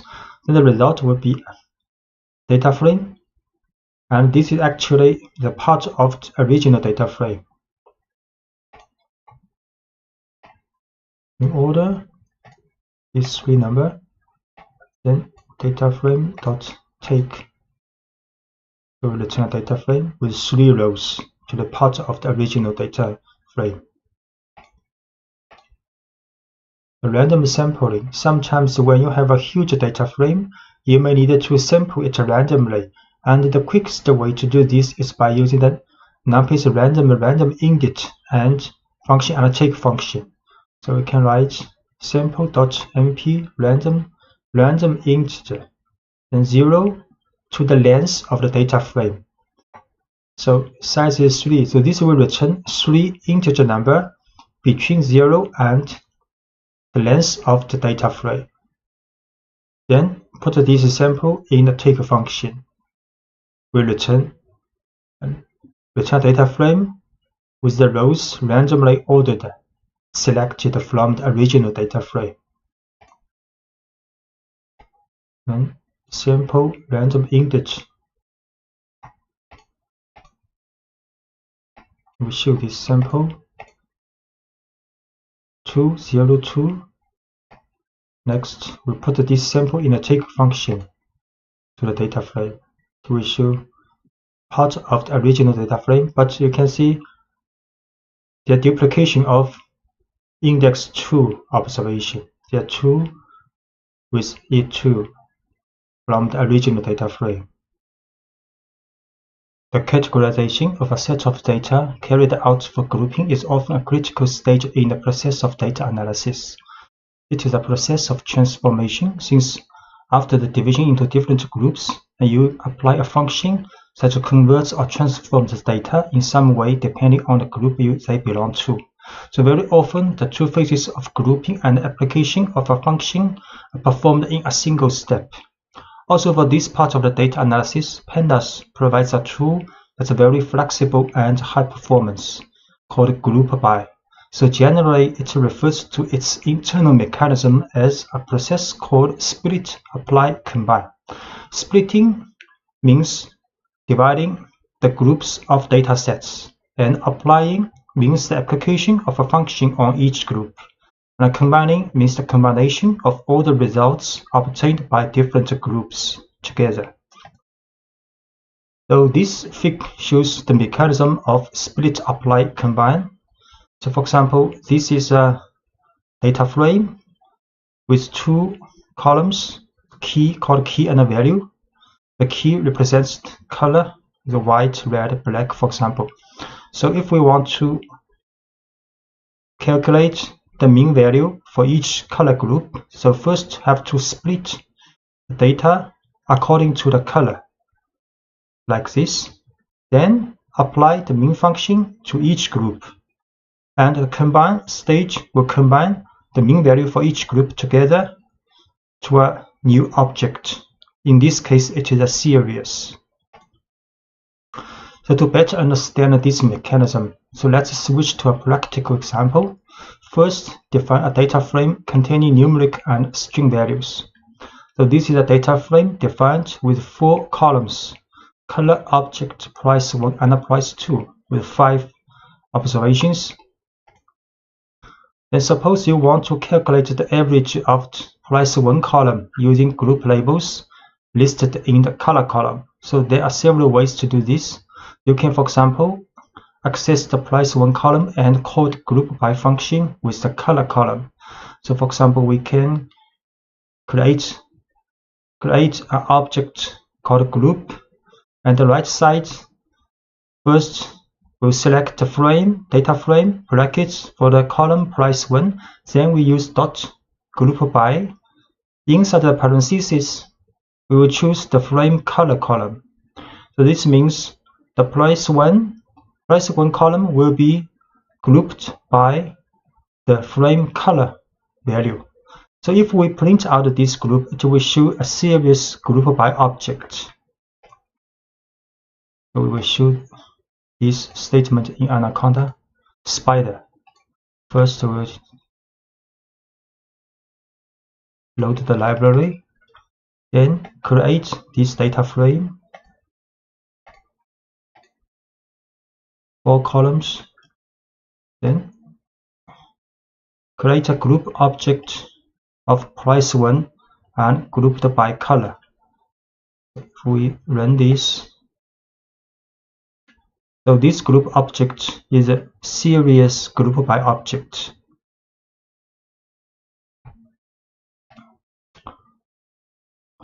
So what you have done is group in which all rows having the same value of color are grouped into a single item.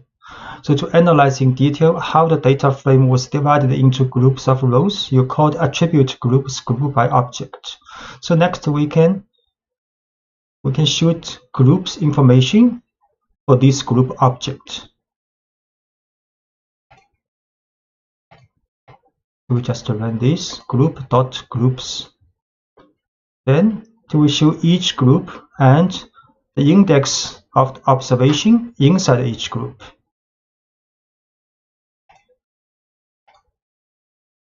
So now it's sufficient to apply the operation on a group to obtain the results for each individual group. For example, we can calculate the mean value for each group and the sum value for each group. So group mean.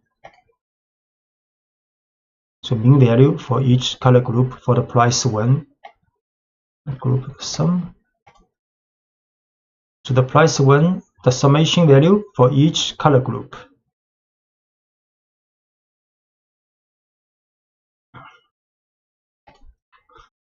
So next we see hierarchical grouping.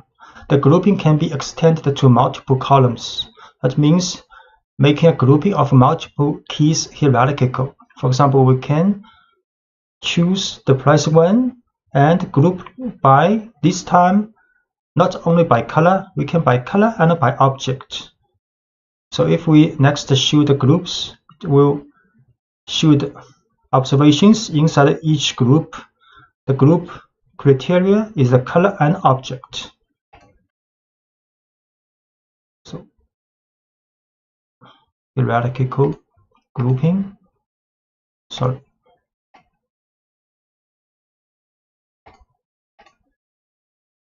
By 2 values grouping. Next, show the group's information.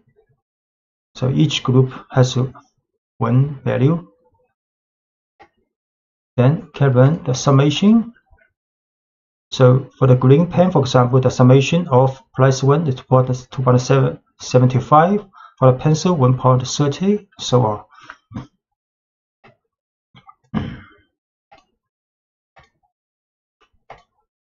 So far, you have applied the grouping to a single column of data for the price 1, but in reality, it can be extended to multiple columns or to the entire data frame. Also, if you do not need to reuse the object group by several times, it is convenient to combine in a single parsing all of the grouping and the calculation to be done, so without defining any intermediate values. So for example, if you want to get the group by for the mean value of price 1 and price 2 by the color group, so we can just write frame 1, frame inside the bracket, we choose a list for the price 1 and the price 2, then group by inside the parentheses, choose the frame color, then the mean. So the result will be the mean value of price 1 and price 2 in each color group. So price 1 and price 2 group by color, the mean. You can write only one statement. Mean value. We can also write like this, because this data frame has 2 numeric columns, price 1 and price 2. If we do not specify which columns to be calculated for the mean value, then all the numeric values columns will be calculated. So we get the same result.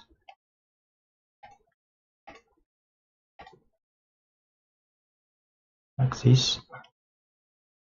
And the group iteration, the group by object supports the operation of an iteration to generate a sequence of 2 tuples containing the name of the group together with the data portion. This means the group by color will get the name and the group if we write a for loop. So name group is a tuple returned by the frame.group by color. So inside the for loop, we can print name and print group. So like this, run. You can see for each color group, you print name. Name is the color group, and group is this part with observations. So each color group name and the data information for this group.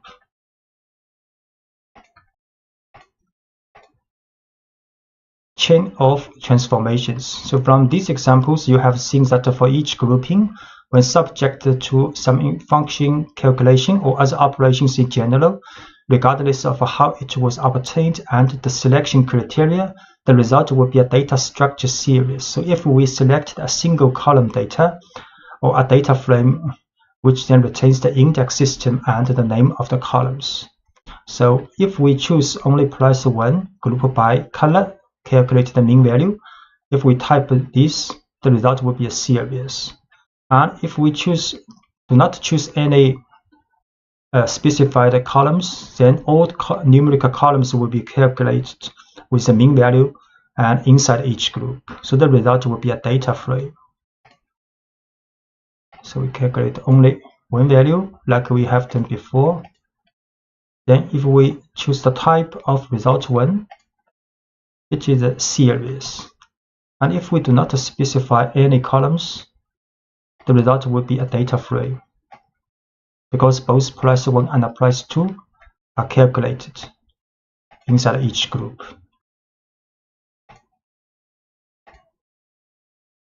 And it is therefore possible to select a single column at any point in the various phases of this process. So here are 3 cases in which the selection of a single column in 3 different stages of the process applies. And this example illustrates the great flexibility of this system of grouping provided by Pandas. If we write price 1, select first and group by, then the mean, we get the same result and these 2 if we group by first, by color first, then select price 1, then the mean. Or we just group by color, then the mean, then select price 1. To get all these 3 statements, will get the same result. So, for example, run this. We'll get mean value for price 1, each group. If we group by first, same result. Group by price 1 last, same result. And we can also add prefix for the column headers in the result. So here we can write add prefix mean underscore in the end of this statement.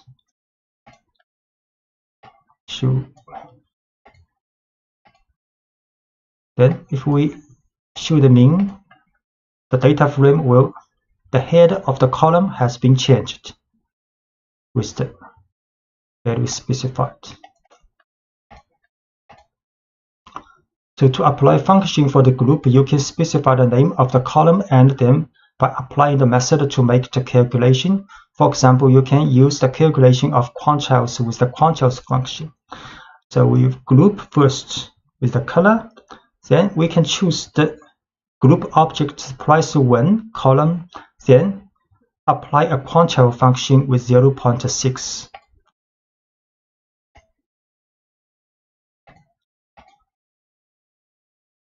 Then run this for the quantile. So this means the quantile value of price 1 inside each group. And of course, we can define own aggregation functions to apply to the groups with the AGG function. So for example, we define a range function with the series maximum value minus the minimum value. Then we can apply this function to the groups objects for the price 1. We can also apply this function for the group information for all columns, price 1 and price 2. And we can apply 3 different informations, mean, standard deviation, and range, to the group object's price 1 column. We define this range function first. Then apply this range function with the AGG to price 1 of the grouping object. So this is the range value of price 1 in each group of color. Then we can apply range to the group. So all price 1 and price 2 will be done for the range function. Then apply 3 different functions to the price one in the group, color group. The means value standard deviation range value for the price one inside color group. Hi, I'm Wilson. Welcome to Python Full Course for Beginners.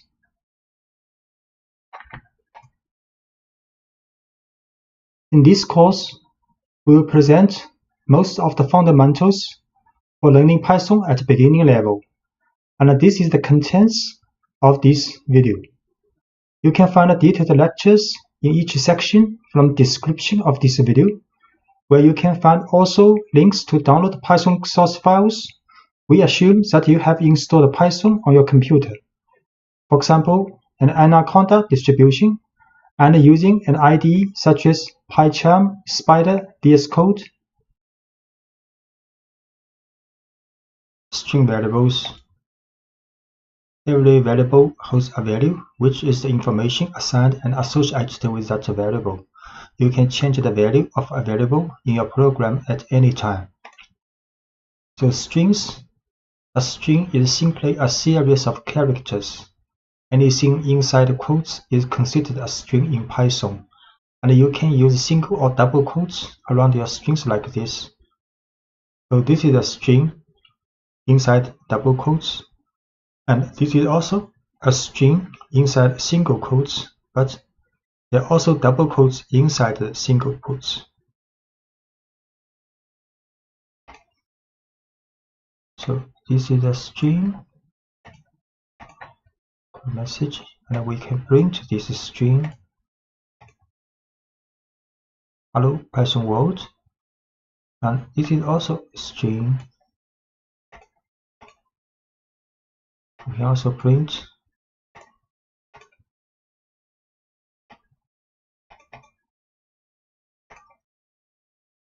and changing case in a string with methods. So this is a string with all lowercase alphabet. Then you can print name dot title, so each word begins with a capital letter.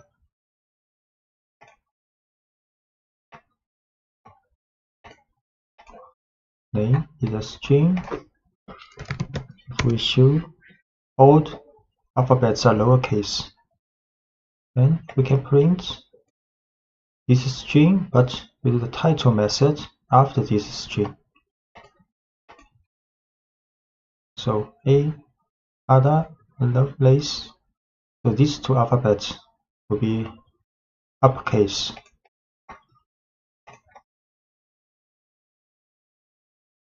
Can also print a name dot up. So all alphabets will be uppercase. Or name dot lower. The all alphabets will be lowercase. So we create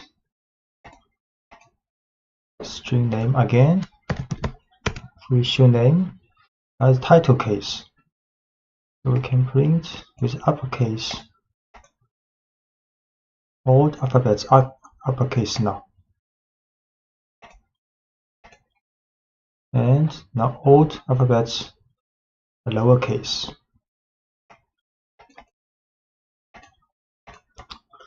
Combining or concatenating strings. So this is a string first name, and this is a string for last name. So you can create a string called full name using first name plus a space symbol and with last name. Then you can print out. So first name Ada, last name is Lovelace. Then full name is addition. So is the string concatenation of first name and last name and with a space. Then can print out his full name Ada space Lovelace. And adding white space to strings with tabs or new lines. So space tabs and end of line symbols are called white spaces. So you can print /t means tab add a table space before text. Then you can print also with \n new line, \n is a new line, and you can combine \n and \t.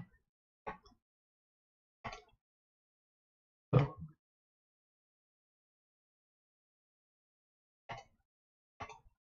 this is for the concatenation. Now we can print Python, then print \t Python. So there are table space. Also print with a new line. The language Python, C, JavaScript. Can also print with a new line and a tab space. New line and a tab space.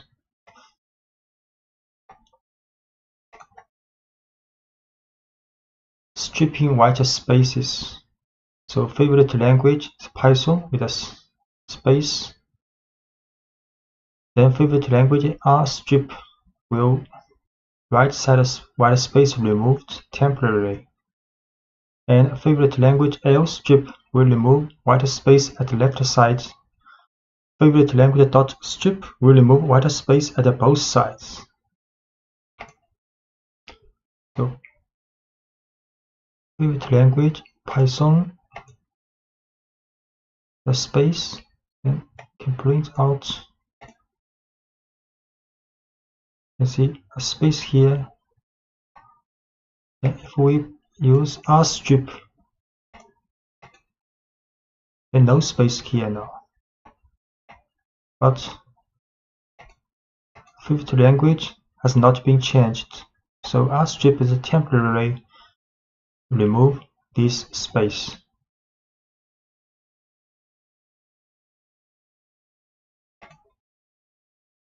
So to remove the white space from the string permanently, you have to store the stripped value back into the variable.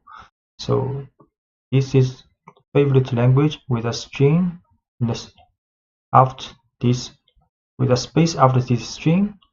You can use R strip but assign back to this string variable. So create again favorite language with a string the right side, then we R strip this space and assign back to this variable. Then we show this favorite language again. Now string has been removed permanently. You can add, subtract, multiply, and divide numbers in Python.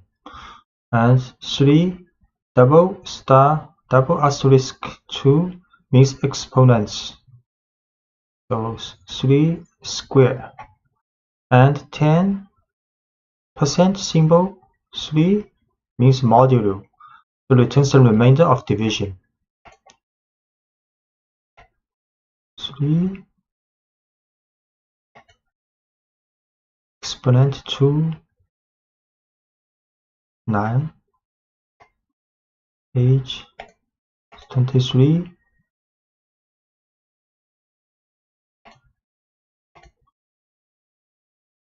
and avoiding type errors with the str function. So age is 23.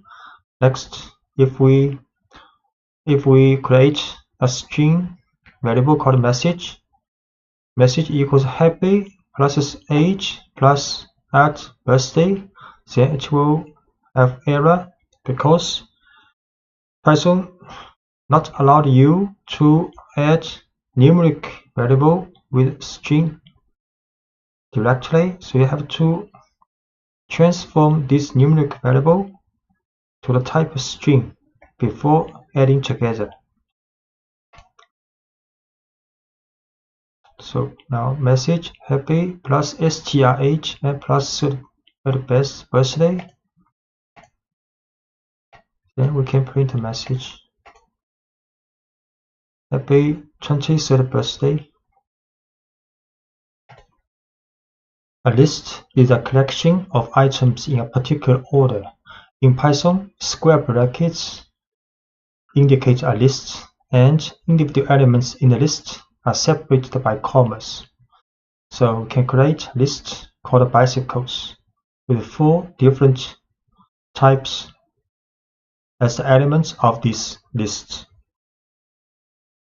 So we create another list called number list with 5 numbers in the brackets. So this is a string type list, and this is a numeric list. Create a list.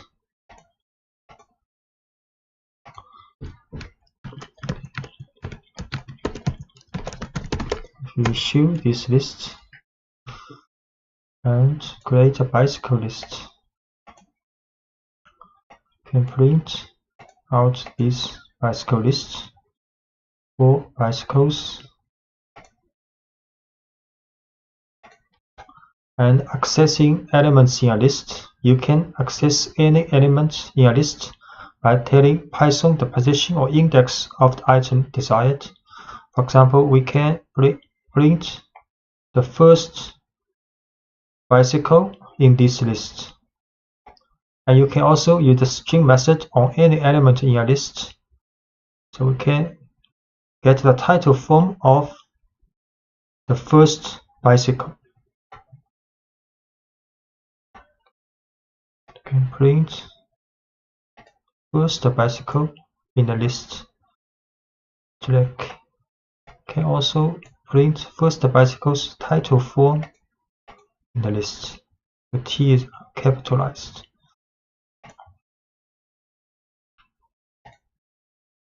And note that index in the list starts at 0, not 1. And Python considers the first item in a list to be at a position 0, not position 1. The second item in a list has an index of 1.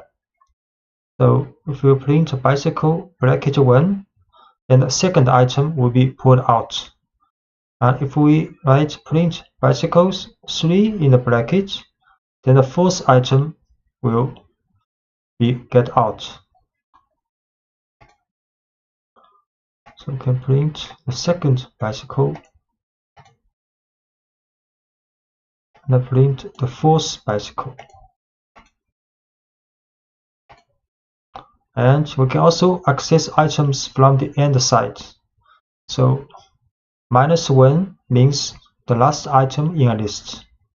-2, the second item from the end of the list, and so on.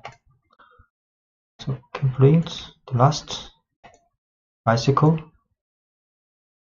We also print the second item from the end of the list.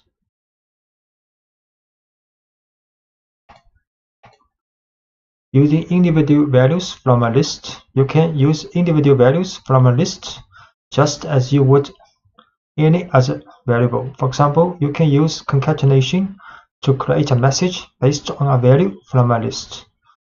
So for example, we can get out the first bicycle and using its title form, then this item concatenated with this string and this string.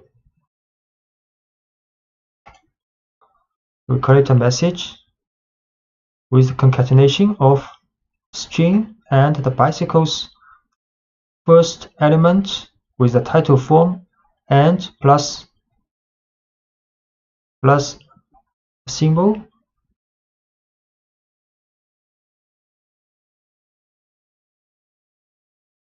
Then we print out this message. So this message is my first bicycle with a track. Most lists you create will be dynamic, meaning you will build a list and then add and remove elements from it as your program runs its course. To change an element, use the name of the list followed by the index of the element you want to change, and then provide the new value you want that item to have. For example, this is original list with 4 car brands and we can change the first element of this list to another value. So this is a list with 4 cars. Print.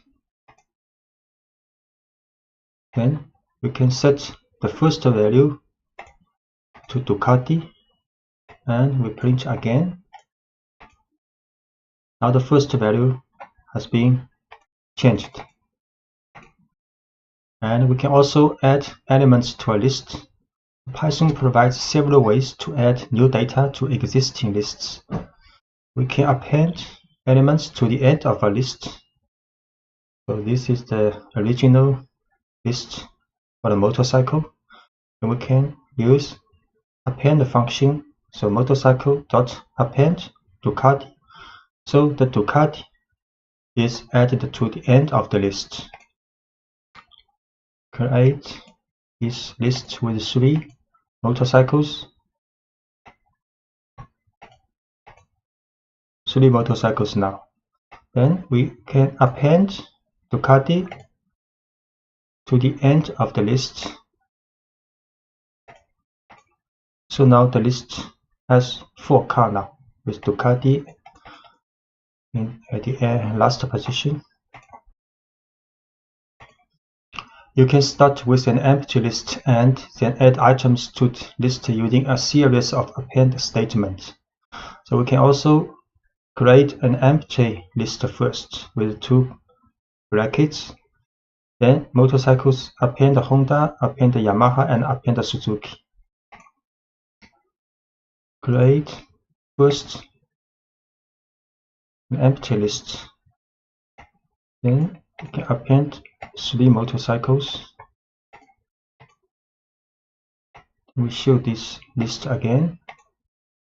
So now the list motorcycle has 3 cars now. And you can also insert elements into a list. So you can add a new element at any position in a list by using the insert method. You do this by specifying the index of the new element and the value of the new item. So this is a list, and we can insert the first position, a new motorcycle here.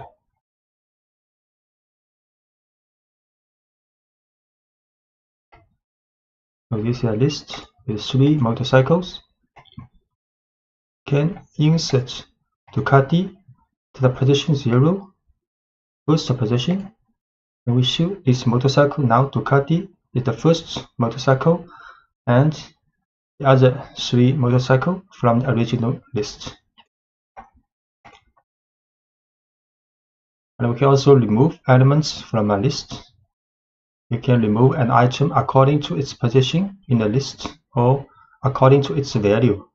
So removing an item according to its position, you can use the del statement if you know the position of the item you want to remove from a list.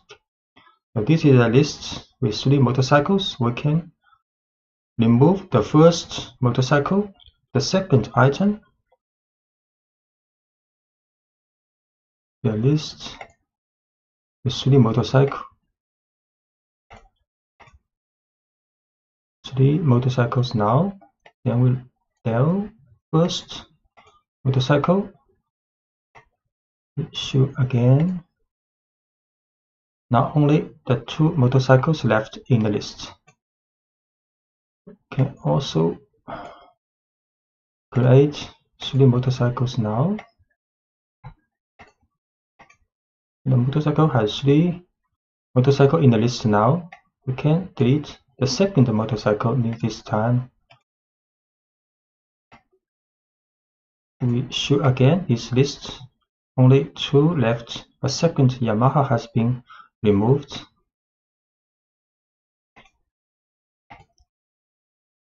You can use pop method to remove an item. Sometimes you will want to use the value of an item after you have removed it from a list. So the pop method removes the last item in a list, but it lets you work with that item after removing it. So this is a list with 3 motorcycles. So we can use pop method to remove the last one of this list, then put this removed item in this object. So we can print this object later. So this is a list with 3 motorcycles. Then we can use the pop method. Remove the last one of this motorcycle list. Then print again this motorcycles list. Now 2 left. The last one, Suzuki, has been removed. And we can also print this popped motorcycle. Suzuki, that's correct.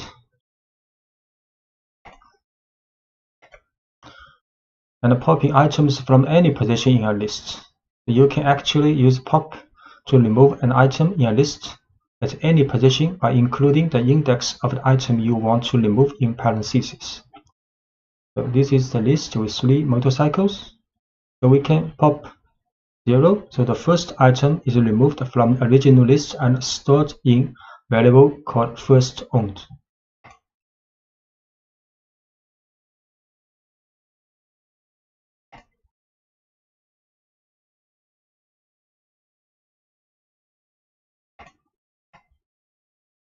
Create this motorcycle list again.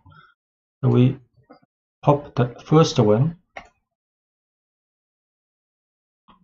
Then we can print the first motorcycle I owned was is the title.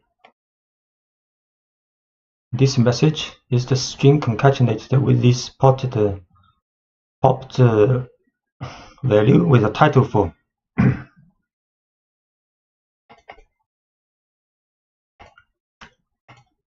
So when you want to remove from a list, if you know the value of the item you want to remove, you can use the remove method. So this is a list with 4 motorcycles. So if we want to remove the item with this value, so we can use motorcycle.remove Ducati. So Ducati is removed. But note the remove method deletes only the first occurrence of the value you specify.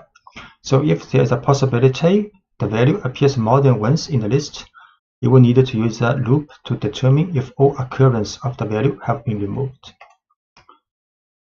So this is a motorcycle list with 4 motorcycles.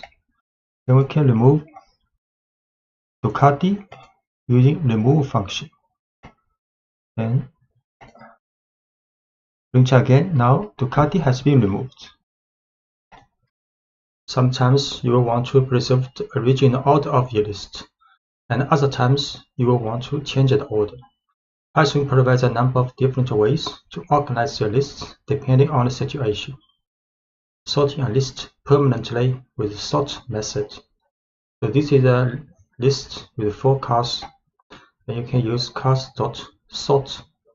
Then the order of the elements are sorted in the list. So we create a list.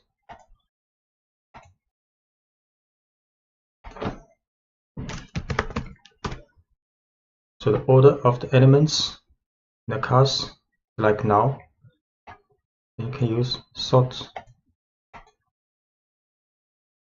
We'll print again. So now the elements are sorted alphabetically in the list.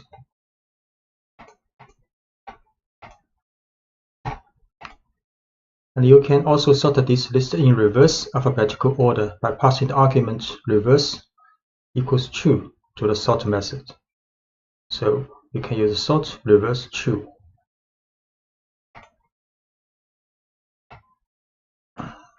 This is a car list with 4 motorcycles. You can sort reverse true. Then print again.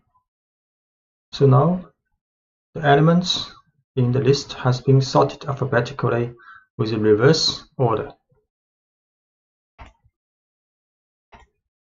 So sorting a list temporarily with the sorted function. The sorted function lets you display your list in a particular order, but doesn't affect the actual order of the list. So this is a list of 4 motorcycles. You can use sorted cars. So it will show the list in a sorted order. But if you print this car again, the order has not been sorted. It has the original order. We'll create again this list for the motorcycle. So this is the original order. Okay, again. So here is the original list. Print with the sorted function. So this is the sorted list alphabetically. Okay, again, print. Here is the original list again. We'll choose. So the original order in the list has not been changed. We can also print the sorted cars in the reverse order. So this is the reverse alphabetical list if we use sorted.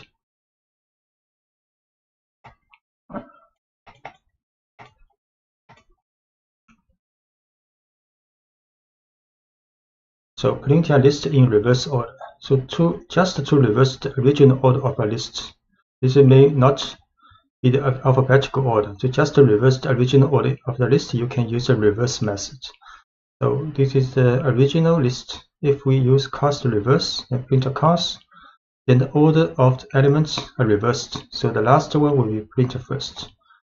So the reverse method changes the order of a list permanently, but you can revert to the original order anytime by applying reverse to the same list a second time. So we print. This is the. Okay, we create again this motorcycle list. This is the original order, and we use cars dot reverse. Then print again. Then order of elements are reversed in the list. Okay, finding the length of a list. You can quickly find the length of a list by using the len function. So we can use len cars and it will return the number 4. So note that Python counts the items in a list starting with 1, not from 0. So this is the list for cars with 4 elements. We use len cars. It will be 4. Looping allows you to take the same action or set of actions with every item in a list. So when you want to do the same action with every item in a list, you can use Python's for loop. Let's say we have a list of magicians' names, and we want to print out each name in the list. A for loop will let Python to handle this task easily. So in the for loop, Python pulls a name from the list magicians and store it in the variable magician. Then print the name that was just stored in magician. Python then repeats this operation for each name in the list. So this is a list of magician with 3 magicians. Then we can write 4 magician in magicians. So magicians is a list. In the for loop, for magician will take each element from the magicians, then store in this variable called magician. Then inside the for loop, we print each magician until there's no magician left in this list. So where the no more values are in the list, Python moves on to the next line in the program after the for loop. So this is the for loop. We create a list called magicians with 3 magicians. Then we can write 4 magician, print magician. So each magician has been printed out. It is helpful to choose a meaningful name that represents a single item from the list. For example, here is a good way to start a for loop for a list of cats, a list of dogs, and a general list of items. We can write, for example, for cat in cats, for dog in dogs, or for item in list of items. And using singular and plural names can help you identify whether a section of code is working with a single element from the list or entire lists. Doing more work within a for loop. So every indented line following the line for magazine in magazines is considered inside the loop, and each indented line is executed once for every value in the list. So for example, this is a magazine list. We can write for loop from the for magazine in magazines. Then these two lines indented considered inside the for loop. So we can write print magazines title form. That was a great trick. And print I can't wait to see your next trick. Then magazine's title name. Then a new line. Then after this for loop finished, then we can print a single message. But this statement not considered inside the loop.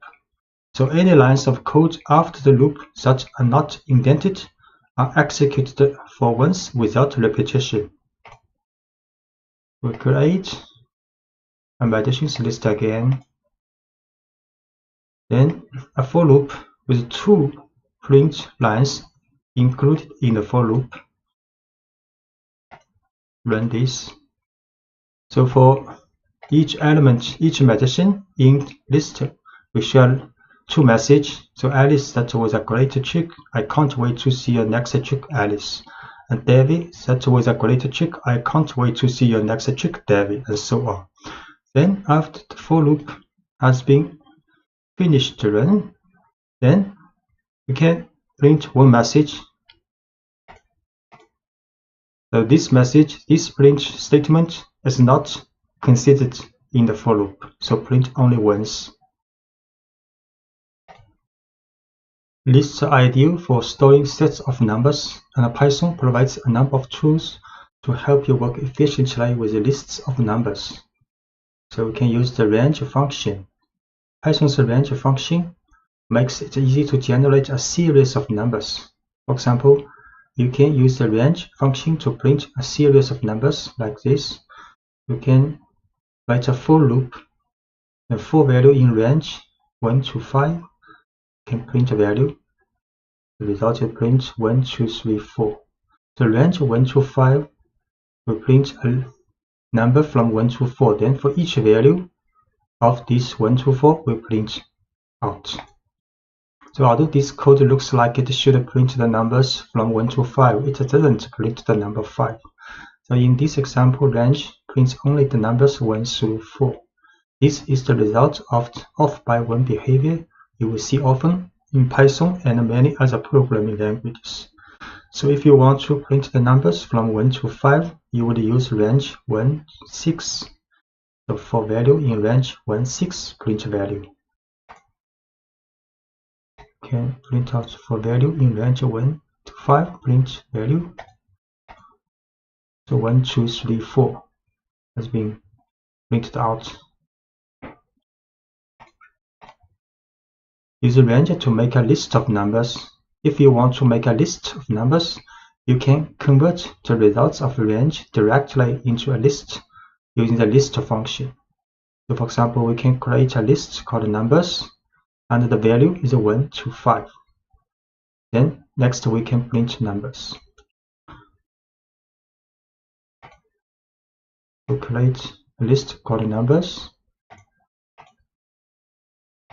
Then print these numbers. So it's a list 1 to 5.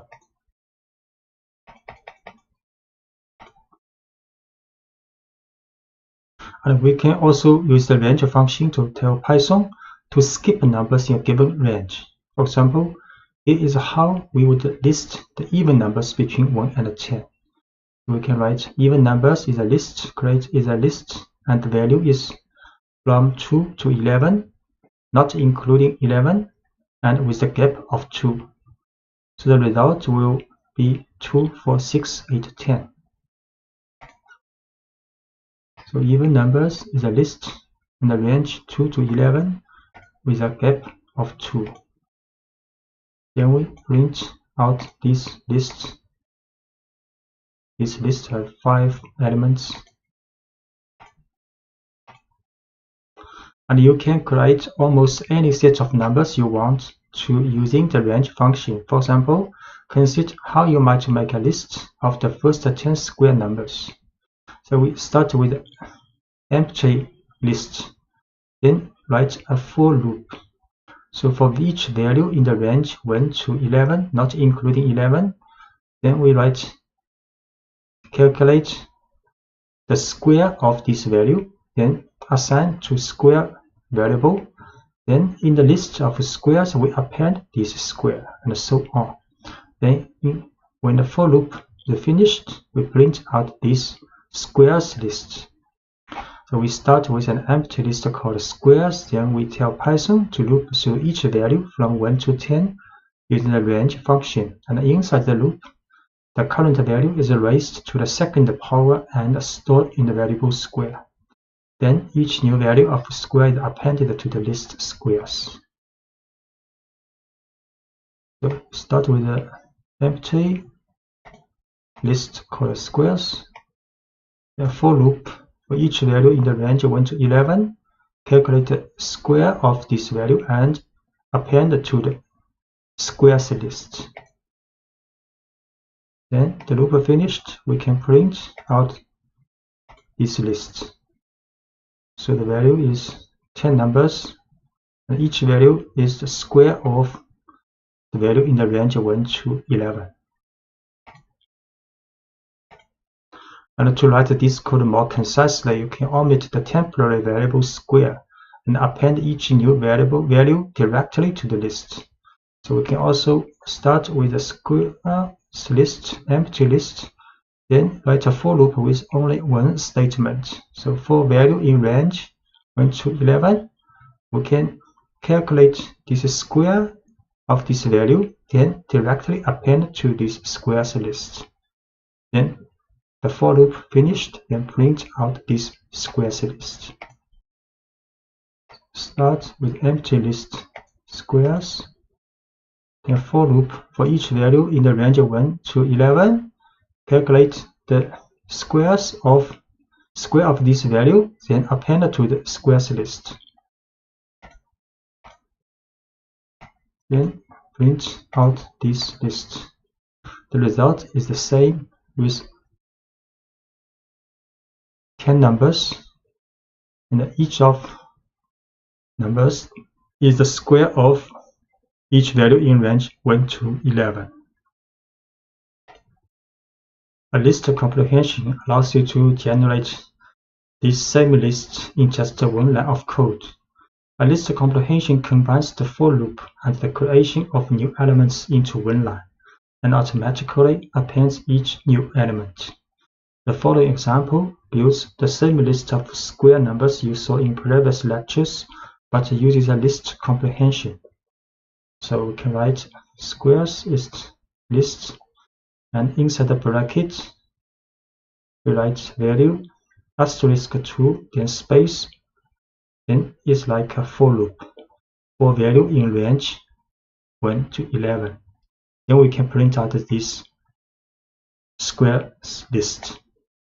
The list comprehension begins with a bracket and the descriptive name for the list, such as squares. Next, open a set of square brackets and define the expression for the values you want to store in the new list. In this example, the expression is value square of this value, which raises the value to the second power. Then write a for loop to generate the numbers you want to feed into the expression and close the square brackets. Notice that no colon is used at the end of the for statement in list comprehension. So we can create this list to use list comprehension. Then print out this list. Okay, so 10 numbers, and each number is squares of each number in the range of 1 to 11.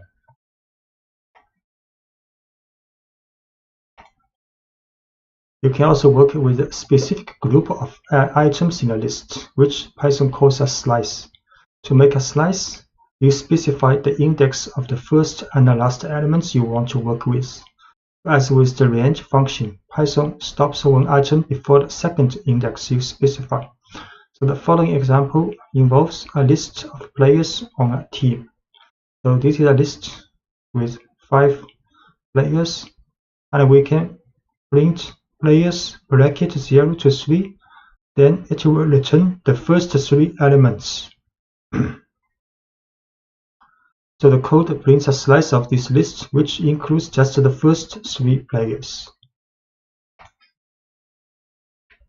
So players is a list with 5 players, then can print the first 3 players. And you can generate any subset of a list. For example, if you want the second, third, and fourth items in a list, you would start the slice at index 1 and end at index 4. So 4 not included. Then it will return the second, third, and fourth element. So from the index from 1 to 3. So the second, third, and fourth elements will be returned. So we print the second, third, and fourth elements. And if you omit the first index in a slice, Python automatically starts your slice at the beginning of this list. So if you just write column 4, then it will return the first 4 elements. So we return the first 4 elements with column 4.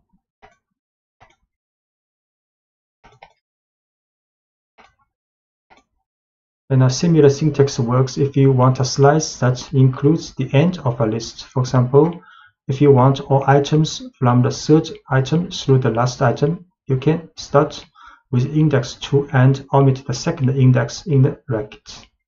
So we can just write players 2 column. Then it will return all items from the third item and through the end of the list. We print players 2 column return from the second to the last items in the list. The negative index returns an element a certain distance from the end of a list. So therefore, you can output any slice from the end of a list.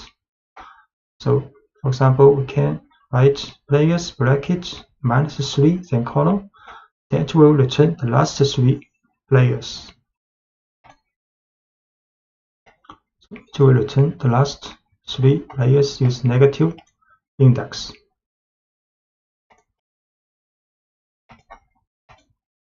And the looping through a slice. You can also use a slice in a for loop if you want a loop through a subset of the elements in a list. In the next example, we loop through the first 3 players and print their names.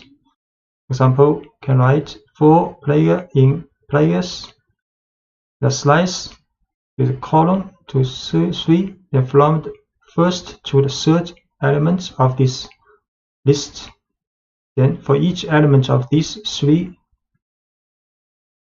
elements, we can print each element's title for. So players 5 elements, print. So here are the first 3 players on my team.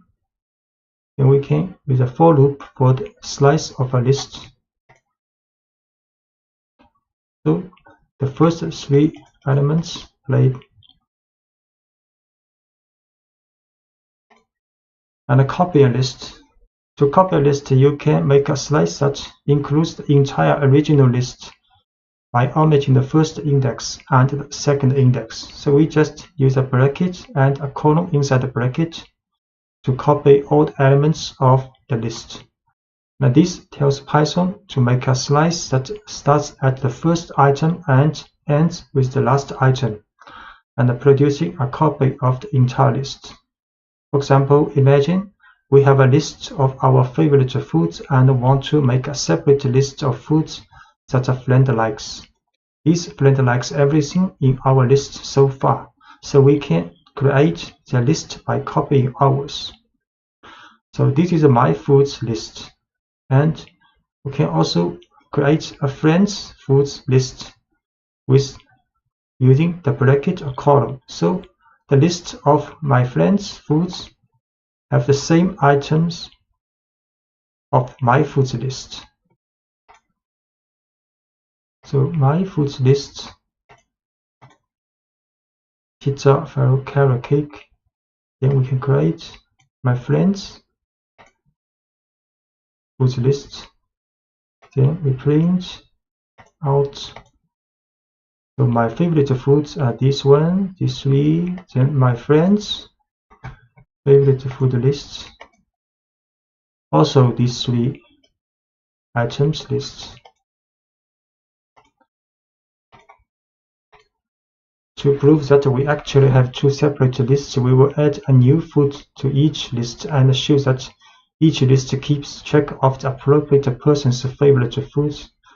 So in the my foods list, we append cannoli, and in my friend's foods list, we append ice cream. Then we print out the C. So my foods append a new food, and my friend's foods also append a different foods. Then we print to see my favorite foods. So this one is appended to in my favorite foods, and this one appended to my friend's favorite foods. So which means these two lists are independent, separate lists. If we had simply set my friend's foods equal to my foods, we will not produce two separate lists. So for example, this is my food list, and we just use equal. So my friend's foods list is equal to my foods list. Then we append two different items to each list, and in this form, if to connect to lists, then append item in one list will also do for the other. We will see. So for my foods list, create first with three items. Then we just use equal to assign the same value to my friend's foods list. Then we append two items to these two lists. Then we print out my foods list again. Now you can see these two items have been appended in my foods list. We also print my friend's foods. Also, these two items have been added, which means if we use equal sign to assign my foods to my friend's foods, they are just reference to the same object. They are not copy, not independent objects. So if you append one item in one of the two objects, and this will also happen for the other one. Sometimes we want to create a list of items that cannot change. Tuples allow you to do just that. Python refers to values that cannot change as immutable, and an immutable list is called a tuple. A tuple looks just like a list, except you use parentheses instead of square brackets. And once you define a tuple, you can access individual elements by using each item's index, just as you would for a list. For example, if we have a rectangle that should always be a certain size, we can ensure that its size doesn't change by putting the dimensions into a tuple. So we define the tuple dimensions using parentheses instead of square brackets. Then print each element in the tuple individually. using the same syntax we have been using to access elements in a list. So this is a tuple with 2 elements. We use parentheses to create a tuple.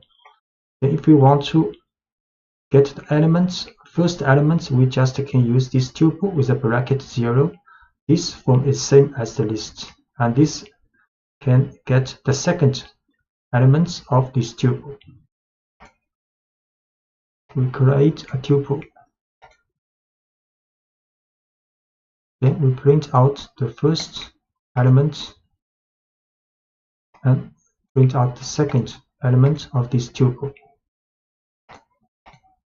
And let's see what happens if you try to change one of the items in the tuple. So if we set the first element to 250, and Python will raise an error. So we create this tuple first. Then we try to assign a new, change the value of one element. Then type error tuple object does not support item assignment. And looping through all values in a tuple.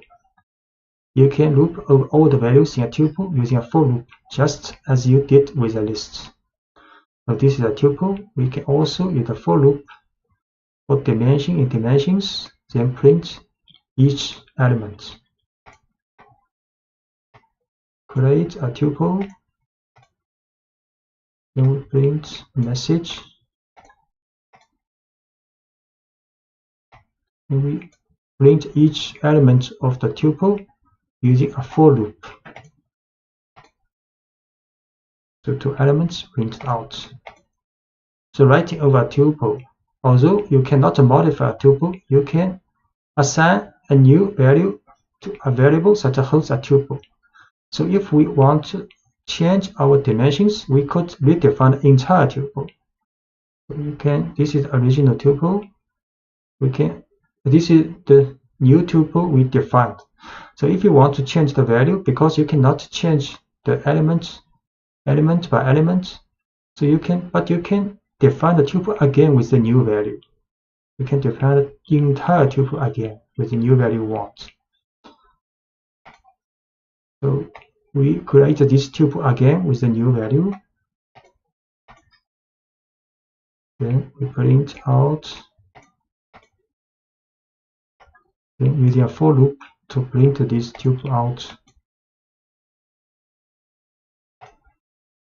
Conditional tests.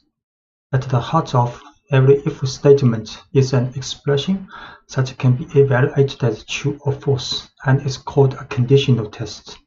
Python uses the values true and false to decide whether the code in an if statement should be executed. So if a conditional test evaluates to true, Python executes the code following the if statement. If the test evaluates to false, Python ignores the code following the if statement. A simple example of conditional tests. The following example shows how if tests let you respond to special situations correctly. Imagine you have a list of cars and you want to print out the name of each car. Car names are proper names, so the names of most cars should be printed in title case. However, the value BMW should be printed in all uppercase. Following code loops through a list of car names and looks for the value BMW. Whenever the value is BMW, it is printed in uppercase instead of title case. So this is a car list with 4 cars inside, and we write a for loop. So for car in cars, if this car equals BMW, then we print out this car's uppercase. Else, so if the car is not BMW, we run statement inside the else, then print this car with title form. So we create car list, then write a for loop to print each car's name either in title form or in uppercase. So if the car is BMW, then print out in uppercase. So you can see Audi, Subaru, Toyota all in title case, but BMW is in uppercase 4. So checking for equality. Most conditional tests compare the current value of a variable to a specific value of interest. The simplest conditional test checks whether the value of a variable is equal to the value of interest. So if the value is BMW, then we check car equals BMW, then get true. And if the value is Audi, if we check car if equals BMW, then we'll get false.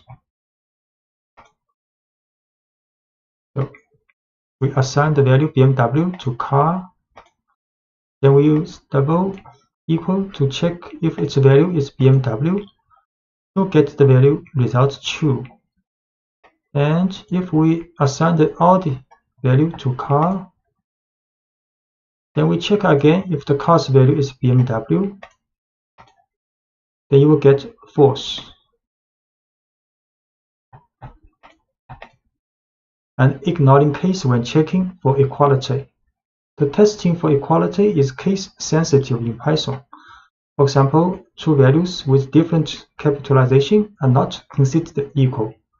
If the car is Audi with title form, but we check car's value is Audi, we'll get a false.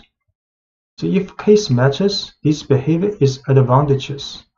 But if case doesn't matter and instead you just want to test the value of a variable, you can convert the variable's value to lowercase before doing the comparison. So we again assign the value Audi with the title form to car. Then we check the condition if the value is equal to Audi with lowercase, but before we run this equal sign double equal, we add car.lower to transform the car's case to lower before we do the condition test. Notice that the lower function doesn't change the value that was originally stored in car. So the car's case is still Audi. And this lower is just a temporary transform this value to lowercase to do conditional tests. So we see car's value is Audi with title form. Then we check its value equals to lowercase Audi to get false. And we set again, for example, car's value is Audi, but we use lower function before doing the conditional test to get a true now. The checking for inequality. So when you want to determine whether two values are not equal, you can combine an exclamation point and an equal sign. So this means not equal. So we will store a requested pizza topping in a variable and then print a message if the person did not order anchovies. So this is request a topping called mushroom, this value. So if request a topping not equal to anchovy, then we'll print holded anchovies.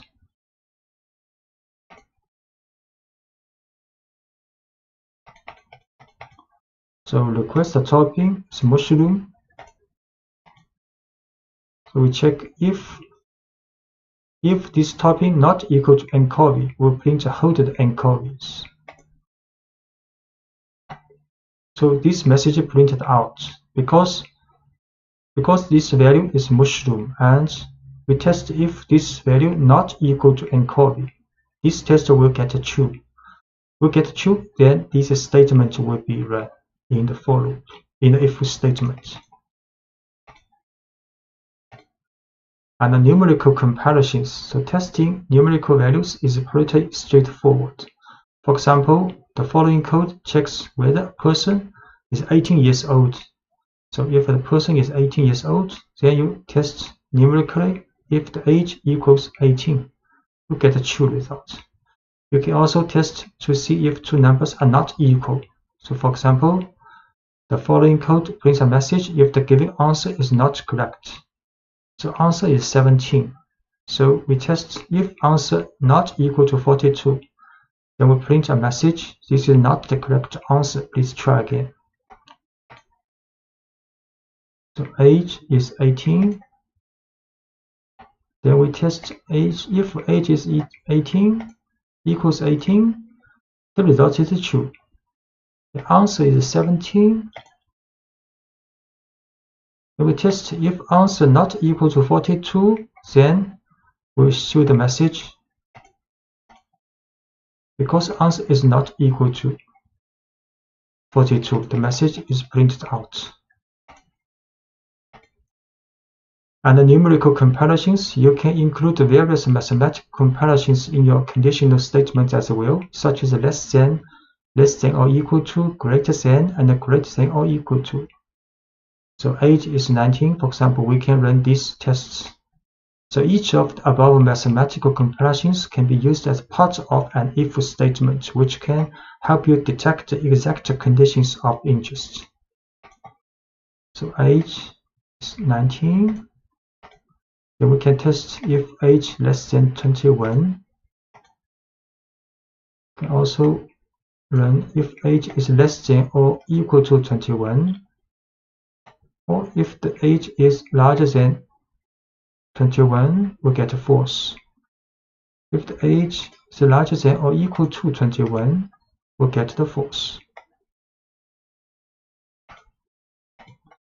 And you can use AND to check multiple conditions. To check whether two conditions are both true simultaneously, you can use the keyword AND to combine the two conditional tests. If each test passes, the overall expression evaluates to true. If either test fails or if both tests fail, the expression evaluates to false. For example, you can check whether two people are both over 21 using the following test. So these two people has age 22 and 18. We can test if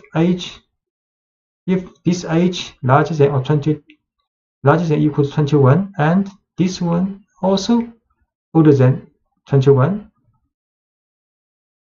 The result will be false because one is not larger than or equal to 21. But if we change the second one to 22, then we test again, then it will be true because both are older than 21. To write concisely, you can also add parentheses here, so it will be more clear. So we assign to age to person, then test if both are older than 21, then it will be false. And we assign new value to 22 for the second person. Then we test again, then it will be true. And you can also use the keyword OR, allows you to check multiple conditions as well, but it passes when either or both of the individual tests passes. So an OR expression fails only when both individual tests fail.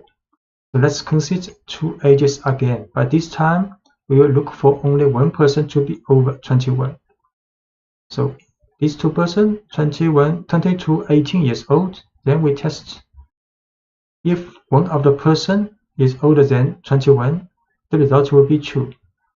And if we assign the first person to 18 also, then we test again, then the result will be false because none of the two people are older than 21 now. So we will set these two persons' age to 22, 18, then test if using auto test if one of the at least one is older than 21, get the result true.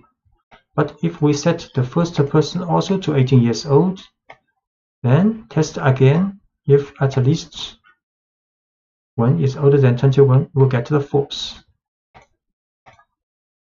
And checking whether a value is in a list. So sometimes it's important to check whether a list contains a certain value before taking an action. So to find out whether a particular value is already in a list, you can use the keyword in. So let's consider some code you might write for a pizzeria. We will make a list of toppings a customer has requested for pizza, and then check whether certain toppings are in a list.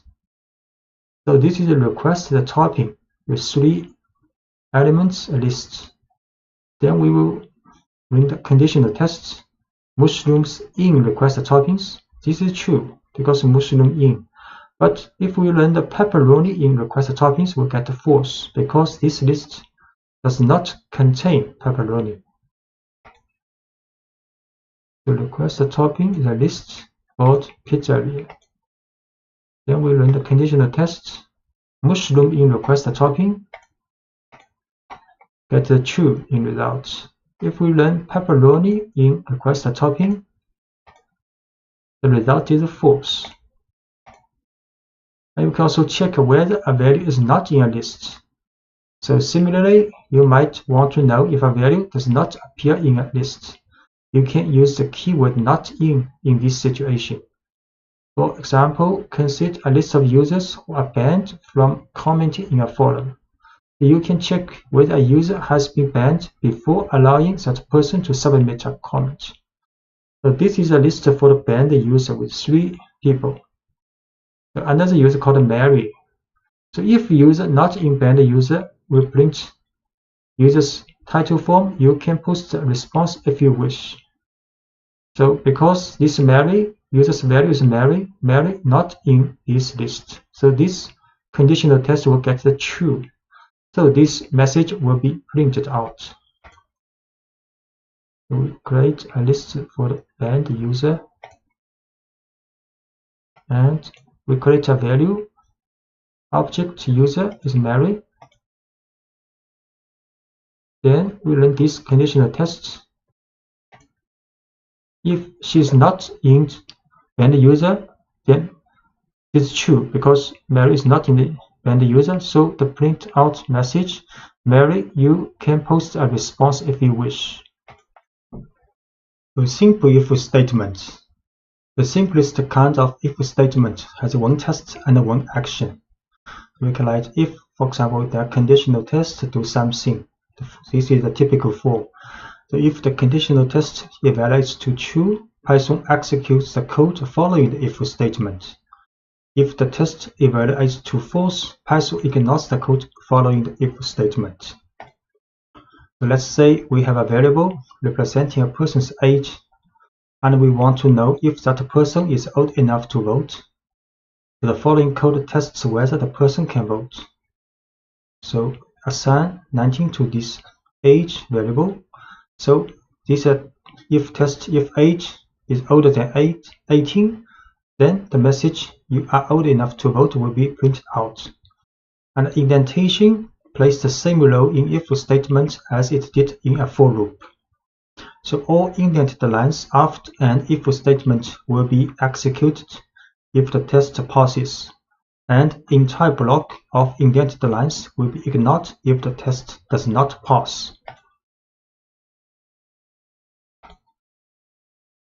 So you can assign age is 19. We can test this.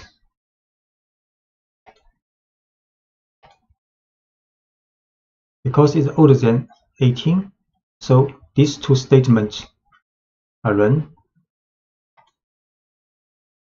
So you can have as many lines of code as you want in block following the if statement. So let's add another line of output if the person is old enough to vote, so asking if the individual has registered to vote yet. So these 2 messages will be printed out. And if-else statement. And if-else block is similar to a simple if statement, but the else statement allows you to define an action or set of actions that are executed when a conditional test fails. So we will display the same message we had previously if the person is old enough to vote, but this time we will add a message for anyone who is not old enough to vote. So if we assign 17 to the age, then test if age is 18, is larger older than 18, we will print these 2 messages. But if this test fails, so we will run the else statement.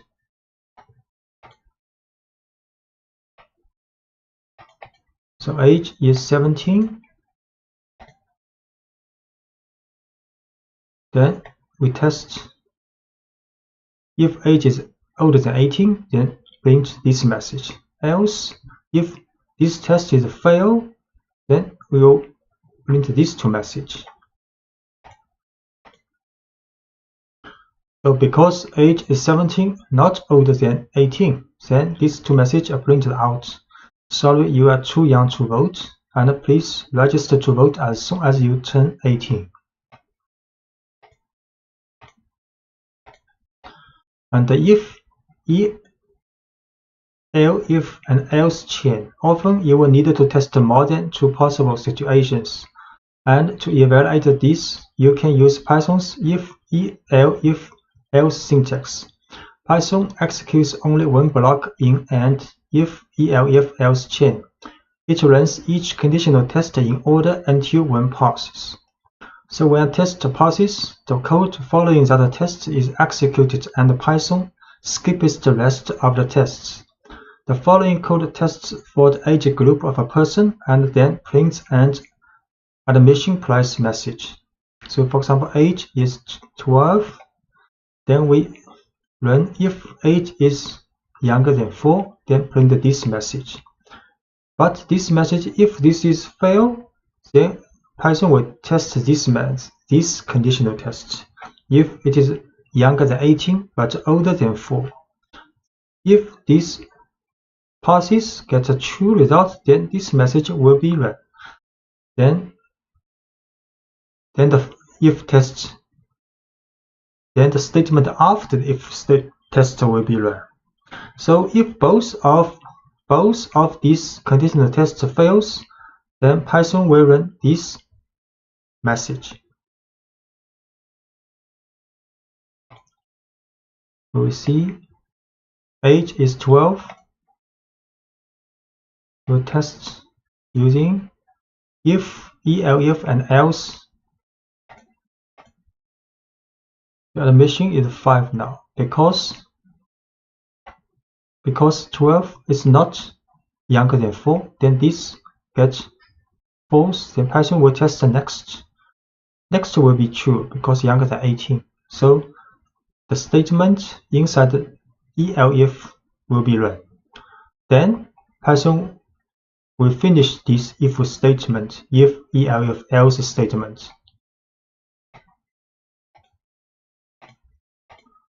And you can omitting the else block. Python does not require an else block at the end of an if, elif chain. Sometimes an entire block is useful. Sometimes it is clearer to use an additional elif statement that catches the specific condition of interest. So for example, age is 12 again, then we can run if conditional tests, then elif another one, then elif another one, then elif another one. So we do not use else here. We just use very specific conditional test for each age group.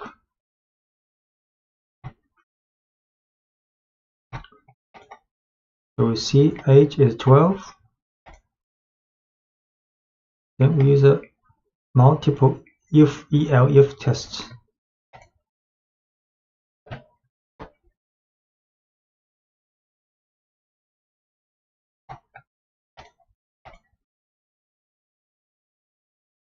So in this if, elif test, price has been assigned one of each value.